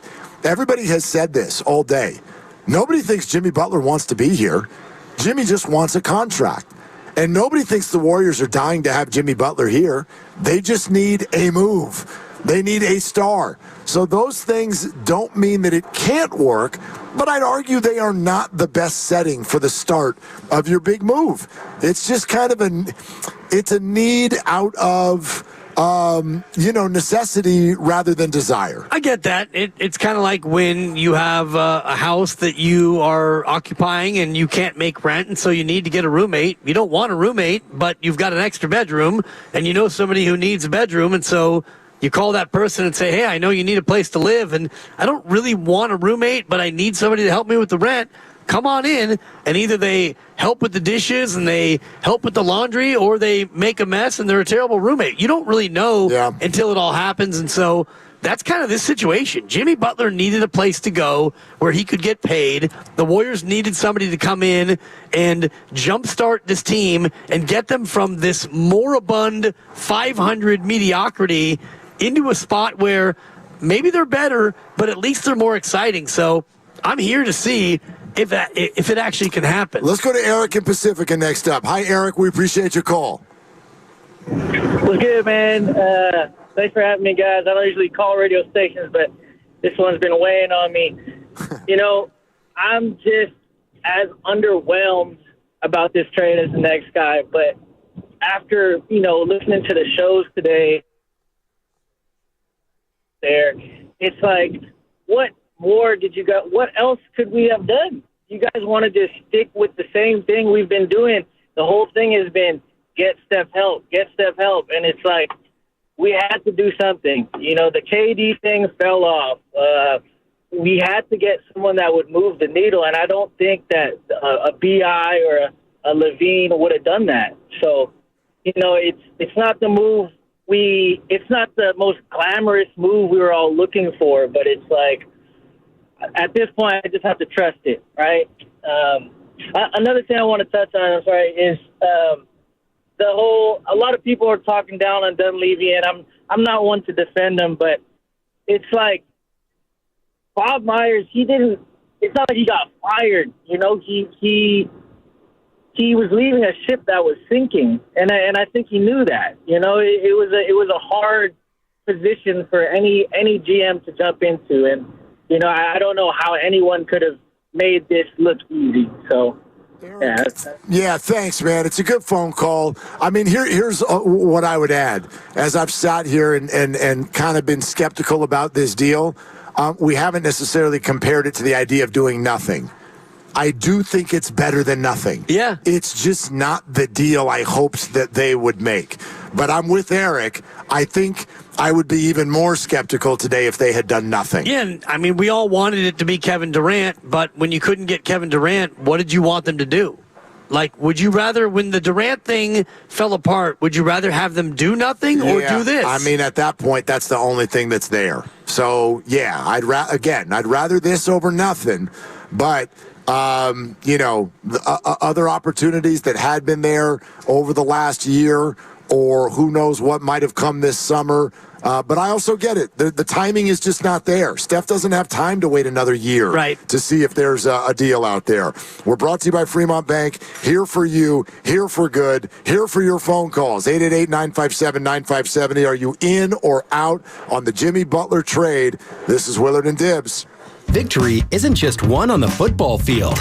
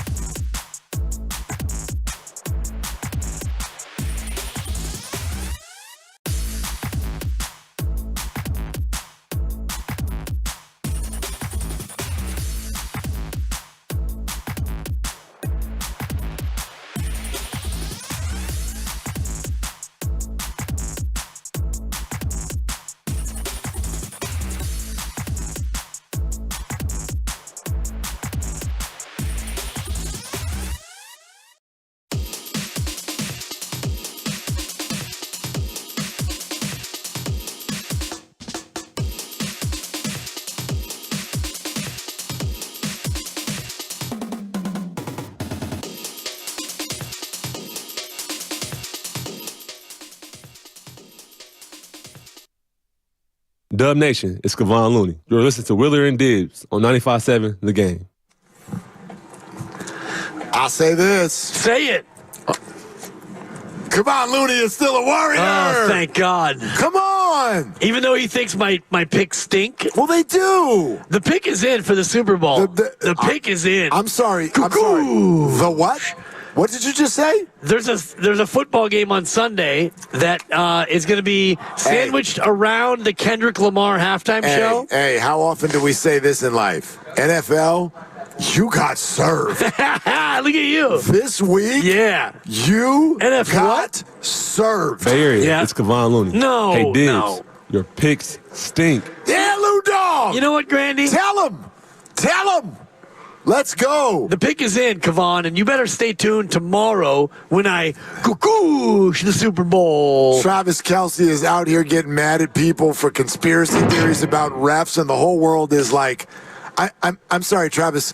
Could you just hold your thought? We're not interested in you right now. Right. They just made another massive trade in the NBA. Exactly. I mean, the NBA, hold my beer. Wow. And even, come Sunday, which will be awesome, is the All-Star game? The All-Star game is next Sunday. Yes, it's not. Okay. Yes, no, it's not I during just the had a Super moment Bowl. because we're watching the All-Star draft right now. Yes, we are. And LeBron and Steph are on the same team along with Anthony Davis and Jason Tatum. Yeah. Shaq is putting together a squad now. Yeah. They're putting together a squad. And Team Chuck has 3 centers so far. He's got Wembanyama, the Joker, and Giannis Antetokounmpo. Well, they're big. I guess he's a center. It's going to be hard to get a rebound against that team. No doubt. Yeah. But anyway. This draft is entertaining, but I kind of just miss the days of East versus West. And I know the players have kind of ruined it. Yeah, but totally. I mean, for me, that's what the All-Star game should be. Knockout tournament. We're getting real close, y'all, okay?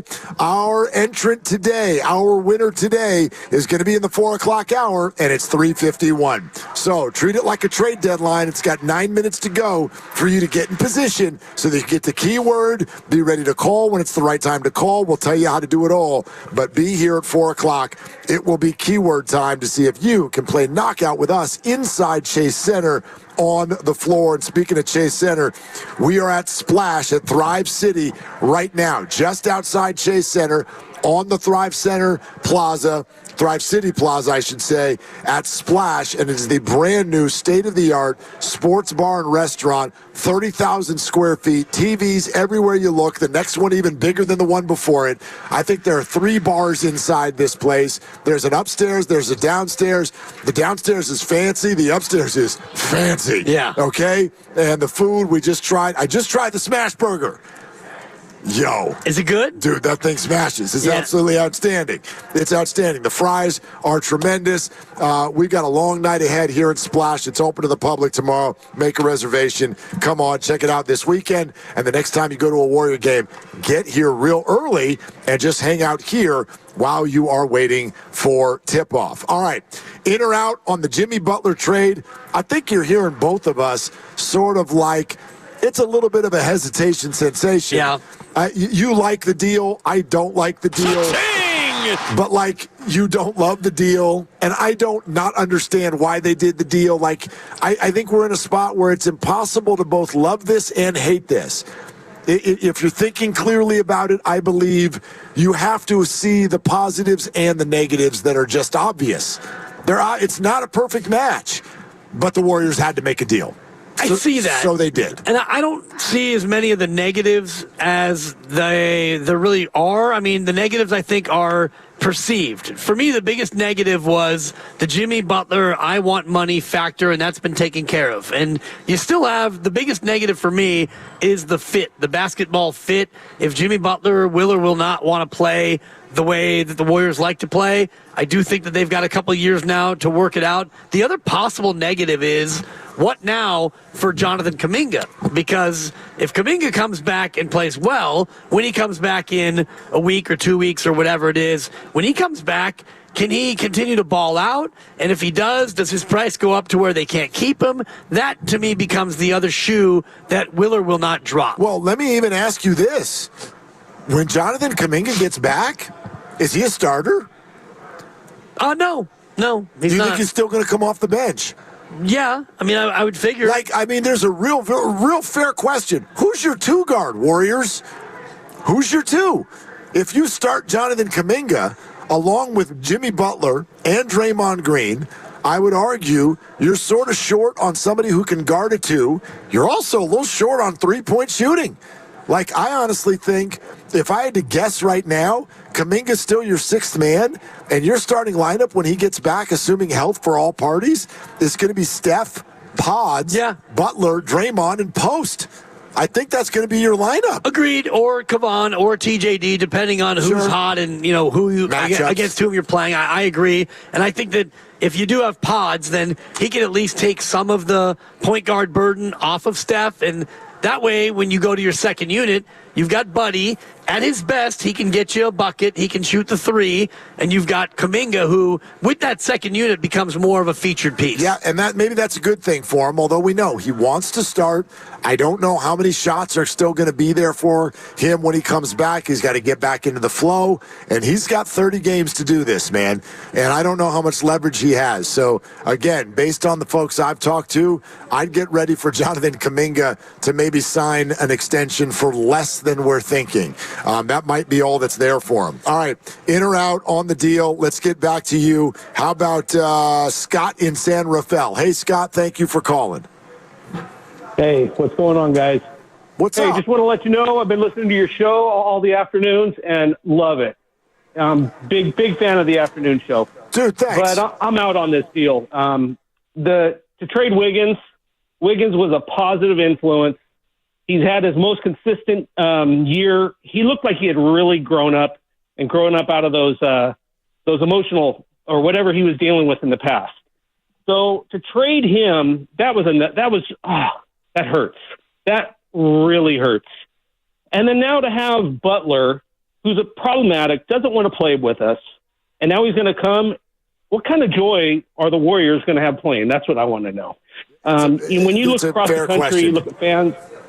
When you look across the country, you look at fans that look at other teams. They all love the Warriors because we have joy. They like watching the Warriors. But now, with the dynamic of Dre and Butler, I'm out on this. I kind of hope that this is just going to be at the end of the season, and maybe they'll look to trade him on the offseason.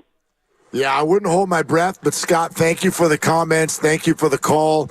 I get it. He is not as touchy-feely as Andrew Wiggins. There's no doubt about that. I will say this. I'm going to give him a chance.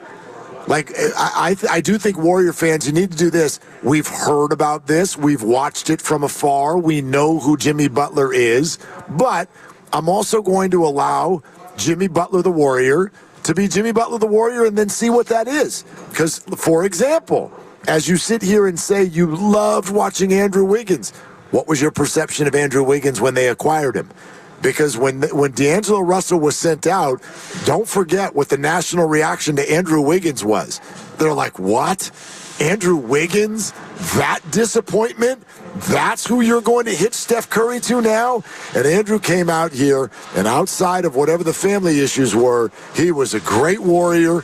He kept his head down. He played hard, and he was the key piece in a championship run. Yeah, two-way Wiggs. And just the way you laid that out, I'm thinking about how that whole thing went. So you went from D'Angelo Russell to Andrew Wiggins to Jimmy Butler. That, for me, if you want to criticize front offices, that's a pretty good matriculation going up the ladder. And you got Andrew Wiggins at his best, and you turned him essentially, and I know other pieces went out, a couple of expirings and Lindy Waters, but you turned that into Jimmy Butler. So you went from D'Angelo Russell, a guy who you really didn't probably want in the first place, and you flipped him to Andrew. Andrew wins the title, and you flip him to Jimmy Butler. That's pretty good. Well, I'm glad you brought that up. I think it at least requires some thought from all of us to think about the chain link fence that was created with the idea that Kevin Durant wanted to leave.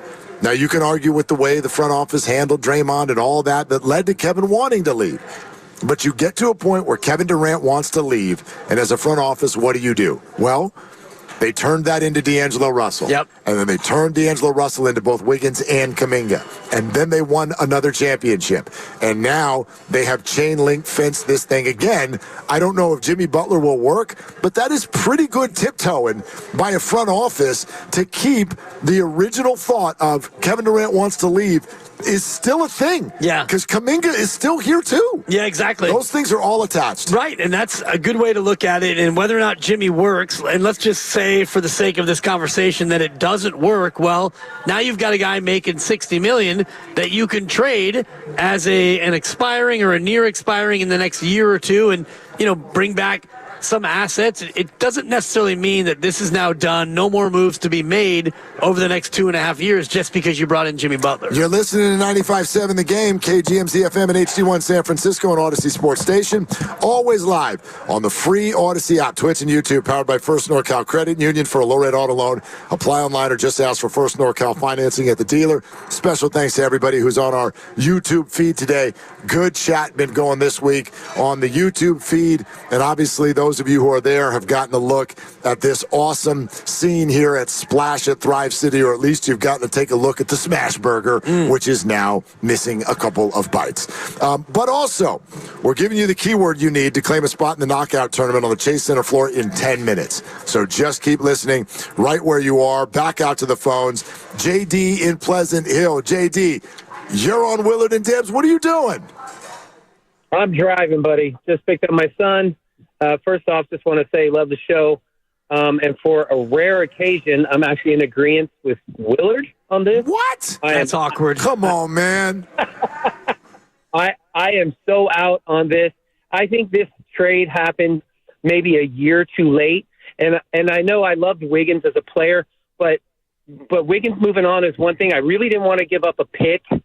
My thing was, if you were going to go all in with a big move, Miami was sitting back. Pat Riley came out 2 days ago saying, we'll keep Butler for next year. That was a load of you-know-what.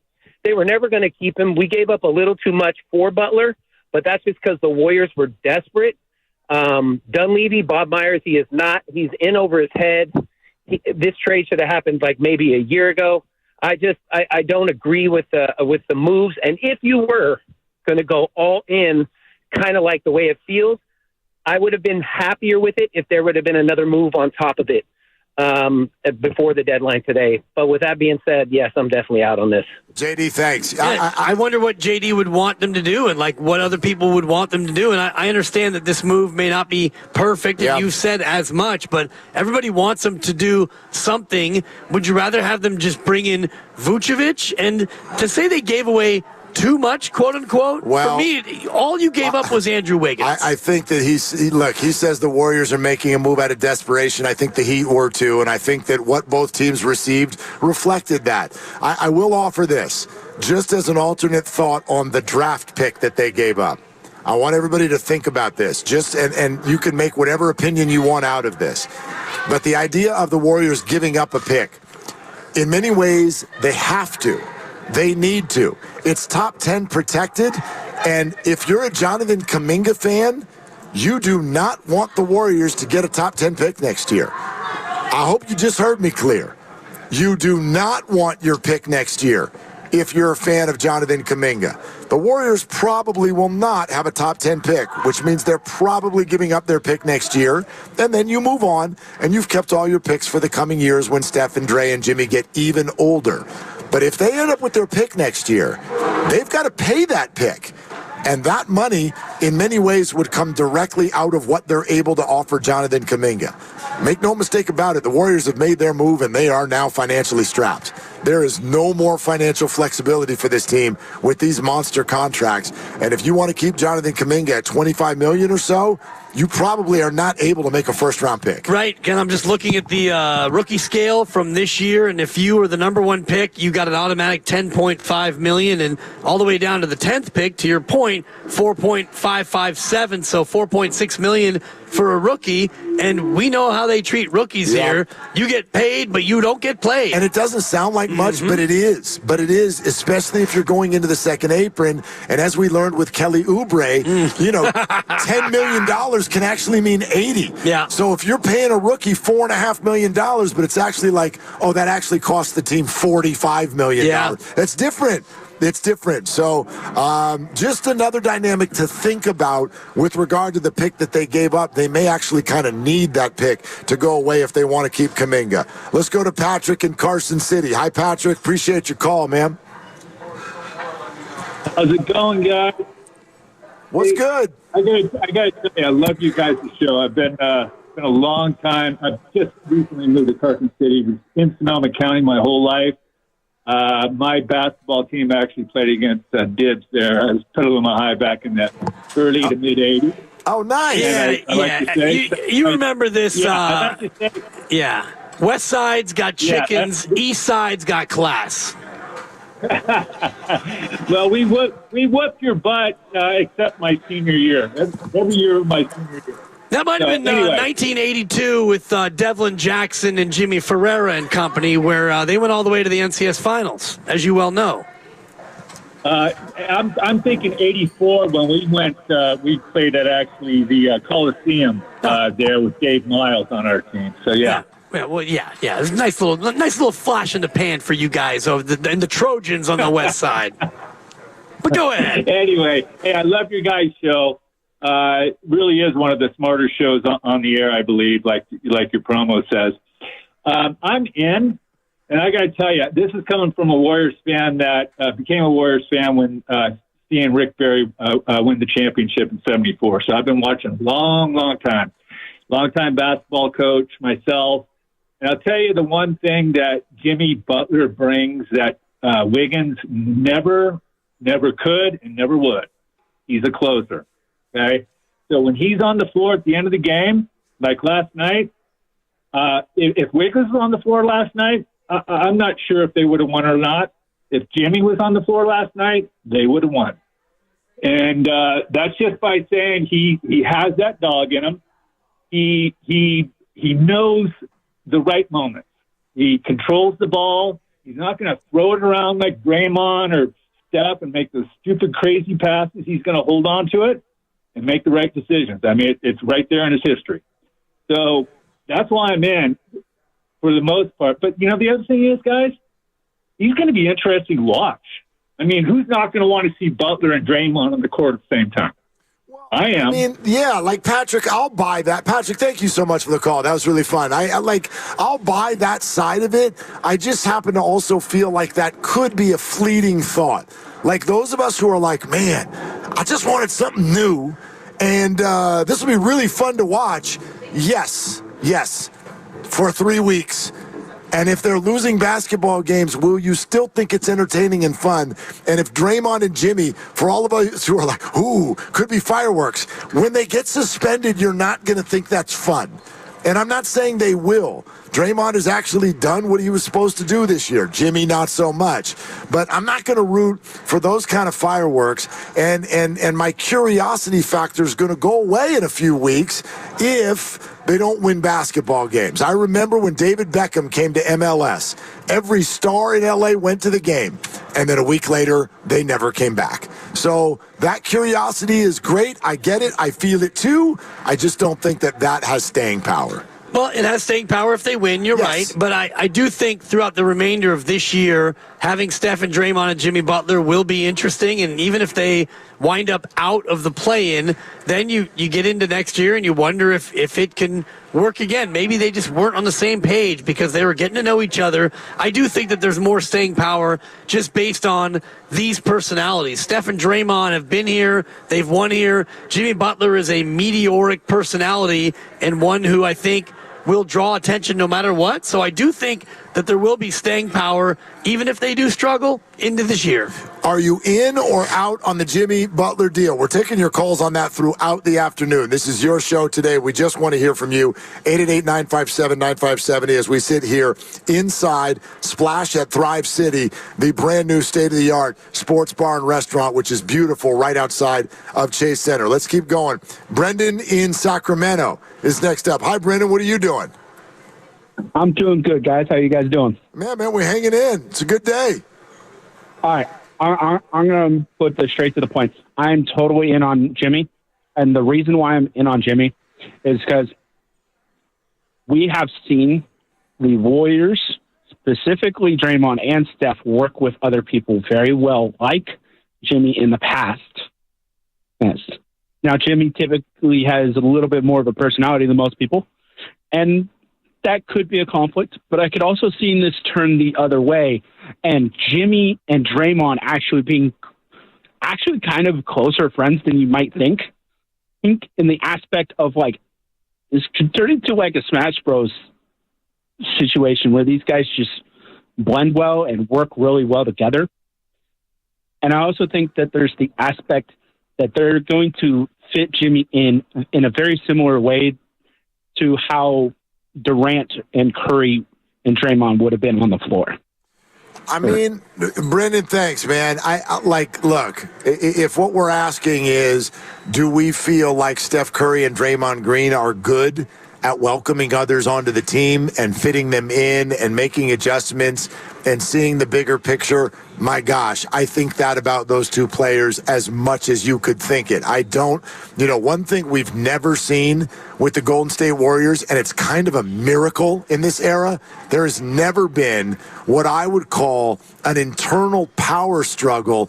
Maybe the Draymond Kevin thing, I would use a different word for it. Right. But there's never been that egomaniacal, this is my team, no, this is your team, let's not work it out and now all get mad and leave. We've never seen that, despite the fact that a lot of big names have come through here. So I have total faith there. My curiosity is much more about Jimmy. Again, this came down to money in Miami.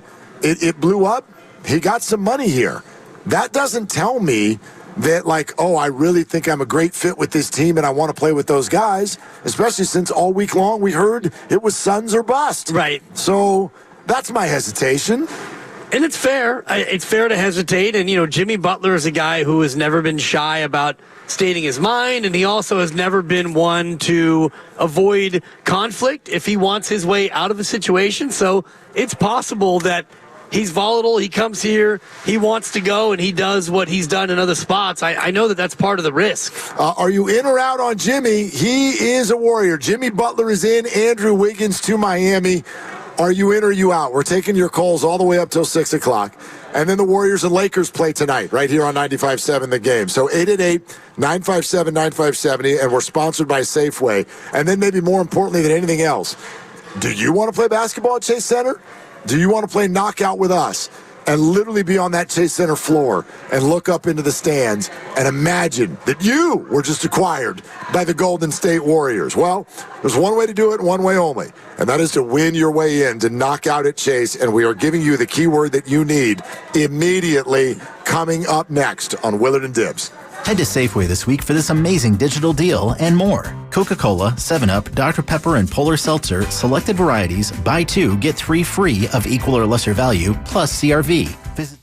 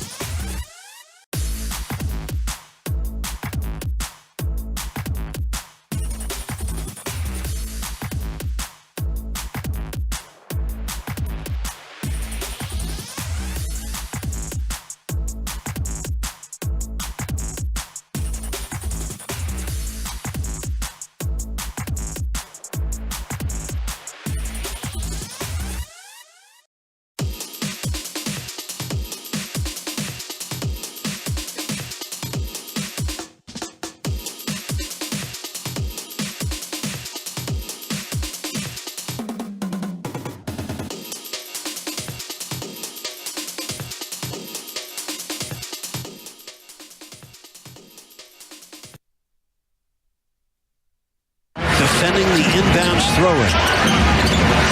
The lob for Butler. He did it. Jimmy Butler put it in with 0.3 of a second left and got fouled. Incredible. They didn't foul. Ball game's over. Now, back to Will and Dibby on 95.7 The Game. All right, this thing's about to get ramped up here. Yeah? At Splash at Thrive City. Why? Because it's 4:20. Hey, yeah, it Not is. for that reason, because the game's about to start. East Coast game's about to start. Celtics and Mavs. How high are you right now? Yeah. We're going to be watching. Dib smokes Kush. That's Philmo. That's Philmo, Mike. a Yeah. true Which statement. is false. Was true. Yeah, anyway. Smokes Kush. There you go. Thank you, Phil so Mo. anyway, we're going to have games that we're watching. We're inviting everybody to check out Splash at Thrive City at some point very, very soon. Opens to the public tomorrow, and it is just a good-looking place. We are sampling the food. The food is good. The vibe is good. The TV's everywhere. The setting, the seats, all of it. Really, really nice. So you should come check it out. We'll go back to the phones in a moment. In or out on what the Warriors just did. The big boom has arrived, and it is Jimmy Butler. Are you in or are you out? Dibs is like hesitantly in. I'm in. And I'm like hesitantly out. Yeah, I'm lowercase in. Lowercase I-N. I'm lowercase out. Like, I don't think that this is the greatest move at all, but I think they had to make a move, and in the end, there really wasn't anything else there for them to do, so I get it. I understand it. I'm never going to get over the fact, though, that yesterday afternoon, very clearly to me, the Warriors were like, we got to make a move. That's not really who we want, but we got to make a move. And Jimmy Butler went, I got to make a move. That's not really who I want, right? But I got to make a move. And so here we are. And now everyone's like, yay, Jimmy Butler. It's like, you all didn't even want to be here. You all got dragged to a party that you weren't even invited to. But now that he's here, you can be Have a good excited. time. Yes, and maybe it doesn't mean it won't work. Reminds me a little bit of Napoleon Dynamite when Chip is looking for his special someone, and he goes to the bus station and out walks LaFonda, and he sees LaFonda, and she sees Chip, and they probably didn't really understand who each other was, but once they saw each other, it worked out. Love and it the first rest sight. isn't history. Yeah, again, earlier today, I called it an arranged marriage. A little bit? Yeah, it's an arranged marriage. Can those work? They can. Yeah. I'd like to do love, but if you want to do an arranged marriage, I'm not saying that it's not going to work. And I would love to see Napoleon Dynamite 2, the sequel, and see LaFonda and Chip's 7 kids, and just see what the brood looks like. Uncle Rico's still trying to throw that ball over the mountain. You have no proof that they're still together. Yeah, you're right. Yeah. All right, it's time to give out the key word that you need to claim a spot in the knockout tournament, Chase Center Court. We cannot wait for March 3rd, and we hope that you are there with us. Are you ready? I'm ready. Today's keyword is shot. The keyword is shot. Like the thing that Jimmy's going to take in the last 2 minutes of a game. A shot. Or How the about thing, some shots? Yeah, shots. The thing that we're going to be doing at 6:02 tonight. Yeah. The thing that your kids have to do when they have their annual checkup. Oh, man. Shot, okay? Sometime in the next 25 minutes, you will hear this famous sounder. Don't call now. But when you hear that sounder again, that will be your cue to call. And the contest line, so you have it, is 415-523-4652. 415-523-4652. Save that number and the word shot. Because when you hear the sounder again, if you're the first person to call in with the correct keyword, you're going to join us at the knockout tournament at Chase. And it is delightful. Yeah, I'm looking forward to it. I haven't actually been on the floor shooting baskets since the now famous disgrace at Chase. And we're coming up on the 5-year disgrace anniversary That was 2000. That was right before the pandemic. I still don't remember why you didn't partake last time. Why did you not play in the knockout tournament last year? I'm not sure. I don't think that I was really feeling it. I was back at the studio. Yeah, I was not at Chase Center, no. You didn't even come to Chase? No, didn't even go to Chase Center. What kind of Debbie Downer act is that? I might have had something going on. No, you didn't. I might have. I can't recall. You had something going on that was more important than being invited into Chase Center to play on the floor. When you've been on the floor and played one-on-one against a former NFL player, like a knockout against a bunch of listeners is kind of a trifle, to be honest. Wow, way to pump up the event. Well, anyway, the rest of us hosts are thrilled to play hoops with all of you. Yeah, those of you plebeians, those of you, I mean, from Steiny calling the listeners peasants to you not even having time to play with them. Me and Guru and Shasky and Spadoni will be there. I'll be out there this year, no doubt. Yeah. Bronny in Berkeley. Hey, thanks for the call, Bronny. What are you doing? Hey, how you doing? I'm just getting ready to start getting the kids' dinner going. But great to talk to you, Willard and Dibbs. First-time caller, but I listen every day. Hey, I won, and I'm going to be at the Chase Center for, knockout. But my take on Jimmy Butler. Okay. Berkeley has the most coffee shops per capita, and San Francisco has one coffee shop for over 1,641 people. He's in the right place for what he's interested in. And I don't know if you all saw his house in Architectural Digest. He gave a tour. You can check it out on Instagram. That his wine cellar can hold 20,000 bottles, and he only has 6,000. So he's in the right place to restock and load up that wine cellar so he can hit up Napa, Sonoma. He can go to the Southern California wineries, and he can really load up. And we need him to be caffeinated and motivated and dedicated to the Warriors. And let's go, what do we need to do? 21-10 to end this season? Let's go. Go Warriors. Thanks for taking my call. Bronny, enjoy dinner. Yeah. And I know there was some sort of sarcasm in that whole thing. But that's an interesting question there at the end. What do you think the Warriors need to do the rest of the way in order to secure the seed that you're comfortable with? Like a 6 seed is, I think, what she was implying. Well, I'd even take the 7 at this point. Well, let's just say 6, because then you don't have to worry about the play-in tournament, and you've never won a game in your history in the play-in tournament. So you are currently 3 games out of the 6. Right, and the 6 is at a 560 clip, so 56% of 82 is roughly, I think, 46 or 47. So you need essentially the record that you had last year.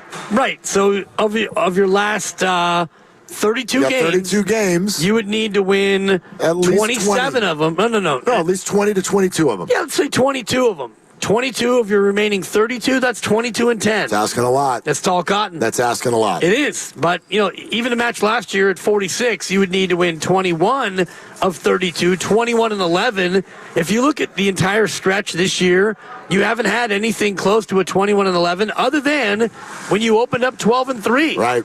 I mean, Can you replicate that again? A 12-3 spurt? I tell you what, you look at the game tonight, and this one is a tough ask, situationally especially, although they seem to struggle with the Lakers even when they're at full strength. But you look at this one tonight, and then you see what's about to happen next. By the way, we do have this development. It is being reported that things are trending toward Jimmy Butler making his Warriors debut on Saturday. So not tonight, but in their next game, which is in Chicago on Saturday. So that's a great development, but they're going to need him fast because I've talked about this 5-game stretch that happens right after that game in Chicago. Starting next week, obviously this leads up to the All-Star break and then goes to the other side of it as well. But this is a hell of a stretch. At Milwaukee, at Dallas, at Houston, at Sacramento, and then back home again to Dallas. And Anthony Davis, who has your number, is probably going to be a part of both of those games when you play Dallas. So that's a very, very tough stretch.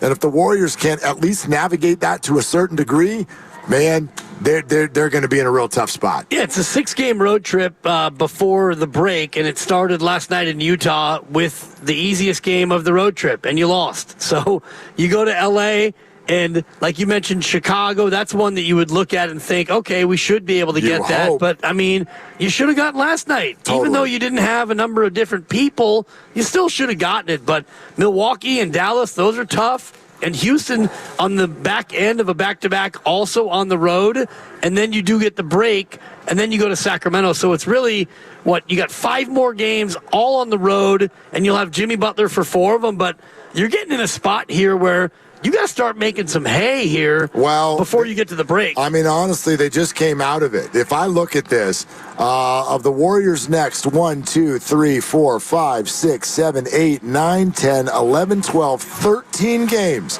of their next 13 basketball games. Yep. Drum roll. Okay.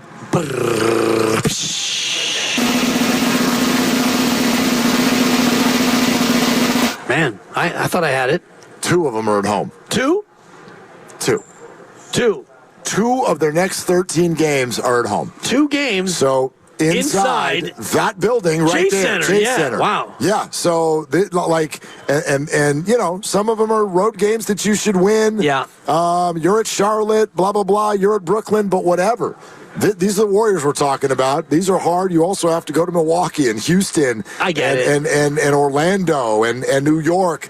I mean, this is going to be a stretch that I think can really make the playoff push reasonable or unreasonable. But the good news is you are just about as good on the road as you are at home. You're 2 games above at home. You're 2 games below on the road. So normally that would be kind of a death knell, but this team, they've done just as well elsewhere than they have here. And, you know, against really good teams, they play well and they win. And against really bad teams, they don't play well and they lose. That's kind of been their pattern. Let's go to the phones. Let's go to Michael in Oakland. Michael, thank you for calling. What's up? Hey, man. Thanks for taking my call, man. I appreciate the show. I just wanted to chime in and say I think that it's okay if it doesn't. I mean, it will work out eventually, and I think there's enough star power on this team that once they get to the playoffs, I think they got their opportunity. And when it boils down to, it might not be the best deal, but I think in terms of who they got, like who in the West can they actually stand up to and you're like really worried about seeing them. I mean, OKC is probably going to fold like a church chair when they hit the playoffs. We don't know, right? We hope that they're going to do it and succeed and do well, but we really don't hope they're going to succeed and do well. But, I mean, with the 3 that we got, I like our chances going into the playoffs. And even if it don't gel, these guys will probably set themselves up to be able to peak around about playoff time. And if they do that, if they get in, then I like this team's chances a lot. So, hey, take it from one of the biggest optimists on the planet, Michael. You are an optimist, okay? I mean, Oklahoma City is not folding at all. You know what they're doing? They're getting their second-best player back this weekend, and they're 40-9, and they're fantastic. Denver, champions. Houston, young and athletic. Memphis, back on track. Lakers, I thought, had a great trade deadline. Clippers, they've had your number. Minnesota, young and athletic. Look, I do think the Warriors can navigate their way into the playoffs. I really do. But the idea that they're just going to snap fingers and have everything come together and, as he's saying, peaking, I don't know, man, 35 to 37-year-olds usually don't peak at the end of the year. Right, especially when you're adding a new 35 to 37-year-old to the team. And we saw it with Dennis Schroeder. It took some time for him to kind of find his way, right, and get some comfortability. And I don't even know if he eventually did. He started to play better toward the end. He got better. And he got traded. So you're adding Jimmy Butler, and he's a guy who hasn't played now in, a month and a half since he's been out, since his myriad suspensions? He came back for a game or two just like a couple weeks ago, and then he got re-suspended. Yeah, then he came into practice one day. They told him he wasn't starting, and he walked out, and that was the last time he was ever a member of the Miami Heat. What do you think is more likely, the playoffs or they're in the 11th seed or worse? And this is not the play-in. Top 6 seed or 11th or worse. Like, what do you think now? Or top 8. I mean, like coming out of the play-in. Let's just do top 6. Like, what's more likely? Because if you're top 6, you're in the playoffs. Forget 7 through 10. Okay. What's more likely? Top 6 or 11 through 15? 11. Man, and you're an optimist. 11. What's wrong with you? Well, I'm looking at the math. You just said, to even think about being the number 6 seed, you've probably got to win 22 of your remaining 32 games. Yeah. And Jimmy Butler's not even here yet. That's really good basketball they've got to play the rest of the way. And you gave it away against Utah last night. I think the most likely scenario as we sit here today is that they're in the play-in tournament. Which is why I left that out. Right, and I do think that they will have an opportunity to come out of it based on the other teams and what they're going through. Kings lose De'Aaron Fox. Suns have lost their soul. I mean, when I look at all of that, I think the Warriors will have a chance to come out of that. But I think that that's the most likely. But I agree, which is why I wanted to, hold your feet to the fire and have you choose between. Because you're right, top 6. They're only 3 out of the top 6. Yeah, but you know how far they are out of the 11 seed. Well, they are the 11. Exactly. So you're asking me what's more likely, to have a huge finish or just be right where they already are? Well, and San Antonio appears to have gotten better, so they might surge by you. So to even get to 6, you need to pass 4 teams, make it 5 teams, including the team that is in the 6th spot. And I look at a lot of those teams, and, you've had your trouble with a lot of those teams. No doubt. In or out on Jimmy Butler, the newest Warrior. And he will reportedly, likely, be with the Warriors to play on Saturday in Chicago against one of his former teams. 888-957-9570. Jan in Mountain View. Hi, Jan. Thanks for calling. Yes. I'm in on Jimmy Butler, and I'll tell you why. He brings a different style of play, and he's more in the mid-range, and we need what happened last night is they were smoking too many layups when there was an 11-point lead in that last 2.5 minutes, and it's very upsetting to see that. And Curry, I even heard him post-game last night, and he said that he's willing to work with Jimmy and bring him on board and, even look at their playbook to get some new, different style of play to get this team turned around and straightened out. And I thought that was quite encouraging. And he said, I want to look at that playbook and I want to study it and I want to see where I can get better. And this was Stephen Curry talking. So I think it's worth giving him a chance and seeing where we end up at the end of the season. Thank you. Yeah, thank you. There's no doubt about that. Everyone's going to give him a chance. Okay, whether you like it today or not like it, he's going to get that chance. And you know this, Dibs. I used to refer to Kevin Durant when he was a Warrior as the here, you take it guy. Yeah. In other words, shot clock's got 7 on it. Whatever you're doing offensively didn't work, and the Warriors go, here, Kevin, you take it. And he would go get you a shot, and he could play that at a high percentage.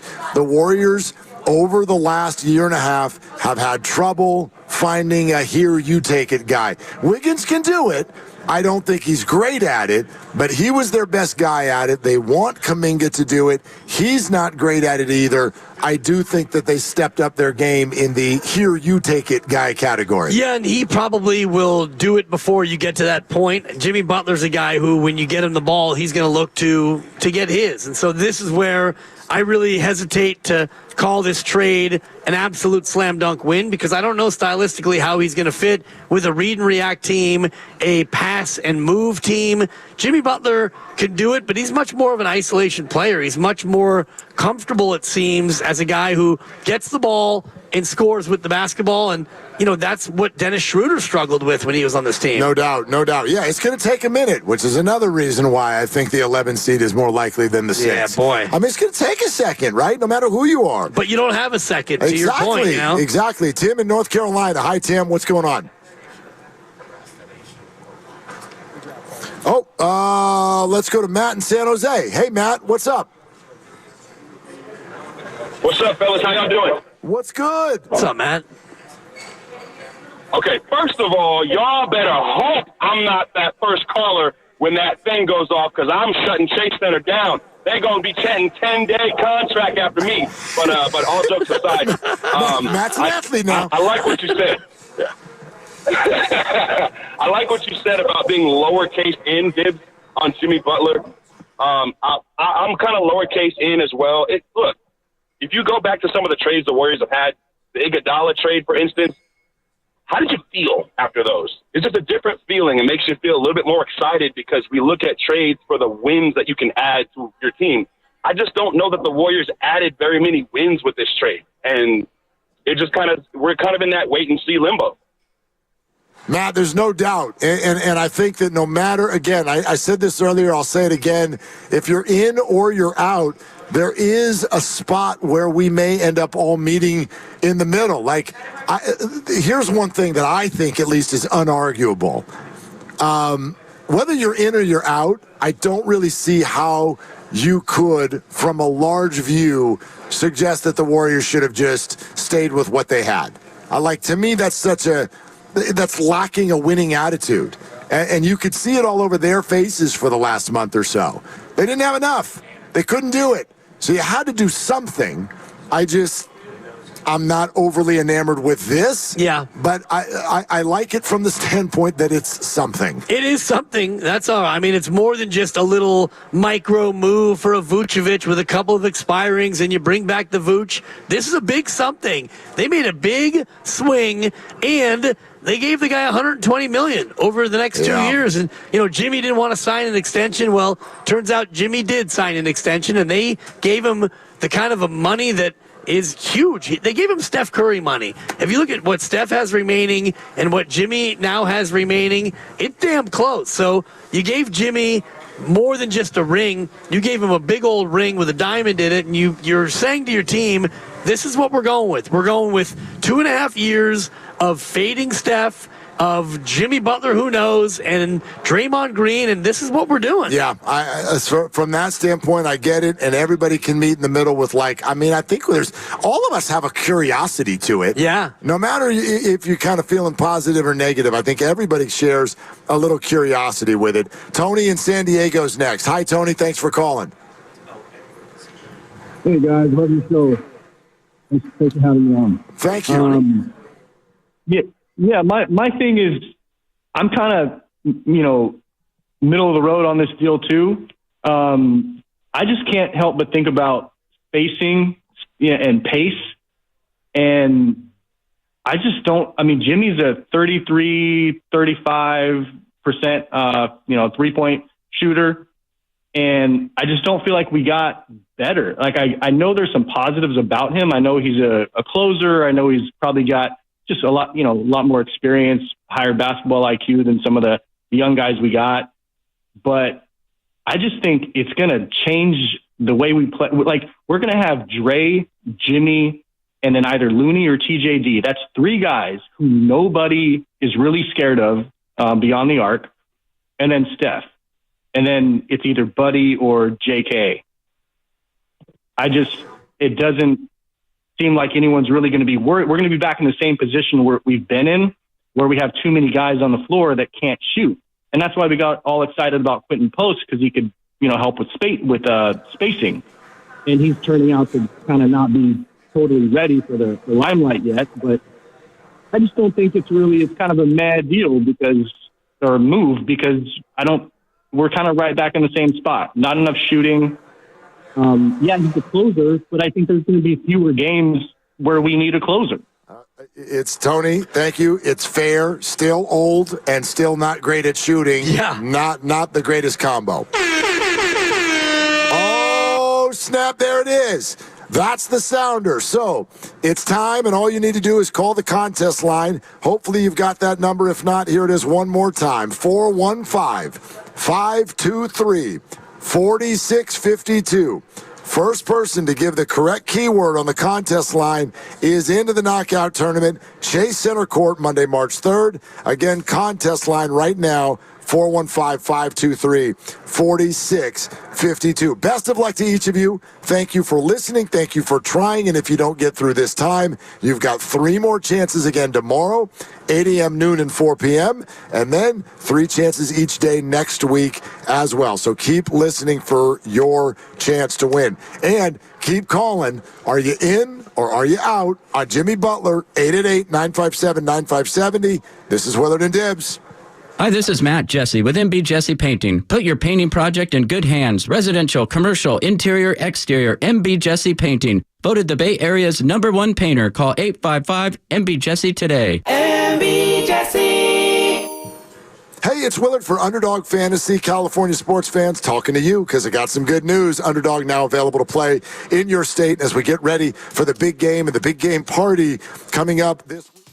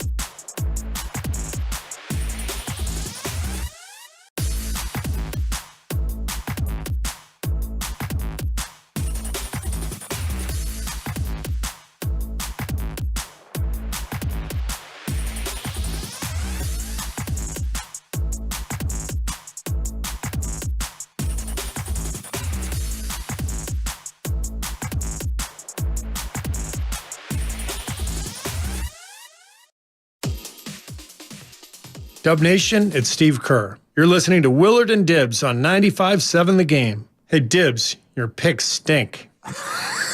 Really? It's never funny.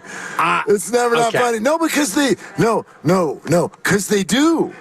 I had a little bit of a rough end. We've had 2 weeks since we've had a football game. The world has forgotten how awful you've been. I had a little bit of a cold stretch down the run. I was 500 all year. And then what has happened in these playoffs? Casey Schmidt my pants. Dude, you're like 1-9 or something like that. No. More like 2-10. Okay. I said like 1-9. 2-10 is like 1-9. Grandy will have the official number, so I'm not going to. I'm not going to speculate any further. I think that's right. Has there been 12 playoff games? That's correct. 7. Yes, there's 12. 13, I believe. No, there's 13 total. We haven't had one yet. Grandy? There's 13. Yes, you are 2-10. 2-10. Yeah. Wow, that's stunningly awful. Well, hey, Dibs. Your picks stink. Well, you know what, Steve Kerr? Your final 4 minutes of basketball games against bad teams, they also stink. So there you go. He not playing. No, but here's an idea. I dare you. Coach him up. Next week, at the end of our interview, be like, hey, Coach, your rotations stink. Well, you won't. He wouldn't get the context. I mean, he did that. We could set it up for him. We're fancy. You could play the. Yeah, Grandy could be like, Coach, remember when you said this? Dibs has this response. Hi, this is Guy Santos. You're listening to 95.7 The Game. Hey, Dibs, your picks stink. Your picks stink. Yeah. Yes, they do. Yeah. You know what doesn't stink? Tell me. The Slam Dunk in Vegas contest, which we've been telling you about, and we hope you've been getting your entries in because it's just stupid easy to do. Like, listen on the app for at least an hour a day, and you're automatically entered. And hello, someone is winning travel and accommodations for 4, party of 4. You and 3 guests are going to go to Vegas, and you get $20,000. So good. I still can't get over this prize. $20,000. $20,000. You stay at Circa, which is the premium sports viewing destination in downtown Vegas. Circa Resort and Casino, Las Vegas' premium sports viewing destination, and visit the biggest March Hoops party at Stadium Swim, the ultimate viewing experience for the first 2 rounds of the college basketball championship. And as we said, winning is as easy as it could be. You download the free Odyssey app, you log in, you listen. And every time that you do it for at least an hour, you're entered for that day. And you can enter once per day, every day, up until the end of this national contest. Download the Odyssey app now, and you could be headed to Vegas in March with $20,000. Speaking of giveaways, you know what I'm looking at right now? Tell me. See this picture right here that I'm looking at right now? Do you see that sucker right there? See that picture? Right? See that Those picture? are some fancy-looking shoes right there. YouTube audience, you see that? You see that right there that's on my phone? You know what those are right there? Those are Steph Curry shoes. Those are Steph Curry shoes. And if you want to win a pair of the latest Curry 12s, which is Steph's signature shoe, we're going to give a pair away in the 5 o'clock hour, okay? And it's 4:53, which means 5 is coming soon. Dang. In the 5 o'clock hour, we will give a pair of the Curry 12s away. So just keep listening, okay? Man, we've turned into game show hosts. Totally right. This is nuts. You got knockout, you got 20 grand, you got shoes. Curry 12s. I mean, we're out here wheeling and dealing. Warriors just played Let's Make a Deal. They opened up the big doors, and it was Jimmy Butler. Yeah. And there he was. So are you in or out on the deal? And we're going to get back to your calls on this, but just real quick, for those of you just joining, if you're just getting off work or whatever, here's what we've kind of said about it. I'll say that I'm out on the deal because I find so many potholes in between here and where the Warriors need to go with this particular idea. And I'm stuck on the fact that it didn't look until the end like either side really wanted each other. The Warriors knew they had to make a deal. They didn't want this deal, but they got to the end, and this was the only deal available. Jimmy Butler knows he needed a new team and a contract extension, but they didn't want this team or this contract extension. He wanted to be a Phoenix Sun, but only when it became obvious that that was not possible, now he wanted the Warriors. So these two have wanted each other for a sum total of 7 minutes, and now here we are. And I don't think that's the best way for things to come together. I don't think it means it's not going to work for sure, but it's not the perfect deal. I understand why they did it. My curiosity is there.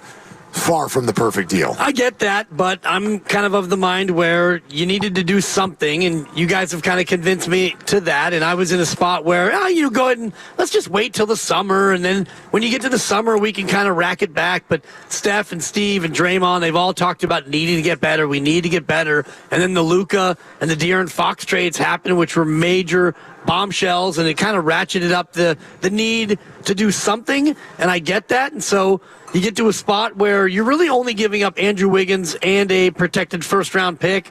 Yes, you had to give up Slow-Mo and Dennis Schroeder and Lindy Waters. Those are people. I don't want to devalue them.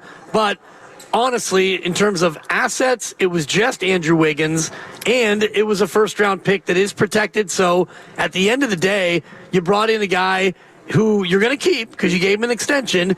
He's a guy who can come in and be your number 2 scorer. He makes your defense instantly better with Jimmy Butler. He's a good defender. I think your team maybe didn't get a lot better. Your team might be the same that it was before the trade, but you got a lot more exciting. Your team got more interesting. Your team got more dynamic. Your team got more volatile. Yeah. And your team got even older. Those are the facts. Those are the facts. I mean, Andrew's going to be 30 in a week, and Jimmy Butler's 34, about to be 35. So yeah, you did get a little bit older. I understand that, but you also cleared up some of your depth issues in that you had too much depth, and now you have a rotation that is pretty straightforward what you're going to have. Is that a good thing or a bad thing? I get what you're saying. Yeah. Like, now you know your rotation, but you lost your depth, and you're an injury away from not having enough players. Okay, before we go back to the phones, let's let you hear the latest on Jimmy Butler and the Warriors, and this is courtesy of Jared Greenberg from TNT. Jimmy Butler, who had been based here in L.A. while he was away from the Miami Heat. I was told earlier today Butler boarded a flight to San Francisco to take his physical with the Warriors and has since flown back to L.A. However, there is a long line right now on the trade call tarmac. As you can imagine, with all the deals that went down today, there is a backlog of teams that are trying to get through to the league office to make their deals official. So Butler to the Warriors with Miami, along with all the other teams in this complicated deal that are involved, have not been able to get through yet to make it official. If that does indeed happen sometime in the early evening here in Los Angeles, then Butler will be present and with the team on the bench here at Crypto.com Arena. I've been told that Butler is trending towards making his Warriors debut on Saturday against his original team, the Chicago Bulls, in the Windy City. The Warriors will have 12 players available tonight after the trade that sent several players out in exchange for Jimmy Butler. In terms of the Lakers, All right, so that's the latest on Jimmy. He came here, he did the physical, he flew to L.A. to be with the team. They're waiting for league clearance. He can sit with the team, but they're hoping for league clearance as quickly as possible. And in theory, he can go ahead and play on Saturday in Chicago. Well, I mean, what are you doing, league? You knew it was the trade deadline. Can we not get more people on hand to clear these trades? I don't even know. I understand there's a backlog, but I don't even know how the process works. I don't know if it's a matter of just hiring some temp workers or something. I have no idea what that even means. Well, what do you need to do in order to clear a trade? You need to put it in the trade machine, like we all did. You need to make sure that the money works. That'd be amazing if they did all these and no one ever clicked submit. Exactly. Wait a minute, it doesn't work. I mean, what do we do in league office? It's like when you go into a grocery store and it's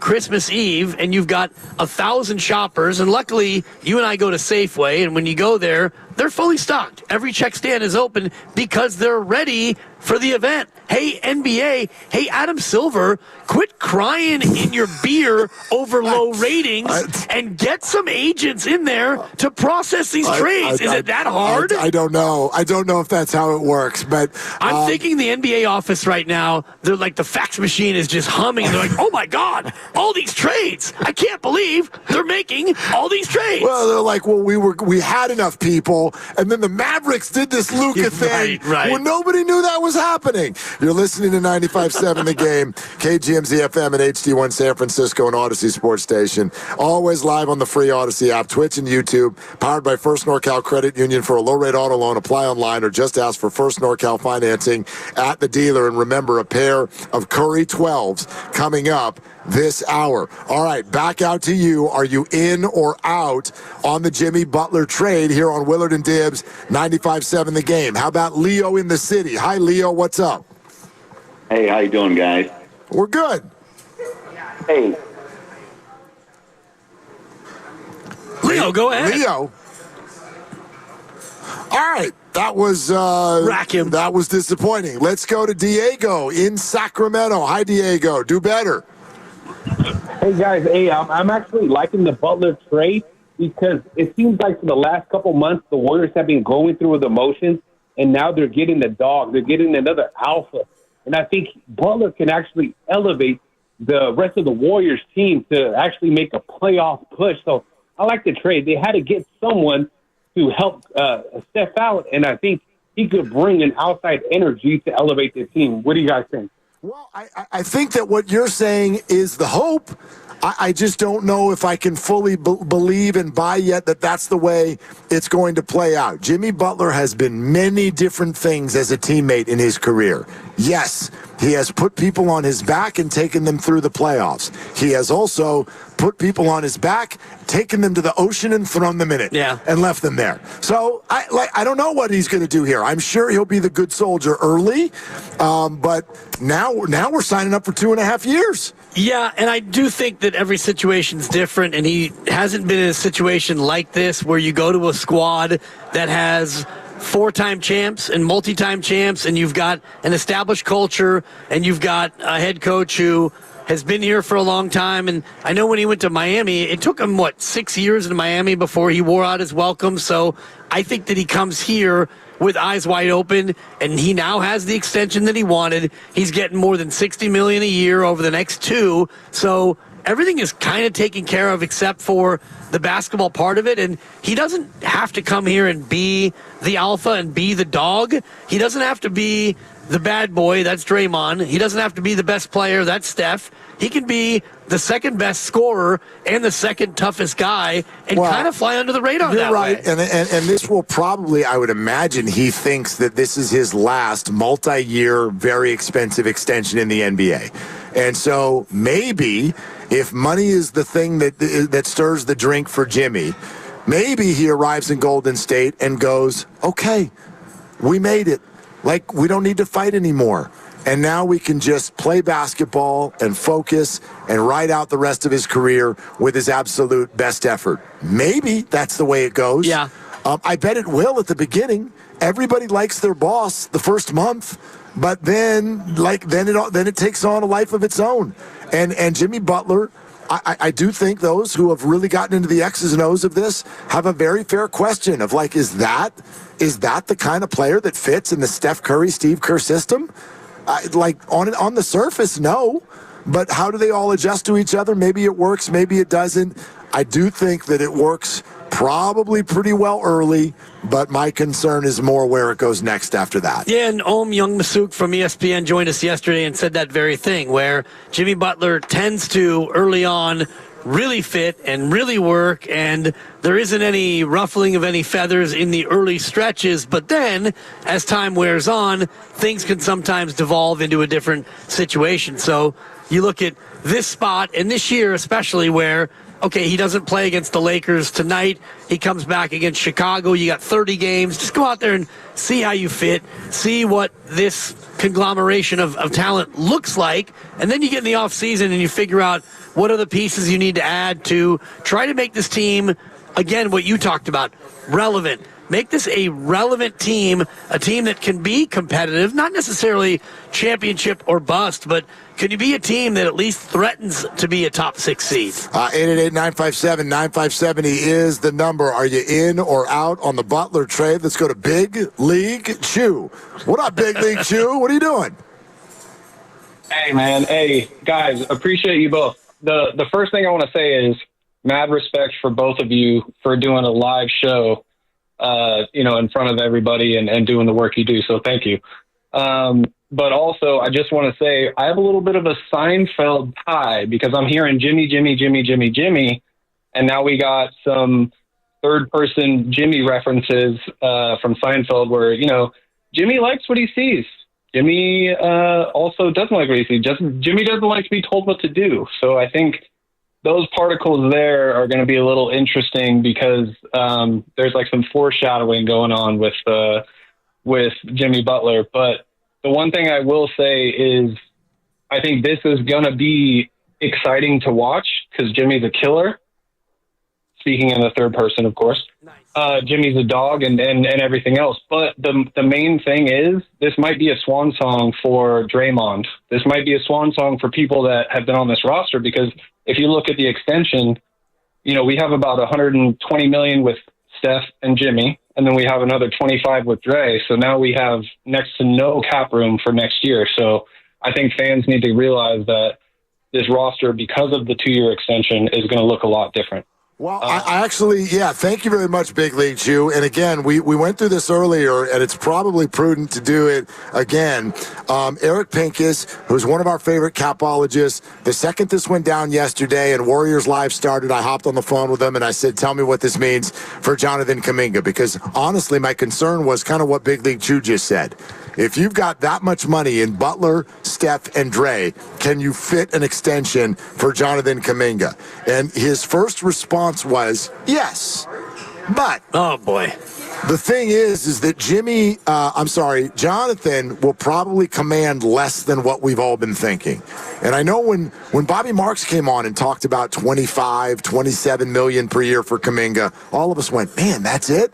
But yeah, that's it. Eric even brought up 20 million. 20, flat 20? Because he's a restricted free agent, and there just aren't that many teams out there, maybe even none, who are interested in giving Jonathan a very big deal. So, with the second apron in mind, the Warriors could go up to as much as $25 million for Jonathan, and then they're fine with Jimmy and Steph and Draymond and not having their first-round pick to pay.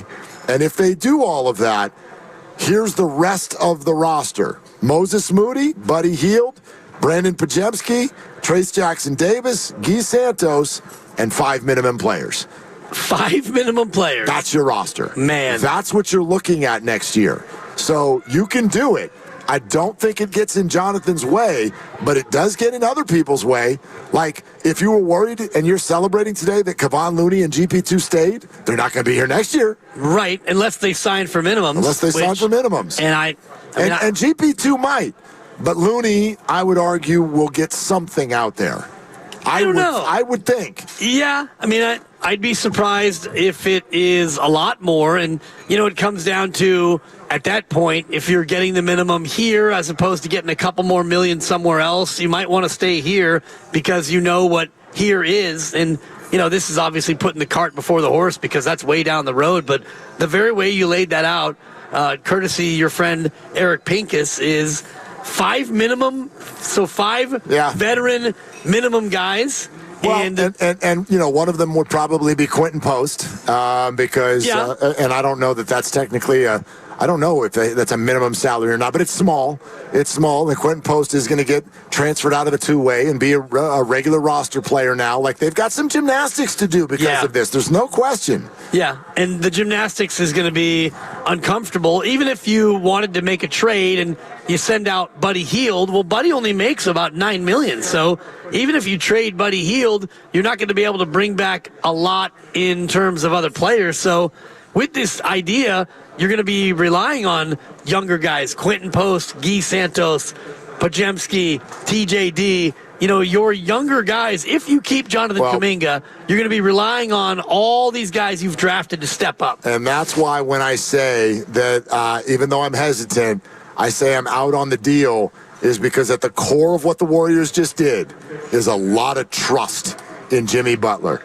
Dude, you've got to keep your head on straight, and you have to be good because we have no flexibility to go do anything else now. So if you go sideways, we are really up a creek.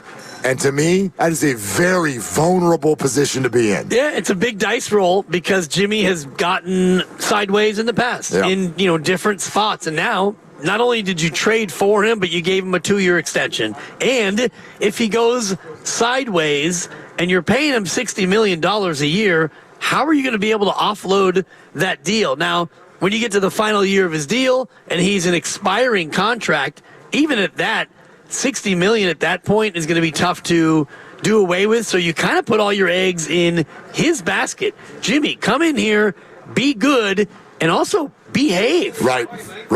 And again, so a lot of faith in Jimmy. Yeah. And I hope he's able, in a short stint, he's able to live up to that trust. 888-957-9570, Willard and Dibbs. And we are asking you in or you out?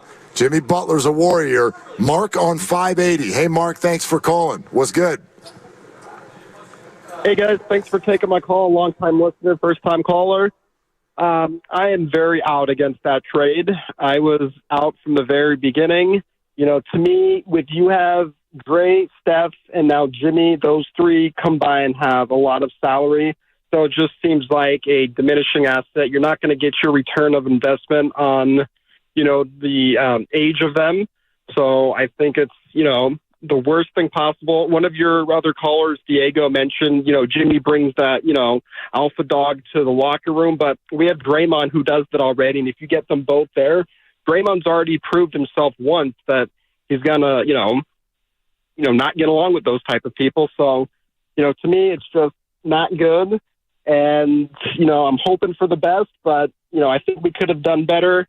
It just seemed that it was a desperation non-sensation from management, but, you know, we'll see how it works. And I'll take your guys' comments off the air. I just want to leave you with, hey, Dibbs, your picks stink. Nice uptake. They do. Yeah. They really do. Well, they really don't. No. When you think about the bit, all I've done is, well, then you people need to, like, wait for the Super Bowl pick and go against it and make your money. That's what we're doing. But your picks stink. My picks are absolutely flawless. You know what stinks? The opportunity that it creates doesn't stink. You know what stinks is when I was sitting at 500 all year. That's what stinks, because you couldn't rely on me to be bad. I know. But now, guess what? But that stunk too.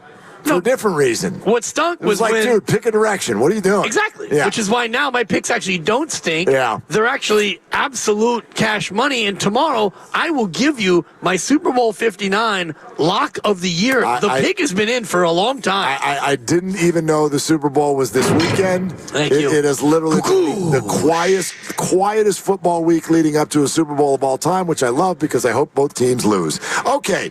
I want to lean into something that he just brought up. Because it's an assumption that we all go with. But can we talk about it for a second? Sure. And maybe even some predictions, even from people whose picks stink. Nope.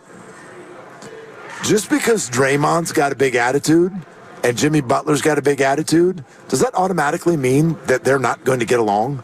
I hear this assumption everywhere. Oh, my God, Draymond and Jimmy on the same team? Oh, they're going to fight. They're going to punch each other. They're going to strangle each other. They're going to go crazy. They're going to get suspended. They're going to get technical fouls.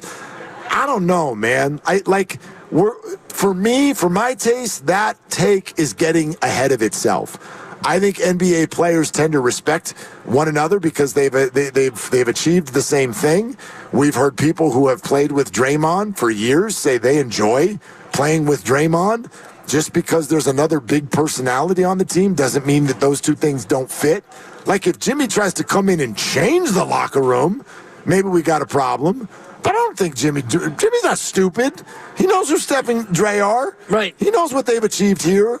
I just don't think this is automatically combustible. I agree with you. And if you want to look at the history of Draymond Green and conflagrations or conflict, you can look at the types of players that he tends to, quote, go after. Zach Edey's a great example. Yep. A rookie. Rudy Gobert, not exactly the most ferocious physical guy. He flail-kicked Steven Adams, but he didn't square up with Steven Adams. He got him on an, that's just what my leg does when I shoot a jumper. He punched LeBron James in the family jewels. He cold-cocked Jordan Poole, smaller, younger, weaker. Draymond Green tends to prey on those people who are smaller, younger, and weaker than he. Jimmy Butler is none of those things. No, I think he might be a skosh younger. I don't know the exact ages, but I'll look that up. I don't think that Draymond Green he doesn't profile to me as a guy who's going to sidle up to Jimmy Butler and say, let's exchange phone numbers and hands. No, I think that he might see some of himself in Jimmy Butler, and that's probably a good thing. Yeah. I think that there will be a mutual respect there if you've got two guys that kind of come at the game in the same sort of dog mentality kind of a way. All right, 888-957-9570. Let's go back to Leo. Leo wants to try again in the city. Come on, Leo. Come on now. Yeah. Hey, I get a second swing, and I appreciate it. Let's do it. Bottom line on you. Yeah, hey, I'm gonna go in both ways.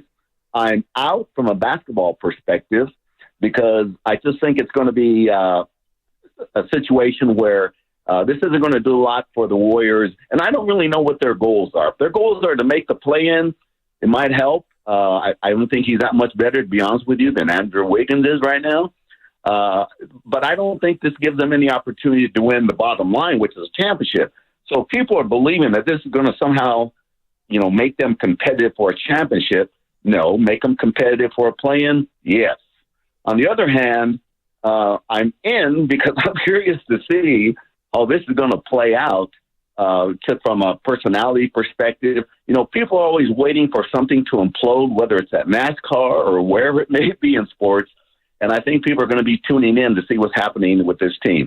So it keeps the entertainment, excitement aspect of it, keeps it interesting, because obviously had they not made a move during the deadline, people would probably be complaining for the rest of the year about where's this team going. Next year is the year I'm worried about, because next year, Jimmy's going to be 36 at the beginning of next year. Obviously, the other two guys are going to be older. I don't know what they're going to do next year. If anything, they'll be worse. There's going to be more competition. You got two young teams behind them coming up with San Antonio and Portland. Are going to be much better next year. The top teams in the conference are young. They're not getting better. Look at the Denver Nuggets. People think the Denver Nuggets are old. All their guys, their starters, are under 30 years of age, with the exception now of Westbrook, because he's been starting lately. But with Braun in there instead of Westbrook, they're under 30 years of age. They're going to be competitive next year, obviously. So I don't think they're going to get over the hump of this team. I'm satisfied I got to, be here for the last 10 years and watch them win 4 championships. But this is over for the Warriors as far as the iteration of this team. And maybe they made... We're going to get on to some other callers. Appreciate the dissertation sensation there. But I think I think the Warriors might be a little bit more realistic about this than you're giving them credit for. I want to take you back to Steve Kerr's words. When you say, hey, Jimmy Butler will help them make the playoffs, but he's not going to help them win a championship, I go back to what Steve Kerr said when he said, we just want to give Steph that at-bat.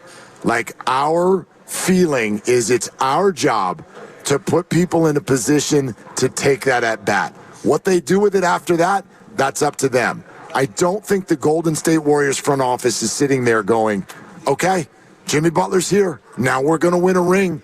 I think they realize they need to play really well to even get in the playoffs, but that's the goal. And if they do, then they're giving experienced playoff performers the at-bat. Go do it.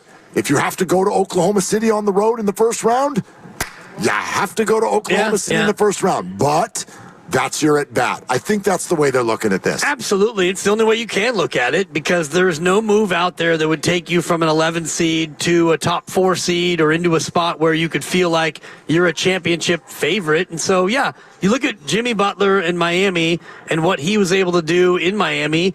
They were an 8 seed, and they made it to the NBA Finals. They won the Eastern Conference out of the 8 seed, which is almost unheard of. It might have been the first time that that's ever been done, where an 8 seed made it, they won the conference, and they went to the NBA Finals. So he's a guy who has done that as an underdog.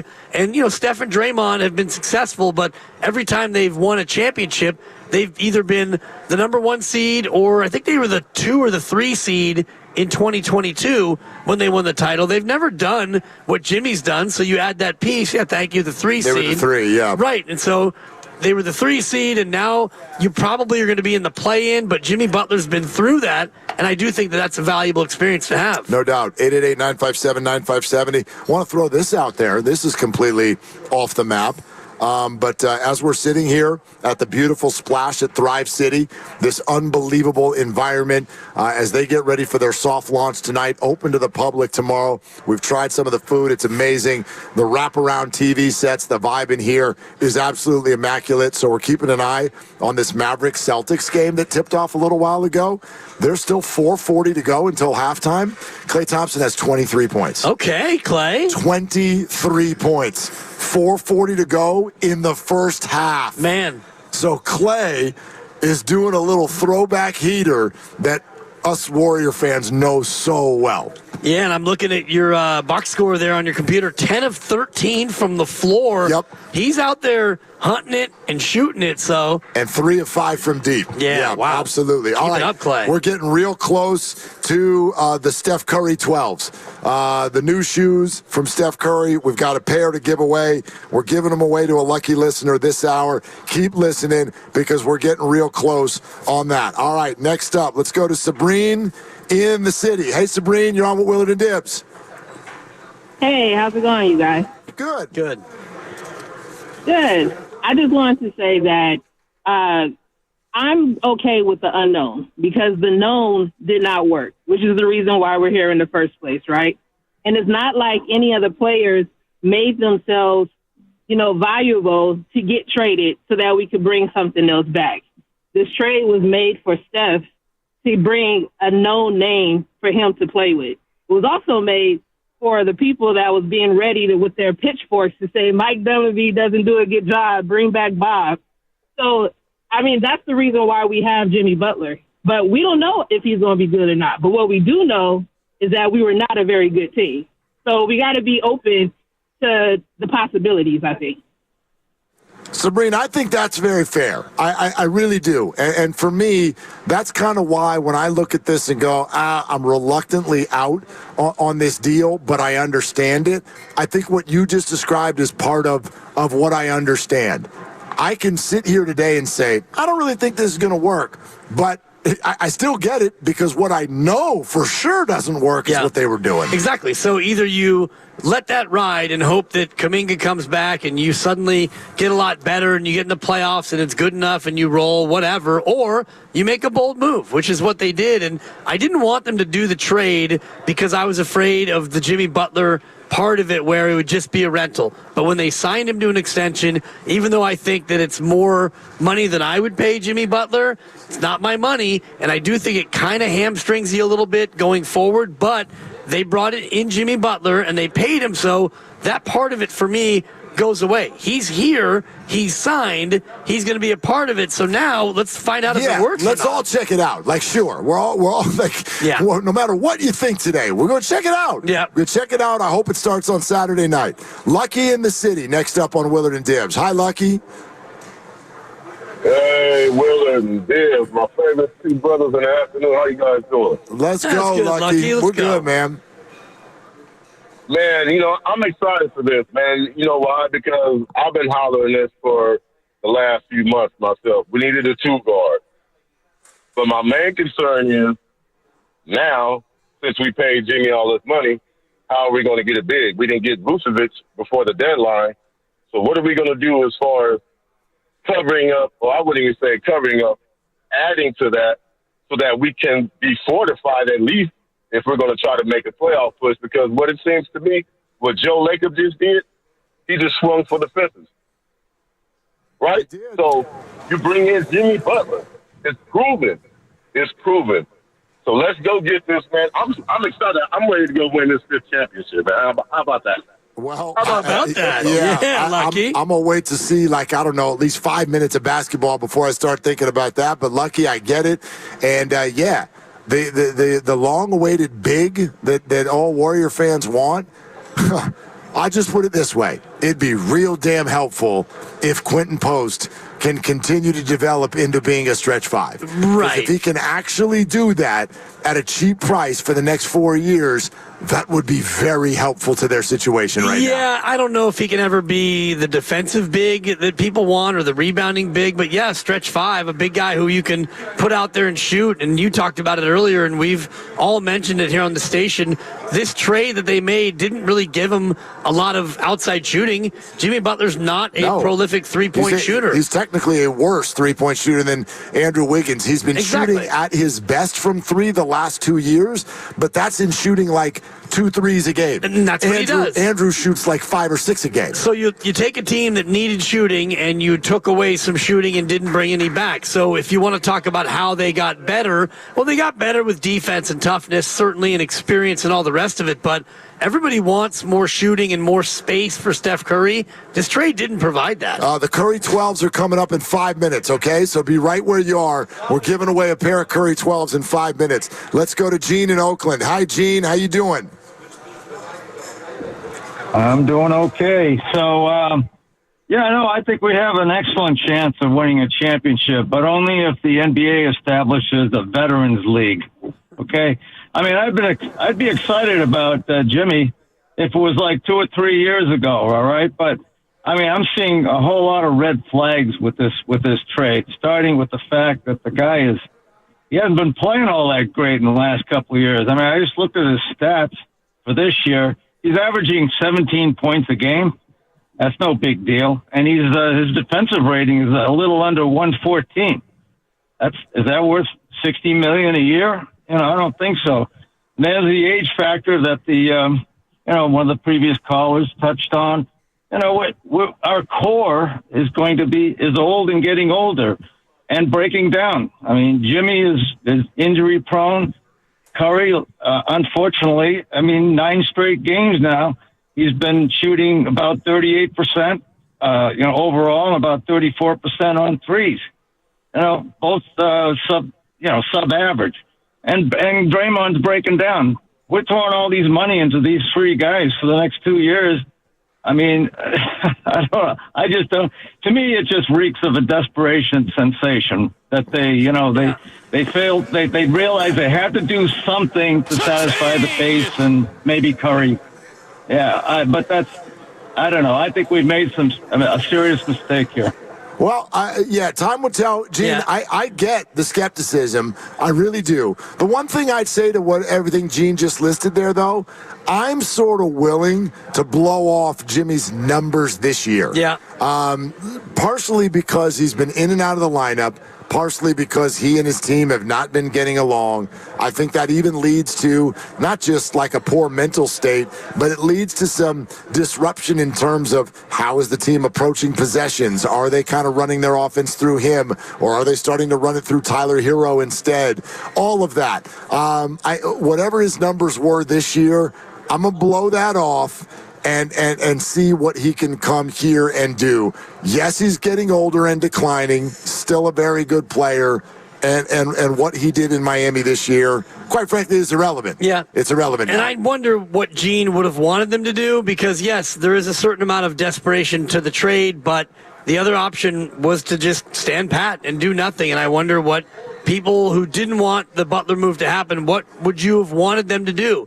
Everybody was, Cam Johnson, I don't believe that he got traded, and Vucevic, I don't believe that he got traded. So, whether or not you wanted these guys, they may not have been as available as everybody thought. 888-957-9570, the number. Are you in or out on the Jimmy Butler acquisition? We're going to keep going with that all the way through to the end of the show coming up at 6 o'clock, and then it's Warriors Live, and the Dubs are in L.A. to take on the Lakers. Man. It's crazy, man. These games almost feel like they just take a back seat. Totally. Which is a microcosm of the entire league right now. Free agency and trades are like way more important than the games themselves in the regular season. And that is a problem, Adam Silver, because your product is largely being tuned out in many, many ways. Not here on 95.7 The Game, because this Warrior team is one of the most compelling products in the association, but you mentioned it, Mark. Think about if that game last night would have happened any other day in the year.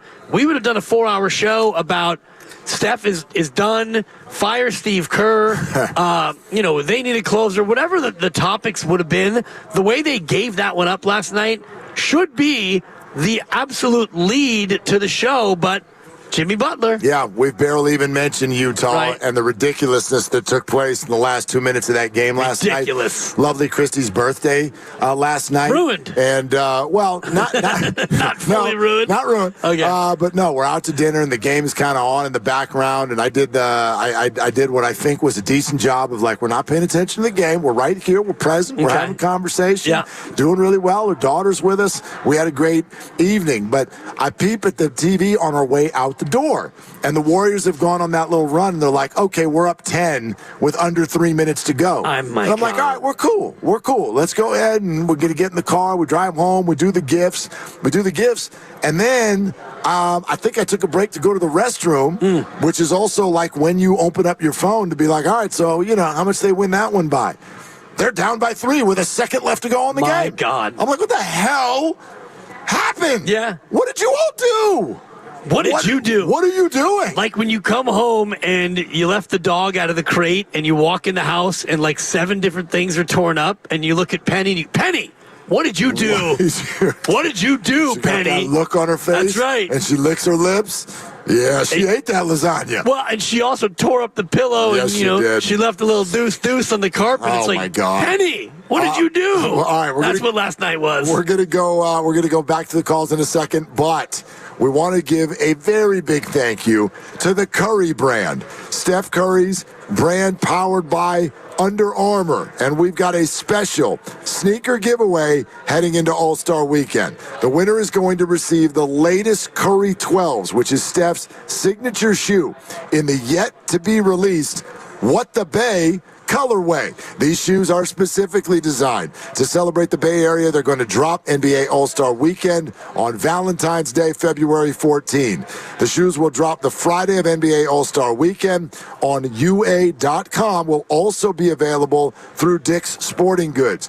We posted a picture on our station Twitter page if you want to go take a look at them. And again, we held that up for our YouTube audience earlier as well. They are looking good. So to win, all you need to do is be caller 1 right now on the contest line, 415-523-4652. 415-523-4652. First caller there wins a pair of the latest Curry 12s, Steph's signature shoe. Good luck to each and every one of you. All right, let's get back out into the phones. Rich in Daly City. Rich, thank you for calling. What's good?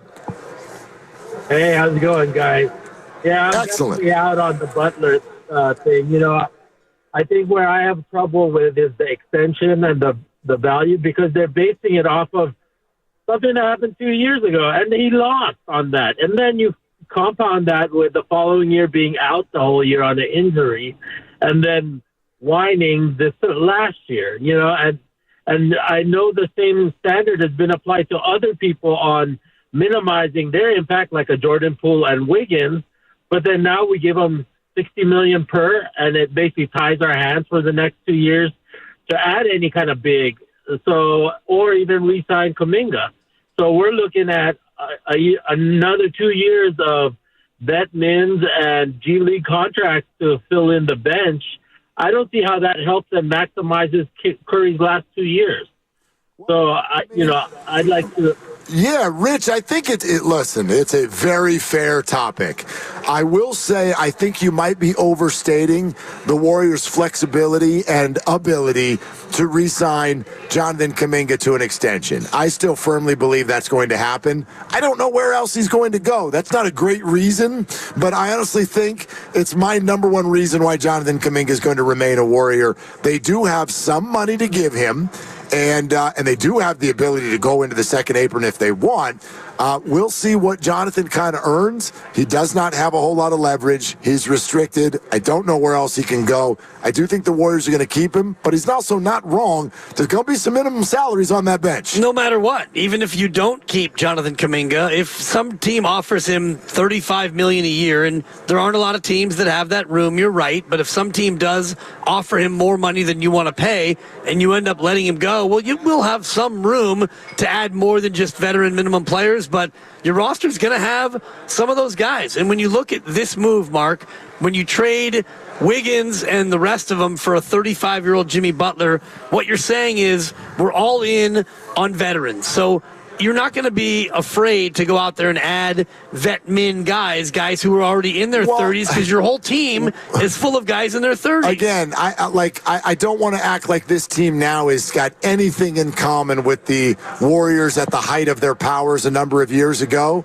But vet min guys used to come in and actually be the key thing that would push the Warriors over the top. And I don't remember everyone's contractual situation, but you want to know a name that comes to mind? Like David West came in because he saw an opportunity to be a champion, and it happened. Now, again, this is different because you're dealing with guys that are in their 30s. So we'll see if it happens. But look, the buyout market is still coming. I do think the Warriors are going to be active on it. You might see them actually not even wait for the summer to pull someone in. It might happen here and then this weekend. It could. And, and you've got Marcus Smart, who is expected to be bought out, and he's a guy who might come in and fit, as you're trying the Schroeder role. Well, yeah, and as you're trying to get more ornery and trying to get some feist up in here. I mean, if you're trying to get team feisty, he would fit. He's a guy who's not afraid to mix it up. So that's true. There is buyout market that can still happen, but I just look at this move for now and also for the future. What you're telling your fans is we think that Jimmy, Steph, and Draymond as a core are good enough to compete, and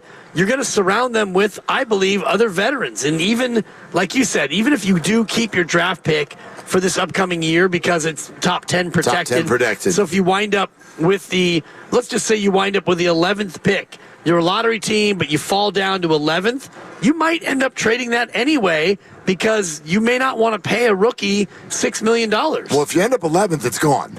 I thought it was top 10 protected. Top 10 protected, so they keep it if it's in the top 10. I got you, my bad. Keep it in the top 10. If it's outside the top 10, it's gone. So if you're 10th, if you wind up in the 10 spot, you may wind up trading it anyway. Yes, that's very possible. Yes, absolutely. I had that backwards. That's all good. Tom in Sonoma. Hey, Tom, thanks for calling. Hey, Willard. Hey, Dib. How you guys doing, man? We're Great show, guys. Thank you. All right. Well, hey, I was against Butler, but now that we have him, we got to deal with him, man. So I hope we can do something with him, man. You know what I mean? My biggest thing is I don't want Green starting with this lineup. I want Kuminga. Green is going to have the unit. I think this is vital if we're going to make a run at this. We can't have 3 30-year-old starters every time on the floor, and that's where we're having problems. Thank you, guys. All right, Tom, thanks. Tom. Okay, this is a conversation for a later date, but I do think it's an interesting one. Once everybody's healthy, once Jimmy is in town, once Draymond, and he's already healthy, but once that's all set and Jonathan Kuminga is back as well, I do think that's something I'd love to ask Steve Kerr next week. Who does he envision in his starting lineup? I'm not sure. Because there are a number of ways you can play that. And Draymond off the bench is an idea. Yeah, and it's actually worked, and he's open to it, and I think he's had some good impact off the bench. And we always fixate on starting lineup when finishing lineup is clearly more important, but different players have a different desire to start as opposed to coming off the bench. I do like Kuminga coming off the bench and being that real primary scorer with the second unit, but he might be more comfortable as a starter. I have good news for you. Tell me. Your rant led Adam Silver to hire more temps. Thank you. And the Jimmy Butler trade is official. It's official. The Jimmy Butler trade is official, so therefore he is able to be on the bench in L.A. tonight. That is expected in street clothes, and then he is expected to be in a Warrior uniform on Saturday in Chicago, and he will be wearing my favorite number. I might have to get a jersey now. He's wearing number 10. Number 10? Yes. Yeah. I don't know how I feel about that. Why? Why do you Tim care? Hardaway's number. Okay. And, David Lee, friend of the station. David Lee did us a solid way back in the day. We had the Lucky Break contest. David Lee showed up as one of our guest celebrity judges. David Lee, sneaky good guy. He wore number 10. I'm not sure how I feel about that. By the way, you know this with me. Tell me, you don't know list numbers. Off Yeah. 27 people right now and be like, they wore number 10. I don't like this. And I'd be like, did they? Yeah. Like Tim Hardaway was one of my favorites growing up. I have no clue what number he wore. None. I just told you. I know. I do now. I know Chris Mullin wore 17. Yeah. Mitch Richmond, was he 23? Yeah, exactly. 22? 23. You had it right. And Tim was 10? Yes, he was. All right, sure. Whatever. And you know what else? And I'm just going to say this, and maybe the Warriors are listening and they'll change their mind, but you know who else wore number 10, and therefore it should be a forever number? Ty Jerome. Jerome. Jerome wore number 10. And he's rolling with the Cleveland Cavaliers now. Yeah. And actually balling out. We're sponsored by Kalshi, and we are not done with your calls at all. Are you in or out on Jimmy Butler? 888-957-9570. We are live at Splash at Thrive City, the all-new, state-of-the-art sports, bar, restaurant, viewing mecca right outside Chase Center. Willard and Dibs. Sports trading is now legal in all 50 states on the platform Kalshi. Kalshi is an exchange where you can trade on just about any